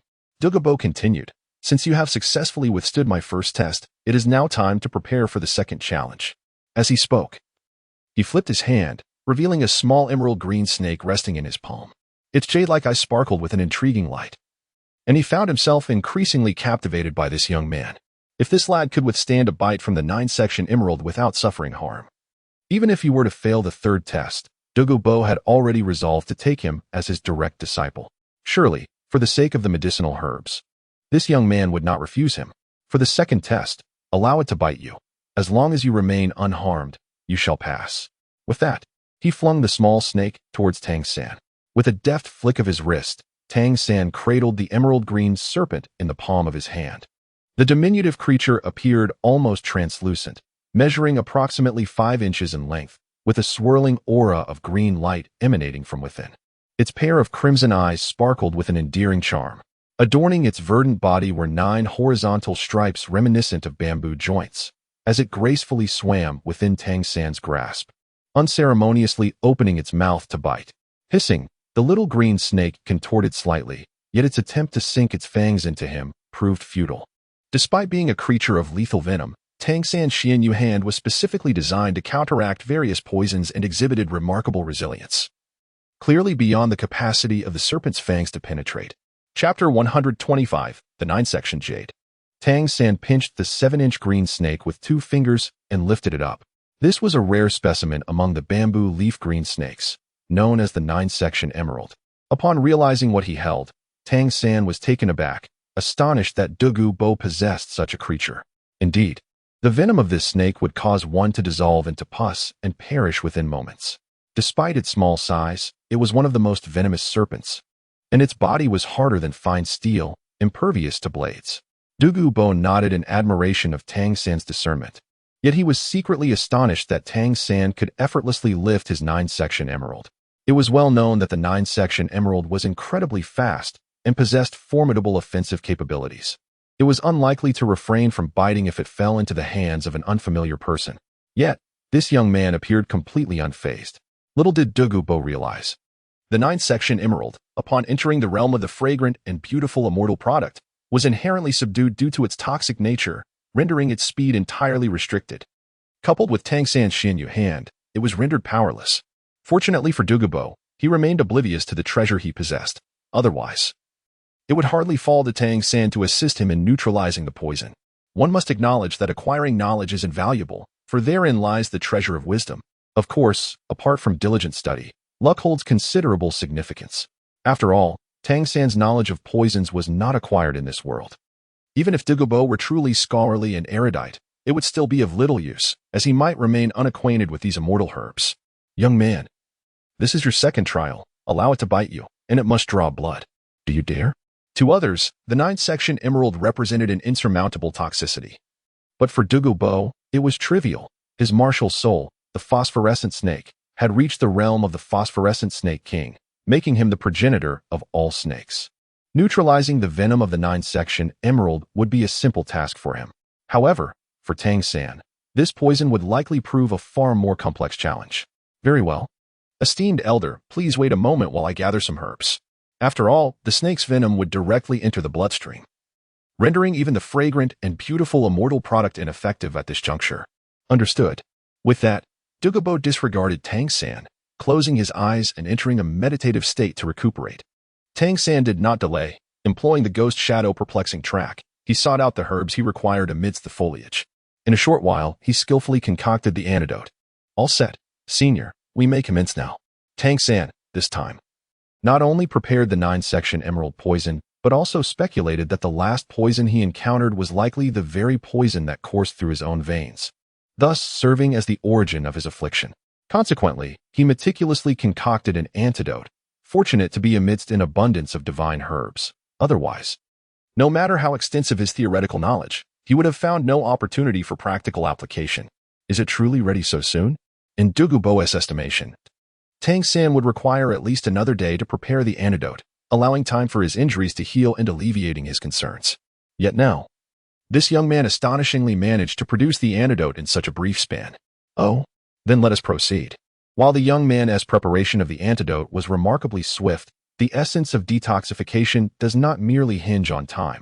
Rather, it is paramount to ascertain whether the toxin can indeed be neutralized. Tang San's expression betrayed a hint of caution as he took a deep breath, quietly channeling the Xiantian art within him, bringing the 9-sectioned emerald gradually to his forearm. The 9-sectioned emerald had bitten down on Tang San's Xian jade hand several times without success, only managing to inflict pain upon his teeth.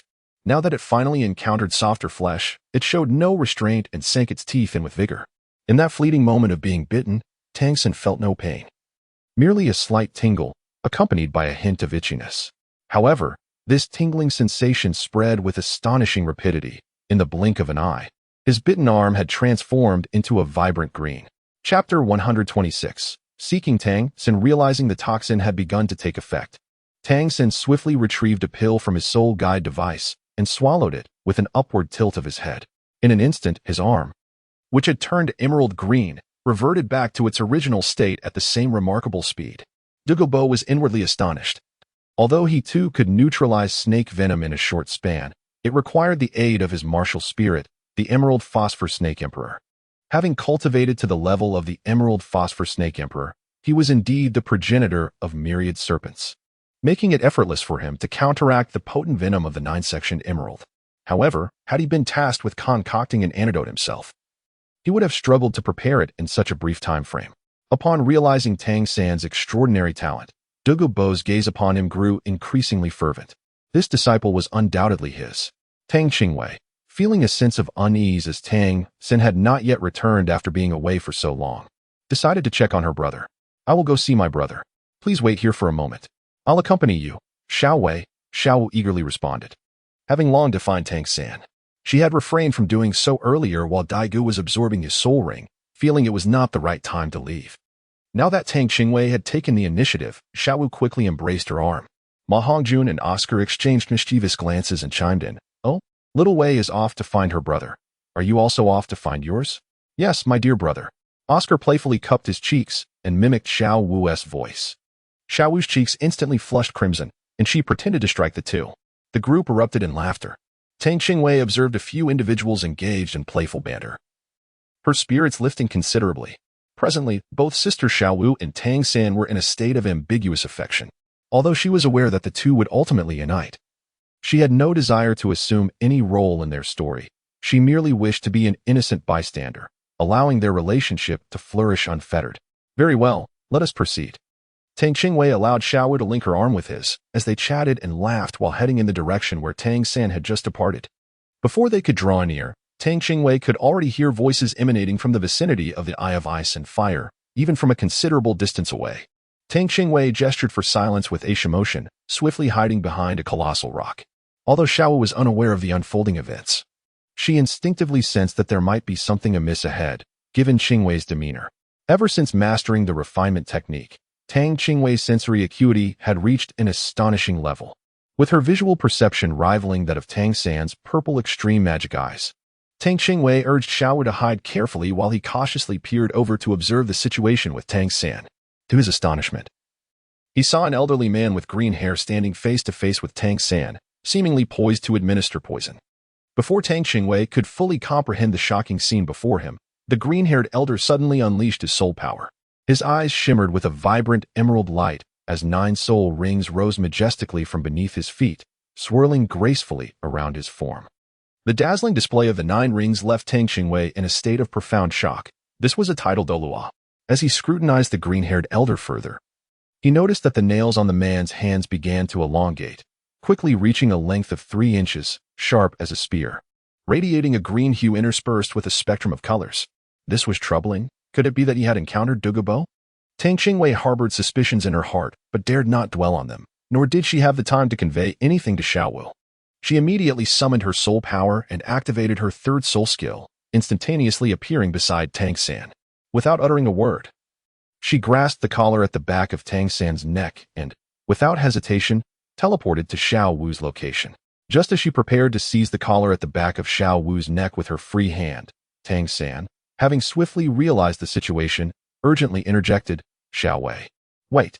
Chapter 127. Conspiring with the tiger. As Tang Qingwei momentarily teleported, her body floated in midair, allowing her to grasp the nape of Tang San's neck. However, upon Tang San's command to halt, Tang Qingwei seized her 3rd spirit skill, resulting in a rather different tableau. What once resembled her effortlessly lifting Tang San, akin to a chick, transformed into a scene where, due to her diminutive stature, she could only clutch the fabric at the back of his neck, dangling from him like a playful accessory. Xiao Wu, initially taken aback, shifted to stifled laughter.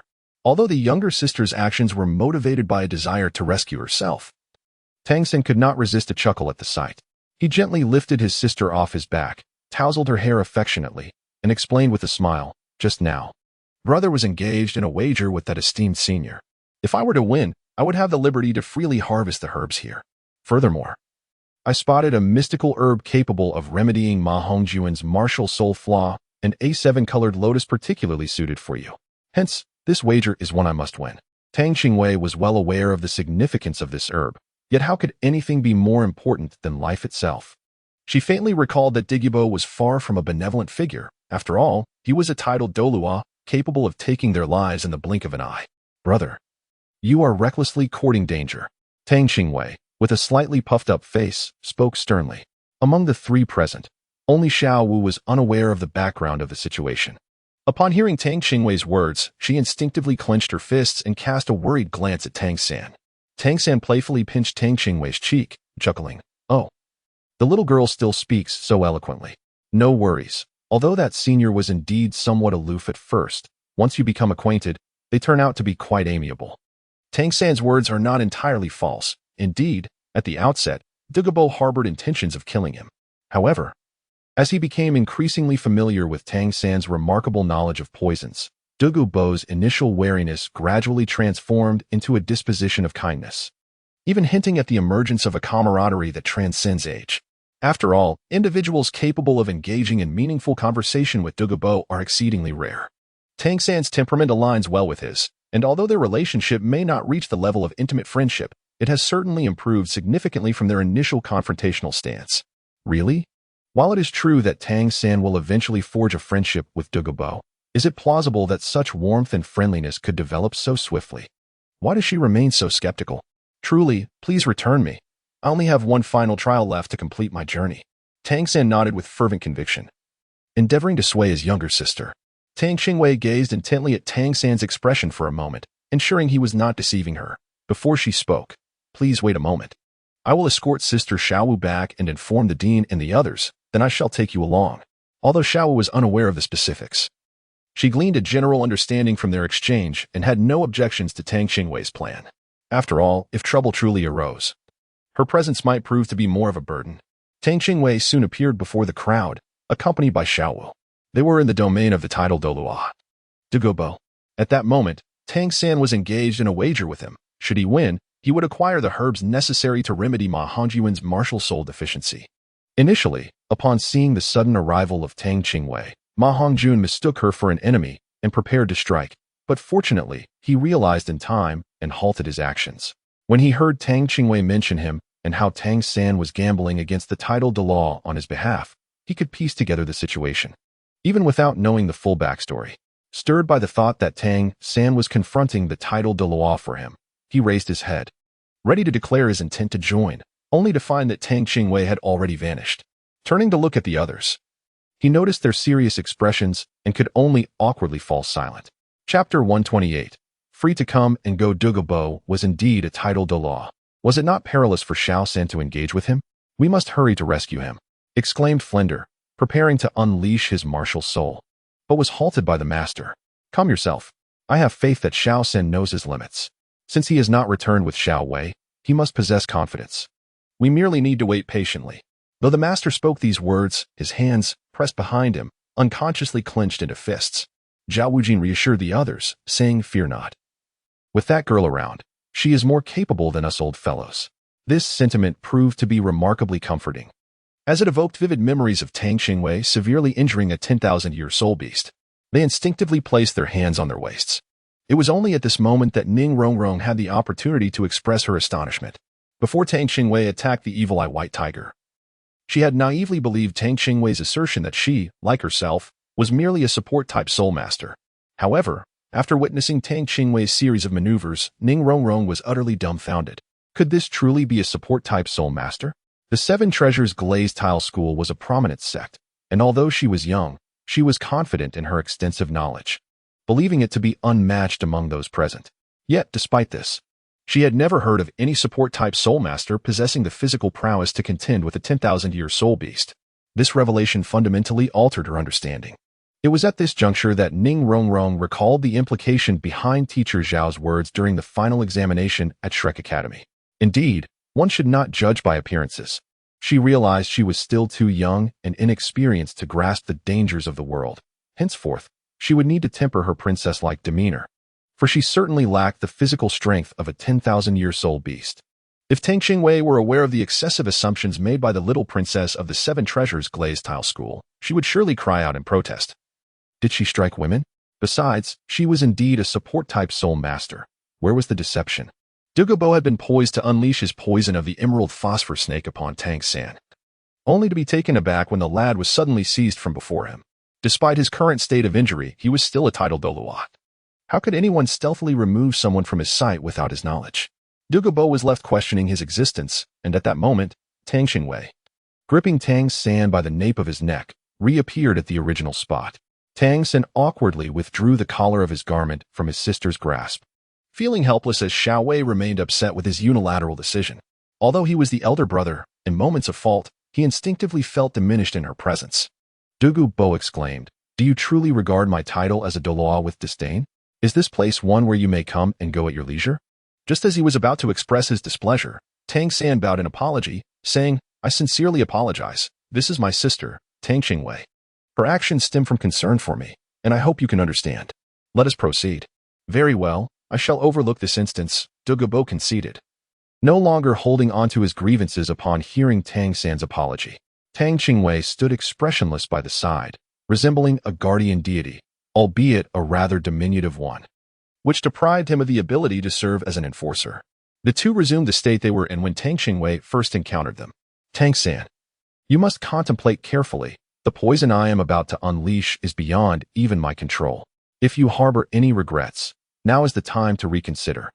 Observing the hand of Douluo, Tang San's expression grew solemn. He understood that what Douluo was about to wield was his signature lethal poison, belonging to the revered Phosphor Serpent Emperor. Given his current cultivation level, resisting such a potent toxin would indeed prove exceedingly challenging. Chapter 129. Do you wish to be my disciple? However, Douluo's words ignited a fierce pride within Tang San. Hailing from the Tang sect, could he truly retreat in the face of his adversary's toxic threat? No. As a disciple of the Tang sect, if he could not surpass the poison, he would be unworthy of bearing the Tang surname. With this thought in mind, Tang San raised his left arm and called out to Douluo, "Come forth." Douluo furrowed his brow. "Have you truly made up your mind?" API call failed with status code 429, error, code, for 29, message, resource has been exhausted, e.g. check quota. Status, resource exhausted. Upon witnessing this, Tang Qingwei nervously approached Tang San, ready to employ her healing abilities, only to be halted by Tang San, who grasped her wrist firmly. He had made a promise to his father not to expose his sister's healing powers to the title Douluo before ensuring his own ability to protect himself. Seizing the last vestiges of his strength, he swiftly pulled Tang Qingwei back a few steps. Retreating to the protective confines of the fragrant and enchanting celestial goods, he then settled into a cross-legged position, closed his eyes, and began to silently cultivate the Xiantian skill. As he channeled the Xiantian skill, he endeavored to expel the poison from his body, his mastery of the technique having significantly advanced. Yet, merely relying on the Xiantian skill proved insufficient to completely eradicate the toxins. Without delay, he consumed a detoxification pill he had prepared in advance. Douluo quietly observed Tang San, acutely aware that even he was uncertain of his ability to neutralize the venom of the Emerald Phosphor Serpent Emperor. Seeing Tang San, shrouded in a dark aura, slumped to the ground, he could not help but feel a twinge of regret. After years of renown, what was he doing squabbling with a mere child? If Tang San were to perish, it would be a significant loss for him. As he had fortuitously encountered a junior with such promise, it would indeed be a tragic waste. Alas, young lady, I hope your brother is not in peril. The only question Douluo could now pose was directed towards Tang Qingwei, who stood like a guardian deity beside him. Tang Qingwei felt a sense of bewilderment. Could it be that Tang San possessed such an extraordinary charm? How swiftly he had managed to win over Douluo. Nevertheless, she reassured herself that all would be well soon.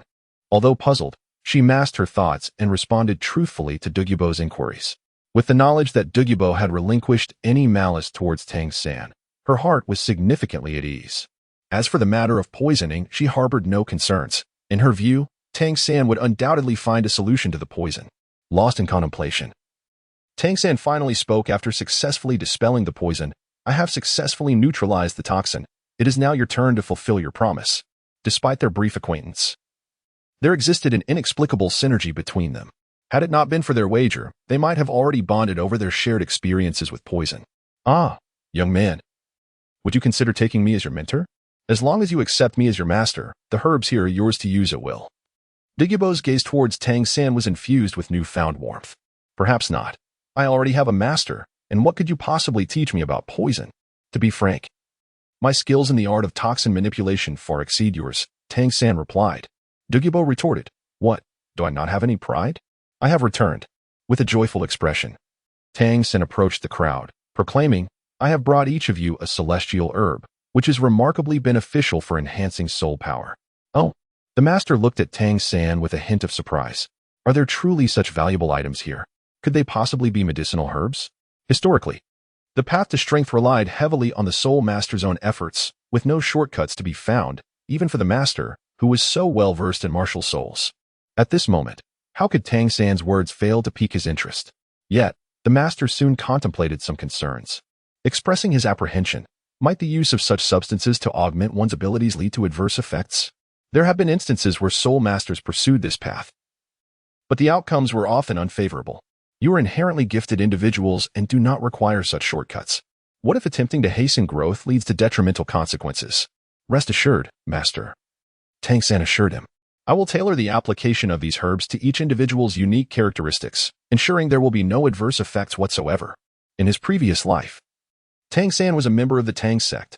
How could he be oblivious to the properties of these herbs? He possessed a profound understanding of the characteristics of these celestial plants. Upon hearing Tang San mention that these substances could enhance soul power without any side effects, curiosity flickered in the eyes of the onlookers. They were all eager to discover what exactly Tang San had brought back for them. After a moment of contemplation, the Master reluctantly nodded and said, "Very well." This agreement came only after careful consideration, for the Master recognized that Tang San was not a reckless individual. Otherwise, he would not have consented so readily. Tang San first handed the chicken-crowned phoenix flower to Ma Hongjun, saying, "Fatty, I have carefully contemplated your malevolent fire. Although this mutated evil fire possesses great power, it simultaneously exerts a continuous corrosive effect on your body. The root of the issue lies in the impurity of your phoenix flames, and this divine herb can resolve your problem with the evil fire." Ma Hongjun felt deeply moved. His third brother had risked his life to wager against a title Douluo for his sake. He silently vowed that should his brother ever require his assistance, he would not hesitate to brave any peril. The others also received divine herbs suited to their needs. When Ning Rongrong and Zhu Zhuqing received the herbs gifted by Tang San, they were profoundly touched, surprised that they too were included, especially since they had only recently joined. Others might not fully grasp the value of these divine herbs, but as the little princess of the Seven Treasure Glazed Tile School, Ning Rongrong and Zhu Zhuqing, a noble from the Star Luo Empire, were well aware of their worth. Their understanding only heightened their astonishment and gratitude, observing that everyone had received herbs appropriate for them. Tang Qingwei felt relieved, grateful that her presence had not deprived anyone of their original opportunities. This was her sole thought at that moment. She genuinely feared that her inclusion would cause the original Shrek 7 monsters to lose their chance, leaving her with an overwhelming sense of guilt. "Xiaowei, I found the 7-color lotus here. It should suit you perfectly." The 7-color lotus before her radiated a dazzling array of colors, living up to its name. It felt slightly cold to the touch, its texture resembling that of jade rather than a mere flower. Tang Qingwei held it delicately, afraid that she might inadvertently crush it. "Do we need to consume this? I suddenly feel a twinge of pain in my teeth. What should I do?" Tang Qingwei contemplated the 7-colored lotus with a touch of perplexity, uncertain as to how to partake of it. But then a voice arises telling her, "Who said anything about eating it? Could you even swallow it?" Tang San chuckled as he playfully tapped Tang Qing's head, saying, "What you are absorbing is akin to your usual cultivation. Simply hold it in your hand." "Oh, fortunately," she inquired, or else her teeth might have been on the verge of crumbling. After Tang San finished his brief explanation of the uses and effects of the celestial herb, Tang Qingwei found herself unconcerned with such matters. At that moment, her entire focus was captivated by the 7-colored lotus in her hands. She couldn't help but wonder whether this celestial herb would be of any benefit to Xiaolian. Chapter 131. The 7-colored lotus. Since the last time she assisted Sister Xiao Wu in returning to her own body, she had not heard its voice again. While lost in thought, the dormant Xiaolian, which had devoured the system, suddenly reappeared. The 7-colored lotus? She was astonished to discover that such a thing existed in this realm. The familiar childlike voice filled Tang Qingwei with joy. The 7-colored lotus could be said to be her closest companion in this world. It was the soul being aware of all her past lives. Were it not for its salvation, she would have long lost track of how many reincarnations she had undergone. Would it be of assistance to you? Tang Qingwei anxiously pondered within her heart. Fool, why should I even articulate it? The voice of the 7-colored lotus remained as indifferent as ever. Yet Tang Qingwei no longer felt the initial anger and frustration upon their first encounter. Instead, she found this tone profoundly nostalgic. "Then how shall I provide it to you?" Tang Qingwei, unperturbed, cheerfully inquired within her heart. "Do not smile foolishly. You appear to be suffering from some grave illness." Tang Qingwei's expression instantly fractured. and veins bulged on her forehead.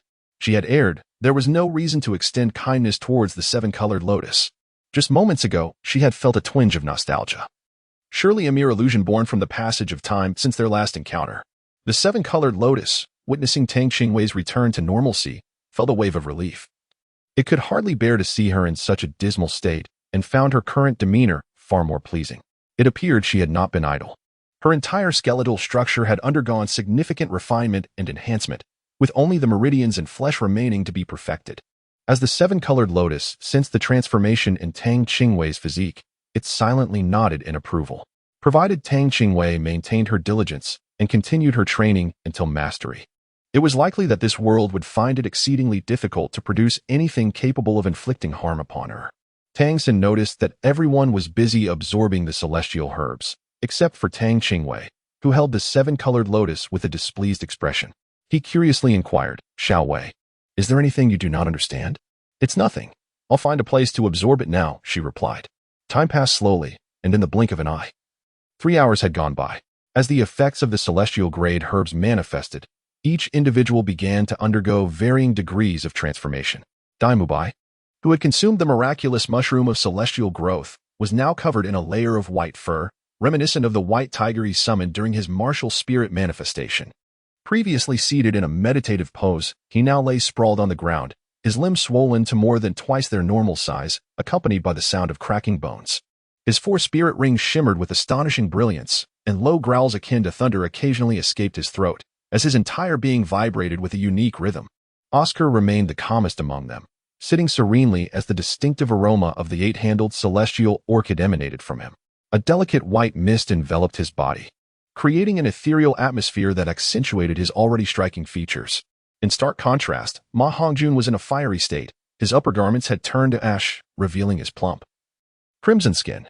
The effect of the rooster-crowned phoenix sunflower was overwhelmingly potent, causing a viscous fluid to seep from beneath his skin, while his body resembled a boiled shrimp, with even his hair transformed into a fiery red. Curiously, with each layer of black liquid that oozed from him, his flesh contracted slightly. Chapter 132. The 9-story glazed pagoda Ning Rongrong's transformation was the most resplendent. The 7-colored halo of the 7-treasure glazed pagoda floated gracefully before her, illuminated by radiant golden light. This golden glow emanated from Ning Rongrong herself, infused with the rich fragrance of tulips. As the divine light pulsed, she appeared akin to a celestial maiden descending to the mortal realm. Each surge of brilliance enhanced the splendor of her pagoda, making it even more dazzling. The golden light surrounding Ning Rongrong seemed to draw closer to the white mist enveloping Oscar, creating a harmonious convergence of scents that was profoundly comforting. Zhu Zhuqing, after consuming the water fairy jade skin bone, radiated a subtle jade hue, while Daimubai's white tiger aura and Zhu Zhuqing's black spirit cat harmonized in their rhythmic breathing, creating a perfect synchronicity. In another corner, the master sat calmly, emanating a faint purple glow. Though less volatile than Ma Hongjun, he too exuded a layer of black fluid. Meanwhile, Tang San exhibited minimal change, his head shrouded in a delicate golden light that coalesced towards his eyes. Xiao Wu, having consumed the millennium-grade ginseng, was surrounded by a gentle pink mist, her presence noticeably understated compared to those around her. Dean Flender had been watching closely and immediately inquired when Oscar awakened, "How do you feel? Has your soul power increased?" With a grin, Oscar waved his hand in front of Dean Flender, exclaiming, "I've gained 5 levels. My soul power is now at 38. Though they anticipated the celestial herb's efficacy, hearing it confirmed by Oscar was a different experience altogether. The 8-handled celestial orchid had indeed propelled Oscar's soul power by 5 levels. Ning Rongrong was elated, the golden light around her intensifying. The 7-treasure glazed pagoda she held had transformed into the 9-treasure glazed pagoda, subtly framed by a halo of golden light reminiscent of tulip petals. It was only upon hearing Oscar's voice that she regained her composure. The 9-story pagoda. The 9-treasure glazed pagoda. The transformation of the pagoda overshadowed her consideration of her soul powers increased by 6 levels. A surge of fervor coursed through her, and her voice trembled with excitement.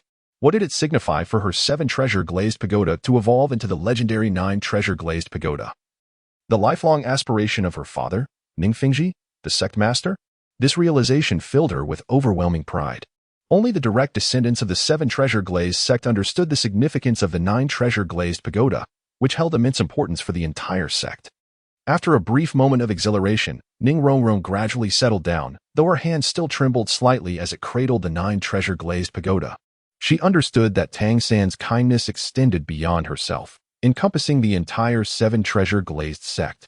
It seemed imperative that she make time for a visit home. At that moment, Xiao Wu finished her absorption as well. The Millennium-grade ginseng had elevated her soul power by 5 levels, bringing her to a formidable 40. Chapter 133. Where is Xiao Wei? Have you all absorbed the herbs? Hearing Tang San's voice, Ning Rongrong quickly turned her head, a wave of excitement swelling within her. Third brother, my 7 treasure-glazed pagoda has transformed into the 9 treasure-glazed pagoda. Thank you so much. I truly appreciate it. Though Ning Rongrong had been somewhat spoiled at home, she was not foolish. She recognized that Tang San treated her as a companion, which was why he had assisted her. To suggest any form of compensation would be overly formal. Nevertheless, she felt genuine gratitude towards Tang San. After the battle in the Stardow Forest, her sense of belonging to Shrek Academy had deepened significantly. Tang San waved his hand and smiled, saying, "We are partners. Why speak of such things?" As he spoke, he raised his head to locate Tang Qingwei. Just then, Xiao Wu, Zhu Qing, and Dai Mubai approached one after another, each wearing a smile. "Yu Qing, how much has your strength improved?"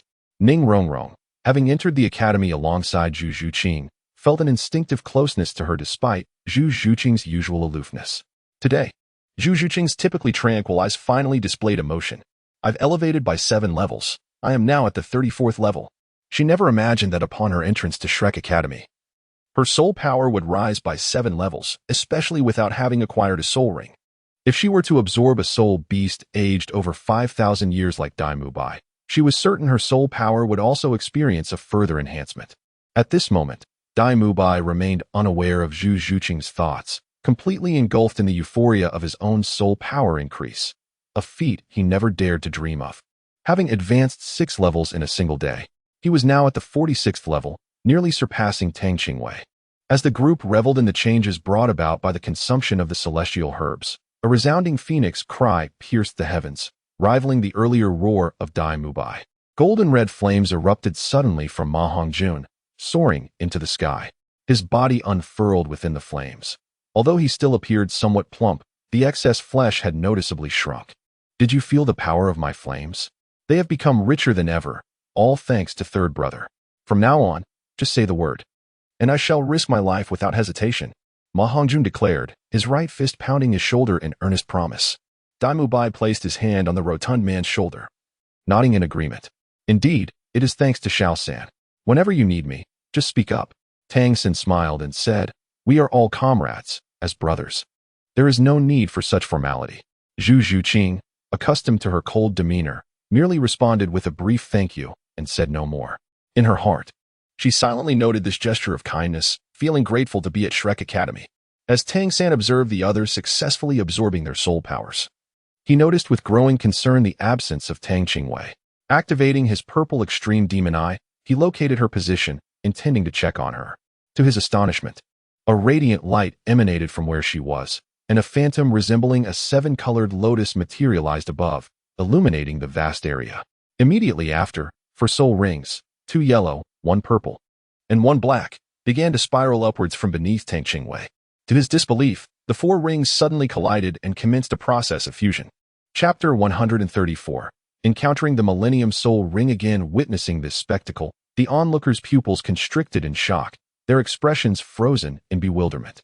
What was transpiring?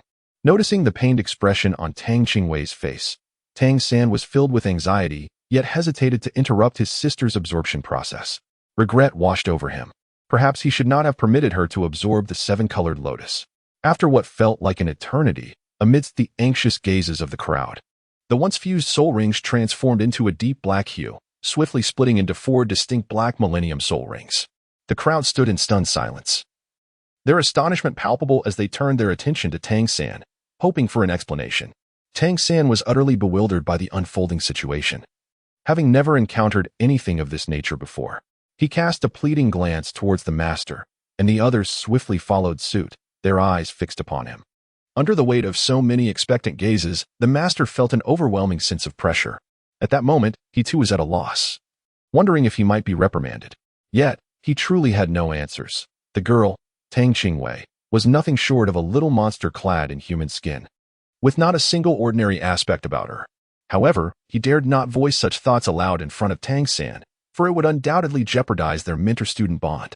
With his hands clasped behind his back, the master maintained an air of composure and remarked, "Do not fret, let us observe further."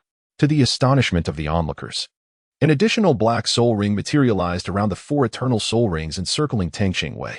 5 eternal soul rings. Ma Hongjun rubbed his eyes in disbelief. Although no words were spoken, the shock was palpable in the wide-eyed expressions of the crowd. She had already attained the rank of Soul King. Dai Mubai's earlier excitement at the prospect of leveling up 6 ranks in a day evaporated instantly. He had thought he had finally surpassed Tang Qingwei. But it seemed he had been overly optimistic. He realized he needed to strive even harder in his training. Flander and Zhao Wujia, regaining their composure, were filled with exhilaration. A Soul King at the tender age of 10. Where else on this continent could such a prodigy be found? And yet, this 10-year-old Soul King hailed from their Shrek Academy. What an honor it was. Tang San, however, did not share the same fervent excitement as the others. Observing that his sister had yet to open her eyes, he could not help but clench his fist in anxiousness. The remaining individuals, too, had lost their earlier sense of smug satisfaction. In comparison to Tang Qingwei, they were indeed vastly inferior. After a considerable duration, under the expectant gazes of the crowd, Tang Qingwei finally began to slowly open her eyes. The myriad of eager looks directed at her caused a flutter of unease in her heart. What was happening? Why was everyone surrounding her? Tang San embraced Tang Qingwei tightly, his anxiety palpable as he inquired, "Is there anywhere you feel unwell?" Despite still wearing a puzzled expression, Tang Qingwei nonetheless responded to Tang San's inquiry, asking, "What is bothering you?" Before Tang Qingwei could finish her words, Tang San, with an anxious expression, turned to check if his sister was injured. "You're holding me too tightly. I can't breathe." Upon hearing this, Tang San was momentarily taken aback. And then he quickly responded by gently tapping Tang Qingwei's forehead, exclaiming, "What an ungrateful little wolf." Seeing that Tang Qingwei was unharmed, Xiao Wu joyfully leaped over to her side, asking, "Have you truly become a Soul King now?" Tang lightly nodded with a smile. Observing the curious expressions of those around him, he stepped back a few paces and unleashed his martial soul. 5 soul rings undulating rhythmically around his form, 5 black 10,000-year soul rings emanating in astonishing depth. The immense pressure exerted by these 5 10,000-year soul rings compelled several individuals to instinctively retreat several steps, allowing them to breathe a little easier. Indeed, he had ascended 6 levels, now standing at rank 52. Tang Qingwei's words, light as the breeze and gentle as the clouds, stirred tumultuous waves within the hearts of those who listened. Chapter 135, The 5th Soul Skill. Tang Qingwei's martial soul has undergone a remarkable transformation. It no longer resembles its previous inconspicuous form, but has instead taken on the shape of a lotus flower, resplendent and translucent. However, this lotus possesses only 5 petals, each radiating a spectrum of vibrant colors. Xiaowei, your soul rings have changed color. Have your soul skills experienced any new developments? Ma Hongjun gazed enviously at Tang Qingwei's 5 black soul rings, tears of admiration welling at the corners of his mouth. He could hardly contain his eagerness to witness the changes brought about by a 10,000-year soul ring. Oscar, too, wore a similar expression, nodding fervently beside the stout figure, his eyes sparkling with such intensity that they nearly blinded Tang Qingwei. Tang Qingwei appeared to be less exhilarated than others had anticipated. Instead, she seemed somewhat dispirited. From the very outset, she had sensed the transformative effects brought about by the Millennium Soul Ring. According to Xiao Yan, this 7-colored lotus possessed the ability to initiate a second awakening of her martial soul, the 7-colored flower. The most immediate manifestation of this was the metamorphosis of her martial soul into a lotus flower, shedding its previously unremarkable appearance. The emergence of the Millennium Soul Ring was merely a corresponding change based on her physical constitution and soul power level. Following this second awakening of her martial soul, all her soul rings would evolve in tandem with the enhancement of her physical attributes and soul power. When she eventually became capable of bearing a 100,000-year soul ring, it would undoubtedly be an unprecedented spectacle.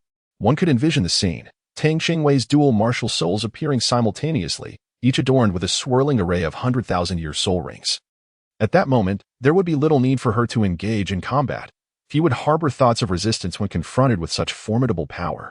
Initially, upon learning of her martial soul's second awakening, Tang Qingwei had been overwhelmed with excitement. her mind already conjuring images of herself with slender limbs and an alluring figure. Was she finally on the cusp of growth? Tang's face flushed with a hint of excitement as she eagerly anticipated the astonished expressions of those around her upon their reunion. However, the stark contrast between her expectations and reality left her feeling disheartened. While she indeed witnessed their shock, it was not the kind of astonishment she had envisioned. Where was her alluring figure? Where had her long legs disappeared to? Suddenly, the allure of her Millennium Soul Ring seemed to diminish. Fortunately, she refrained from voicing her thoughts, for such words would surely infuriate the crowd. After all, it was a Millennium Soul Ring, 5 of them, no less. Tang San observed his sister's rather disheveled appearance and could not resist the urge to gently tousle her hair. It was inconsequential if there were no changes. Xiaowei was already formidable in her own right. Ma Hongjun and Oscar echoed in agreement, affirming her prowess. Indeed, even without any alterations, you remain the most powerful. Just look at who could possibly rival you. With the manifestation of your martial soul and the 5 10,000-year soul rings, you would terrify them all. They all felt a twinge of regret for their earlier actions. Tang Qingwei, feeling a sense of relief from the comfort offered by those around her, gradually spoke. Indeed. The effect of my first soul skill's poison has doubled compared to before. The second soul skill, which immobilizes the enemy, now benefits from the enhancement of a 10,000-year soul ring, extending the range of application to within 100 meters, while the duration remains at a firm 3 seconds. The distance of my third soul skill, teleportation, remains unchanged at 600 meters. However, it now includes a long-distance transfer capability. This can only be used once a day, allowing the transportation of a single individual, with the stipulation that the destination must be a place I have previously visited. The fourth soul skill retains its original function, still reducing all of the opponent's attributes by 30%, with the same range limitation of 100 meters. As for the fifth soul skill, it grants protection against all mental attacks for a duration of 5 minutes. Tang Qingwei's nonchalant remark left the crowd utterly astounded. They collectively realized their oversight. This was, after all, a prodigious talent from Shrek Academy. Chapter 136, Universal Advancement. However, this fifth spirit ability was astonishingly formidable, capable of withstanding all forms of mental assault. It is well known that among all types of attacks, mental ones are the most challenging to defend against. Relying solely on one's willpower, mere physical strength is insufficient for such resistance. With Xiaowei's fifth spirit ability, they need not fear encounters with spirit masters wielding mental attacks in future battles. Even the Master's expression shifted upon hearing of Tang Qingwei's fifth spirit ability. Despite the girl's remarkable combat prowess and her unparalleled physical resilience, this auxiliary skill of her martial soul was truly commendable. Now, having acquired an ability to defend against mental assaults, it undoubtedly alleviated Shrek Academy's concerns for future team battles. Excellent, excellent. Today, you all have made significant progress. It seems we must venture once more into the Stardew Forest. In light of the comprehensive enhancements among the Shrek students, Dean Flandre's face bore a deeper smile. The entire group from Shrek Academy shared an unspoken understanding, refraining from inquiring about the suddenly manifesting spirit ring of Tang Qingwei. The celestial herb bestowed by Tang San can be deemed a perfect conclusion, as each individual reaped considerable benefits, resulting in a significant enhancement of the overall strength of the Shrek Academy students. Among those who benefited, it was not Zhu Zhuqing, whose soul power surged by an astonishing 7 levels, nor was it Ma Hongjun, whose malevolent flames were purified of impurities. It was not even the Master, who achieved a breakthrough to the 30th level. Rather, it was the youngest, Tang Qingwei, whose soul power ascended to the 52nd level, with his soul rings transformed entirely into exquisite black soul rings of 10,000 years. Nurtured by the divine herbal essence, the Shrek students exhibited remarkable enhancements in their prowess. Daimu Bai stands at the 46th level, a soul master, while Oscar has attained the 38th level, a soul scholar. Tang San, level 41, soul master. Ma Hongjun, level 36, soul sage. Xiao Wu, level 40, soul master. Ning Rongrong, level 32, soul sage. Zhu Zhuqing, level 34, soul sage. Tang Qingwei, at level 52, was a soul king. Ning Rongrong felt a bittersweet pang in her heart, not out of jealousy towards her companions, but rather from the realization that she had once been pampered and believed herself to be exceptionally gifted. Now, upon arriving at Shrek Academy, she understood that compared to her peers, she was merely trailing behind. Resolutely, she vowed to dedicate herself to rigorous training, determined not to fall too far behind her companions. Although her time at Shrek Academy had been brief, She had already developed a profound affection for this group of friends. After the group had completed their preparations to depart, Tang San stood up and waved to his companions, saying, "You all go ahead. I have some matters to attend to and will stay here for a while longer before returning to the academy." "Is that title Douluo threatening you?" Ma Hongjun, now considerably slimmer and notably more handsome, still retained his characteristic impatience, rolling up his sleeves as if ready for a fight. While the others were not as impulsive as Ma Hongjun, they bore expressions that suggested they would spring into action at a moment's notice.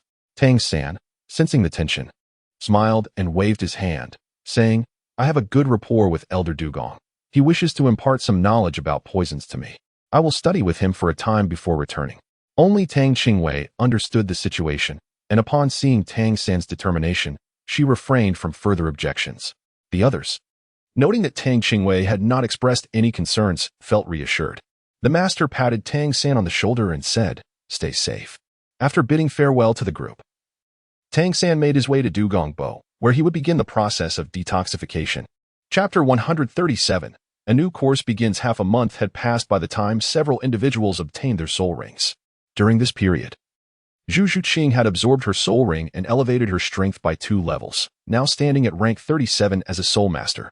Ning Rongrong, whose talent was already commendable, experienced significant improvement in her soul power level after committing to her training, reaching the same rank of 37. While the group was searching for soul beasts for Xiao Wu, she suddenly vanished.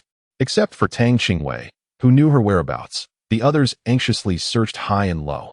Fortunately, Xiao Wu later reappeared, lucky enough to have encountered and absorbed a soul beast, boosting her soul power to rank 41. At Shrek Academy, they had finally returned.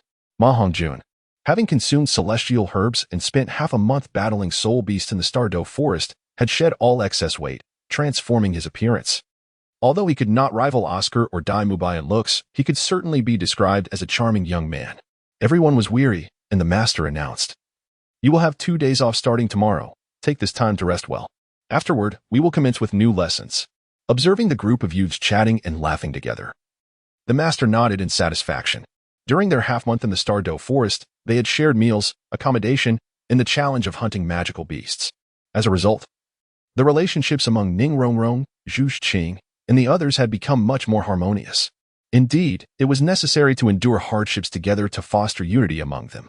In battles against soul beasts, the most crucial element among partners was trust in one another, allowing them to confidently rely on each other's backs. In this regard, the students of Shrek Academy had not disappointed him. The 2 days of rest quickly passed, and it was time to resume classes. After breakfast, when the familiar school bell rang, Tang Qingwei and her companions arrived punctually at the playground. Tang San was unaware of when he had returned at this moment. He stood in the center of the playground, his gaze filled with a smile as he looked upon everyone. Tang Qingwei was the first to rush to Tang San's side. Tang San gently pinched her cheek and sighed. "You've lost weight. You haven't been eating well, have you?" At that moment, Tang San bore a striking resemblance to her mother from her previous life. There exists a kind of thinness that only a brother perceives in his sister. It instantly dispelled the joy of their reunion.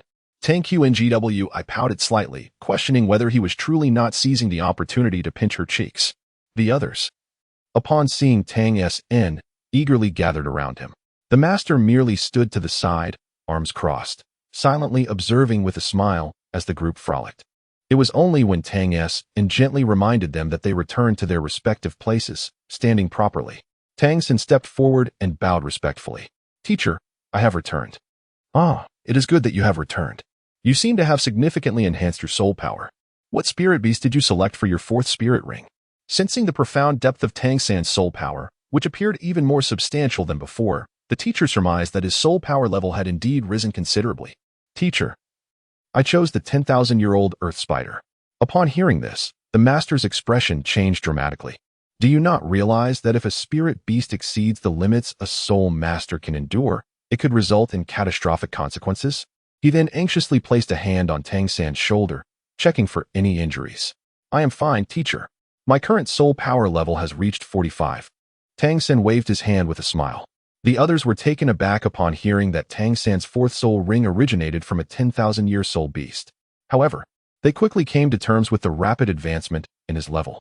They had previously heard from Xiao Wu that after the demise of a 10,000-year soul beast, residual soul fluctuations could occur, If the spiritual realm were to be disrupted by such fluctuations, it could lead to a state of utter foolishness.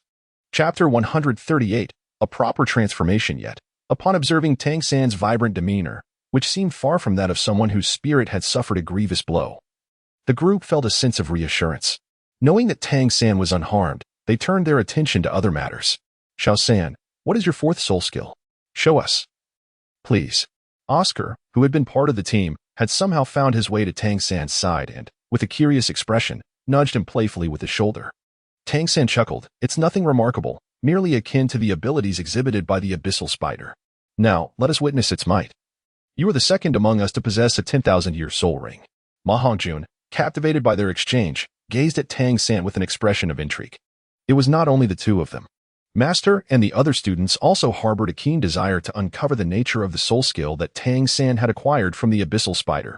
Very well. A mischievous smile flickered in Tang San's eyes as he raised his right hand, from which a dark blue radiance surged forth. A strand of blue-silver grass materialized from his palm, appearing no different in thickness than before. The sole distinction lay in its hue. It had transformed into a pure black, evoking a sense of oppression.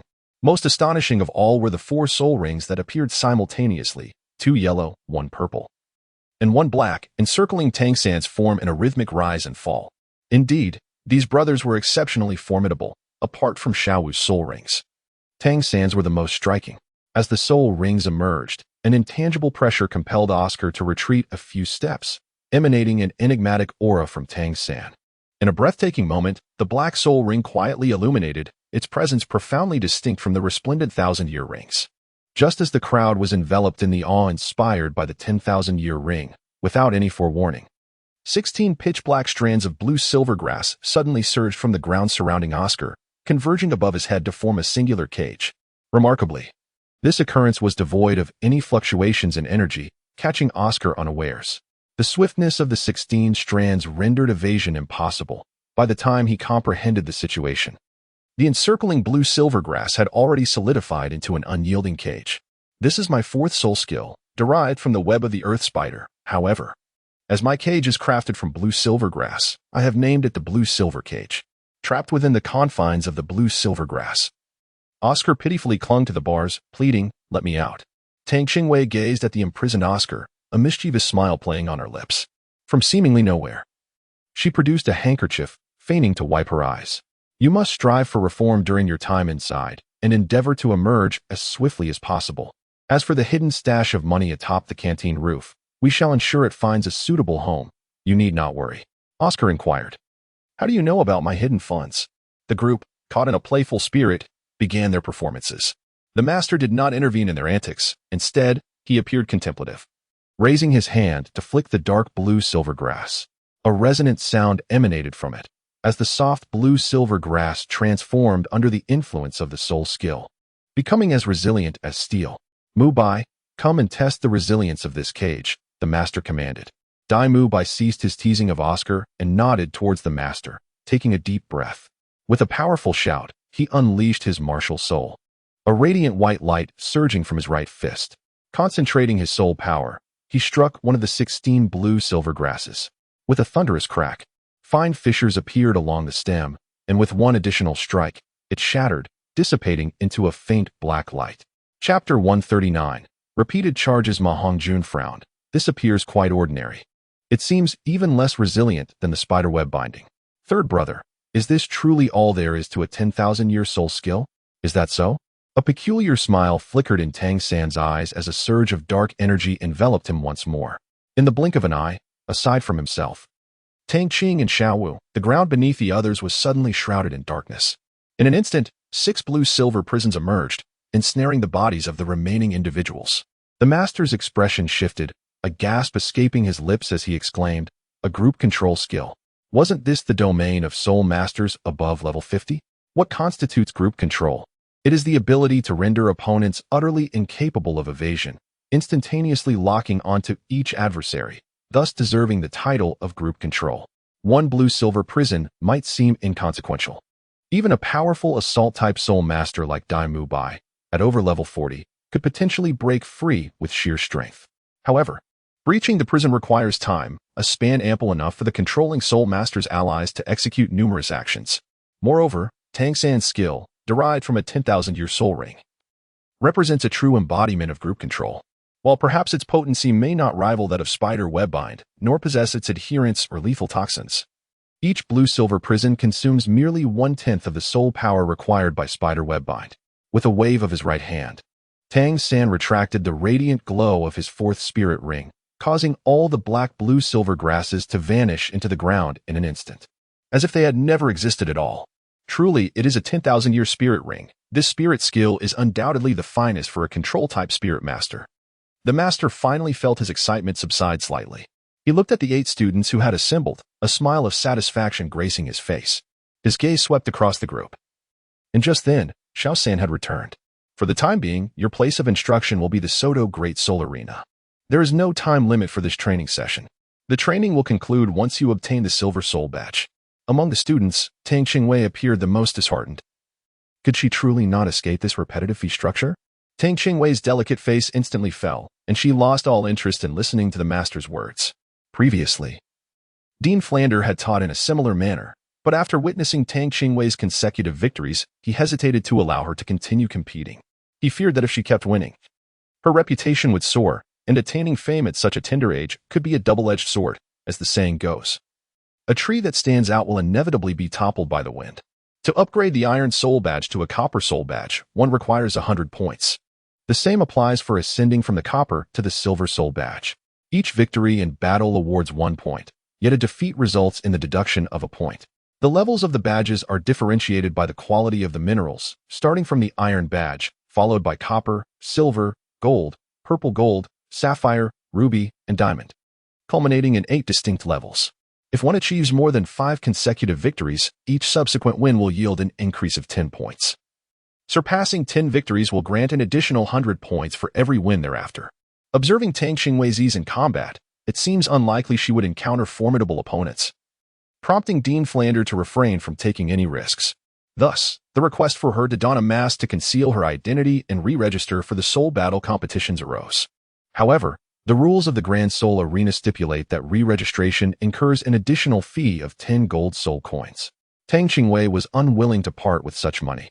Even if she had it, she did not wish to squander those 10 gold soul coins. Was this not a case of double charging? Tang Qingwei was exceptionally obstinate when it came to financial matters, so much so that even 10 mighty bulls could not sway her resolve.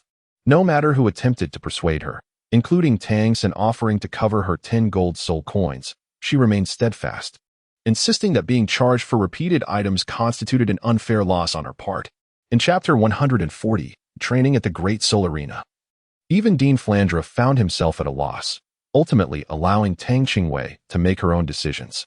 After all, given her current capabilities, whether or not she participated in the individual soul battles was of little consequence.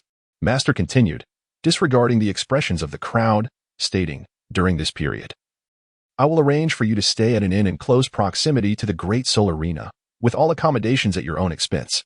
However, should you prove yourselves capable, the income from the Great Soul Arena will be quite substantial.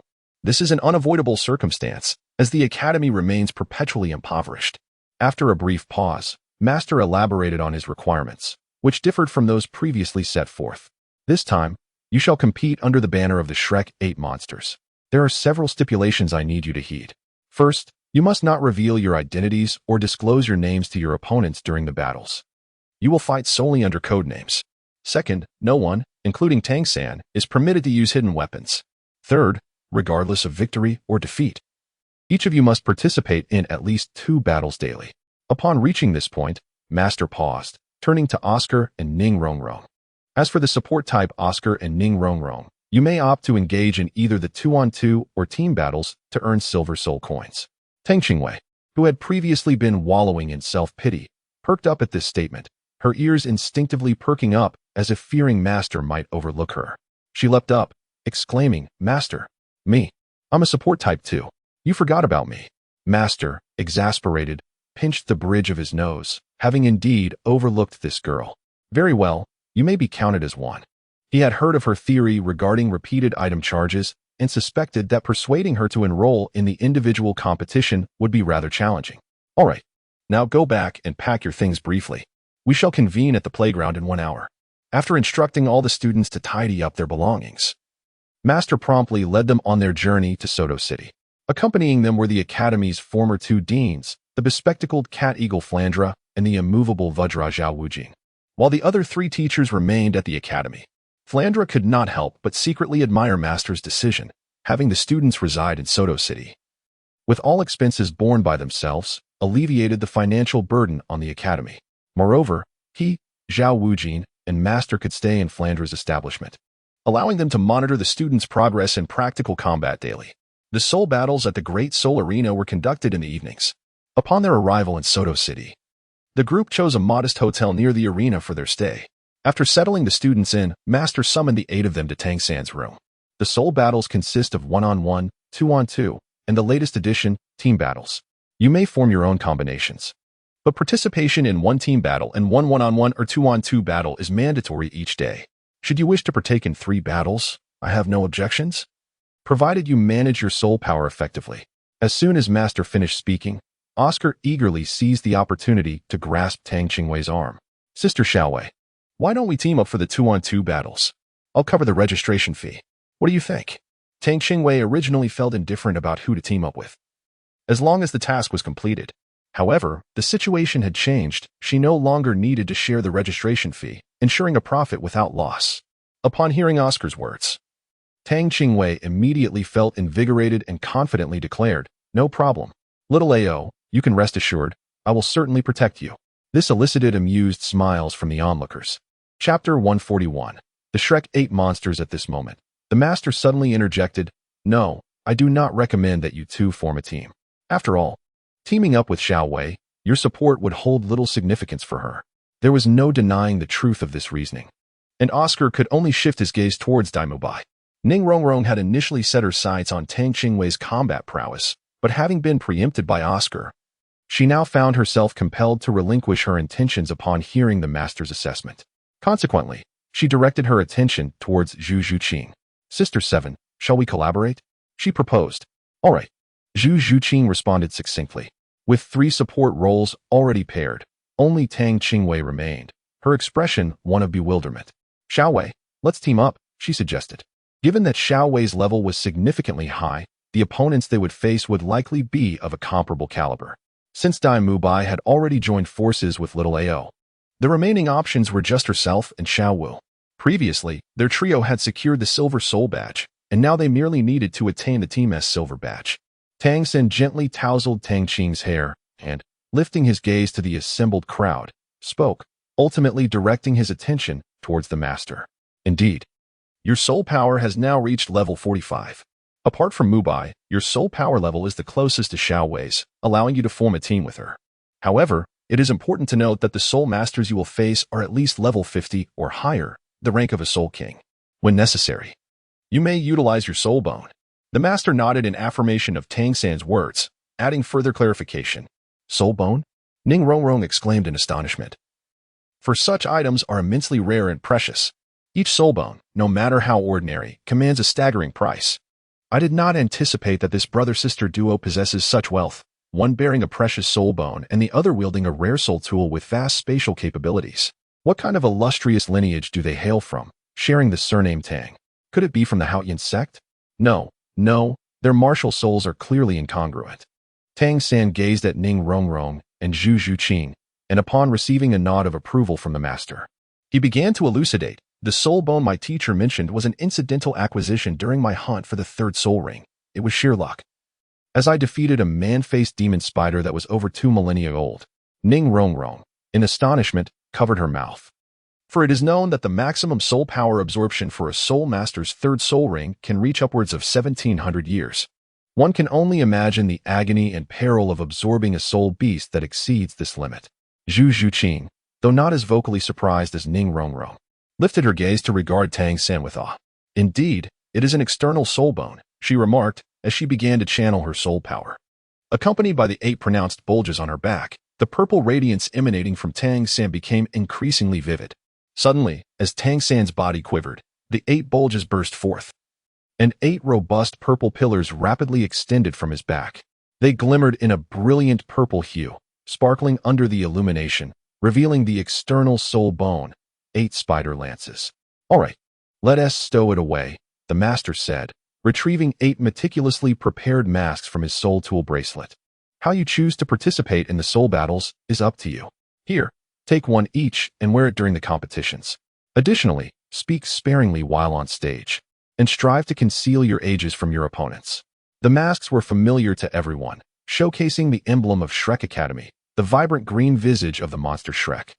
Daimubai donned one of the masks, which, despite its mediocre craftsmanship, fit seamlessly over his face, revealing his eyes, mouth, and nose without obstruction. In Chapter 142, Brother, you must accompany me. During the team battles, you shall operate as the Shrek 8 monsters. When engaging in individual soul battles, you may designate your own titles for the 2-on-2 contests. In 1-on-1 matches, I have devised a nickname for each of you. When the time comes, you shall utilize these monikers for the competition, ensuring that your true names do not surface in the arena. The group grasped the master's intent, understanding that they were still quite young, especially someone like Tang San, who had reached the realm of Soul King at the tender age of 10, an unprecedented feat. Tang San and Xiao Wu, having reached the formidable Soul Master level of 40 at the tender age of 12, are indeed a prodigious sight within the realm of Soul Masters. Among them, even the least accomplished has attained the status of a Soul Venerable. Should they gain notoriety in the Grand Soul Arena, it is likely that the Spirit Hall would be the first to seek them out. Daimubai inquired curiously, "What title shall we adopt?" The master, gazing at the group with a smile, responded, "Mubai, you shall retain your original title of Evil Eye White Tiger. Xiaoao, you may continue with your sausage specialty. As for Xiaowei, we shall call you Violent Support." Upon hearing this, the others nodded in agreement.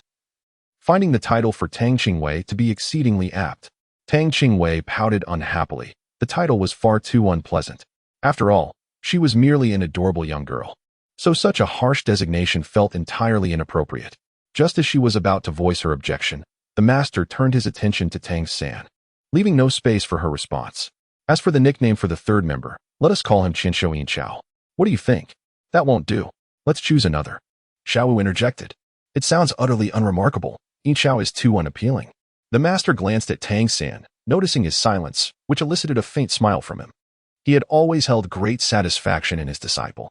Then, pray tell, what name do you propose would be more fitting? Daimubai remarked, although Xiao San may appear honest. When he unleashes his fury, his killing intent surpasses us all. I suggest we call him Qianshuo Shilua. Shilua signifies a demon of slaughter and could instill a sense of dread in our adversaries. The master turned to Tang San, asking, "What do you think?" "Brother, I find that name quite appealing." "It certainly sounds far better than mine," Tang Qingwei said, tilting her head to gaze at Tang San. Witnessing the birth of the Shrek 8 monsters and realizing her inclusion in this remarkable group filled her heart with exhilaration. "Excellent." Tang San gently ruffled Tang Qingwei's hair and turned to Master, saying, "Teacher, let's go with this one. I quite like it." Master nodded and then addressed Ma Hongjun. "Ma Hongjun, I have also devised a title for you. How about Evil Fire Phoenix?" The chubby boy grinned. "Thank you, Master. I like it. After all, I am a phoenix too."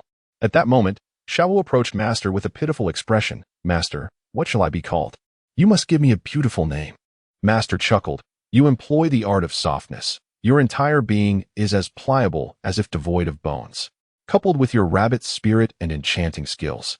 I propose the name Gentle Bone Enchanting Rabbit. It sounds rather fitting." Upon receiving the desired title, Xiao Wu's face lit up with joy. Once Master had bestowed names upon everyone, he then turned to Ning Rongrong and Zhu Shuqing. "Rongrong, your spirit is the 9 treasure glaze tile. Nothing describes you better than that. As for Yu Qing, it is most suitable to use the name of her spirit, Phantom Spirit Cat, which is already quite a splendid name." Thus, the Shrek 8 monsters finally acquired their respective titles. Violent Support, Tang Qingwei. Evil-Eyed White Tiger, Daimubai. Sausage Specialist, Oscar. Thousand-Handed Shura, Tang San. Evil Fire Phoenix, Ma Hongjun. Gentle Bone Enchanting Rabbit, Xiao Wu. 9 Treasure Glaze Tile, Ning Rongrong. Phantom Spirit Cat, Zhu Qing. Chapter 143, Sugar and Candy Duo. Unbeknownst to anyone, the Shrek 8 monsters, destined to make their mark in the world of Soul Masters, had concocted the titles that would accompany them throughout their lives within this unassuming inn. It was from this day forth that the Shrek 8 monsters truly came together as a cohesive team. "Brother, what shall our duo be called? Sugar and Candy Duo? 3 Weeds Duo? Or perhaps, forget it, Xiao Wei, I think you are quite hopeless at naming. it's best not to dwell on it. Just look at the names you've come up with. Ma Hongjun interjected, unable to bear Tang Qingwei's continued pondering. Tang San remained silent, simply smiling at his sister. When questioned about her naming skills, Tang Qingwei felt a twinge of embarrassment. After all, she had put considerable thought into the name. No way. Today. She was determined to stick with this chosen name. Brother, which name do you prefer? Although Tang San found the name somewhat peculiar, he conceded to his sister's choice. After all, it was her decision, and he believed it inconsequential since no one would see their faces. Did the name truly matter? Receiving Tang San's affirmation, Tang Qingwei triumphantly raised an eyebrow at Ma Hongjun, declaring, "Then it shall be the Sugar Duo. How adorably sweet." With the name settled, they proceeded to register it. Master did not participate in the naming of the free teams at all.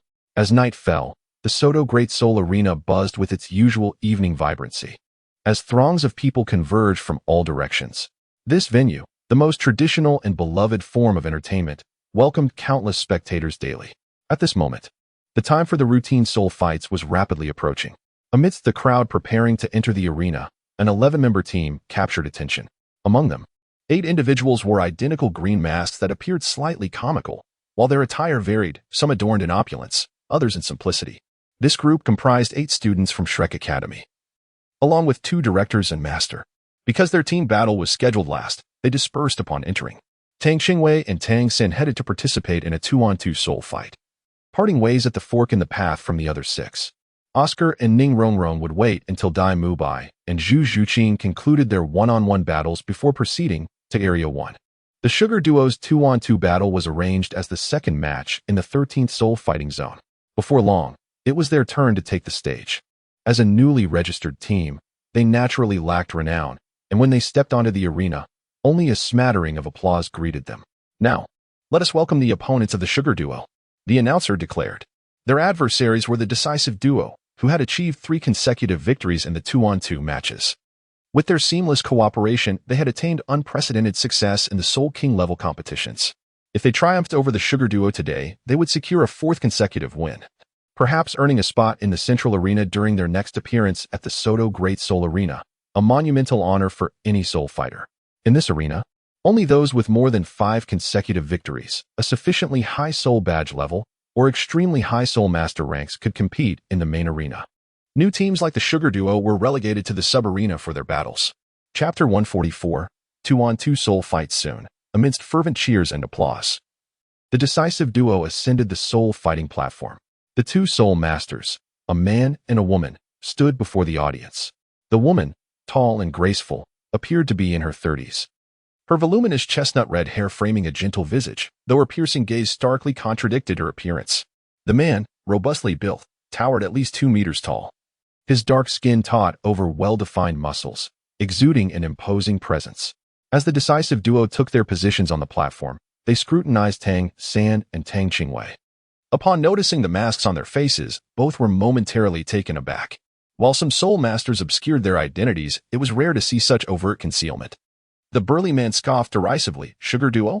Such a cutesy name. Were you planning to surrender in a fit of cuteness from the start?" The woman did not respond verbally. Yet her smirk conveyed her agreement with her companion's jibe. Hearing their chosen name ridiculed, Tang Qingwei's cheeks puffed in indignation. Yet she remembered Master S' advice and tugged on Tang San's sleeve, signaling him to lower his head. Tang Qingwei leaned close to Tang San's ear, breathlessly urging, "Brother, you must make them weep later. How dare they mock us women?" Tang San observed his sister's puffy cheeks beneath her mask, and with a tender gesture, he gently brushed her hair aside.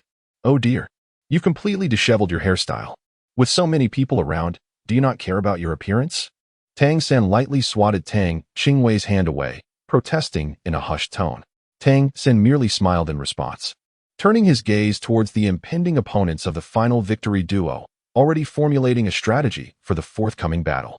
As the soul duel neared commencement, the audience's fervor reached a fever pitch, compelling the host to promptly initiate the proceedings. Let us observe with bated breath whether the brother-sister tandem of Su Jilie and Su Qiqi will once again achieve triumph. I hereby declare the 2-on-2 soul duel to commence. As the host's pronouncement reverberated, the siblings simultaneously galvanized their soul power. Su Qiqi's fingertips manifested razor-sharp claws, her torso arched, ears perked, and a dense layer of russet fur enveloped her arms, complemented by a fluffy, auburn tail. Concurrently, 5 soul rings, 1 white, 2 yellow, and 2 purple, illuminated beneath her feet, signifying her status as a soul king. Her spirit seemed akin to that of a squirrel-like soul beast. Su Jilie retreated his right foot half a step, extending his right hand, and with a sonorous utterance, a surge of dense, white light emanated from his palm, instantaneously materializing a forging hammer. However, this forging hammer differed from those wielded by the Tang siblings, boasting a larger size and intricate minute. 1 white, 2 yellow, and 1 purple soul ring pulsed rhythmically upon it, denoting his status as a soul grandmaster, mirroring the soul power echelon of the Tang duo. Witnessing the display of their opponent's spirits, Tang San promptly summoned his own. 4 soul rings, 2 yellow, 1 purple, and 1 black, materialized around him. Black, typically an inconspicuous hue, carried profound significance for those versed in Soul Master lore. The revelation elicited gasps from both the audience and the host, astounded to witness a 10,000-year soul ring gracing the dueling platform. A 10,000-year soul ring? Su Jilie, poised to unleash his forging hammer, murmured in disbelief upon beholding Tang San's. While Su Qiqi shared the astonishment at Tang San's 10,000-year soul ring, her status as a 5-ring soul king allowed for a swift recovery. She exhorted the still reeling Su Jilie, "Don't panic. He's merely a 4-ring soul grandmaster. Stay composed, we can prevail." As she spoke, her fingers extended into razor-sharp talons, adopting a crouched, offensive stance. Her gaze fixated on Tang Qingwei, positioned behind Tang San, a cold smile playing on her lips. So what if he possesses a 4-ring soul grandmaster accompanied by a witless novice devoid of combat acumen? Victory is unattainable. A rookie indeed, failing to manifest her spirit even at this juncture. Let us see you fall first. In the ensuing moment, Su Qiqi's form blurred, materializing eerily beside Tang Qingwei. Her right hand, transformed into a claw, streaked towards Tang Qingwei's neck, leaving behind a fleeting afterimage. Although Tang Qingwei did not anticipate that this woman would launch an attack at the outset, she was not overly astonished.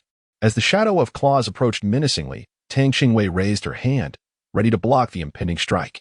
However, her waist was suddenly ensnared by Tang San's blue-silver grass, which yanked her away from her original position.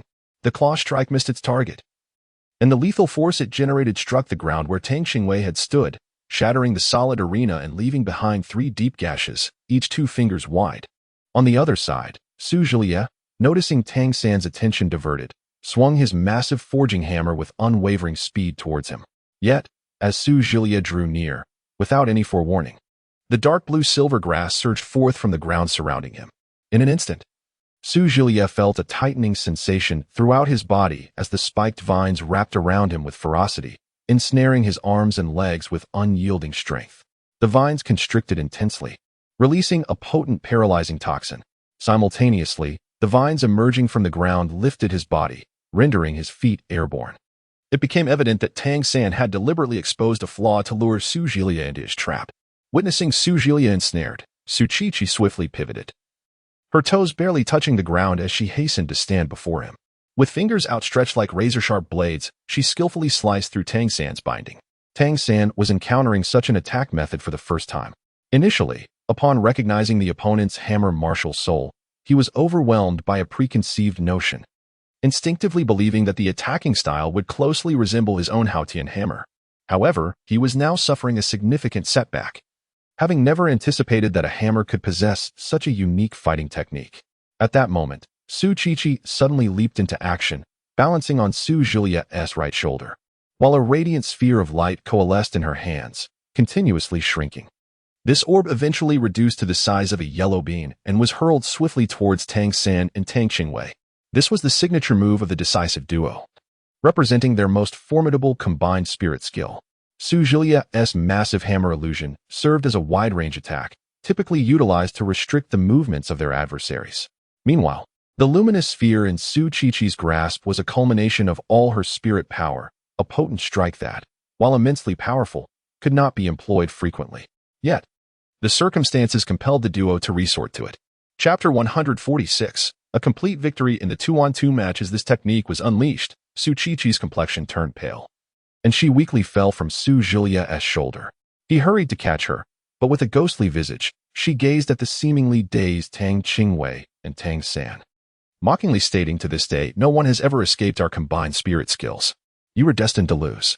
However, before she could finish her words. The two anticipated targets inexplicably vanished from sight. Before the siblings could react, they suddenly felt a sharp pain in their chests and abdomens, instantly being kicked off the stage. How could this be? An incredulous shriek echoed. Tsuchichi could hardly believe that their full-force strike had been so effortlessly shattered. Everything transpired too swiftly. Before anyone could comprehend the unfolding events, the match had concluded. As the audience regained their focus, they beheld the two figures on the stage.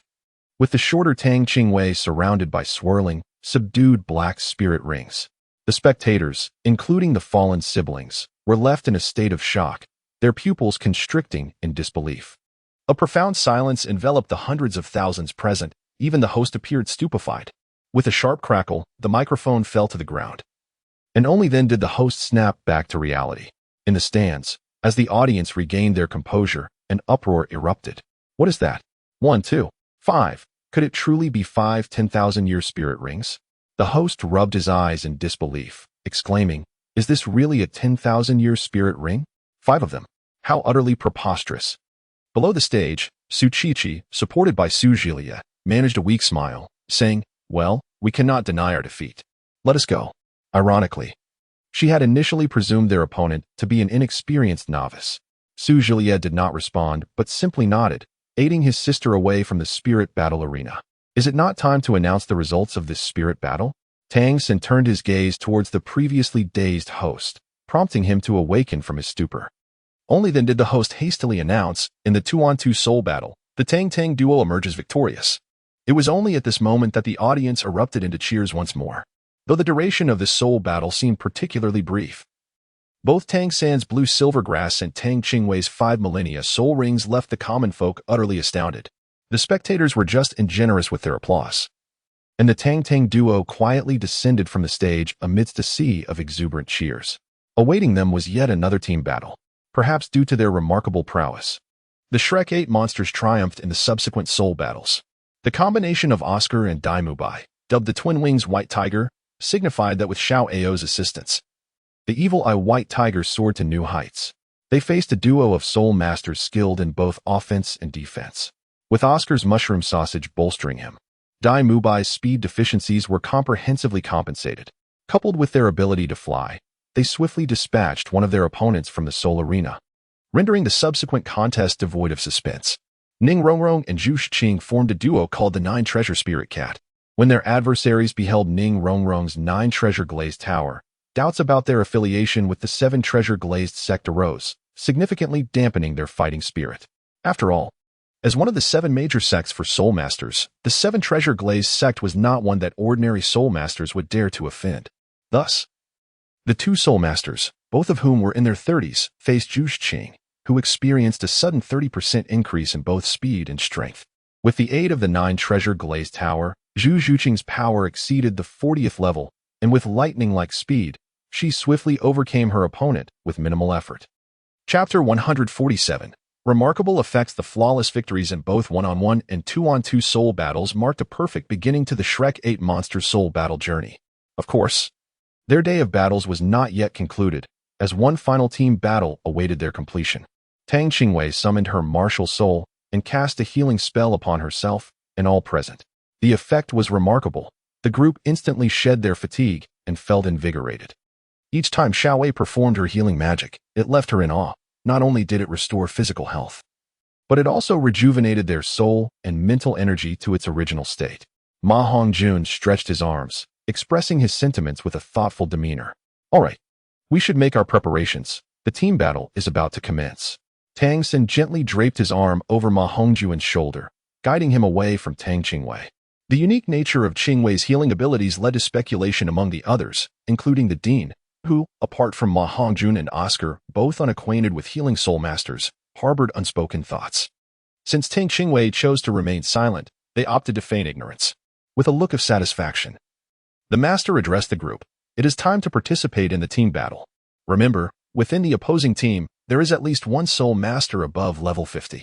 A team battle differs significantly from 1-on-1 or 2-on-2 encounters. The synergy between teammates is far more crucial than mere individual prowess. Tang Qingwei faintly heard these words, a look of guilt crossing her face. After all, It was her presence in the team battle that compelled everyone to confront soul masters above level 50. The master, who had been observing the expressions of the group, immediately understood her thoughts upon seeing her demeanor.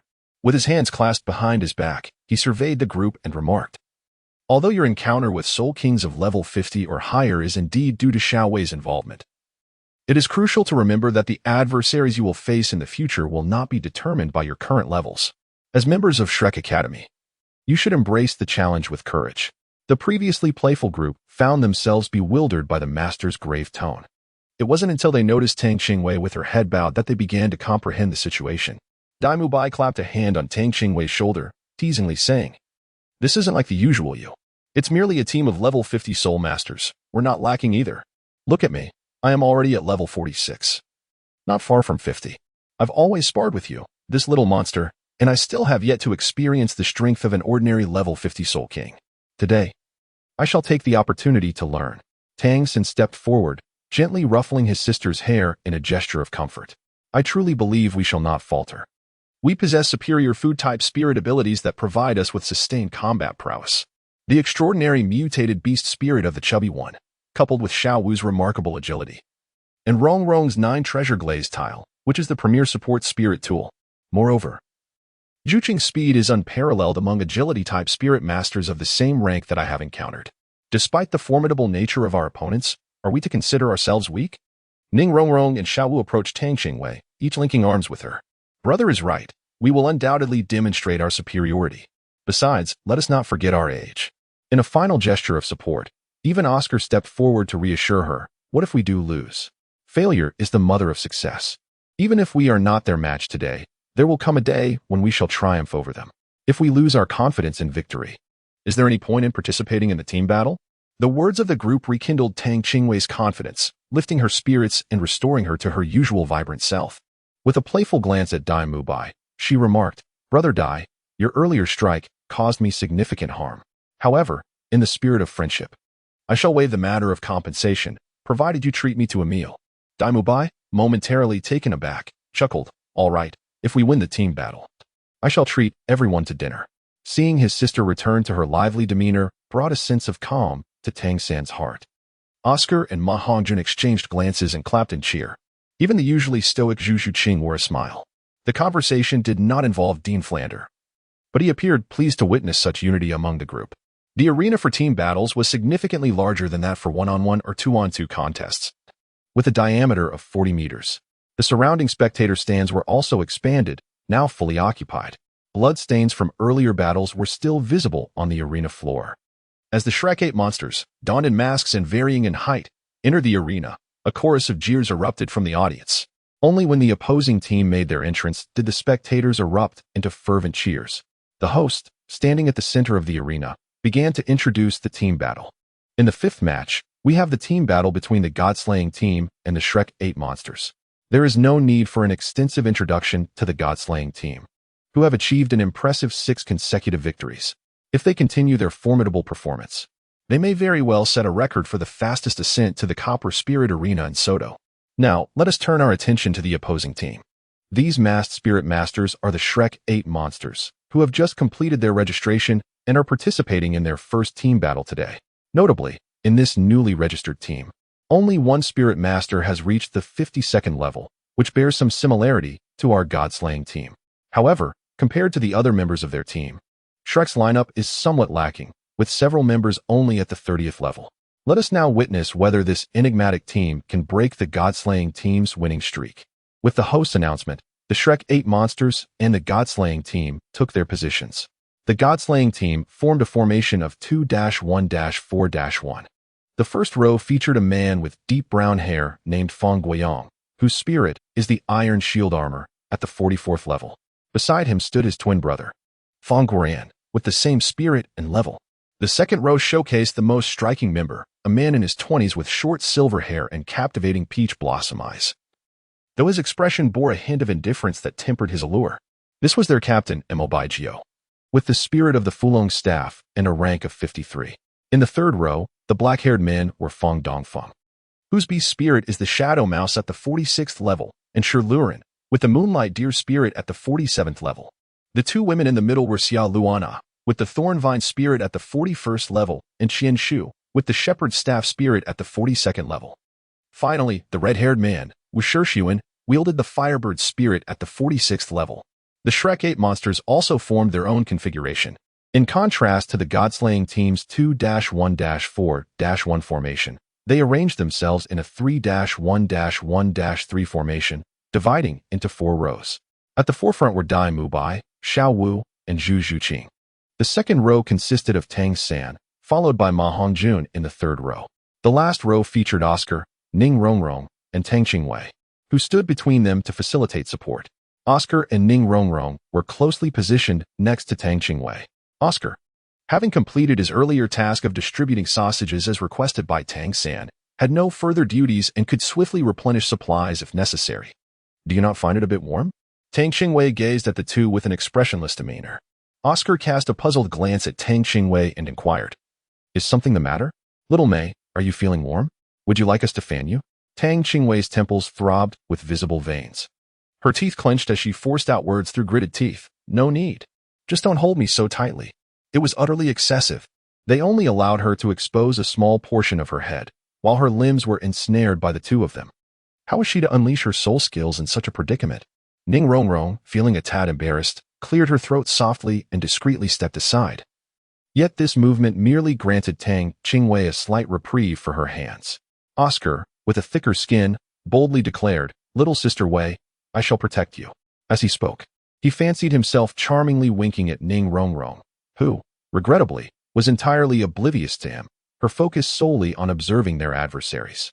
The host inquired of both sides whether they were prepared, as the captain, Dai Mubai, and his counterpart, Mobai Jiu, simultaneously nodded, signaling their readiness. The countdown commenced. 5, 4, 3, 2, 1. The team battle for the 5th round begins. This countdown, absent in 1-on-1 and 2-on-2 matches, affords the Soul Masters a moment to manifest their martial spirits. Thus, during the team battle, it mitigates the risk of mistakes arising from delayed spirit releases that could hinder performance. Moreover, for the Grand Soul Arena, it enhances the spectacle of the combat, captivating the audience. The captain of the God-slaying team, Mobai Jiu, was the first to unveil his martial spirit, revealing 5 soul rings beneath him, 2 yellow, 2 purple, and 1 black. The spectators in the stands erupted in excitement, for they had long anticipated the appearance of the 10,000-year soul ring. This was one of the reasons why the God-slaying team, despite having only 1 member at level 50, could triumph in 6 consecutive team battles. More crucially, all other members possessed optimal soul ring configurations, 2 yellow and 2 purple. Instantly, the atmosphere ignited, electrifying the entire viewing area. Tang Qingwei finally understood why the audience reveled in watching team battles in the arena. The sheer spectacle of the opening scene was incomparable to the other 2 forms of combat. Imagine the grandeur when dozens of soul masters unleash their martial spirits. Vibrant soul rings illuminating the arena in a dazzling display. Upon discerning the configuration of the opposing soul rings, a somber weight settled in the hearts of the few. "Brothers, unleash your martial spirits," roared Dai Mubai, his presence surging dramatically. His muscles swelled in an instant, arms extending outward as he summoned his martial spirit, the White Tiger. With both sides releasing their martial spirits, the arena transformed into a vibrant tableau, as Beast Soul Masters underwent physical transformations while Weapon Soul Masters conjured their respective spirits. Just as the audience reached a fever pitch, a sudden silence enveloped the space.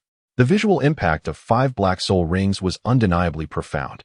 Not only did the spectators on the stands take notice, but the God-slaying battle team, who had been closely observing their opponents, recognized it immediately.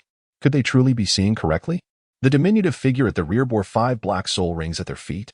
Originally black, amidst such a riot of color, should have been the most understated.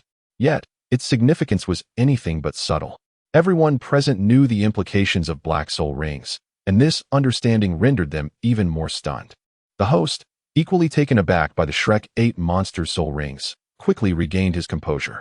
With a commanding shout, he soared away, his movements swift, revealing his prowess as a formidable soul master. The audience, now awakened, erupted into fervor. Those who had previously favored the God-slaying battle team began to reassess their sentiments. The atmosphere growing increasingly electrifying as the contest appeared more evenly matched. Although Tang Qingwei's 5 black 10,000-year soul rings were indeed shocking, this was a team battle. And according to the introduction, this petite figure with 5 black rings was merely a support type. The true combat prowess would hinge upon the abilities of her teammates. Mo Baijiu's expression hardened as he spoke in a low tone. She may be a support, and while we are unaware of her capabilities, judging by her soul rings, they should be formidable. He then turned to Wu Shixuan at the rear. You must protect Qianshu, our team support Soul Master, as she will undoubtedly be a target for the enemy. Wait, we also need to eliminate that support from the 9-treasure glazed tile pagoda. Although her relationship with the 7-treasure glazed sect is unclear, she must be an exceptional support Soul Master, interjected the support Soul Master Qianshu from the God-slaying battle team. Her familiarity with the 9-treasure glazed tile pagoda's support was evident in her proposal. Without hesitation and trusting his comrades, Mo Baijiu nodded. Understood. Lu Ren, Dongfeng, you will handle those 2 support types. Shalona, you will disrupt the enemy's rescue efforts. After Mo Baijiu's succinct assignment of tasks, the Shrek 8 monsters quickly conferred. True to Mo Baijiu's anticipation, their target was indeed the opposing support Soul Master, Qianshu. The initial assaults did not come from the frontline Battle Soul Masters, but rather from the backline support Soul Masters. Qianshu brandished a staff adorned with intricate patterns, her yellow and purple soul rings flaring to life. Staff of the Shepherd, speed. Staff of the Shepherd, attack. The 4 soul rings released their luminescence, enveloping each of her 7 companions in a layer of yellow-white light. On the side of the Shrek 8 monsters, Tang Qingwei uttered no incantation. Instead, she gracefully waved her left hand, causing the 5-colored lotus to rotate gently in her palm. A black ray of light shot forth, enveloping all 8 individuals, including herself. It was her 3rd soul skill, teleportation. Ning Rongrong, seizing the moment, followed closely behind Tang Qingwei, her hands shimmering with radiant light. A 9-treasure glazed tile pagoda, over a foot tall, appeared in her palm. The pagoda glistened with opulence, and with a smile illuminating her face, Ning Rongrong's melodious incantation rang out. The 9 treasures are renowned. First, strength. Second, speed. Third, spirit. The 3 soul rings swirling around Ning Rongrong ascended, enveloping the 9-treasure glazed tile pagoda. As 24 beams of multicolored light cascaded forth, bestowing enhancements upon herself and her 7 companions. A light and warm sensation coursed through the bodies of the Shrek 8 monsters, as their strength, agility, and soul power surged by 30%. A fierce roar erupted from Dai Mubai, as a fervent, almost scorching energy erupted from within him, accompanied by the crackling sound of bones, his muscles swelling as claws emerged from his tiger paws. Though masked, his razor-sharp gaze radiated a wild intensity. The God-slaying battle team's Fong Guoyang simultaneously unleashed his martial spirit, his clothing tearing under the strain of his bulging muscles, revealing granite-like brawn. The twin brothers wielded a colossal iron shield, which they manipulated with ease, as if it were weightless. The potent aura emanating from Dai Mubai was momentarily neutralized by the brothers' martial spirits, failing to exert any pressure on the other members of the God-slaying battle team behind them. The Soul King captain of the God-slaying battle team, Mo Baijiu, emerged, his figure illuminated by 2 yellow, 2 purple, and 1 black soul rings, as a uniquely patterned, intricately designed staff materialized in his hand. With a single-handed flourish, Mo Baijiu spun the staff, directing its tip towards the Shrek 8 monsters. As the battle commenced, Dai Mubai was the first to act. He stomped heavily on the ground, propelling himself into the air, his tiger claws extending as he aimed for the heads of the brothers standing before him. Under the enhancement of the 9-treasure glazed tile pagoda, Dai Mubai's speed and the power of his tiger claws surged beyond measure. With his soul power and the sharpness of his claws, not even a rock would withstand his strike. Yet, the Fong brothers effortlessly countered with a simple yet perplexing maneuver. Dai Mubai's claws seemed to sink into cotton, his strength dissipating in an instant. Dai Mubai was taken aback. What sort of soul skill was this? How could a shield, seemingly as solid as iron, possess such a soft touch? But before he could ponder further, the brothers thrust their iron shield toward him, unleashing a power he recognized all too well. Dai Mubai hastily teleported to evade, only to find 3 claw marks etched into the ground where he once stood. This was precisely the move he had just executed against the Fong brothers. How had they managed to unleash it? Was the shield capable of absorbing and rebounding attacks? Could it absorb all physical assaults? As Dai Mubai's mind raced with myriad thoughts, his feet remained in constant motion. teleporting to the sides of his two opponents to execute disruptive strikes. An idea took shape in his mind, yet it required validation before he could ascertain its accuracy. Indeed, after a series of relentless assaults, he finally discerned a crucial insight. The brothers' iron shields did not possess an infinite capacity to absorb counterattacks. Rather, after a certain number of uses, they became temporarily inoperative, requiring a 3-minute respite before reactivation. However, upon renewal, the power absorbed and rebounded was significantly diminished compared to the initial impact. At that very moment, as Dai Mubai launched his offensive, Xiaowu and Zhu Zhiqing simultaneously sprang into action, flanking the brothers and darting towards the rear of the Godslayer team. The two, initially poised to engage Ning Rongrong and Tang Qingwei, instantly comprehended their adversaries' intentions and opted against entanglement. Although the disparity in soul power levels was pronounced, under Ning Rongrong's various enhancements, Xiao Wu and Zhu Zhiqing held their ground. Chapter 152. Collective Control. As Dai Mubai launched yet another attack, he realized that the brothers' peculiar soul abilities had been weakened, signaling that his opportunity had arrived. Drawing a deep breath, he propelled himself off the ground with his left foot, channeling energy into a sweeping kick. The brothers hastily raised their iron shields for defense, yet this time, it was not as effortless as before. They staggered backward several steps before managing to regain their balance. Just as Dai Mubai prepared to capitalize on his advantage, he became aware of the captain, Embarkation, who had stealthily positioned himself behind him, brandishing the Fulong staff imbued with an icy aura, aimed at Dai Mubai's back. "Be cautious, Dai." As Tang San sought to ensnare Dai Mubai once more, the latter had ventured too deeply into enemy territory, rendering the vines incapable of ensnaring him in time. The timing of the opponent's assault was exceedingly fortuitous. Tang's brief moment of teleportation had elapsed, leaving Dai Mubai to rely solely on his own prowess to narrowly evade the strike. A resounding explosion echoed through the arena. Spectators beheld that Embarkation had failed to strike Dai Mubai and instead collided with the ground, instantaneously fracturing the earth into a spiderweb of cracks. The platform trembled violently, and the reverberations left nearby onlookers disoriented and ringing in their ears. When the crowd turned their gaze back to the Fulong staff, they witnessed the point of contact with the arena begin to freeze at a visible pace, swiftly spreading outwards. Although Dai Mubai had narrowly evaded this perilous blow, he still bore the brunt of the chilling aura upon his back.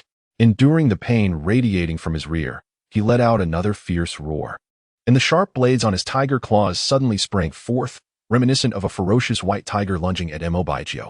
Embarkation's expression shifted. He had not anticipated that his foe, wounded by his icy attack, could still muster the strength to retaliate. In haste, he swung the Fulong staff to block the oncoming assault.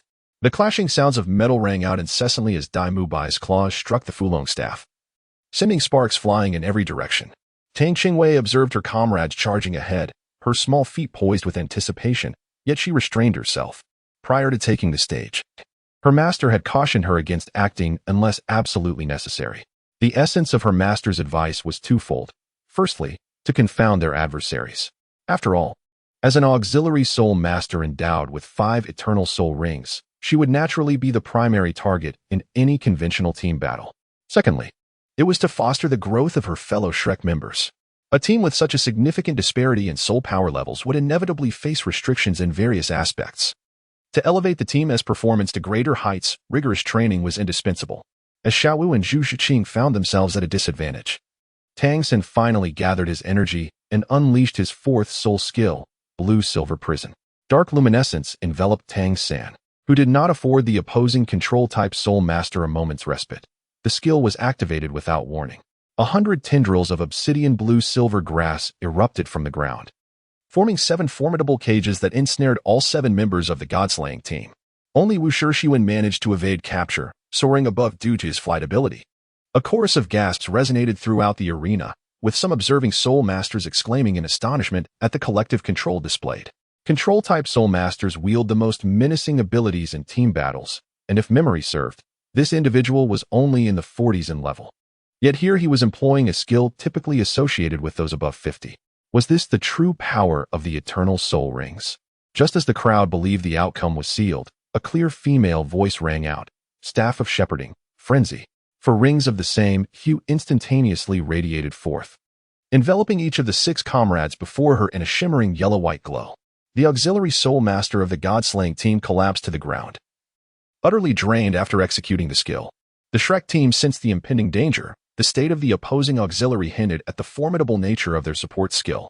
Indeed, the very next moment, Wu Shirshiwen, still airborne, was suddenly enveloped in a blood-red aura. A surging crimson flame erupted violently from him. Quickly, ascend. Tang San commanded decisively as the leader. The 8 members of Shrek simultaneously consumed Oscar's mushroom sausages. Their bodies felt weightless as ethereal wings materialized behind them, allowing them to soar swiftly to an altitude of 20 meters. Just as they anticipated an attack akin to Ma Hongjuan's, the ensuing scene left them all in stunned silence. As Wu Shirshiwen's 4 soul rings blazed brightly, a fireball, as thick as a thigh, erupted forth, hurtling directly toward his teammates ensnared by the blue-silver prison. Had he lost his mind? Why was he attacking his own allies? Xiao Wu exclaimed in disbelief, while the expressions of the Shrek members grew grave, bewildered by the rationale behind his actions. In the next heartbeat, not only the spectators, but even the Shrek team were left agape. Where the flames struck, no casualties were to be found. Only Tang San's blue-silver grass was incinerated, while the members of the god-slaying team emerged from the inferno, their soul power surging more profoundly than before. Tang San was astonished. What kind of flame was this? His blue-silver grass, now impervious to fire, had been utterly consumed by a single strike. Once the flames subsided, the god-slaying battle team had completely extricated themselves from the blue-silver prison.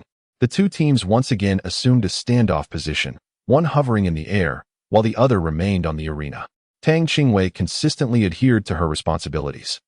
As the 5-colored lotus flower manifested in her hands, 8 beams of white light surged forth, enveloping 8 individuals, herself included. The injury on Dai Mubai's back, inflicted by Immobile Geo, was instantaneously healed under the radiance of Tang Qingwei's white light. The remaining 7 members of Shrek, though unharmed, experienced a swift restoration of their consumed soul power and stamina amidst such brilliance. What shall we do now, little 3? The mushroom sausages can only sustain our flight for a minute. Oscar can manage barely half that time.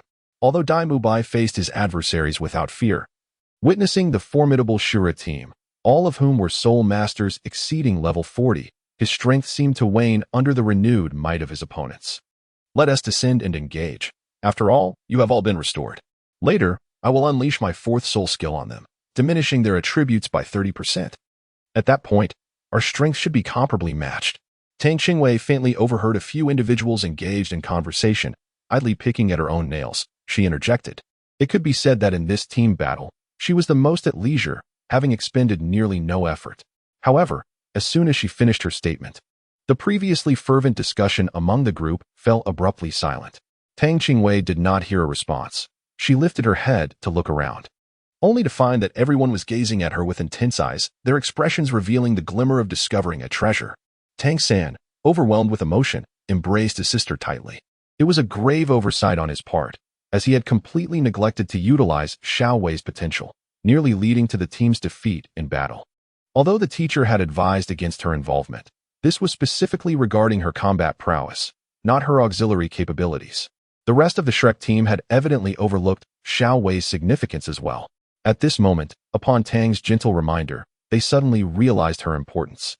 Their confidence soaring to new heights, eager to leap into the fray against the God-Layer team.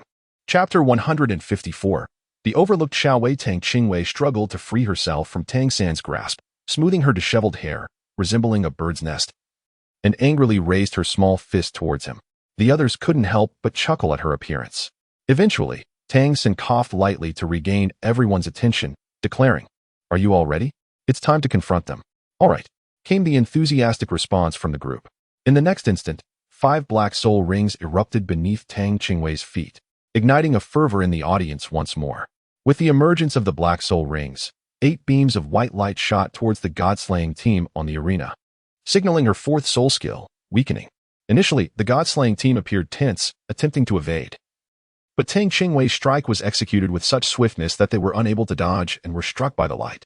Subsequently, their soul power and physical strength seemed to diminish, rendering the effects of their teammates' support null and void.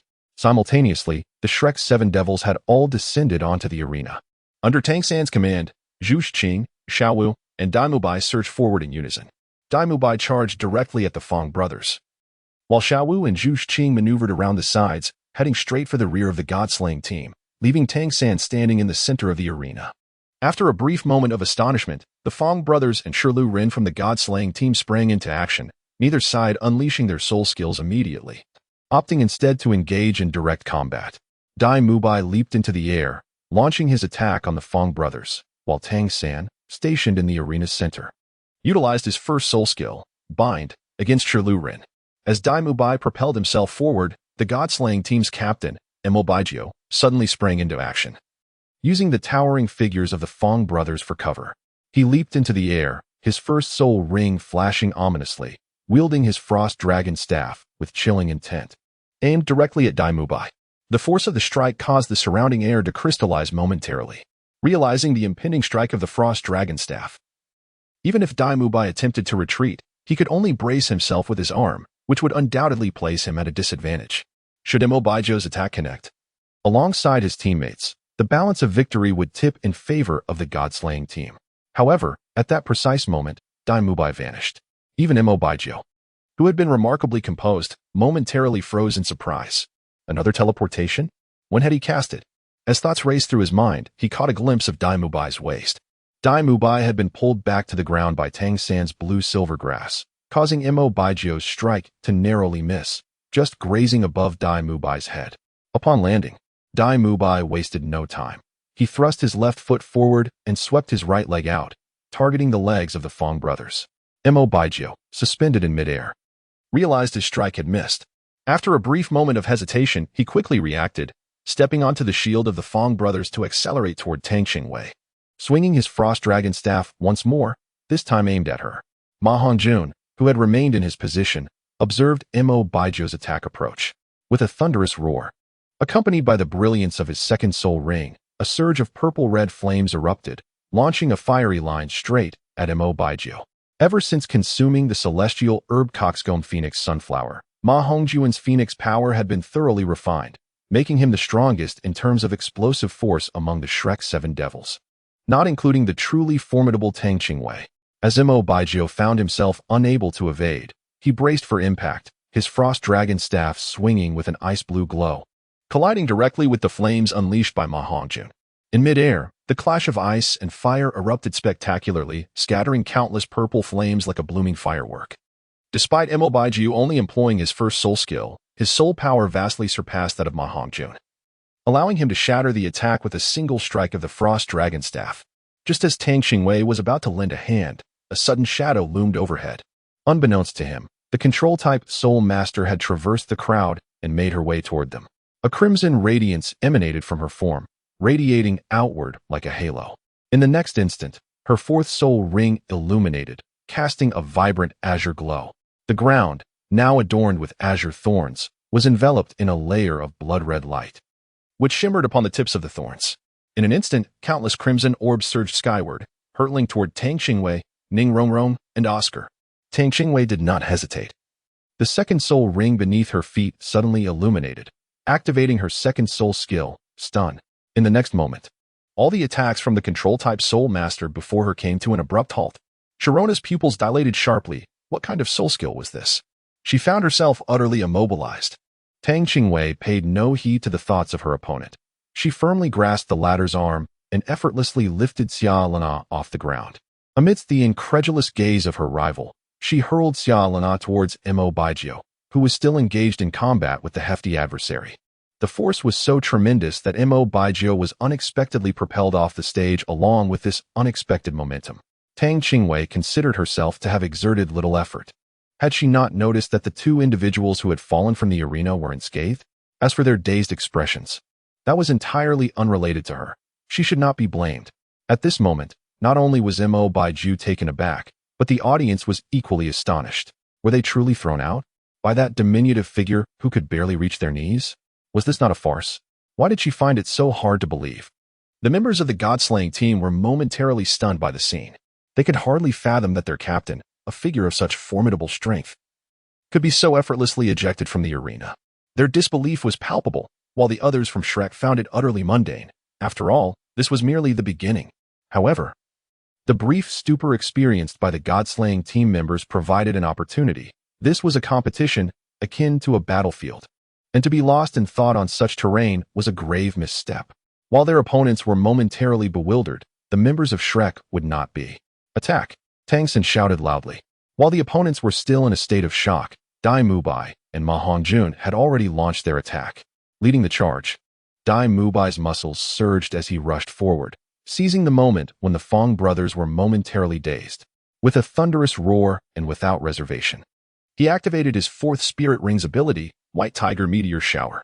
The tiger stripes adorning his formidable physique transformed into a brilliant gold, and with a fierce bellow, golden light erupted from him, as countless fist-sized golden orbs locked onto the opponents and rained down upon them. Meanwhile, Xiao Wu seized the opportunity while Lurin struggled in the blue-silver grass. She grasped the tendrils ensnaring him and unleashed her first spirit ability, Waist Bow, forcefully slamming Lurin into the ground. Ma Hongjun targeted Fong Dongfeng, unleashing a torrent of attacks akin to a fierce storm. Although Zhu Zhuqing's spirit abilities were not as potent as those of Yishu and Wu Shixiwen, the latter two had already exhausted their strength after their previous exertion. With her first spirit ring aglow, she activated Phantom Piercing, and in mid-air, her claws extended with sudden ferocity, doubling her speed as she darted towards the two. The outcome was utterly certain. The entire arena fell into an eerie silence, with tens of thousands of spectators rendered speechless. Chapter 156. The Shrek 8 Monsters Triumph. The surroundings of the fighting platform were enveloped in stillness. Not only the audience but even the host stood agape in astonishment.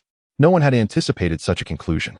As reality sank in, a cacophony of discussions erupted among the spectators, filled with skepticism, admiration, and above all, shock.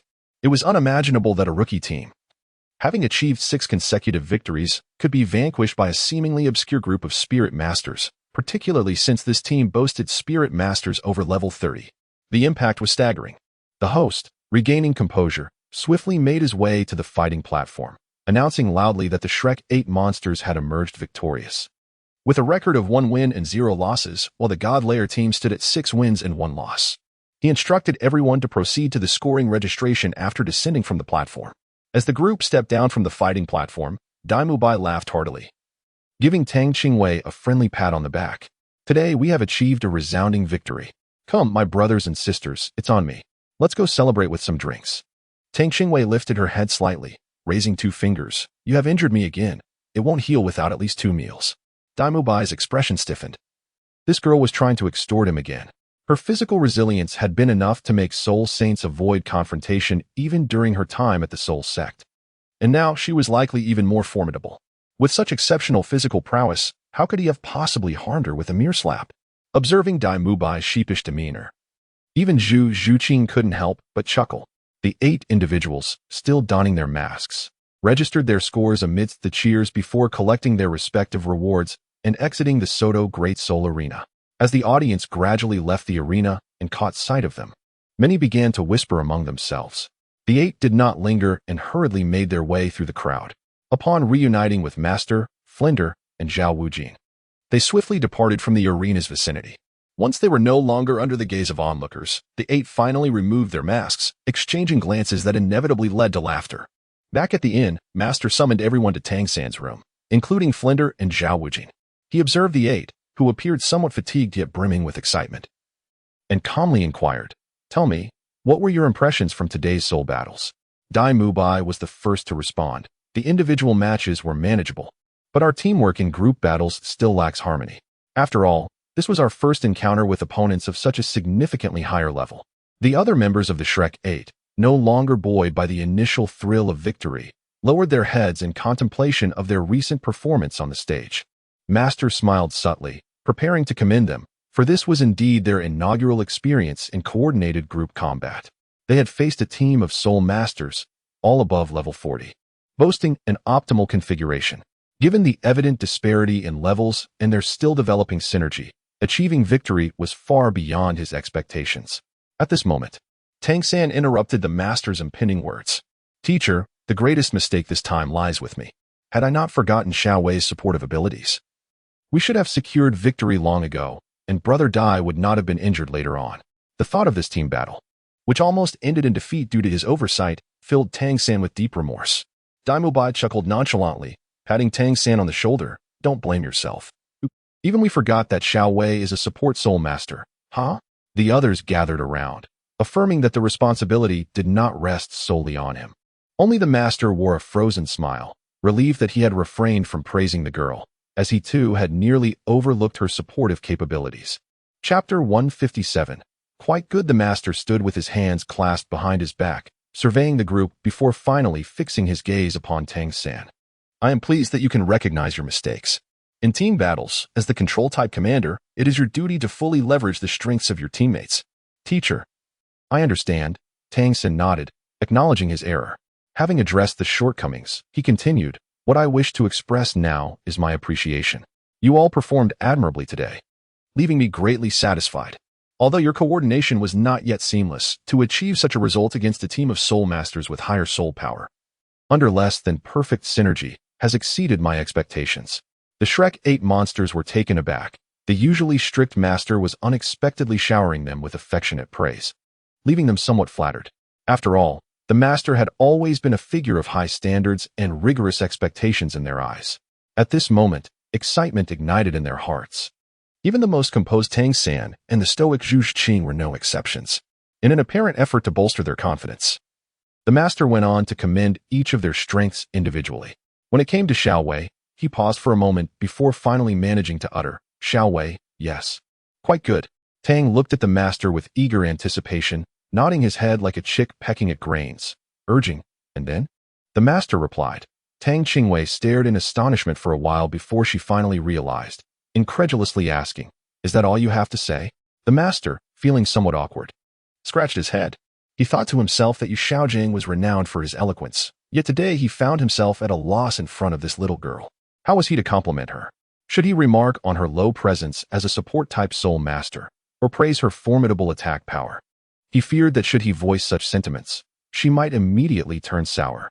Tang was slightly discontented. Among the Shrek 8 monsters, each person's praise lasted at least a minute. Why was it that when it came to her, it was reduced to merely 3 words? Was she unworthy? Tang Qingwei intended to say something further, yet she was interrupted by the other members of the Shrek 8 monsters. Xiaowei, aren't we going out for a meal? Let's hurry, I'm famished, Dai Mubai remarked, rubbing his stomach and feigning an exaggerated hunger.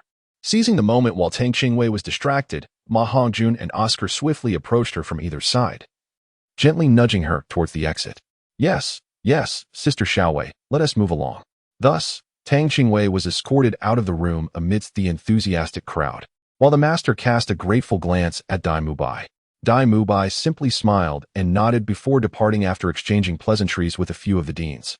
Just before leaving, Tang San looked at the master with an expression of contrition. Teacher, Xiaowei is still quite childish. I reckon she will forget all about this after dinner. So please don't take her earlier behavior to heart. The master waved his hand dismissively, acknowledging that he bore the responsibility in this matter and had no reason to be offended. Once they exited the room, the Shrek 8 monsters felt a newfound sense of freedom. Dai Mubai, recalling his earlier promise, did not stray far and instead ordered a lavish spread along with 2 barrels of fine ale at the hotel restaurant, inviting everyone to indulge in food and drink. He raised his glass, proclaiming, "Here's to our victory in today's first team battle." The others lifted their glasses in response, while Tang San deftly retrieved juice from the soul guide, snatching the wine glass from Tang Qingwei's hand. Children shouldn't drink alcohol. Have this instead. Chapter 158. Do you want me to send you? Tang Qingwei pouted in slight indignation, yet dared not voice her discontent. With a visibly aggrieved expression, she accepted the juice from Tang San's hand.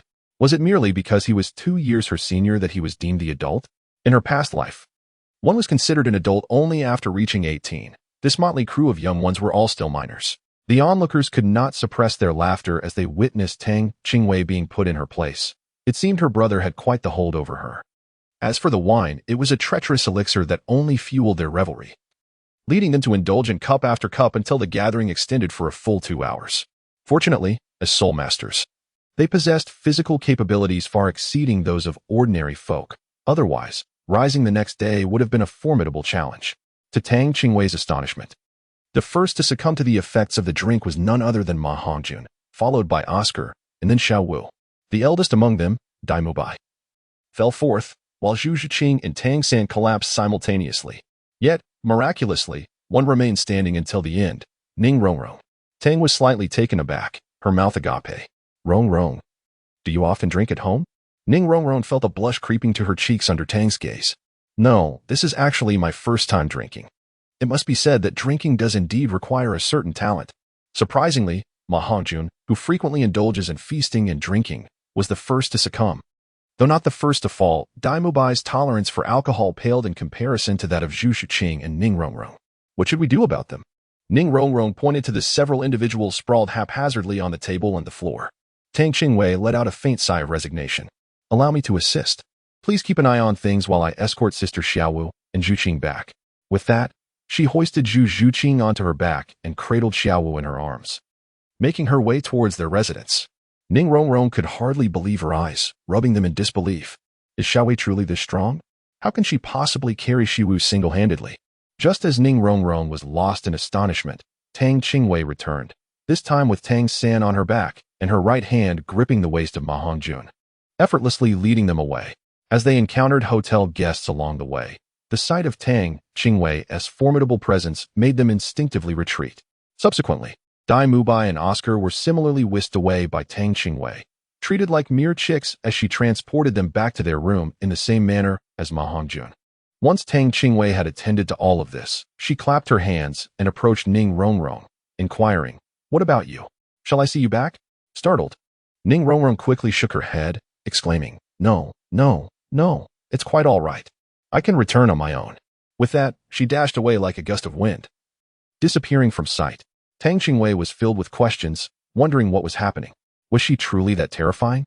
The Soul Arena battles were set to continue, and over the course of the next month, the Shrek 7 monsters flourished at the Soto Great Soul Arena. In just 1 month, they had participated in 2017 battles, achieving an impressive record of 27 victories.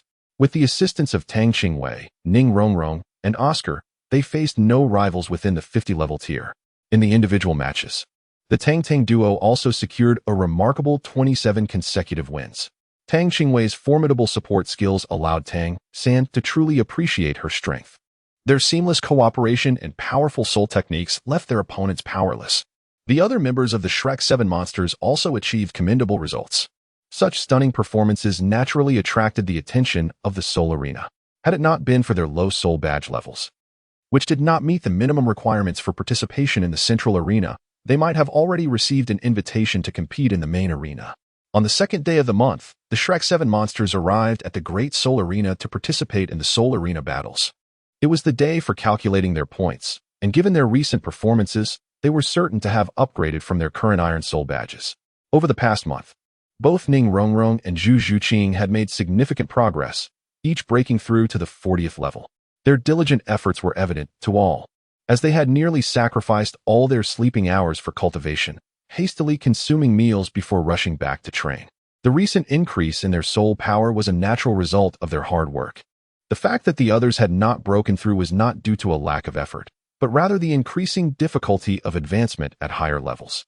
Originally, everyone should have gone out to hunt soul beasts to celebrate Ning Rongrong and Zhu Shuqing's breakthroughs to the 40th level. However, it happened to coincide with the day for calculating points. Thus, they came to the Soto Great Soul Arena, and upon seeing their dual point lists and the silver badges laid out on the tray, they exchanged glances and burst into laughter. Since Zhu Shuqing and Ning Rongrong needed to hunt for soul rings, the Shrek 7 monsters did not intend to linger. They collected their silver soul badges and departed. The next morning, after breakfast, without needing Principal Flinder's reminder, the Shrek 7 monsters had already prepared their gear and luggage. As the familiar school bell rang, Tang San and the others arrived punctually at the playground for assembly. The master, having arrived even earlier, stood there with arms crossed, awaiting the 8 to line up. It seemed they understood what they were about to do. Indeed, they were to accompany Zhu Shuqing and Ning Rongrong to hunt for soul rings. However, this time, they would not be heading to the Star Doe Forest, as they had recently provoked a 10,000-year soul beast, making it inappropriate to venture there again. Before the two involved could speak, Dai Mubai and Oscar could not contain their curiosity, asking urgently, "If we're not going to the Star Doe Forest, where are we going?" "The Sunset Forest." The others immediately understood. The Sunset Forest was located about 100 miles east of Heavendoe City and was one of the major habitats for wild soul beasts in the Heavendoe Empire. Although not as vast as the Star Doe Forest, it was home to numerous high-level soul beasts, making it a suitable location for seeking soul rings. The master, known for his decisive nature, quickly led them to depart for the Sunset Forest once he confirmed that they were ready. Accompanying them were the two academy deans, Flender, the four-eyed cat eagle, and Zhao Wujin, the unmoving king. Their journey proceeded as before, utilizing Oscar's mushroom sausages, Ning Rongrong's soul techniques, and Tang Qingwei's healing arts. The group experienced minimal fatigue and reached the Sunset Forest in less than half a day. Compared to the Stardew Forest, the Sunset Forest had numerous differences aside from its smaller size. The Stardew Forest, located in the central region of the continent, was the largest soul beast forest in that area, characterized by its tropical climate and dense vegetation. In contrast, the Sunset Forest's temperate flora, while refreshing, lacked the density of tropical plants, making movement within it significantly easier. After spending half a day in the Sunset Forest, they encountered a similar number of soul beasts as in the Stardew Forest, though their quality was somewhat inferior. As before, the deans would not participate in the hunting process, leaving it to the students unless absolutely necessary. Just as they prepared to rest, Tang San and Tang Qingwei simultaneously directed their gazes toward a particular direction. Dai Mubai also sensed something amiss and shouted, "Something is coming. Everyone, be cautious."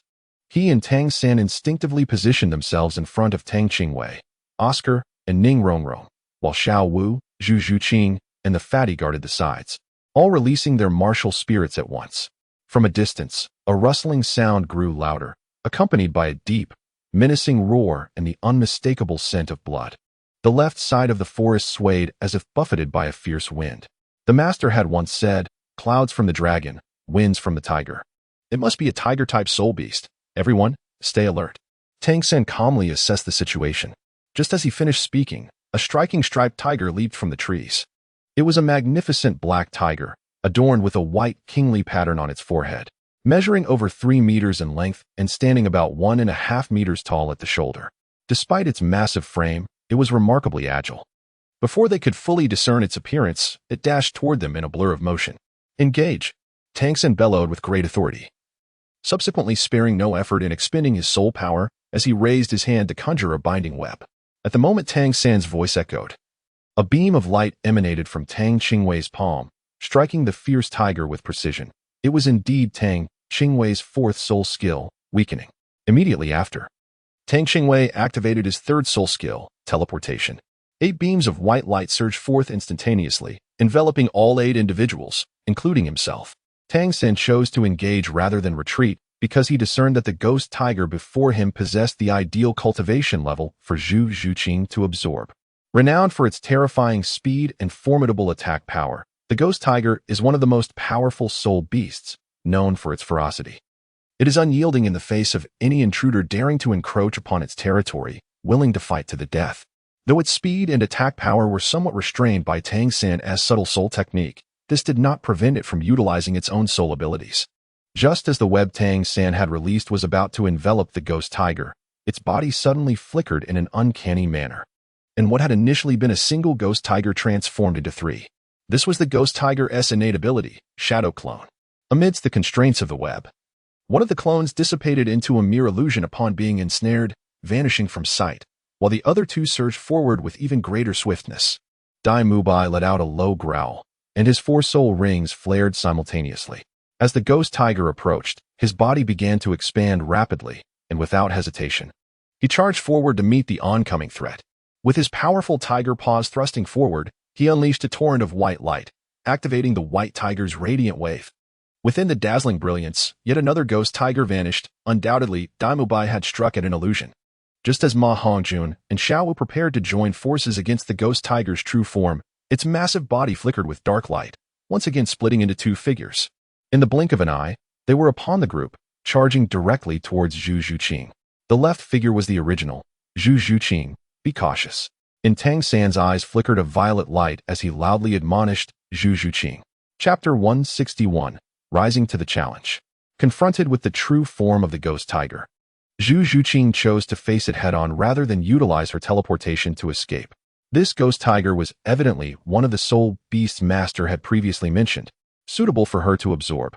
In a blink, she positioned herself beside the ghost tiger. Having fought together for so long, the Shrek 8 had developed an extraordinary level of synergy. At the moment she decided to confront the beast, 3 surges of warmth rushed in from behind, significantly enhancing her strength, agility, and soul power, propelling her state beyond its zenith. Activating her ghostly puncture, Zhu Zhuqing's petite form collided with the ghost tiger, her razor-sharp fingertips ruthlessly slicing through its neck, leaving behind deep gashes. With the simultaneous support of Tang San and Ning Rongrong, Zhu Zhuqing's strength now matched that of the ghost tiger, and the advantage of speed that the beast once had was effectively neutralized. Unyielding in her fighting spirit, she unleashed her ghostly 100 claws towards the ghost tiger. The powerful rumble caused the earth to tremble, and the ghost tiger was tossed about like a small boat amidst stormy waves. Yet, it remained resilient, refusing to be toppled by the onslaught. Suddenly, the ghost tiger let out a chilling roar, its coiled body unfurling in an instant. A massive black silhouette erupted from within, charging directly at Zhu Zhuqing. This shadow crystallized mid-air into a form identical to that of the ghost tiger, almost matching it in size. The terrifying energy emanating from it caused the air to screech as if cleaved by the dark light. Although this strike had been considerably weakened by Tang San's soul technique, the proximity of the attack left the Shrek team apprehensive, urging Zhu Zhuqing to evade with her teleportation. However, they had underestimated her strength and resolve. Faced with the oncoming shadow, Zhu Zhuqing stood her ground, her third soul ring glowing with violet radiance. With lightning speed, her hands came together above her head, the claws on her fingers merging into a single blade approximately 1 foot in length. Dark energy surged forth from her being, transforming her into a living weapon, poised to meet the black light emanating from the ghost tiger with a downward strike. This was the ghostly slash, a millennium soul skill she acquired upon reaching the 30th level. A piercing, tearing sound resonated as the ghostly slash cleaved through the air, distorting it into rippling waves. The black blade took shape and struck down heavily upon the shadow of the ghost tiger, with Ning Rongrong's 9 treasure glazed tile assistance. This attack represented Zhu Zhuqing's most formidable strike to date. Instead of a thunderous clash, a jarring friction sound filled the air. Mid-flight, the ghost tiger's shadow halted momentarily before the sharp, ghostly slash, which then sliced into the mass of light. Yet, even under such a powerful blow, it was insufficient for the ghost tiger, determined to make a desperate strike. In the next moment, its form surged forward again. Ultimately, the might of the ghostly slash was insufficient to counter the energy of the ghost tiger's shadow, which was far superior. Perhaps sensing the inevitability of the encounter, the shadow resumed its charge at Zhu Zhuqing with increased velocity. At that moment, she found herself perilously vulnerable, having just released her full power. Chapter 162. Sudden Turn of Events. As Tang Qingwei was about to unleash her third soul skill, instant teleportation, to assist Zhu Zhuqing, a towering figure moved even faster. Standing like a shield before Zhu Zhuqing, the white-furred paw of a tiger struck out with tremendous force. In a thunderous crash, the imposing figure swayed yet refused to retreat an inch. This figure was none other than the evil white tiger, Dai Mubai. Although Zhu Zhuqing's phantom slash failed to fully penetrate the ghost tiger's assault, it bought precious time, prompting Dai Mubai to rush over at the first sign of danger. Positioning himself directly in front of Zhu Zhuqing, he utilized his formidable soul power to absorb the remaining attacks on her behalf. Ignoring the blood trickling from the corner of his mouth, Dai Mubai revealed his domineering side, charging headlong into the oncoming ghost tiger. As his soul power coalesced, the white tiger's shield activated, colliding forcefully with the body of the ghost tiger. The impact elicited a grunt and a fierce roar almost simultaneously. Dai Mubai staggered backward. Yet the ghost tiger was sent reeling from the blow. At that moment, a diminutive figure stealthily appeared behind the ghost tiger, fists clasped together, left leg coiling with strength. Propelling upward, in mid-air, Tang Qingwei merged her fist into one, swinging down with unyielding force. The ghost tiger, which stood 3 meters tall, was struck violently. Soaring through the air and crashing into several large trees, Tang San's calm voice resonated just in time. Just as Zhu Zhuqing was about to strike, a crisp and commanding shout suddenly rang out, halting her in her tracks. Accompanying this voice was a massive ancient tree trunk, and shortly thereafter, 2 figures sprang forth from the direction of the ghost tiger, materializing before the crowd. The sudden appearance of these 2 stood atop the recently discarded tree trunk, surveying the onlookers with an air of authority. One was a strikingly beautiful woman, seemingly in her 30s, clad in a simple azure dress that did little to conceal her elegance. Her hair was neatly tied up, and her pale visage boasted exquisitely captivating features. Beside her stood a youth, perhaps in his teens, though his sunken eyes and pronounced dark circles lent him an aura of melancholy. The sight of these 2 startled the crowd, but upon noticing the 8 soul rings adorning the woman, a deeper sense of dread enveloped them. Particularly alarming were the profound black 10,000-year soul rings, blatantly showcasing her formidable presence. Hidden in the shadows, Flander and the Master trembled at the sound of her voice. Zhao Wujia, initially poised to inquire about their course of action, noticed the peculiar expressions on Flander's and the Master's faces, stirring alarm within him. Could it be that the woman below posed a challenge even for the esteemed Dean Flander?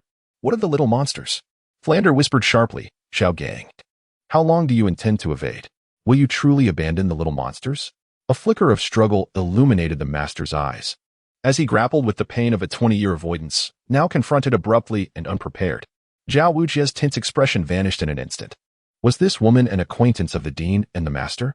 By Flander's tone, she might even be the Master's old flame. Curiosity ignited within Zhao Wujia. He hadn't anticipated the Master to possess such capabilities, with an old flame not only strikingly beautiful but also possessing immense strength. Ah, let us proceed, the Master sighed resignedly. Accepting that avoidance was no longer an option. Chapter 163. Reunion. Flander's heart surged with joy. The golden iron triangle was finally reunited. His eyes sparkled with delight as he grasped the Master's arm and leaped forward. Ha ha ha, it has been years, ere long, yet your temper remains as fiery as ever. As Flander seized the Master's arm, his words echoed as he reached the beautiful woman. Upon hearing the familiar voice, the woman looked up. And upon recognizing Flander and the Master, she froze, tears welling in her eyes. In an instant, she flashed forward, standing before the Master. Among the Shrek 8 monsters, aside from Tang San and Tang Qingwei, almost no one discerned how she traversed the distance. Even Zhao Wujia was secretly astonished. Xiao Gang, is it truly you? Am I not dreaming? Her melodious voice trembled, and the poignant sound was now quaking with emotion as tears streamed uncontrollably down her slightly pale face, engulfing her in a tide of overwhelming excitement. Tang Qingwei gasped in her heart. Oh my, could this be the beloved of the Master? Is she truly the last member of the Golden Triangle, Lu Erlong? The Master gazed at the woman before him, whose image had haunted his thoughts day and night. His eyes bloodshot with longing. His lips trembled, yet he could not utter a single word for what felt like an eternity. The two exchanged silent glances, each scrutinizing the other as if seeking to engrave the image of one another into their very souls, exhibiting an intensity that suggested they could gaze upon each other until the end of time. Tang Qingwei, filled with a tinge of concern, glanced at the ghostly tiger she had grievously injured. It was evident that the creature was breathing shallowly, its vitality waning. Please don't die. Zhu Qing has yet to absorb its essence, she murmured softly. Turning her gaze back to the two individuals who continued to lock eyes, she steeled herself, willing to risk a confrontation, and swiftly positioned herself between them. Surely, this placement would suffice to be noticeable. However, it became apparent that Tang Qingwei had overestimated her own height. As the two figures remained undeterred, their gazes still entwined without obstruction. Tang Qingwei shrank her neck and closed her eyes, bracing herself for the impending wrath of Lu Erlong. However, after a considerable pause, she encountered an unexpected silence. Upon opening her eyes, she was astonished to find that the two individuals seemed to regard her as if she were invisible. A sense of frustration washed over her. Was her presence too dim to be noticed? Why did they fail to acknowledge her existence? It seemed that love truly rendered one blind, as they deliberately chose to ignore her. Though vexed, she recognized the necessity of proceeding with her tasks, for the ghostly tiger awaited impatiently. Excuse me, may I interrupt? Since we are allies, could the soul beast allow Zhu Qing to absorb it first? Otherwise, if it perishes later, it would be a considerable loss. Tang Qingwei was genuinely concerned about the ghostly tiger spirit beast. After all, her powerful strike was no trifling matter. If it were to perish, Zhu Qing would find it exceedingly challenging to locate a soul beast as suitable for her soul ring. When did you arrive? Lu Erlong, unable to wipe away her tears, gazed in astonishment at the petite figure that had materialized between the two. Only then did the others regain their composure and notice the small silhouette, causing a chill of fear to sweep over them. The formidable strength displayed by that woman was evident to all. Although Tang Qingwei possessed remarkable martial prowess, she was not on par with an over 80-level soul Douluo. Tang San swiftly employed the technique of ghost shadow mistransmission, quickly pulling his sister away from the two individuals. With Tang Qingwei's interruption, the melancholic atmosphere between the Master and Lu Erlong dissipated almost instantly. Is this the spirit beast you sought for that child? The Master, regaining his composure, gazed at the young boy brought by Lu Erlong. Yes, Jingling has reached the 30th level now. I brought him here to hunt for his third spirit ring, and that ghost tiger was our target. Lu Erlong wiped her tears as she answered the master's inquiry. Her voice slightly muffled. 30th level? Then this ghost tiger may not be suitable for him. The maximum age for absorbing a third spirit ring is approximately 1700 years, while this ghost tiger is at least over 2000 years old. Lu Erlong's anxiety heightened upon realizing the implications should Jingling attempt to absorb it. The consequences would be dire. It is known that exceeding the absorption limit can lead to catastrophic outcomes, including fatality. Even Jingling, who had been quietly listening, broke out in a cold sweat at the thought. Chapter 164. The genius among geniuses. Then let us seek another, Lu Erlong suggested, casting a glance at Jingling. All right, Dean. Jingling had no objections. After all, had they not arrived in time, he might have already been attempting to absorb the spirit ring with uncertain outcomes. Seeing Jingling's agreement, Lu Erlong turned to Tang Qingwei. Let that girl Zhu Qing perform the absorption. Having reached an understanding, Zhu Qing did not hesitate. After expressing her gratitude to Tang Qingwei, she approached the now lifeless ghost tiger. Her fingers transformed into a series of phantoms. And at the very moment the ghost tiger drew its last breath, she executed her final strike with her nether piercing, driving her right claw deeply into the creature's brain, thus ending its existence. Following this sequence, Zhu Qing promptly sat cross-legged to commence the absorption of the spirit ring, while Daimu Bai took the initiative to protect her. Flander, having noted that the two had concluded their conversation, sighed, our so-called golden iron triangle has finally reunited today. Erlong, it has been years. How have you fared? He too felt a sense of nostalgia, for the woman before him still only had eyes for Xiao Gang. The beautiful woman reluctantly shifted her gaze to Flander, her eyes reflecting a sense of longing. Old Flander, it has indeed been a long time. You remain unchanged. Flander chuckled bitterly. I have aged. You, however, are still as radiant as ever. Allow me to introduce you. These are all my students from Shrek Academy. We have brought our students to hunt for spirit rings today and inadvertently took your spirit beast. He then proceeded to introduce all 8 students of Shrek Academy to the lovely woman, before finally addressing the group. This is Lu Erlong. Perhaps you have heard of her. She is the last member of our Golden Iron Triangle, alongside myself and the Master. Though the name Lu Erlong sounded somewhat peculiar, the Shrek students did not dare to be dismissive and respectfully approached her. Lu Erlong composed herself, wiping away her tears and returning the courtesy. Xiao Gang, is that child absorbing the ring? How old is she? Upon seeing Zhu Qing's appearance, Lu Erlong was momentarily taken aback. If she could absorb this spirit ring, it implied that the child was at least a 40th level spirit master. Yes, 12 years old, the master replied, a smile gracing his lips. Although Zhu Qing was not his direct disciple, he admired her tenacity and diligence. It could be said that each student among the Shrek 8 monsters was a genius among geniuses. What a talented child. Is she your disciple? Lu Erlong inquired, intrigued by Zhu Qing. The master shook his head with a smile. No, I have only 2 direct disciples, Xiao Wu and Tang San. At that moment, Flander interjected. Look at our students. They are undoubtedly the cream of the crop.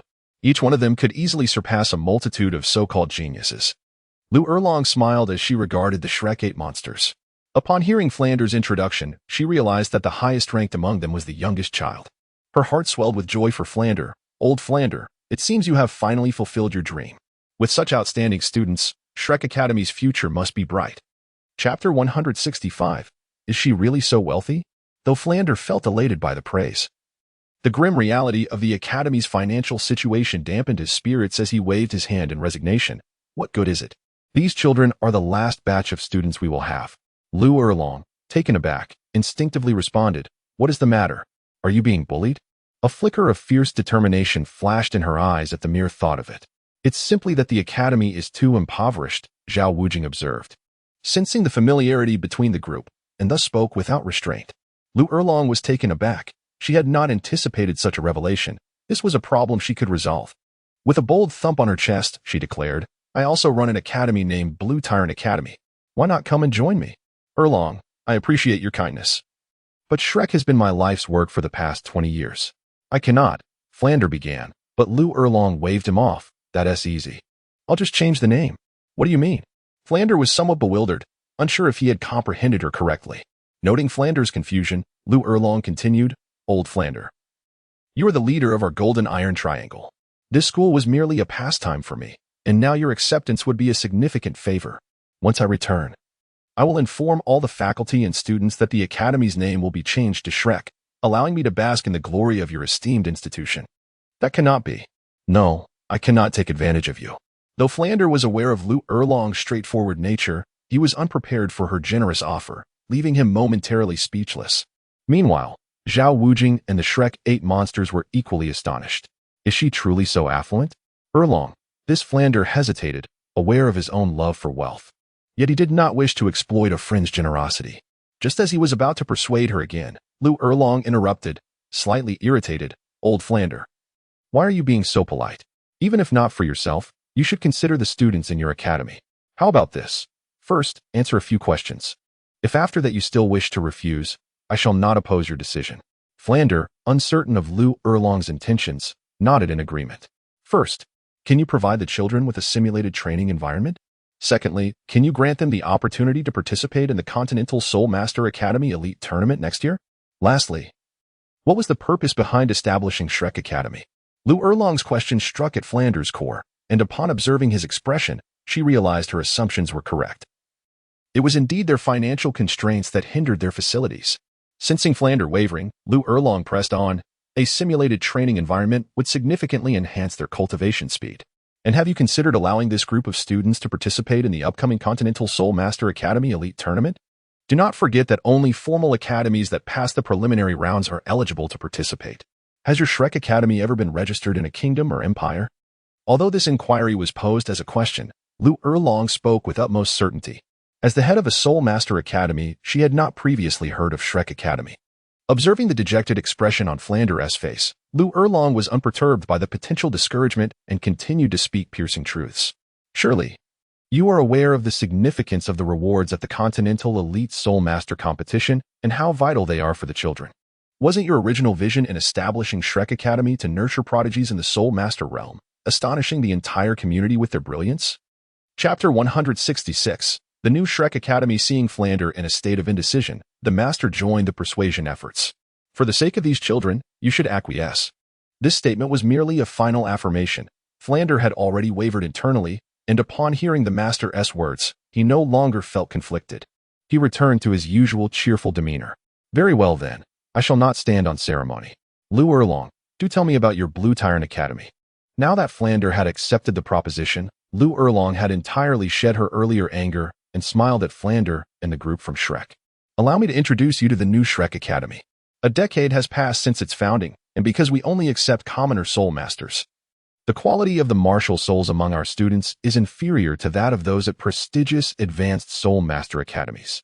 However, precisely because our students hail from humble backgrounds, they train with far greater diligence than those from affluent families or nobility.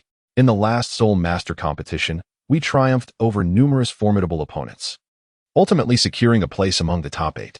Our performance was merely slightly inferior to that of the first team from the Tiando Royal Academy, while their second team was eliminated by us. Flander stroked his chin in contemplation. The Tiando Royal Academy? Is that the institution that only admits nobles? I have heard whispers about it.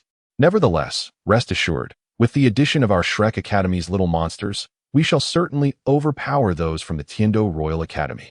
These young prodigies are all at least level 40, and I have little doubt that the Tiando Royal Academy possesses anyone more formidable than they. At this moment, Zhu Zhiqing had emerged after successfully absorbing her spirit ring, supporting Dai Mubai as she walked out. Post-absorption, Zhu Zhiqing appeared even more ethereal, with an added air of heroism gracing her countenance. She had also grown slightly taller, though not yet to the height of Xiao Wu. Yet, if one were to solely consider her exterior, she already possessed the allure of a budding beauty. Xiao Wu, Dai Mubai has been injured. Please attend to his wounds. After all, he was injured while rescuing her, and in this moment, even Zhu Zhiqing could not remain indifferent, despite her usual aloofness. Tang Qingwei nodded with a calm demeanor, her heart yearning to indulge in the unfolding drama. The current Dai Mubai was a far cry from the dashing playboy she had known in her past life. If he were to truly be with Zhu Zhiqing, they would indeed make a fitting pair, as finding a soulmate whose martial souls resonate is a rarity. With a flick of her hand, a beam of white light shot forth, enveloping Dai Mubai in an instant.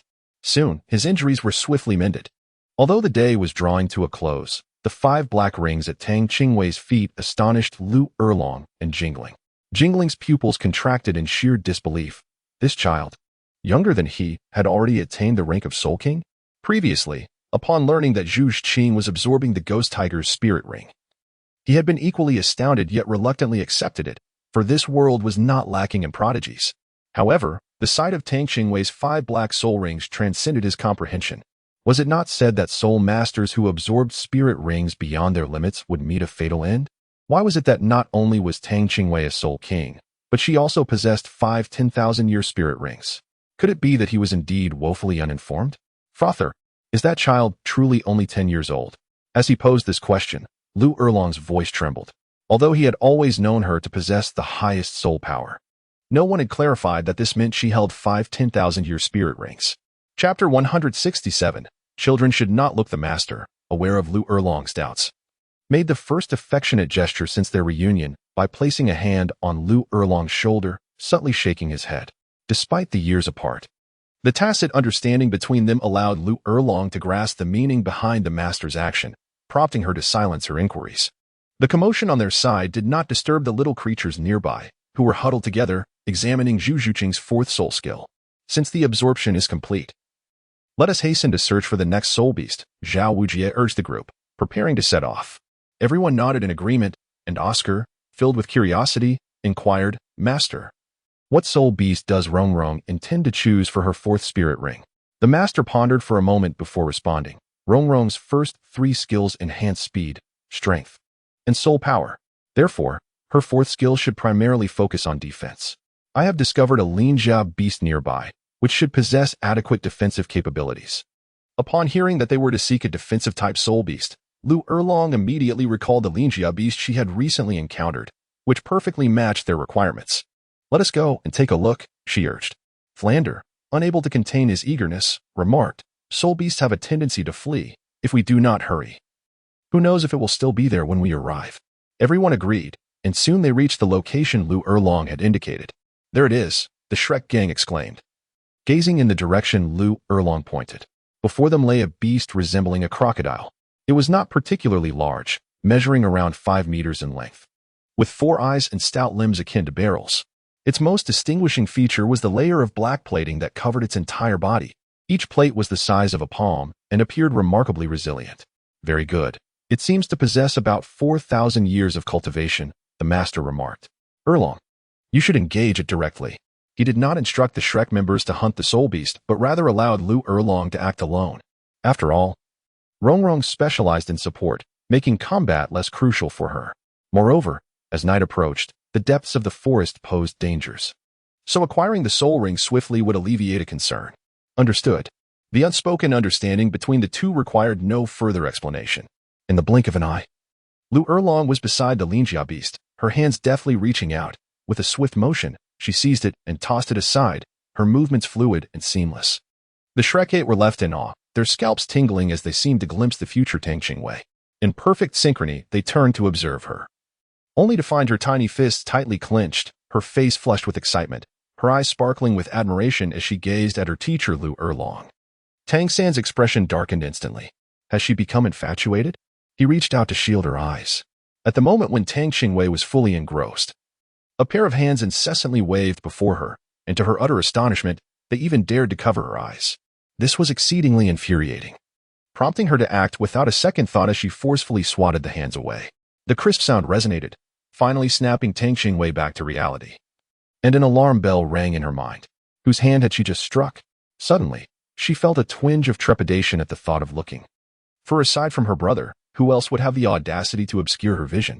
Though she longed to feign ignorance, Tang San had no intention of letting her off the hook, his dark, penetrating gaze fixated upon her.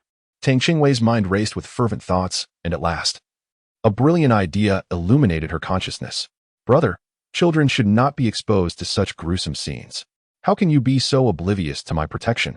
She exclaimed, indignantly tugging at the hand that she had struck, which was now slightly reddened.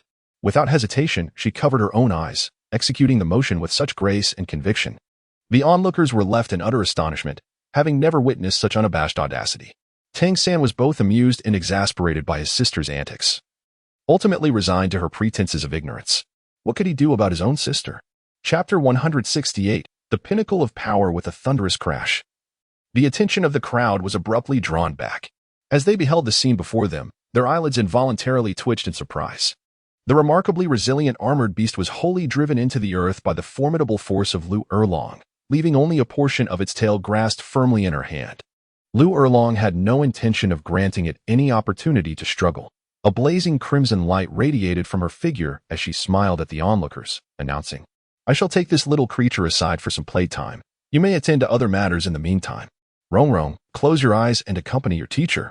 Ning Rongrong stared blankly at Lu Erlong, her feet rooted to the spot, her face betraying a look of sheer terror. Lu Erlong's expression turned icy. "What is this? Do you not trust your teacher's ability to subdue this armored beast?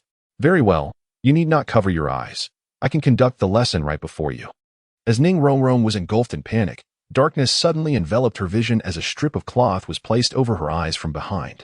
In her heightened state of fear, Oscar's magnetic voice resonated near her ear. "Rongrong, do not be afraid. Teacher Erlong means well. I will accompany you. With me here, nothing will go amiss." "Teacher Erlong. May I join her?" Oscar inquired, glancing at Lu Erlong, who nodded in agreement. "Then come along. However, as a gentleman, you need not blindfold yourself. It is beneficial to witness more." As she spoke, she swung the now conscious armored beast once more to incapacitate it. Oscar took Ning Rongrong's hand, and at that moment, she clung to him as if he were a lifeline. Flender shook his head in resignation. Oscar's audacity was quite surprising, and Lu Erlong's persistent tendencies had only intensified over the years. As he spoke, his gaze fell upon the master, his eyes filled with reproach. Though Tang Qingwei was blindfolded and unable to see, her heart was stirred by the commotion around her. This was the epitome of power, truly magnificent. She couldn't help but wonder if, upon mastering her cultivation techniques, she too would experience such exhilaration in the future. The thought sent a thrill through her. No. I am merely a support-type soul master, not an offensive one. Yet, how incredibly cool it was. Surely, being a bit formidable is acceptable. Just because one is a support type does not negate the ability to defend oneself. After all, one must first safeguard oneself in order to assist others. Well, it's decided she would refrain from shopping for a while and focus on her training. Her bones had already undergone forging, and now it was time to forge her meridians. After a night of diligent effort, by dawn the next day, both she and Jingling had fully absorbed their respective soul rings. Although the group had not rested throughout the night, under Tang Qingwei's healing techniques, they appeared entirely unwearied. Of course, this did not include Oscar. Not because Tang Qingwei had treated him differently, but rather because his psychological trauma was beyond her healing capabilities. Seeing Oscar's pallid face, Tang Qingwei felt a pang of compassion and applied additional mental healing to him. However, the haunting memories would not simply vanish. Henceforth, Oscar would have to find his own way to cope. Ning Rongrong's complexion was not as ashen as Oscar's. Previously, when Lu Erlong had severely injured the Linjia beast, Oscar had remained by her side, shielding her eyes and offering words of comfort. Only when Ning Rongrong began to absorb her soul ring did Oscar retreat to the side to vomit profusely. Afterward, he had to clean up the horrific scene created by Lu Erlong. Consequently, Ning Rongrong's experience during the absorption of her soul ring was much more favorable than Oscar's. Chapter 169. A 2-month respite Erlong. Let us first escort these children back to Shrek, gather our belongings, and then we shall return with all the faculty and students to find you. This journey of hunting soul beasts had not only led them to suitable soul rings, but had also reunited them with Erlong after many years, causing a joyful depth to Flander's smile. "I will accompany you." Before Flander could respond, Lu Erlong turned to the master and said, "Shao Gang, this time I will not allow you to escape from my grasp." The master wished to explain, but the two did not afford him the opportunity. Flander cheerfully agreed. "Very well, let us go together." With arrangements made, they did not linger, departing as swiftly as they had come. On the return journey, they relied on Oscar's flying mushroom, and, with the assistance of Ning Rongrong and Tang Qingwei, arrived at Shrek Academy in the shortest time possible. Upon returning to the familiar village, the feeling of home was profoundly comforting. For the Shrek 8, Shrek Academy had long since become a second home. Along the way, apart from the master, Lu Erlong conversed joyously with the others, gaining insights into the master's circumstances over the years. To her surprise, he had taken refuge in such a remote town to teach. Had it not been for Tang San's arrival, would he have chosen to exile himself there, living in solitude until the end of his days? While Lu Erlong felt a deep sadness, she also felt immensely fortunate. Her gaze towards Tang San and Xiao Wu softened considerably. As soon as Oscar returned to the dormitory, he collapsed onto his bed, exclaiming, "Ah, it feels so good to be back. Hao San, don't wake me. I wish to sleep deeply until I naturally awaken." Tang San gazed at Oscar, who lay sprawled in a starfish position on the bed, and couldn't help but chuckle, shaking his head in amusement. This time had indeed been arduous. Not in a physical sense, but rather mentally taxing. He was surprised by his genuine concern for Ning Rongrong, despite his evident fear. He had managed to suppress his nausea and dread to tidy up the scene. The outcome of the discussion between Dean Flinder and teacher Lu Erlong was that the members of Shrek Academy would relocate to a new campus in 2 months. Having spent such a considerable time at Shrek Academy, there remained numerous follow-up matters that required attention and resolution. The master was not in a hurry to commence the courses. He assigned a straightforward task to the Shrek 8 monsters during the next 2 months. They were to thoroughly digest and assimilate the practical combat experience gained over the past month in the Soul Arena. Simultaneously, this 2-month period would serve as a training phase for their soul power. The master stipulated that, aside from essential matters, every individual must devote their focus solely to cultivating their soul power. Oscar quickly succumbed to slumber, while Tang San pondered his own affairs. With 2 months remaining, he needed to address several matters, particularly those he had promised Ning Rongrong. Additionally, he needed to commence the creation of hidden weapons. Now that he had time, it was the perfect opportunity to take action. He planned to invite Xiao Wei to join him. It had been ages since she had practiced with her Haotian Hammer, and this break would be ideal for her to train and assist him in crafting the components for his hidden weapons. Tang Qingwei was unaware that this 2-month period had already been meticulously arranged by Tang San. However, even if she had known, it would have been of no consequence. What was destined to happen would inevitably come to pass. The request to practice the hammer technique was indeed something she could not refuse. With her thoughts organized, Tang San rose and departed the dormitory, making his way toward the quarters of Ning Rongrong and Xiao Wu. Knock, knock, knock. The 2 girls were engaged in playful antics when suddenly, a knock echoed at the door. Ning Rongrong called out loudly, "Who is it?" "It's me, Tang San." Chapter 170, A Rough Existence. "Oh, it's my brother San who has arrived," Ning Rongrong exclaimed, hurriedly donning her outer garment. Xiao Wu, startled by the interruption, had no time to correct Ning Rongrong's teasing remark. She hastily threw on a jacket, but her movements were not as swift as Ning Rongrong's. By the time Ning Rongrong approached the door to open it, she barely managed to put on her clothes. As Tang San entered the dormitory of the 2 girls, he felt a pang of awkwardness, regretting that he had not chosen to wait until the following day. Nevertheless, since he was already there, he steeled himself and said, "Rongrong, could you step out for a moment?" "Me?" Ning Rongrong replied in surprise, pointing to herself. Xiao Wu, who had initially been blushing from the teasing, now turned pale, her eyes wide with shock as she looked up at Tang San. Under the gaze of the 2 girls, filled with such trepidation, Tang San felt a twinge of nervousness and scratched his cheek, suggesting, "How about you accompany me to Xiao Wei's place for a moment?" After careful consideration, Tang San made this suggestion. After all, with his sister present, it could hardly be deemed inappropriate for a lone man and woman. Indeed, the mention of Xiao Wu and Tang San's words significantly eased the atmosphere, softening the expressions of both girls. Xiao Wu bit her lip, eager to inquire about the matter at hand, yet hesitated to voice her curiosity. Ning Rongrong, however, harbored no such reservations and boldly asked, "Third brother, is it not permissible to discuss it here?" Tang San was momentarily taken aback, then turned to Xiao Wu and asked, "Will it disturb your rest if I speak here?" "Not at all," Xiao Wu replied, her demeanor untroubled by the conversation. In truth, she would feel discomfort if they were to step outside for a private discussion, regardless of whether the 2 shared nothing substantial. With no reservations, Tang San candidly stated the purpose of his visit. "In 2 months, we will be heading to Heaven-Do City. I had previously promised Rongrong that I would assist her family by providing mechanical traps, and I would like to clarify this matter with her while I have the opportunity." Only then did Ning Rongrong realize that Tang San had sought her out for this reason. She stepped forward with a smile and said, "Brother San, this matter is solely at my father's discretion. How about this? There's still ample time, so I will request a leave of absence from Dean Flinder to return home. I believe my father will agree." After Tang San and Ning Rongrong reached an agreement, they did not linger, for it was already late at night, and it would be unwise to remain there any longer. The following morning, as Tang Qingwei savored a large steamed bun, Tang San casually remarked from the side, "After you finish your breakfast, come with me for a while." Tang Qingwei nodded demurely, swiftly consuming the steamed bun in her hand within moments. and made as if to rise. Tang San could no longer bear to watch and handed over a handkerchief, urging gently, "Wipe your mouth and take your time with breakfast. I wouldn't dream of rushing you. What if you choke? Have a sip of water." The familiar tone of maternal concern resonated with him. Having been preoccupied with cultivation for quite some time, he had long been deprived of such affectionate nagging, and he found himself rather nostalgic for it. Tang lightly accepted the handkerchief that Tang San had handed over, casually wiped it, and then tossed it back. Tang San shook his head helplessly, meticulously folding the handkerchief and placing it back into the soul guide device. This girl lived too carelessly, lacking the delicate charm typical of a young lady. Sigh. He genuinely worried for her future. Well, never mind, it is what it is. As long as his sister is happy, that is all that matters. The rest can be addressed later.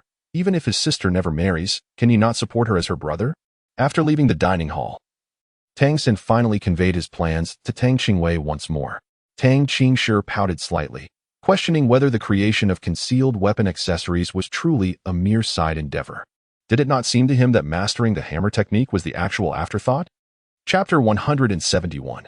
Returned to the sacred soul village having had his subtle intentions uncovered, Tang San coughed lightly into his hand to divert the conversation. "I have already spoken with my teacher. Let us return home for a visit." "Oh, then let us be on our way." Upon discovering that everything had been meticulously arranged by Tang San, Tang Qingwei refrained from further inquiries. After summoning the Nimbus Cloud, the two returned to the small mountain village where they had resided for 6 years. They did not disturb any villagers and made their way directly to the blacksmith shop. The door remained ajar, just as they had left it. This was a habit of Tang Hao, for there was little of value to be stolen in the forge. However, upon entering their home, they were confronted not with the expected sight of dust-covered furniture, but rather a scene of utter disarray. They exchanged glances, each reflecting astonishment. There were evident signs of a struggle. Although the combatants had not lingered, the damage on the floor and the chaos of the tables and chairs spoke volumes. "We must hurry and check on your mother." At this moment, Tang Qingwei's mind was filled with various speculations. The only possibility that came to her was that the people from the spirit hall had discovered this place. A sense of unease washed over her. Although her memory of the original narrative had faded, she was still acutely aware that the spirit hall had not located Tang Hao, but rather, it was Tang Hao who had chosen to reveal himself. Now, confronted with the scene before her, she found herself engulfed in uncertainty. Her thoughts immediately drifting to the nearby Ain. At this moment, Tang San also recalled, his face instantly paling, if his mother were truly affected by the battle. The consequences would be utterly unimaginable. "Let us go." When Tang San's words emerged from his parched throat, both individuals were taken aback. Tang Qingwei spoke no further and promptly summoned the swiftest means of transportation, the cloud of transformation. In the blink of an eye, they arrived at the location where Ain had been cultivating.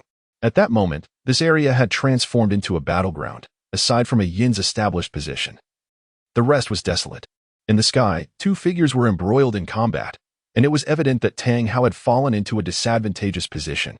It was not that his opponent was overwhelmingly powerful. Rather, Tang Hao found himself restrained, in stark contrast to his adversary's reckless abandon. Although darkness had descended, Tang Qingwei's vision remained unimpeded, as if it were still daylight. In the shadows, his opponent was none other than a familiar figure, Lu Yu, an 8-ring soul Douluo from the spirit hall. A cold indifference adorned his face, with a hint of mockery gleaming in his eyes. "Tang Hao, surrender at once.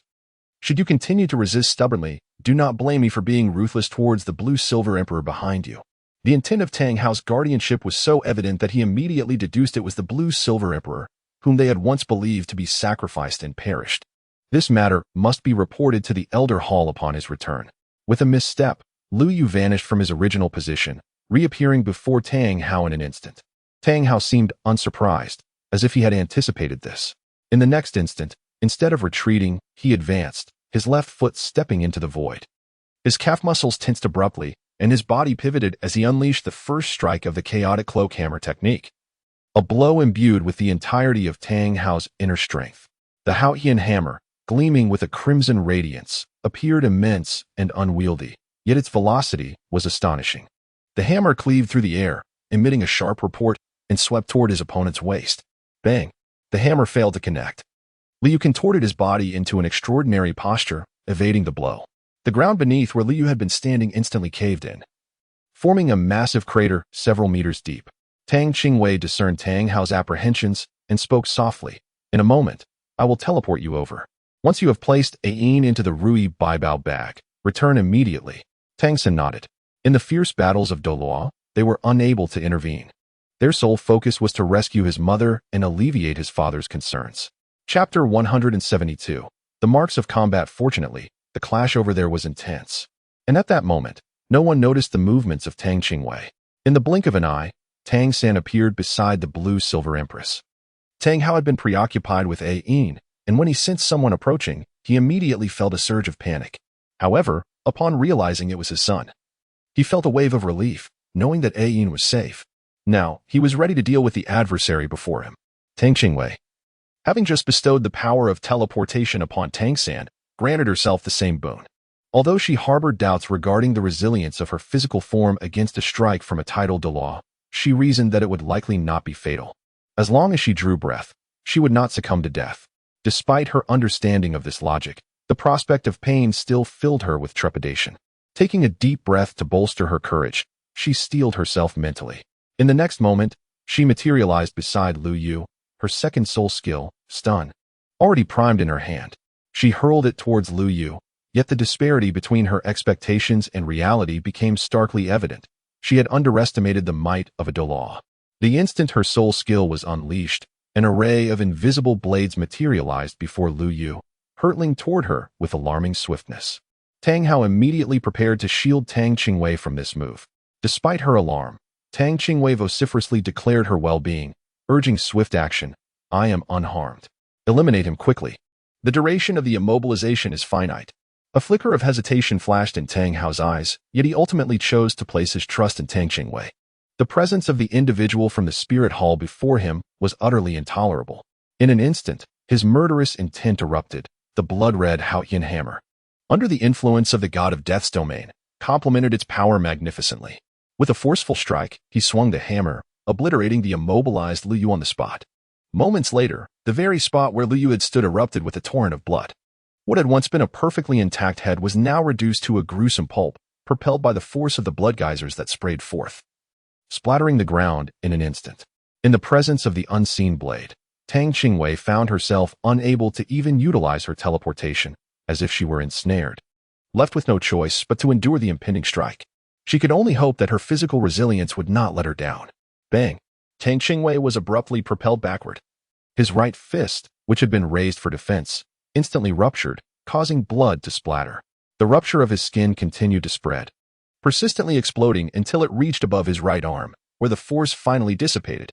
The nature of this force was peculiar.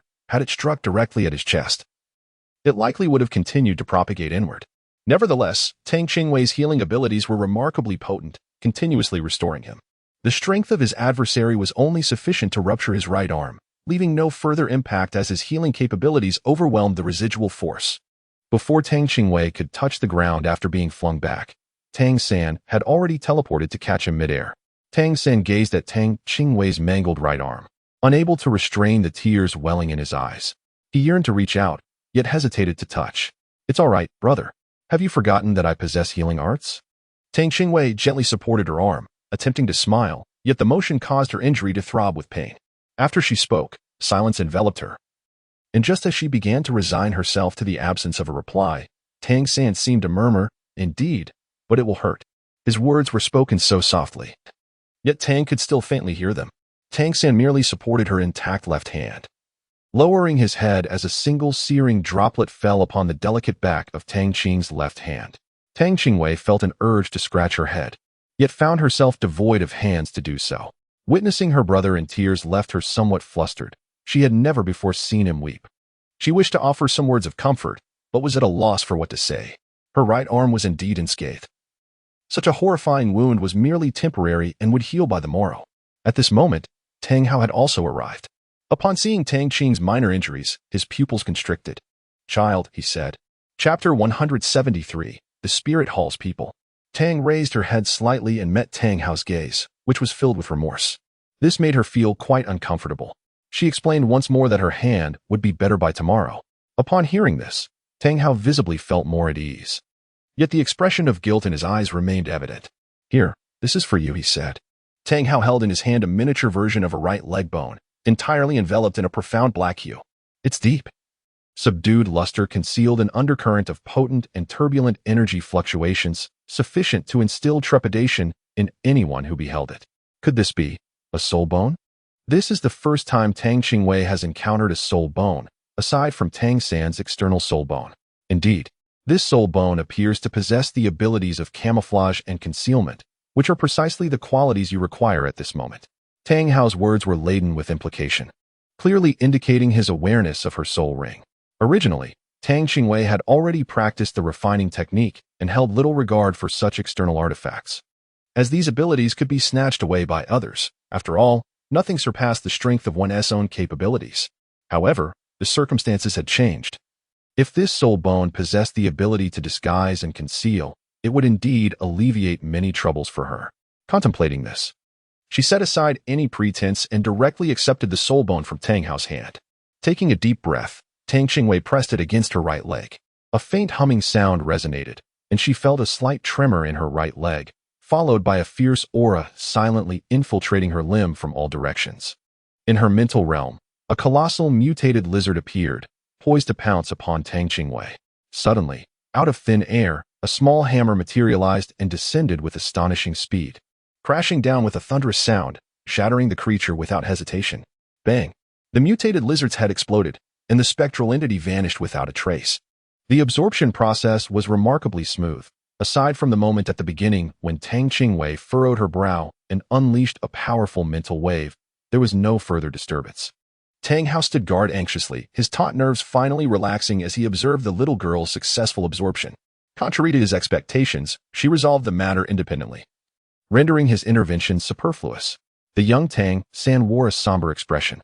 After inquiring about the whereabouts of the corpse of the individual from the spirit hall, he did not return. Perhaps it is for the best. Allowing him to vent his frustrations might aid him in recognizing his own weaknesses early on, thus enabling him to set a resolute goal for the future without becoming arrogant or restless. It has been several years since I last saw Xiao Wei, and she has grown considerably stronger. The once timid and indolent girl has transformed into someone quite different. I wonder what experiences she has endured to become the person she is now. A profound sense of guilt enveloped Tang Hao.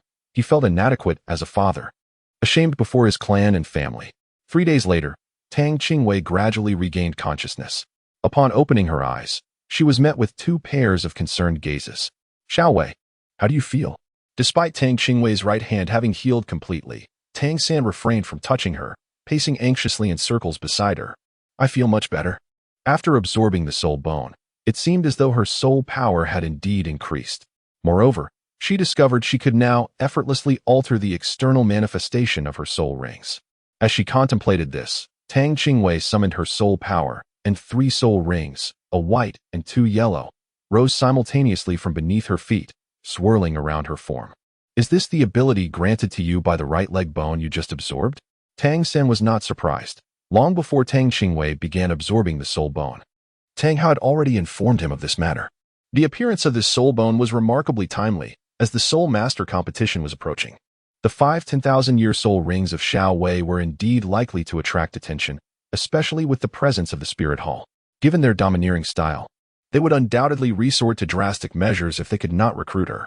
Now that Xiao Wei possessed this camouflage ability, he felt significantly more at ease about the upcoming competition. Chapter 174. Unable to ride the cloud well, since you've absorbed it, let us depart. Tang Hao, who had remained silent, felt a weight lift from his heart upon ensuring both of them were safe, returning to his usual indifferent demeanor. At that moment, a peculiar scene unfolded. Several of the longest blue-silver grass blades began to move slowly. One wrapped around Tang Hao's hand, while another entwined itself around the fingers of Tang San and Tang Qingwei.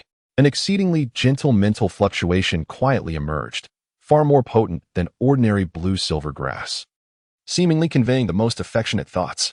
As Tang Qingwei experienced this sudden wave of warmth, she found it somewhat overwhelming. For such friendly mental energies were rare since her arrival here.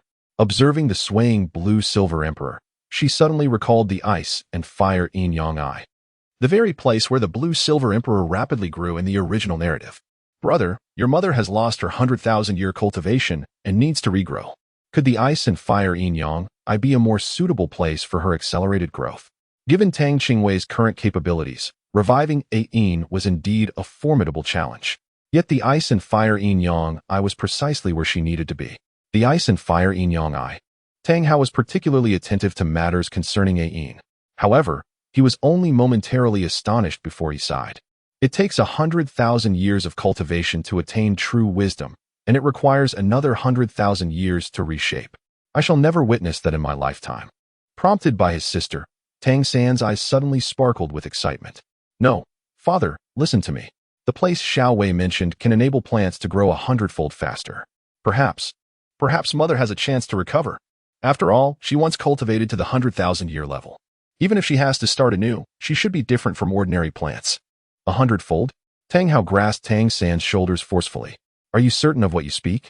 Initially, he had placed all his hopes on Tang Qingwei. Thus, when he first saw her 5 10,000-year soul rings, he felt a surge of happiness. With her prodigious talent, he believed that in just a few years, she might attain a 100,000-year soul ring, at which point a yin could be healed. Yet, whether this could truly succeed remained uncertain in Tang Hao's heart. Now, hearing a piece of news favorable to a yin filled him with exhilaration. Tang San, despite the pain in his shoulder, remained silent, eagerly nodding in affirmation. It's true. Xiao Wei has been there too. Tang Hao's once tranquil eyes began to shimmer with excitement. The death of his wife was the most profound blow of his existence. If only his beloved could return, even if it were just for a fleeting moment before his own demise, he would desire nothing more. Tang Hao's eyes instantly glistened with moisture as he gazed upon the thriving blue-silver grass. Amin, did you hear that? Our son said there may be a way to help you recover. Do you know how much I long to hear your voice once more? Tang San, filled with excitement, grasped his father's hand and exclaimed, Father, what are we waiting for?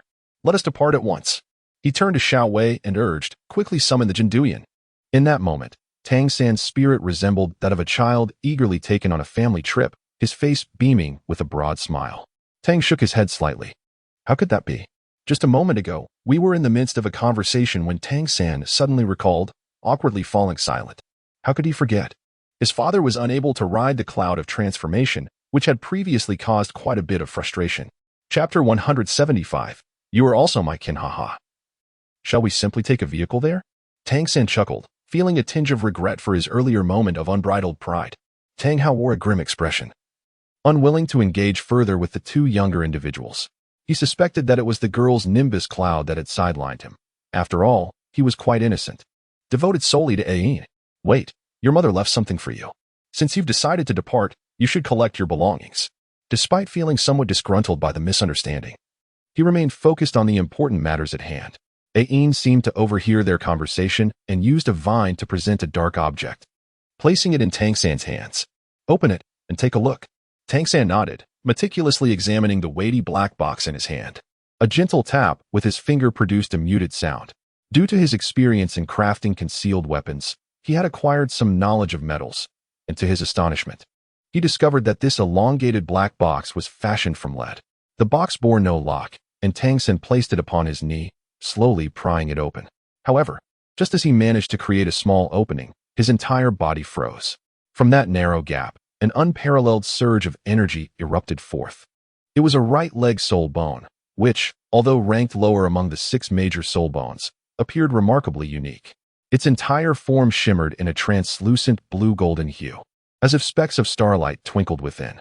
Most astonishingly, it imparted to Tang San a sensation of vitality, as though this right leg bone possessed a life of its own. Tang Qingwei was deeply astounded. Compared to the right leg bone she had previously absorbed, the aura emanating from Tang San's was immeasurably more benign. Could this be the spirit bone dropped by the Blue-Silver Emperor? As Tang Qingwei was lost in her reverie, Tang San, urged on by Tang Hao, had already commenced the absorption process.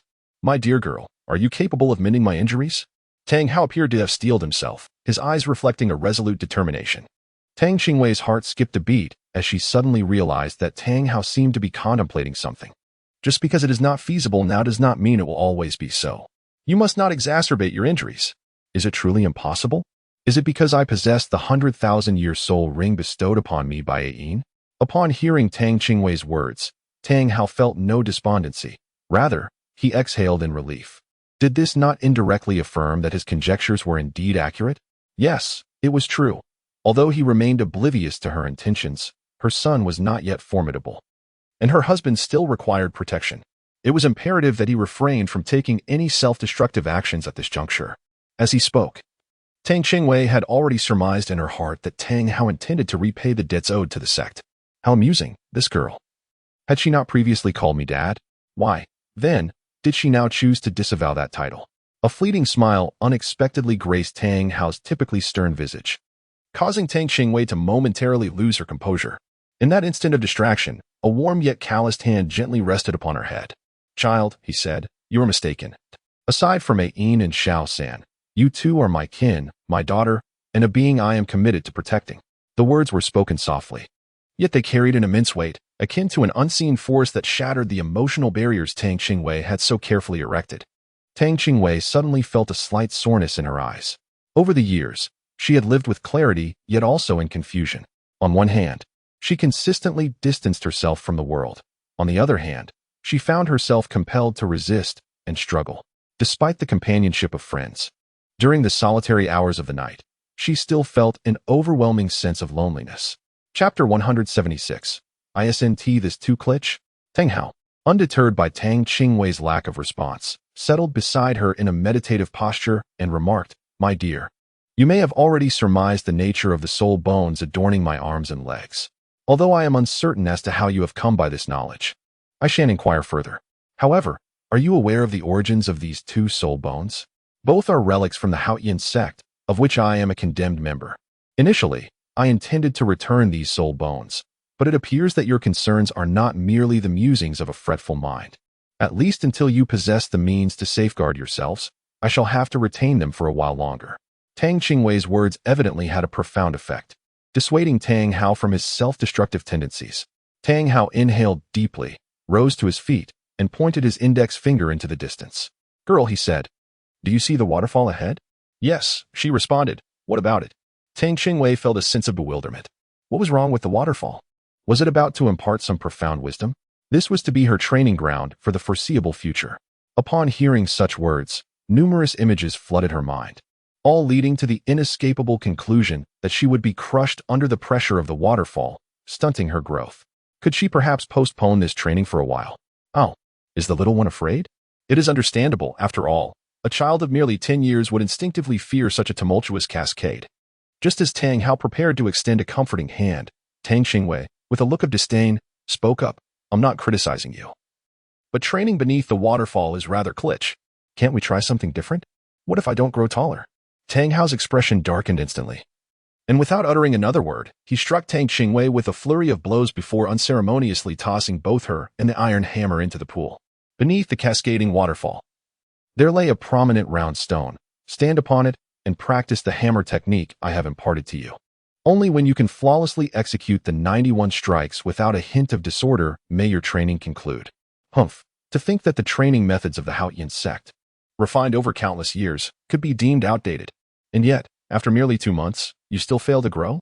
Despite being submerged in water, Tang Qingwei remained unperturbed. Resignedly, she grasped the iron hammer, and to Tang Hao's astonishment, it appeared as though she faced no hindrance whatsoever as she ascended to the designated spot with ease. She then unleashed the 91 strikes in a seamless flow of motion, exhibiting an elegance devoid of any pause. How is this possible? I distinctly sealed your soul power. How have you achieved this? Tang Hao forcefully pulled Tang Qingwei back, his eyes filled with disbelief. He struck her once more, but this time infused with his soul power. How is your physical strength so remarkable? He had speculated that her physical prowess was commendable when she dared to confront a soul Douluo's attack, which is why he had not examined her physical constitution before sealing her soul power and casting it into the pond. However, the extent of her physical strength exceeded all his expectations. Even a soul emperor who solely focused on enhancing physical strength would likely pale in comparison to her. Despite appearing as soft and delicate as she did in her childhood, how had she developed such an extraordinary level of physicality? At this moment, Tang Hao could no longer underestimate Tang Qingwei. He tossed her a small wooden hammer and instructed her to practice the chaotic cloak hammer technique with it. Although Tang Qingwei arrived at the designated spot with her usual light steps, just as she was about to swing the hammer, she miscalculated her strength. The wooden hammer broke abruptly under the combined force of Tang Qingwei and the waterfall. Upon witnessing this scene, Tang Hao felt a sense of balance within his heart. It appeared that he still needed to practice for quite some time. How about that? It seems one can no longer underestimate the training methods bequeathed by our ancestors. Chapter 177. Why it is different. Tang San's absorption of the soul bone was remarkably smooth. 3 days later, amidst the unusual coolness in his right leg, Tang San gradually awoke. Upon opening his eyes, the first sight that greeted him was his father, gently caressing the blue-silver emperor. "You are awake?" Tang Hao smiled at his son, as the matter concerning Ain had rekindled hope within him. At that moment, there was no longer any need to maintain the stern demeanor he once had. "Father, where is Xiaowei?" As Tang San uttered these words, he suddenly felt an unsettling sensation within his body. Looking down, he discovered a thin layer of viscous substance on the surface of his skin, exhibiting a faint gray hue. "Let us proceed. It is just the right time for you to wash off this layer of filth. Xiaowei has already begun her practice, so you should hasten over as well." Tang San was somewhat perplexed by his father's words, yet he refrained from inquiring further, for he had already perceived that petite figure beneath the waterfall. "What is this?" She turned her back to me. "API call failed with status code 429. Error. Code 429. Message. Resource has been exhausted, e.g. check quota. Status. Resource exhausted," seeing that his father had no intention of speaking further. Tang San refrained from pressing the matter and promptly complied. Just as he turned around, a pair of strong hands rested upon his shoulders. In the next moment, he felt 2 surges of warmth swiftly coursing through his body from those somewhat rough hands. With 2 firm strikes, Tang Hao raised his hands and brought them down upon Tang San's back. "Your physique surpasses my expectations. Although it pales in comparison to Xiaowei among ordinary individuals, you are already outstanding." Tang Hao couldn't help but recall the previous examination of Tang Qing's physique, which had nearly made him lose his composure. The strength of such a body even led him to question whether practicing the hammer technique under the waterfall was truly futile, contemplating whether he should advise Xiaowei to abandon this method of training. However, upon further reflection, he decided to proceed according to the original plan. Having Xiaowei present was beneficial, as it could serve to inspire Tang San. API call failed with status code 429. Error. Code 429. Message. Resource has been exhausted, e.g. check quota. Status. Resource exhausted. Tang Hao spoke softly. "From this moment forth, you shall no longer require your soul power. I shall temporarily seal it, allowing for your specialized training." With a flick of his wrist, a forging hammer materialized in his hand, adorned with patches of rust, identical to the one Tang San used at home. "Take this." Tang San received the forging hammer. Gazing at his father with a look of confusion, Tang Hao pointed towards the waterfall at the opposite end of the pond and swam over. Beneath the waterfall, there was a prominent round stone. Standing upon it, he practiced the hammer technique I had taught him alongside Xiaowei. Tang San's gaze involuntarily shifted towards the waterfall, where Tang Qingwei was diligently practicing, striking with her wooden hammer, blow by blow. "Father, why does Xiaowei use a wooden hammer?" Tang Hao cast him a sidelong glance and replied coolly, "If you wish to use it, I have no objections." Tang San was rendered momentarily speechless, hesitant to inquire further. "When you can complete the 81 strikes flawlessly, without the slightest deviation, the first phase of your special training will conclude. Now, depart." In an instant, a resolute glimmer shone in Tang San's eyes. With a splash, he leaped into the pool, wielding his forging hammer as he ventured downstream towards the waterfall. Lacking the support of soul power, Tang San found himself utterly immobilized beneath the immense water pressure. Beneath his feet lay stone smoothed by the relentless torrent of the waterfall, making it exceedingly challenging to maintain his stance without external assistance. Chapter 178. Arrival at the destination. Splash. Tang San could not recall how many times he had been swept into the water pool. Gazing at the resilient figure standing firm, he suddenly felt an overwhelming sense of defeat. He was undeniably inferior to his sister, and it pained him to ponder when he would ever have the opportunity to protect her. Xiaowei had struck countless blows, yet he struggled even to maintain his footing. At this rate, when would he ever catch up to her? Determined, Tang San began to strategize, meticulously observing the points of impact where the waterfall struck. Assessing the smoothness of each stone and the force of the rushing water, he sought the optimal entry point to ascend the stones, diligently evading the onslaught of the current. With each part of his body, he aimed to dissipate the force of the water. The heavy forging hammer undoubtedly aided him. The greater his weight, the less susceptible he became to being swept away. A month later, Tang Qingwei sighed in resignation after crafting the concealed weapon components according to the blueprint. Should I have completed my training so early? Now, the responsibility of crafting all the concealed weapon components, which were originally meant to be a joint endeavor, has fallen solely upon me, imposing a weight of pressure on one so young that is hardly befitting of my age. Tang Hao cast a sidelong glance at Tang Qingwei, feeling rather apologetic. The waterfall training had proven too simplistic, allowing her to complete it in no time. At that moment, Tang Hao felt an immense sense of frustration. It had taken him several arduous years to accomplish the same feat, yet this girl managed to finish it within a month. Now, she was even lamenting whether she had completed it too early, which was infuriating. Little did he know. The reason Tang Qingwei could achieve such rapid progress was due to her unique cultivation method, which differed from those prevalent in this continent. Her refining technique was specifically designed for the enhancement of physical form, thus rendering the impact of the waterfall negligible. As they conversed, Tang San excitedly approached them. I can now strike the stones at the waterfall over 50 times. Although his progress remained gradual, the effort he had exerted to achieve this milestone filled Tang San with joy, prompting him to rush over to share the good news with him. Tang Hao suddenly felt disinclined to pay any attention to this foolish son of his. It was one thing to endure setbacks from his daughter, but to face criticism from his son was altogether intolerable. What is so remarkable about him? No matter how formidable he may be, he is still their father. Tang San, feeling neglected by his father, cast an innocent glance toward Xiao Wei. Well, it's acceptable, though you're still far behind me. It was evident that he should not have harbored any expectations toward Xiao Wei since he entrusted her with the task of assembling concealed weapon components. His once endearing sister had transformed, constantly undermining him and occasionally delivering emotional stabs to his heart. Nevertheless, it was precisely her criticisms that fueled Tang San's indomitable spirit, propelling him to transcend his physical limits time and again. The day of their departure from the academy to Heaven-Do City was fast approaching. On this day, Tang Hao refrained from having his son practice his hammer techniques, instead instructing Tang San to pack lightly in preparation for their journey to the ice and fire yin-yang eye. During the ride in the carriage, Tang San observed his father's pensive demeanor and offered reassurance. Father, rest assured, it is surrounded by a toxic formation, making it exceedingly difficult for anyone, be it human or soul beast, to enter. It is far superior to the location where Mother previously resided. The soul guidance device containing the blue-silver emperor was tightly gripped in Tang Hao's hand. It was impossible for him to feign indifference. His caution was not born from distrust in his son, but stemmed from a deeper concern regarding a yin's circumstances. Only upon reaching the ice and fire yin-yang eye and planting the blue-silver emperor did Tang Hao finally feel a sense of relief. As he watched the blue-silver emperor sway joyfully and grow at a remarkable pace, his eyes brimmed with emotion, and he embraced both Tang San and Tang Xiaowei tightly. Thank you, both of you. Your mother would have loved this place. Chapter 179. Everyone breaks through to Soul Ancestor Father. Will you stay here with Mother? Tang San expressed concern over the unsuitability of the environment for long-term human habitation. Worried about his father's health. I still have matters to attend to.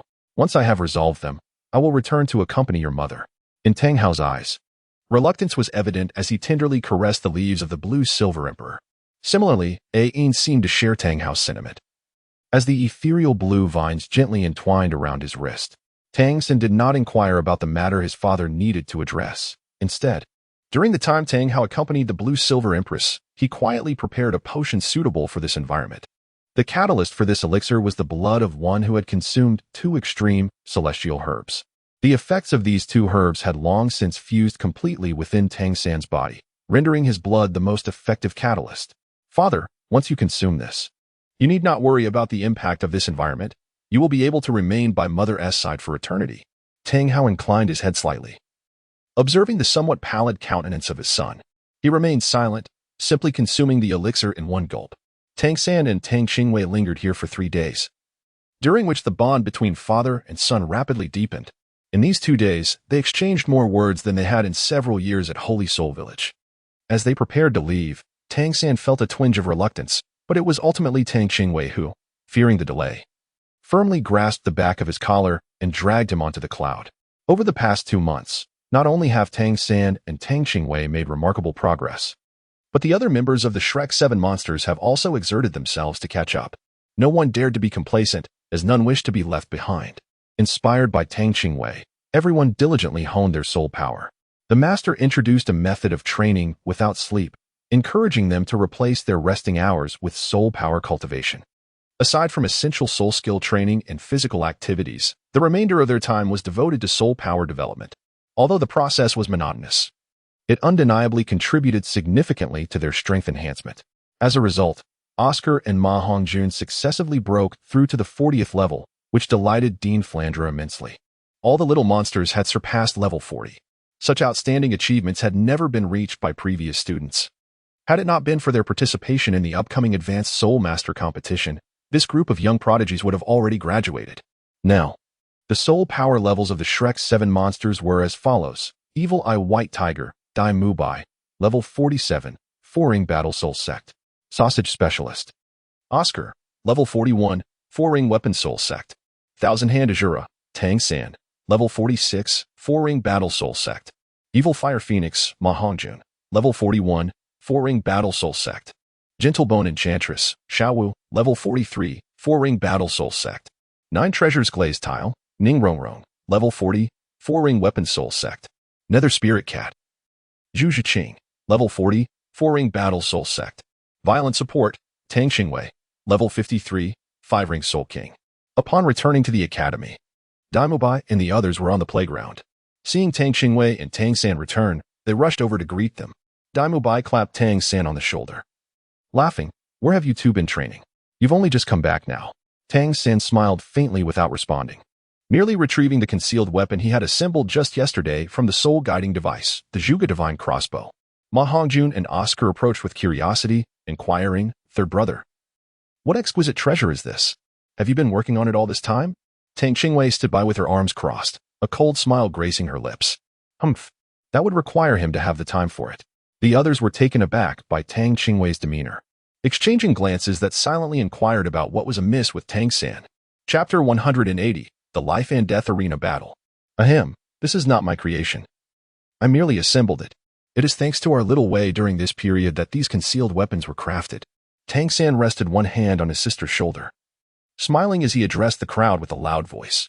As he spoke, he continuously exchanged knowing glances with those present, leaving no doubt that flattering words flowed freely and effortlessly from his lips. Despite Tang Qingwei's lingering resentment, it dissipated entirely under the adulation of the crowd, and she joyfully accepted their praise. Once she had regained her composure, Tang San demonstrated the use of the Zhuge God crossbow, eliciting a chorus of gasps and admiration. Everyone unanimously marveled at the exquisite craftsmanship and innovative design. The following morning, under Flandre's directive, everyone packed their belongings in preparation for their journey to Heavendo City. The day was splendid, with clear skies stretching endlessly. Dean Flandre, having been captivated by Lu Erlong's descriptions, was filled with anticipation for the future of Shrek Academy. As they departed, he did so with remarkable decisiveness, exhibiting no sorrow over leaving his home of over 20 years. He urged everyone to hasten their pace, eager to reach their new academic abode in an instant. However, the journey required patience and perseverance, despite Flandre's eagerness to relocate. The group had to traverse the entirety of the Sylvis Kingdom, situated north of the Balak Kingdom, before entering the imperial circle of the Heavendo Empire. The Shrek 8 possessed storage soul guides, and most of the teachers had similar devices, so they did not need to worry about carrying their possessions during the journey. Before setting off, the food and fresh water they had procured were neatly stored within their soul guides, sufficient for 10 days even without resupply. As they traveled, they relied on Oscar's flying mushroom sausage, along with the supporting abilities of Ning Rongrong and Tang Qingwei. However, when they passed through the Sylvis Kingdom, the master called for a halt. The group was puzzled by his intentions but complied and found a discreet spot to land. "You have not engaged in practical combat for 2 months," the master informed them. "There is a large battle arena in Sylvis City. You should engage in some practice there tomorrow, under the name of the Shrek 8. After surveying the group, he continued, "If it weren't for the upcoming Advanced Soul Master competition, you would all be graduating by now. Today marks my final lesson for you." Upon hearing the word graduation, the group felt a wave of disorientation. They had only recently come together. Was it truly time to part ways? Tears began to well in the eyes of several girls, and the boys fell silent, their expressions laden with complex emotions. Flandre cast a reproachful glance at the master, wondering why he had brought up such a topic. He quickly reassured them, "You are not graduating today. You still have the Soul Master competition ahead. Besides, graduation does not mean the end of our friendship. If you wish to remain at the academy post-graduation, you are always welcome." Flandre's comforting words alleviated much of the group's sorrow over impending separation. The master led the way briskly towards the battle arena, with the others following closely behind. Flander exchanged anxious glances with Lu Erlong, who subtly shook her head, signaling him not to interfere. The journey continued in silence until they arrived at the ticket booth for the battle arena. Are there any life and death battles today? The master inquired. The ticket seller, a burly man, upon hearing the question and observing the youthful faces of the Shrek 8 behind the master, grinned and replied, yes. Tickets are 10 gold soul coins each. The master did not intend to pay for the tickets himself. He stepped aside to allow the Shrek 8 to approach. One by one, they obediently paid their admission fees. After confirming the coins were genuine, the seller nodded slightly. You may enter. Chapter 181. Spectating the life and death arena once inside. The Shrek 8 exchanged glances, their expressions reflecting confusion and uncertainty. From the moment they began, they had sensed Flander's restlessness, the master's frigid demeanor, and Lu Erlong's serious expression, all of which indicated something was amiss. Moreover, they had just purchased tickets for the life and death arena. What was the connection to their current lesson? Gradually, as they passed through the expansive hall, the cacophony of cheers and shouts grew louder. The Shrek 8 began to understand, as Dai Mubai leaned in and whispered, Master? Are we having class here? Are our opponents going to be here? Essentially, yes, but there is something more significant at play, the master replied, as the uproar ahead intensified. Kill him. Kill him. Useless fool. Get up and crush him. Smash that guy's head. The boys furrowed their brows. Was this the atmosphere of the life and death arena? The hostility permeated not just the arena but also the stands. The master spoke calmly, you will not be taking the stage today. For now. Observe and acclimate to the sight of blood. Witnessing more life and death battles will broaden your understanding. It is essential to become desensitized, so that when the time comes, you do not falter upon witnessing death. The girl's faces paled at the mention of death. Tang Qingwei held no particular opinion on the matter, maintaining her usual demeanor, unaffected as ever. While her behavior would typically raise no eyebrows, it was rather surprising in the current context. As the master and several teachers exchanged astonished glances at Tang Qingwei, had she witnessed blood? When had that occurred? This question echoed in the minds of the onlookers. In contrast, Tang San's expression remained unchanged, displaying no signs of discomfort. The teachers shared knowing looks, their understanding instantaneous. Without uttering a word, they followed the master into the arena. Upon entering, the fervent atmosphere enveloped them. The venue was arranged as it had been before, with stands surrounding a central stage. Inside, a diverse crowd filled the space, men, women, and children alike, creating a cacophony of noise. On the stage, 2 men were engaged in combat. One had already been knocked to the ground. Just as the spectators entered, the standing combatant suddenly aimed a kick at the fallen man's head, eliciting a surge of cheers from the crowd. Aside from Dai Mubai, who managed to hold himself together, the others turned pale, unable to suppress their retching. The master, remaining composed, instructed, endure. This is a life and death match. Death is the norm. Your task today is to observe the contest with a tranquil heart, no matter how gruesome. You must remain unfazed. That is the goal. Do not allow your legs to weaken. If ordinary people can withstand it, there is no reason you cannot. The audience was wild. Some with red eyes shouting fervently, inciting those around them to join in the frenzy. The master remained unaffected and, noticing Ning Rongrong with her head downcast, frowned. Look up. Can you not even bear this? Oscar, suppressing his nausea, wished to speak for Ning Rongrong but was interrupted by Lu Erlong, who asserted, if you truly care for her, let her endure this on her own. Ning Rongrong's face turned pale, yet she stood her ground, stifling her disgust and trembling as she lifted her gaze to the stage. In contrast, Tang Qingwei did not exhibit the same fear as Ning Rongrong and the others, having taken lives herself. As for Tang San, he had encountered death in his previous life. Dai Mubai, though he had never personally taken a life, had witnessed enough darkness as a member of royalty. Chapter 182. Come with me, you 3 now. Though somewhat nauseating, the scene remained within the bounds of tolerability. Just as Dai Mubai contemplated this, the master called out, Dai Mubai, Tang San, Tang Qingwei, come with me. The 3 named individuals hurried to follow, the master leading them backstage. What do you suppose the master intends to do? Dai Mubai nudged Tang San with a shoulder. I'm not sure. Let us just follow, Tang San replied. Having already formed a suspicion, during his time in the Tang sect, he had heard of such training methods wherein young family members were exposed to death to steal their courage. Xiaowei, stay close to me. If you feel scared, Hold on to my hand, he thought, concerned for his sister's reaction. Though she had appeared composed in the viewing area, he wondered if it had merely been a facade. The three trailed behind the master and soon arrived at the consultation desk.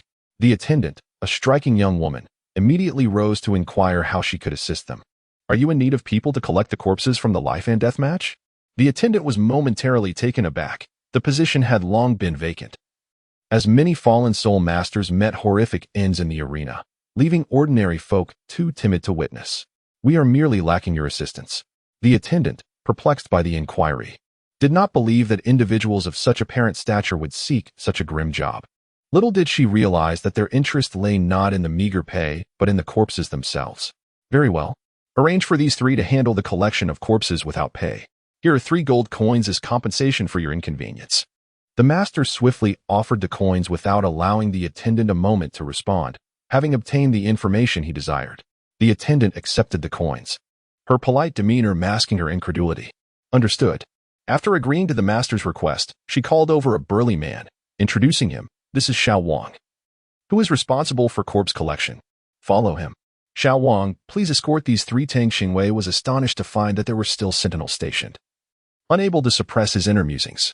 Were they genuinely fearful of a corpse being stolen? Chapter 183, a touch of bloodshed upon spotting Xiao Wang. The two promptly nodded in greeting. Brother Wang. Is it unprocessed inside? Not yet. That's good. Allow these 3 to enter. You 2 may leave now. Xiao Wang's instructions were crystal clear, yet the 2 gatekeepers were utterly perplexed. If they departed, who would attend to the bodies? Were they to entrust this task to these 3 children? Despite being riddled with questions, the 2 felt a surge of relief at Xiao Wang's words, quickly nodding in acknowledgement before vanishing from sight.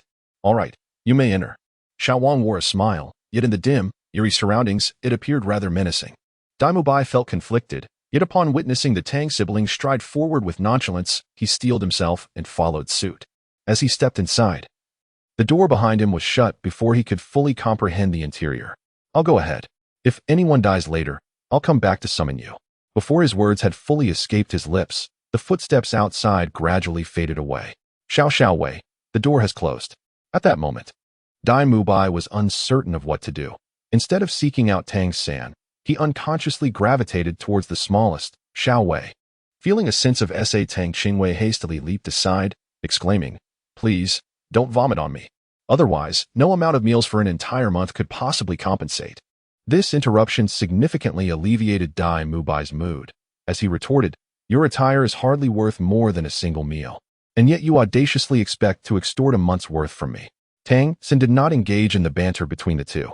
Instead, his gaze was fixed on several other corpses, all of which bore grotesque expressions, their features exposed, and the stench of blood pungent in the air. A furtive glance revealed that all 4 had their eyes wide open.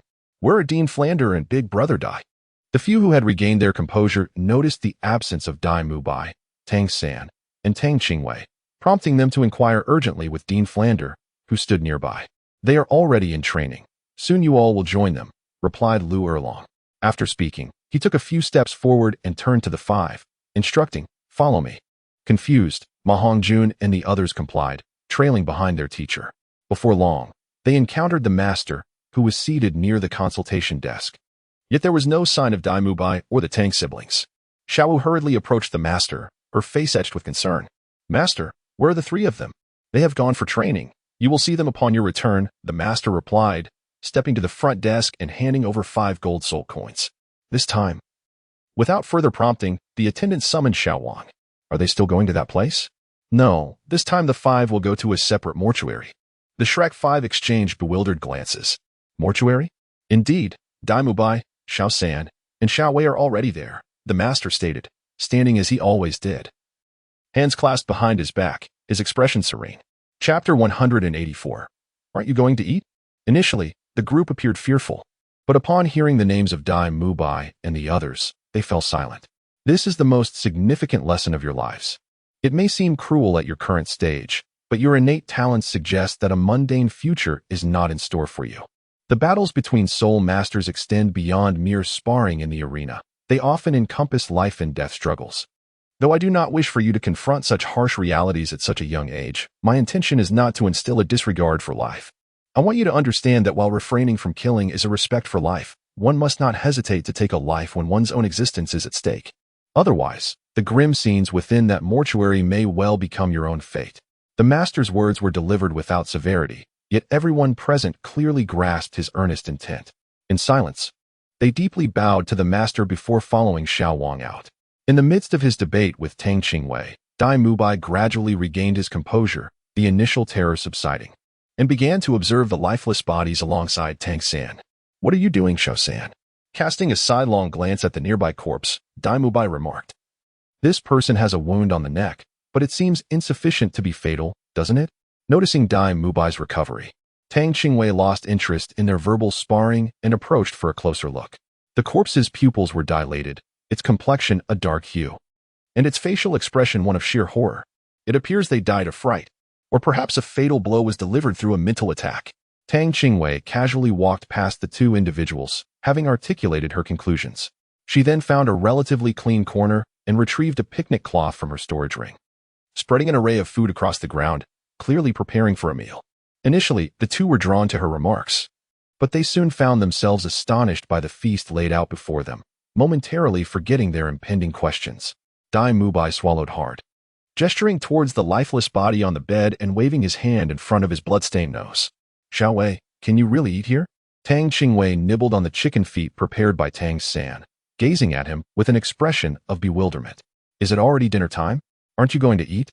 Dai Mubai was about to decline, but Tang San moved first, taking a seat beside Qingwei and casually accepting the chicken feet she offered, beginning to munch on them with nonchalance. This action successfully silenced Dai Mubai, who awkwardly settled down on the other side of Qingwei, saying, "I'll pass on the chicken feet. They are too greasy for my taste.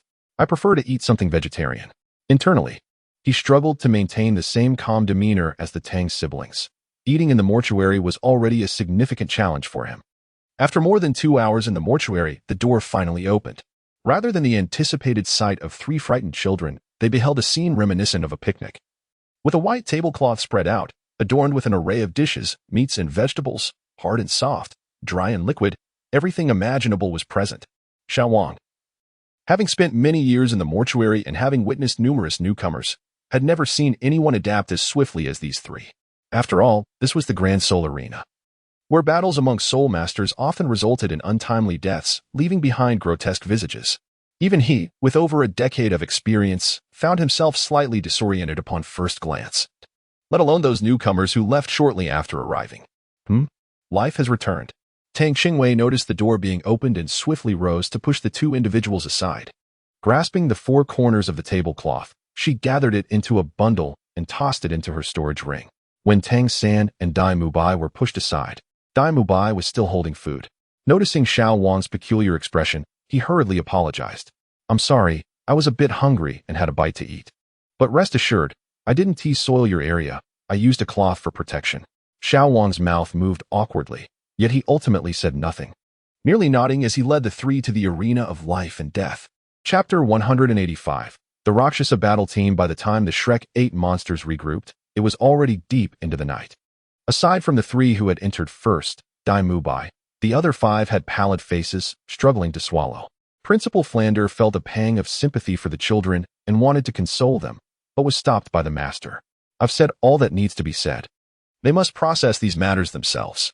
Look at Dai Mubai, Tang San, and Tang Qingwei. They seem to be adapting well. You must learn to trust the children." That night was destined to be sleepless. Everyone was too restless to sleep, fully immersing themselves in cultivation. The following morning, the Shrek 8 monsters were once again assigned to the morgue. This time, Ma Hongjun and the others had adjusted considerably, and by noon, they were able to eat lunch with normal expressions. The master nodded to himself, pleased with their performance. "Prepare yourselves. Tonight you will engage in a team battle against the Rakshasa Battle Team." Upon hearing the familiar name, the faces of the Shrek 8 monsters changed immediately. The Rakshasa Battle Team was undoubtedly a fearsome group, having heard numerous accounts of their viciousness during the audience. Their methods were exceedingly cruel, and they showed no mercy to opponents wishing to concede. Their captain had participated in several life-and-death matches, known for his brutal and bloodthirsty tactics. Every opponent who faced them met a gruesome end. Seeing the expressions on the faces of his students, the master understood that they were well aware of the Rakshasa Battle Team's reputation. "Remember, your opponents are all ruthless individuals. Do not hold back. Eliminate them with utmost swiftness. Is that clear? If any unforeseen circumstances arise, jump off the soul fighting platform immediately. It is better to concede than to suffer even the slightest injury. Unlike life and death matches, team battles allow for surrender if you cannot win, but this opportunity must be seized, for your opponents may not grant it. This is the information on your upcoming adversaries. Flander was worried about the children but did not interfere with the master's instruction. It must be acknowledged that such teaching, though perilous, was the most straightforward way for the young monsters to confront the reality of death. The master's philosophy resonated with him. Refraining from taking lives was a respect for existence. But one must not hesitate to defend oneself when their life is at stake. If the enemy intends to kill them, they certainly want to consider their age. Their opponents were all soul kings above level 50. Flander was certain that any soul master of that caliber would have at least a few lives on their conscience. Since they would eventually have to face it, allowing these children to endure such trials while under their watch could only be beneficial for them. At the very least, should a similar situation arise again, they would have some psychological preparation. Dai Mubai took the information from the principal, and the others gathered around him. Captain Tong Yuansong, 56th level, 5-ring Battle Soul King, record, 40 wins and 15 losses in individual matches, 5 opponents maimed, 35 opponents killed. Hearing the statistics of just one individual made their hearts tremble. Although they had long been aware of the Rakshasa battle team's ferocity, the stark numbers laid out before them were still shocking. This was merely in individual matches, not life and death contests, yet the fatalities were as high as 35, with 5 being maimed. But in individual matches, aren't you allowed to concede? Ma Hongjun could not help but inquire, staring at the alarming numbers on the document. You may concede, but that requires your opponent to grant you the opportunity to do so. What if you cannot even utter the words to concede? The answer came not from the master, but from Tang San, who had been standing quietly by. Chapter 186, Shrek vs. Rakshasa. The master nodded and continued. Indeed, this Rakshasa battle team, since entering the Silver Soul fighting level, has recorded 32 victories out of 51 team battles, having killed a staggering 240 opponents and maimed 66. This means that whenever they can win, they inflict fatal injuries on their opponents. Even in defeat, they still manage to leave their enemies maimed or dead. They are dubbed the instruments of destruction among the 50-level Silver Soul fighting teams. Though not all of them are level 50, over half certainly are, making most Silver Soul teams reluctant to face them. You may choose not to fight, and neither I nor your principal would disapprove. After all, recognizing one's limitations is a sign of rational self-awareness. It could be said that this team battle was the most perilous and challenging encounter the Shrek 8 monsters had ever faced. After all, their opponents were a 50-level silver battle team. While not every member was 50, at least half certainly were. The Shrek 8 monsters exchanged determined glances, each gaze ablaze with fighting spirit. Fight! Their voices rang out with resolute strength. Though their adversaries were formidable, they too possessed their own strengths. Had they not triumphed in matches with considerable level disparities before? Tang San fixed his gaze upon the master. Teacher, may we employ hidden weapons this time? Indeed. Xiao Wei may also take action, the master replied, nodding before adding another remark. His words instantly alleviated the tension among the group, instilling them with a greater sense of confidence in their impending victory. Perhaps their abilities did not match those of their opponents. Yet they had thoroughly tested the hidden weapons provided by Tang San, particularly the formidable Zhuge divine crossbow, which promised to deliver an element of surprise in the forthcoming battle. Moreover, with Xiao Wei's involvement, they possessed a formidable asset. One could conservatively estimate her strength to be on par with that of a level 50 or higher assault-type Soul King. The master surveyed the group with satisfaction, ultimately fixing his gaze on Tang San. Very well, since you have resolved to engage in battle, it is imperative that we devise a strategy. As for the utilization of hidden weapons, Tang San, you are most familiar with them. Thus, you shall be the one to orchestrate their deployment. Tang San nodded. Teacher, I understand. He instructed Xiao Wei to apply teleportation to all team members as a precaution once they took the stage. With the teacher's approval, Tang San had already formulated a preliminary battle strategy in his mind, swiftly making decisions. With the presence of hidden weapons and Xiao Wei's involvement, the confidence of the few in winning the team battle soared. Recently, Tong Yuansong had been feeling somewhat downcast. As the captain of the Rakshasa team, it was no wonder he was in a gloomy mood. The Rakshasa team had not participated in any team battles for over half a month. The reason for their absence was simple. They faced collective resistance from all 50-level Silver Soul fighting teams, as no team was willing to engage in combat with them.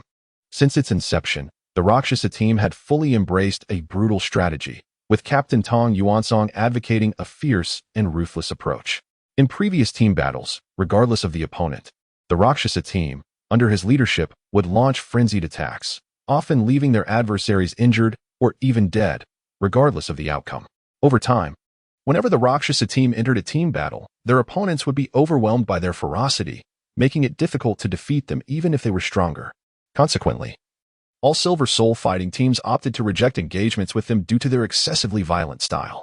Tang Yuansong had even contemplated leaving Silv City for another grand arena. Chapter 187. Can it be cheaper? After all, without battles, there would be no income. His team, like himself, relied on the rewards from the grand arena to sustain a lavish lifestyle. However, just half an hour ago, Tang Yuansong received surprising news from the grand arena. A team was challenging them. Upon further inquiry, he learned that the team had come from Soto City. Although it was a 50-level team, only one member had actually reached that level, and they were a support type. This news filled him with immense joy.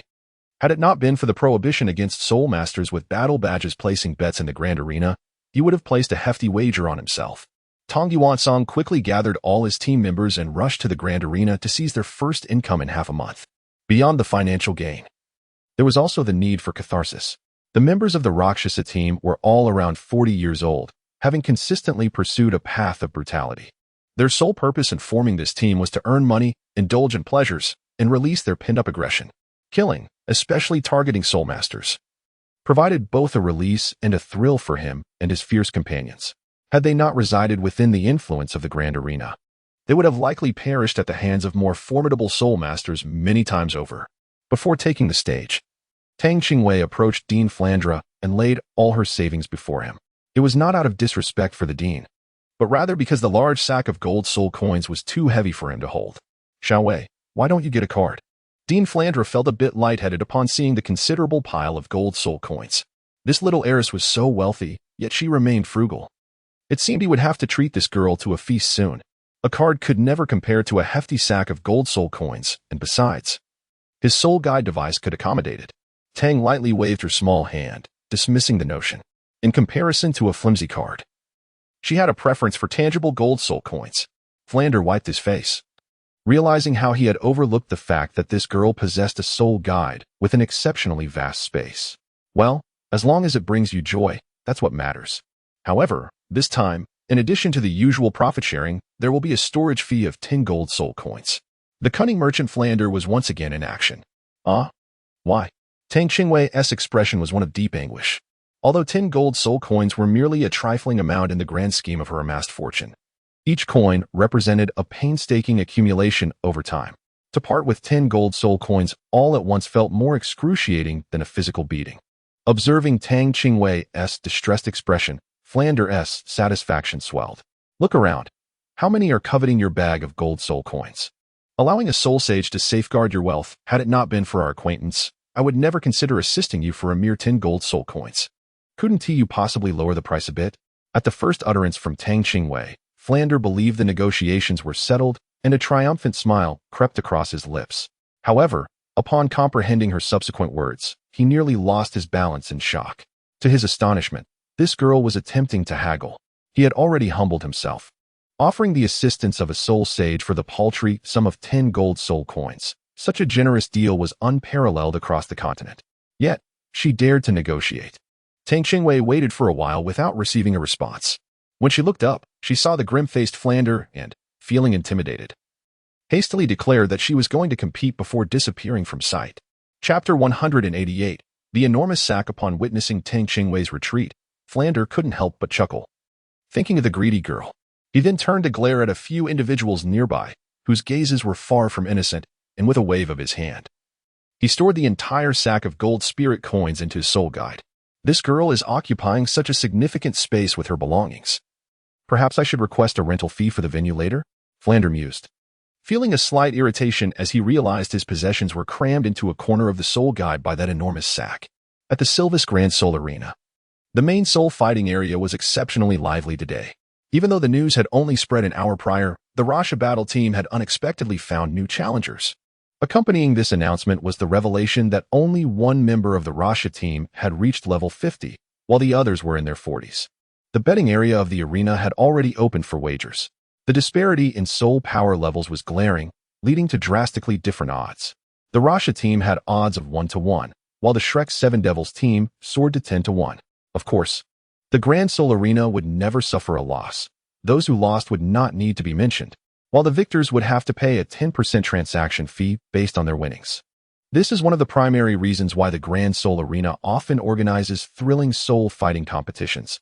The higher the stakes, the greater their share of the profits. This has long been a significant source of income for any major soul arena on the continent, even surpassing ticket sales. Soon, the odds began to shift again. An influx of bets on the Rasha team had caused the odds to tilt once more. The odds for the Shrek team rose to 17-1 and continued to climb. Betting was divided into two camps. The betting points for the Rasha team were filled with long lines of eager spectators, fearful of missing the opportunity to place their bets before the fight commenced. While the Shrek team's betting point stood empty, at that moment, a sudden voice startled the staff at the Shrek team's betting point awake from their stupor. Upon opening their eyes, they were met with a colossal sack, which seemed to be filled with soul coins. How pitiful, they thought. What worth could a sack full of copper soul coins possibly hold, and why trouble the staff to count it? Why not exchange it for gold soul coins instead? Haha. One passerby remarked, observing the sack of copper coins, "It doesn't seem like you're wealthy, so don't squander your money there. Listen to me. Better bet on the Rasha team." Flander, about to decline with a smile, was abruptly interrupted by an impatient staff member who shooed the passerby away, saying, "Don't cause a disturbance. We don't accept copper soul coins here. Go exchange them first, and then come back." Without engaging in further discussion, Flander promptly dumped the entire sack of gold soul coins onto the table. The clattering of the gold coins momentarily silenced the noisy betting area. The staff was momentarily stunned before quickly recovering and clasping their hands together, inquiring, "Sir, how much would you like to bet?" "All of these gold soul coins, plus an additional 30,000 gold soul coins from this card," Flander replied. Although the Sylvis Grand Soul Arena was the largest in the Sylvis Kingdom, a wager exceeding 30,000 gold soul coins was indeed a rarity. Naturally, not all of Flander's 30,000 coins belonged to him. It included contributions from the master and several other instructors. "Are you certain?" the staff member asked, swallowing hard. Flander frowned slightly, impatiently affirming, "Yes, I'm sure. Absolutely." While saying this, he produced several gold coin cards to finalize his wager. Meanwhile, the spectators in line to bet on the Rasha team, after a brief moment of surprise, erupted into laughter, looking at Flander as if he were a fool. Flander dismissed their stares, a bunch of imbeciles, mocking him. They would be the ones crying once the results were revealed. Chapter 189. Is there shame in a white spirit ring? As Flander swaggered back to the Grand Soul Arena, the Shrek 7 Devils were already preparing for their team battle. The external betting point had ceased accepting wagers. And as time passed, the final team battle of the day at the Sylvis Grand Soul Arena was about to commence. The master routinely escorted the Shrek 7 Devils to the entrance of the main battle area, finally advising, "Remember, your lives are paramount. Should any unforeseen circumstances arise, use teleportation to exit the battle platform immediately." Tang Qingwei nodded slightly to the master, assuring, "Rest assured, I shall employ teleportation as soon as I take the stage."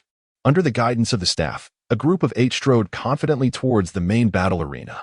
Upon ascending the platform, the Shrek 7 instantly beheld their adversaries. Though the fight had yet to commence, the fierce aura emanating from their opponents rushed towards them. The members of the Rakshasa team were all imposing figures, each towering at least 2 meters tall, bare-chested, their muscles rippling with strength. The predatory glances directed at the Shrek 7 were unmistakable, accompanied by incessant cackling. "Hey, little girl. You've got quite a figure. Why conceal your face? Let your brother have a look. If you're pleasing to the eye, perhaps you could join us, and I might spare your life later." The words belonged to Tong Yuan Song, the captain of the Rakshasa team, and the target of his taunts was none other than Zhu Zhuqing, the most alluring among the 4 girls of the Shrek 7. Despite her tender age, Zhu Zhuqing's physical development elicited quiet jealousy among the other girls. With her face masked, it was nearly impossible to perceive that she was merely 12 years old. Now on the arena, conversation was impractical. Zhu Zhuqing merely clenched her fists tightly, perhaps sensing the brutal aura exuded by the Rakshasa team. The audience concealed within the VIP stands erupted into a chorus of cheers, amplified by specialized speakers that carried their fervor into the arena. "Tear them apart, kill them." The cacophony of shouts only fueled the Rakshasa team's ferocity. As the host announced the commencement of the match, both teams unleashed their martial spirits, instantly transforming the battle arena into a spectacle of dazzling brilliance. Prepare yourselves. Tang San's words were laden with double meanings, a prearranged signal established before the stage. The Shrek 8 monsters simultaneously flipped their wrists, each retrieving a modest-looking black box, about a foot long, from their soul guides or their bosoms. One end of the black box was silently directed towards their adversaries.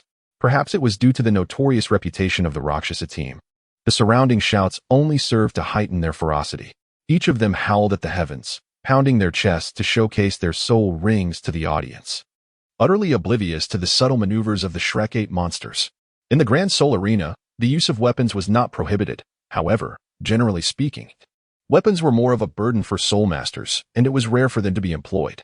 Ha ha ha, the Shrek 8 monsters are truly weak. The only level 50 Soul Masters' soul rings are so pitiful, for yellow and one purple. Oh, there is indeed a 10,000-year soul ring, but with only 4 soul rings. How could they possibly contend with the Rakshasa team? Upon discerning the soul rings of the Shrek 8 monsters, the audience in the stands could not restrain their derision. With such meager strength, how did they muster the courage to challenge the Rakshasa team? As Xiao Wei revealed her soul rings, even the other members of Shrek were momentarily taken aback. Was Xiao Wei merely feigning weakness to deceive her opponents? Chapter 190. The outcome of the team battle. Upon witnessing Tang Qingwei's soul rings, the captain of the Rakshasa team could not contain his scorn, laughing heartily, ha ha ha. For century-old soul rings. This is the first time I have seen such a thing. How could one possibly reach the rank of Soul King with such pathetic luck? Tang Qingwei paid no heed to the opinions of others. She remained steadfastly focused on her mission. With a mere gesture, 8 beams of white light simultaneously erupted, enveloping the Shrek 8 monsters. At that moment, the Rakshasa team surged forward with an inexplicable speed, unbefitting their forms, swiftly closing the distance to the Shrek members. The foremost figure, Tang San, was the first to confront the captain of the Rakshasa team. Without a hint of hesitation, Tang Yuansong launched a direct strike with his long axe towards Tang San. Faced with this frontal assault, Tang San exhibited no sign of panic. He pivoted on his toes, deftly striking the axe blade and using the momentum to leap forward. In an instant, he transitioned from facing Tang Yuansong to landing behind him.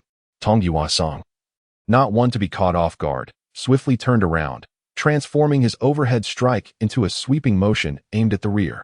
However, to his astonishment, his axe swipe met with empty air. Watch out. Someone in the stands could not restrain themselves from shouting. Just as Tang Yuansong was left bewildered, Tang San, who had just been behind him, ghosted back to his front once more.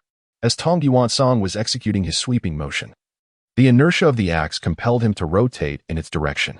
In that fleeting moment, with most spectators oblivious, Tang Yuansong heard a peculiar sound, akin to metal clashing. Thud. Dozens of arrows from the Zhuge Divine crossbow left trails in the air, piercing into Tang Yuansong's chest. With a splatter, crimson blood erupted from his torso.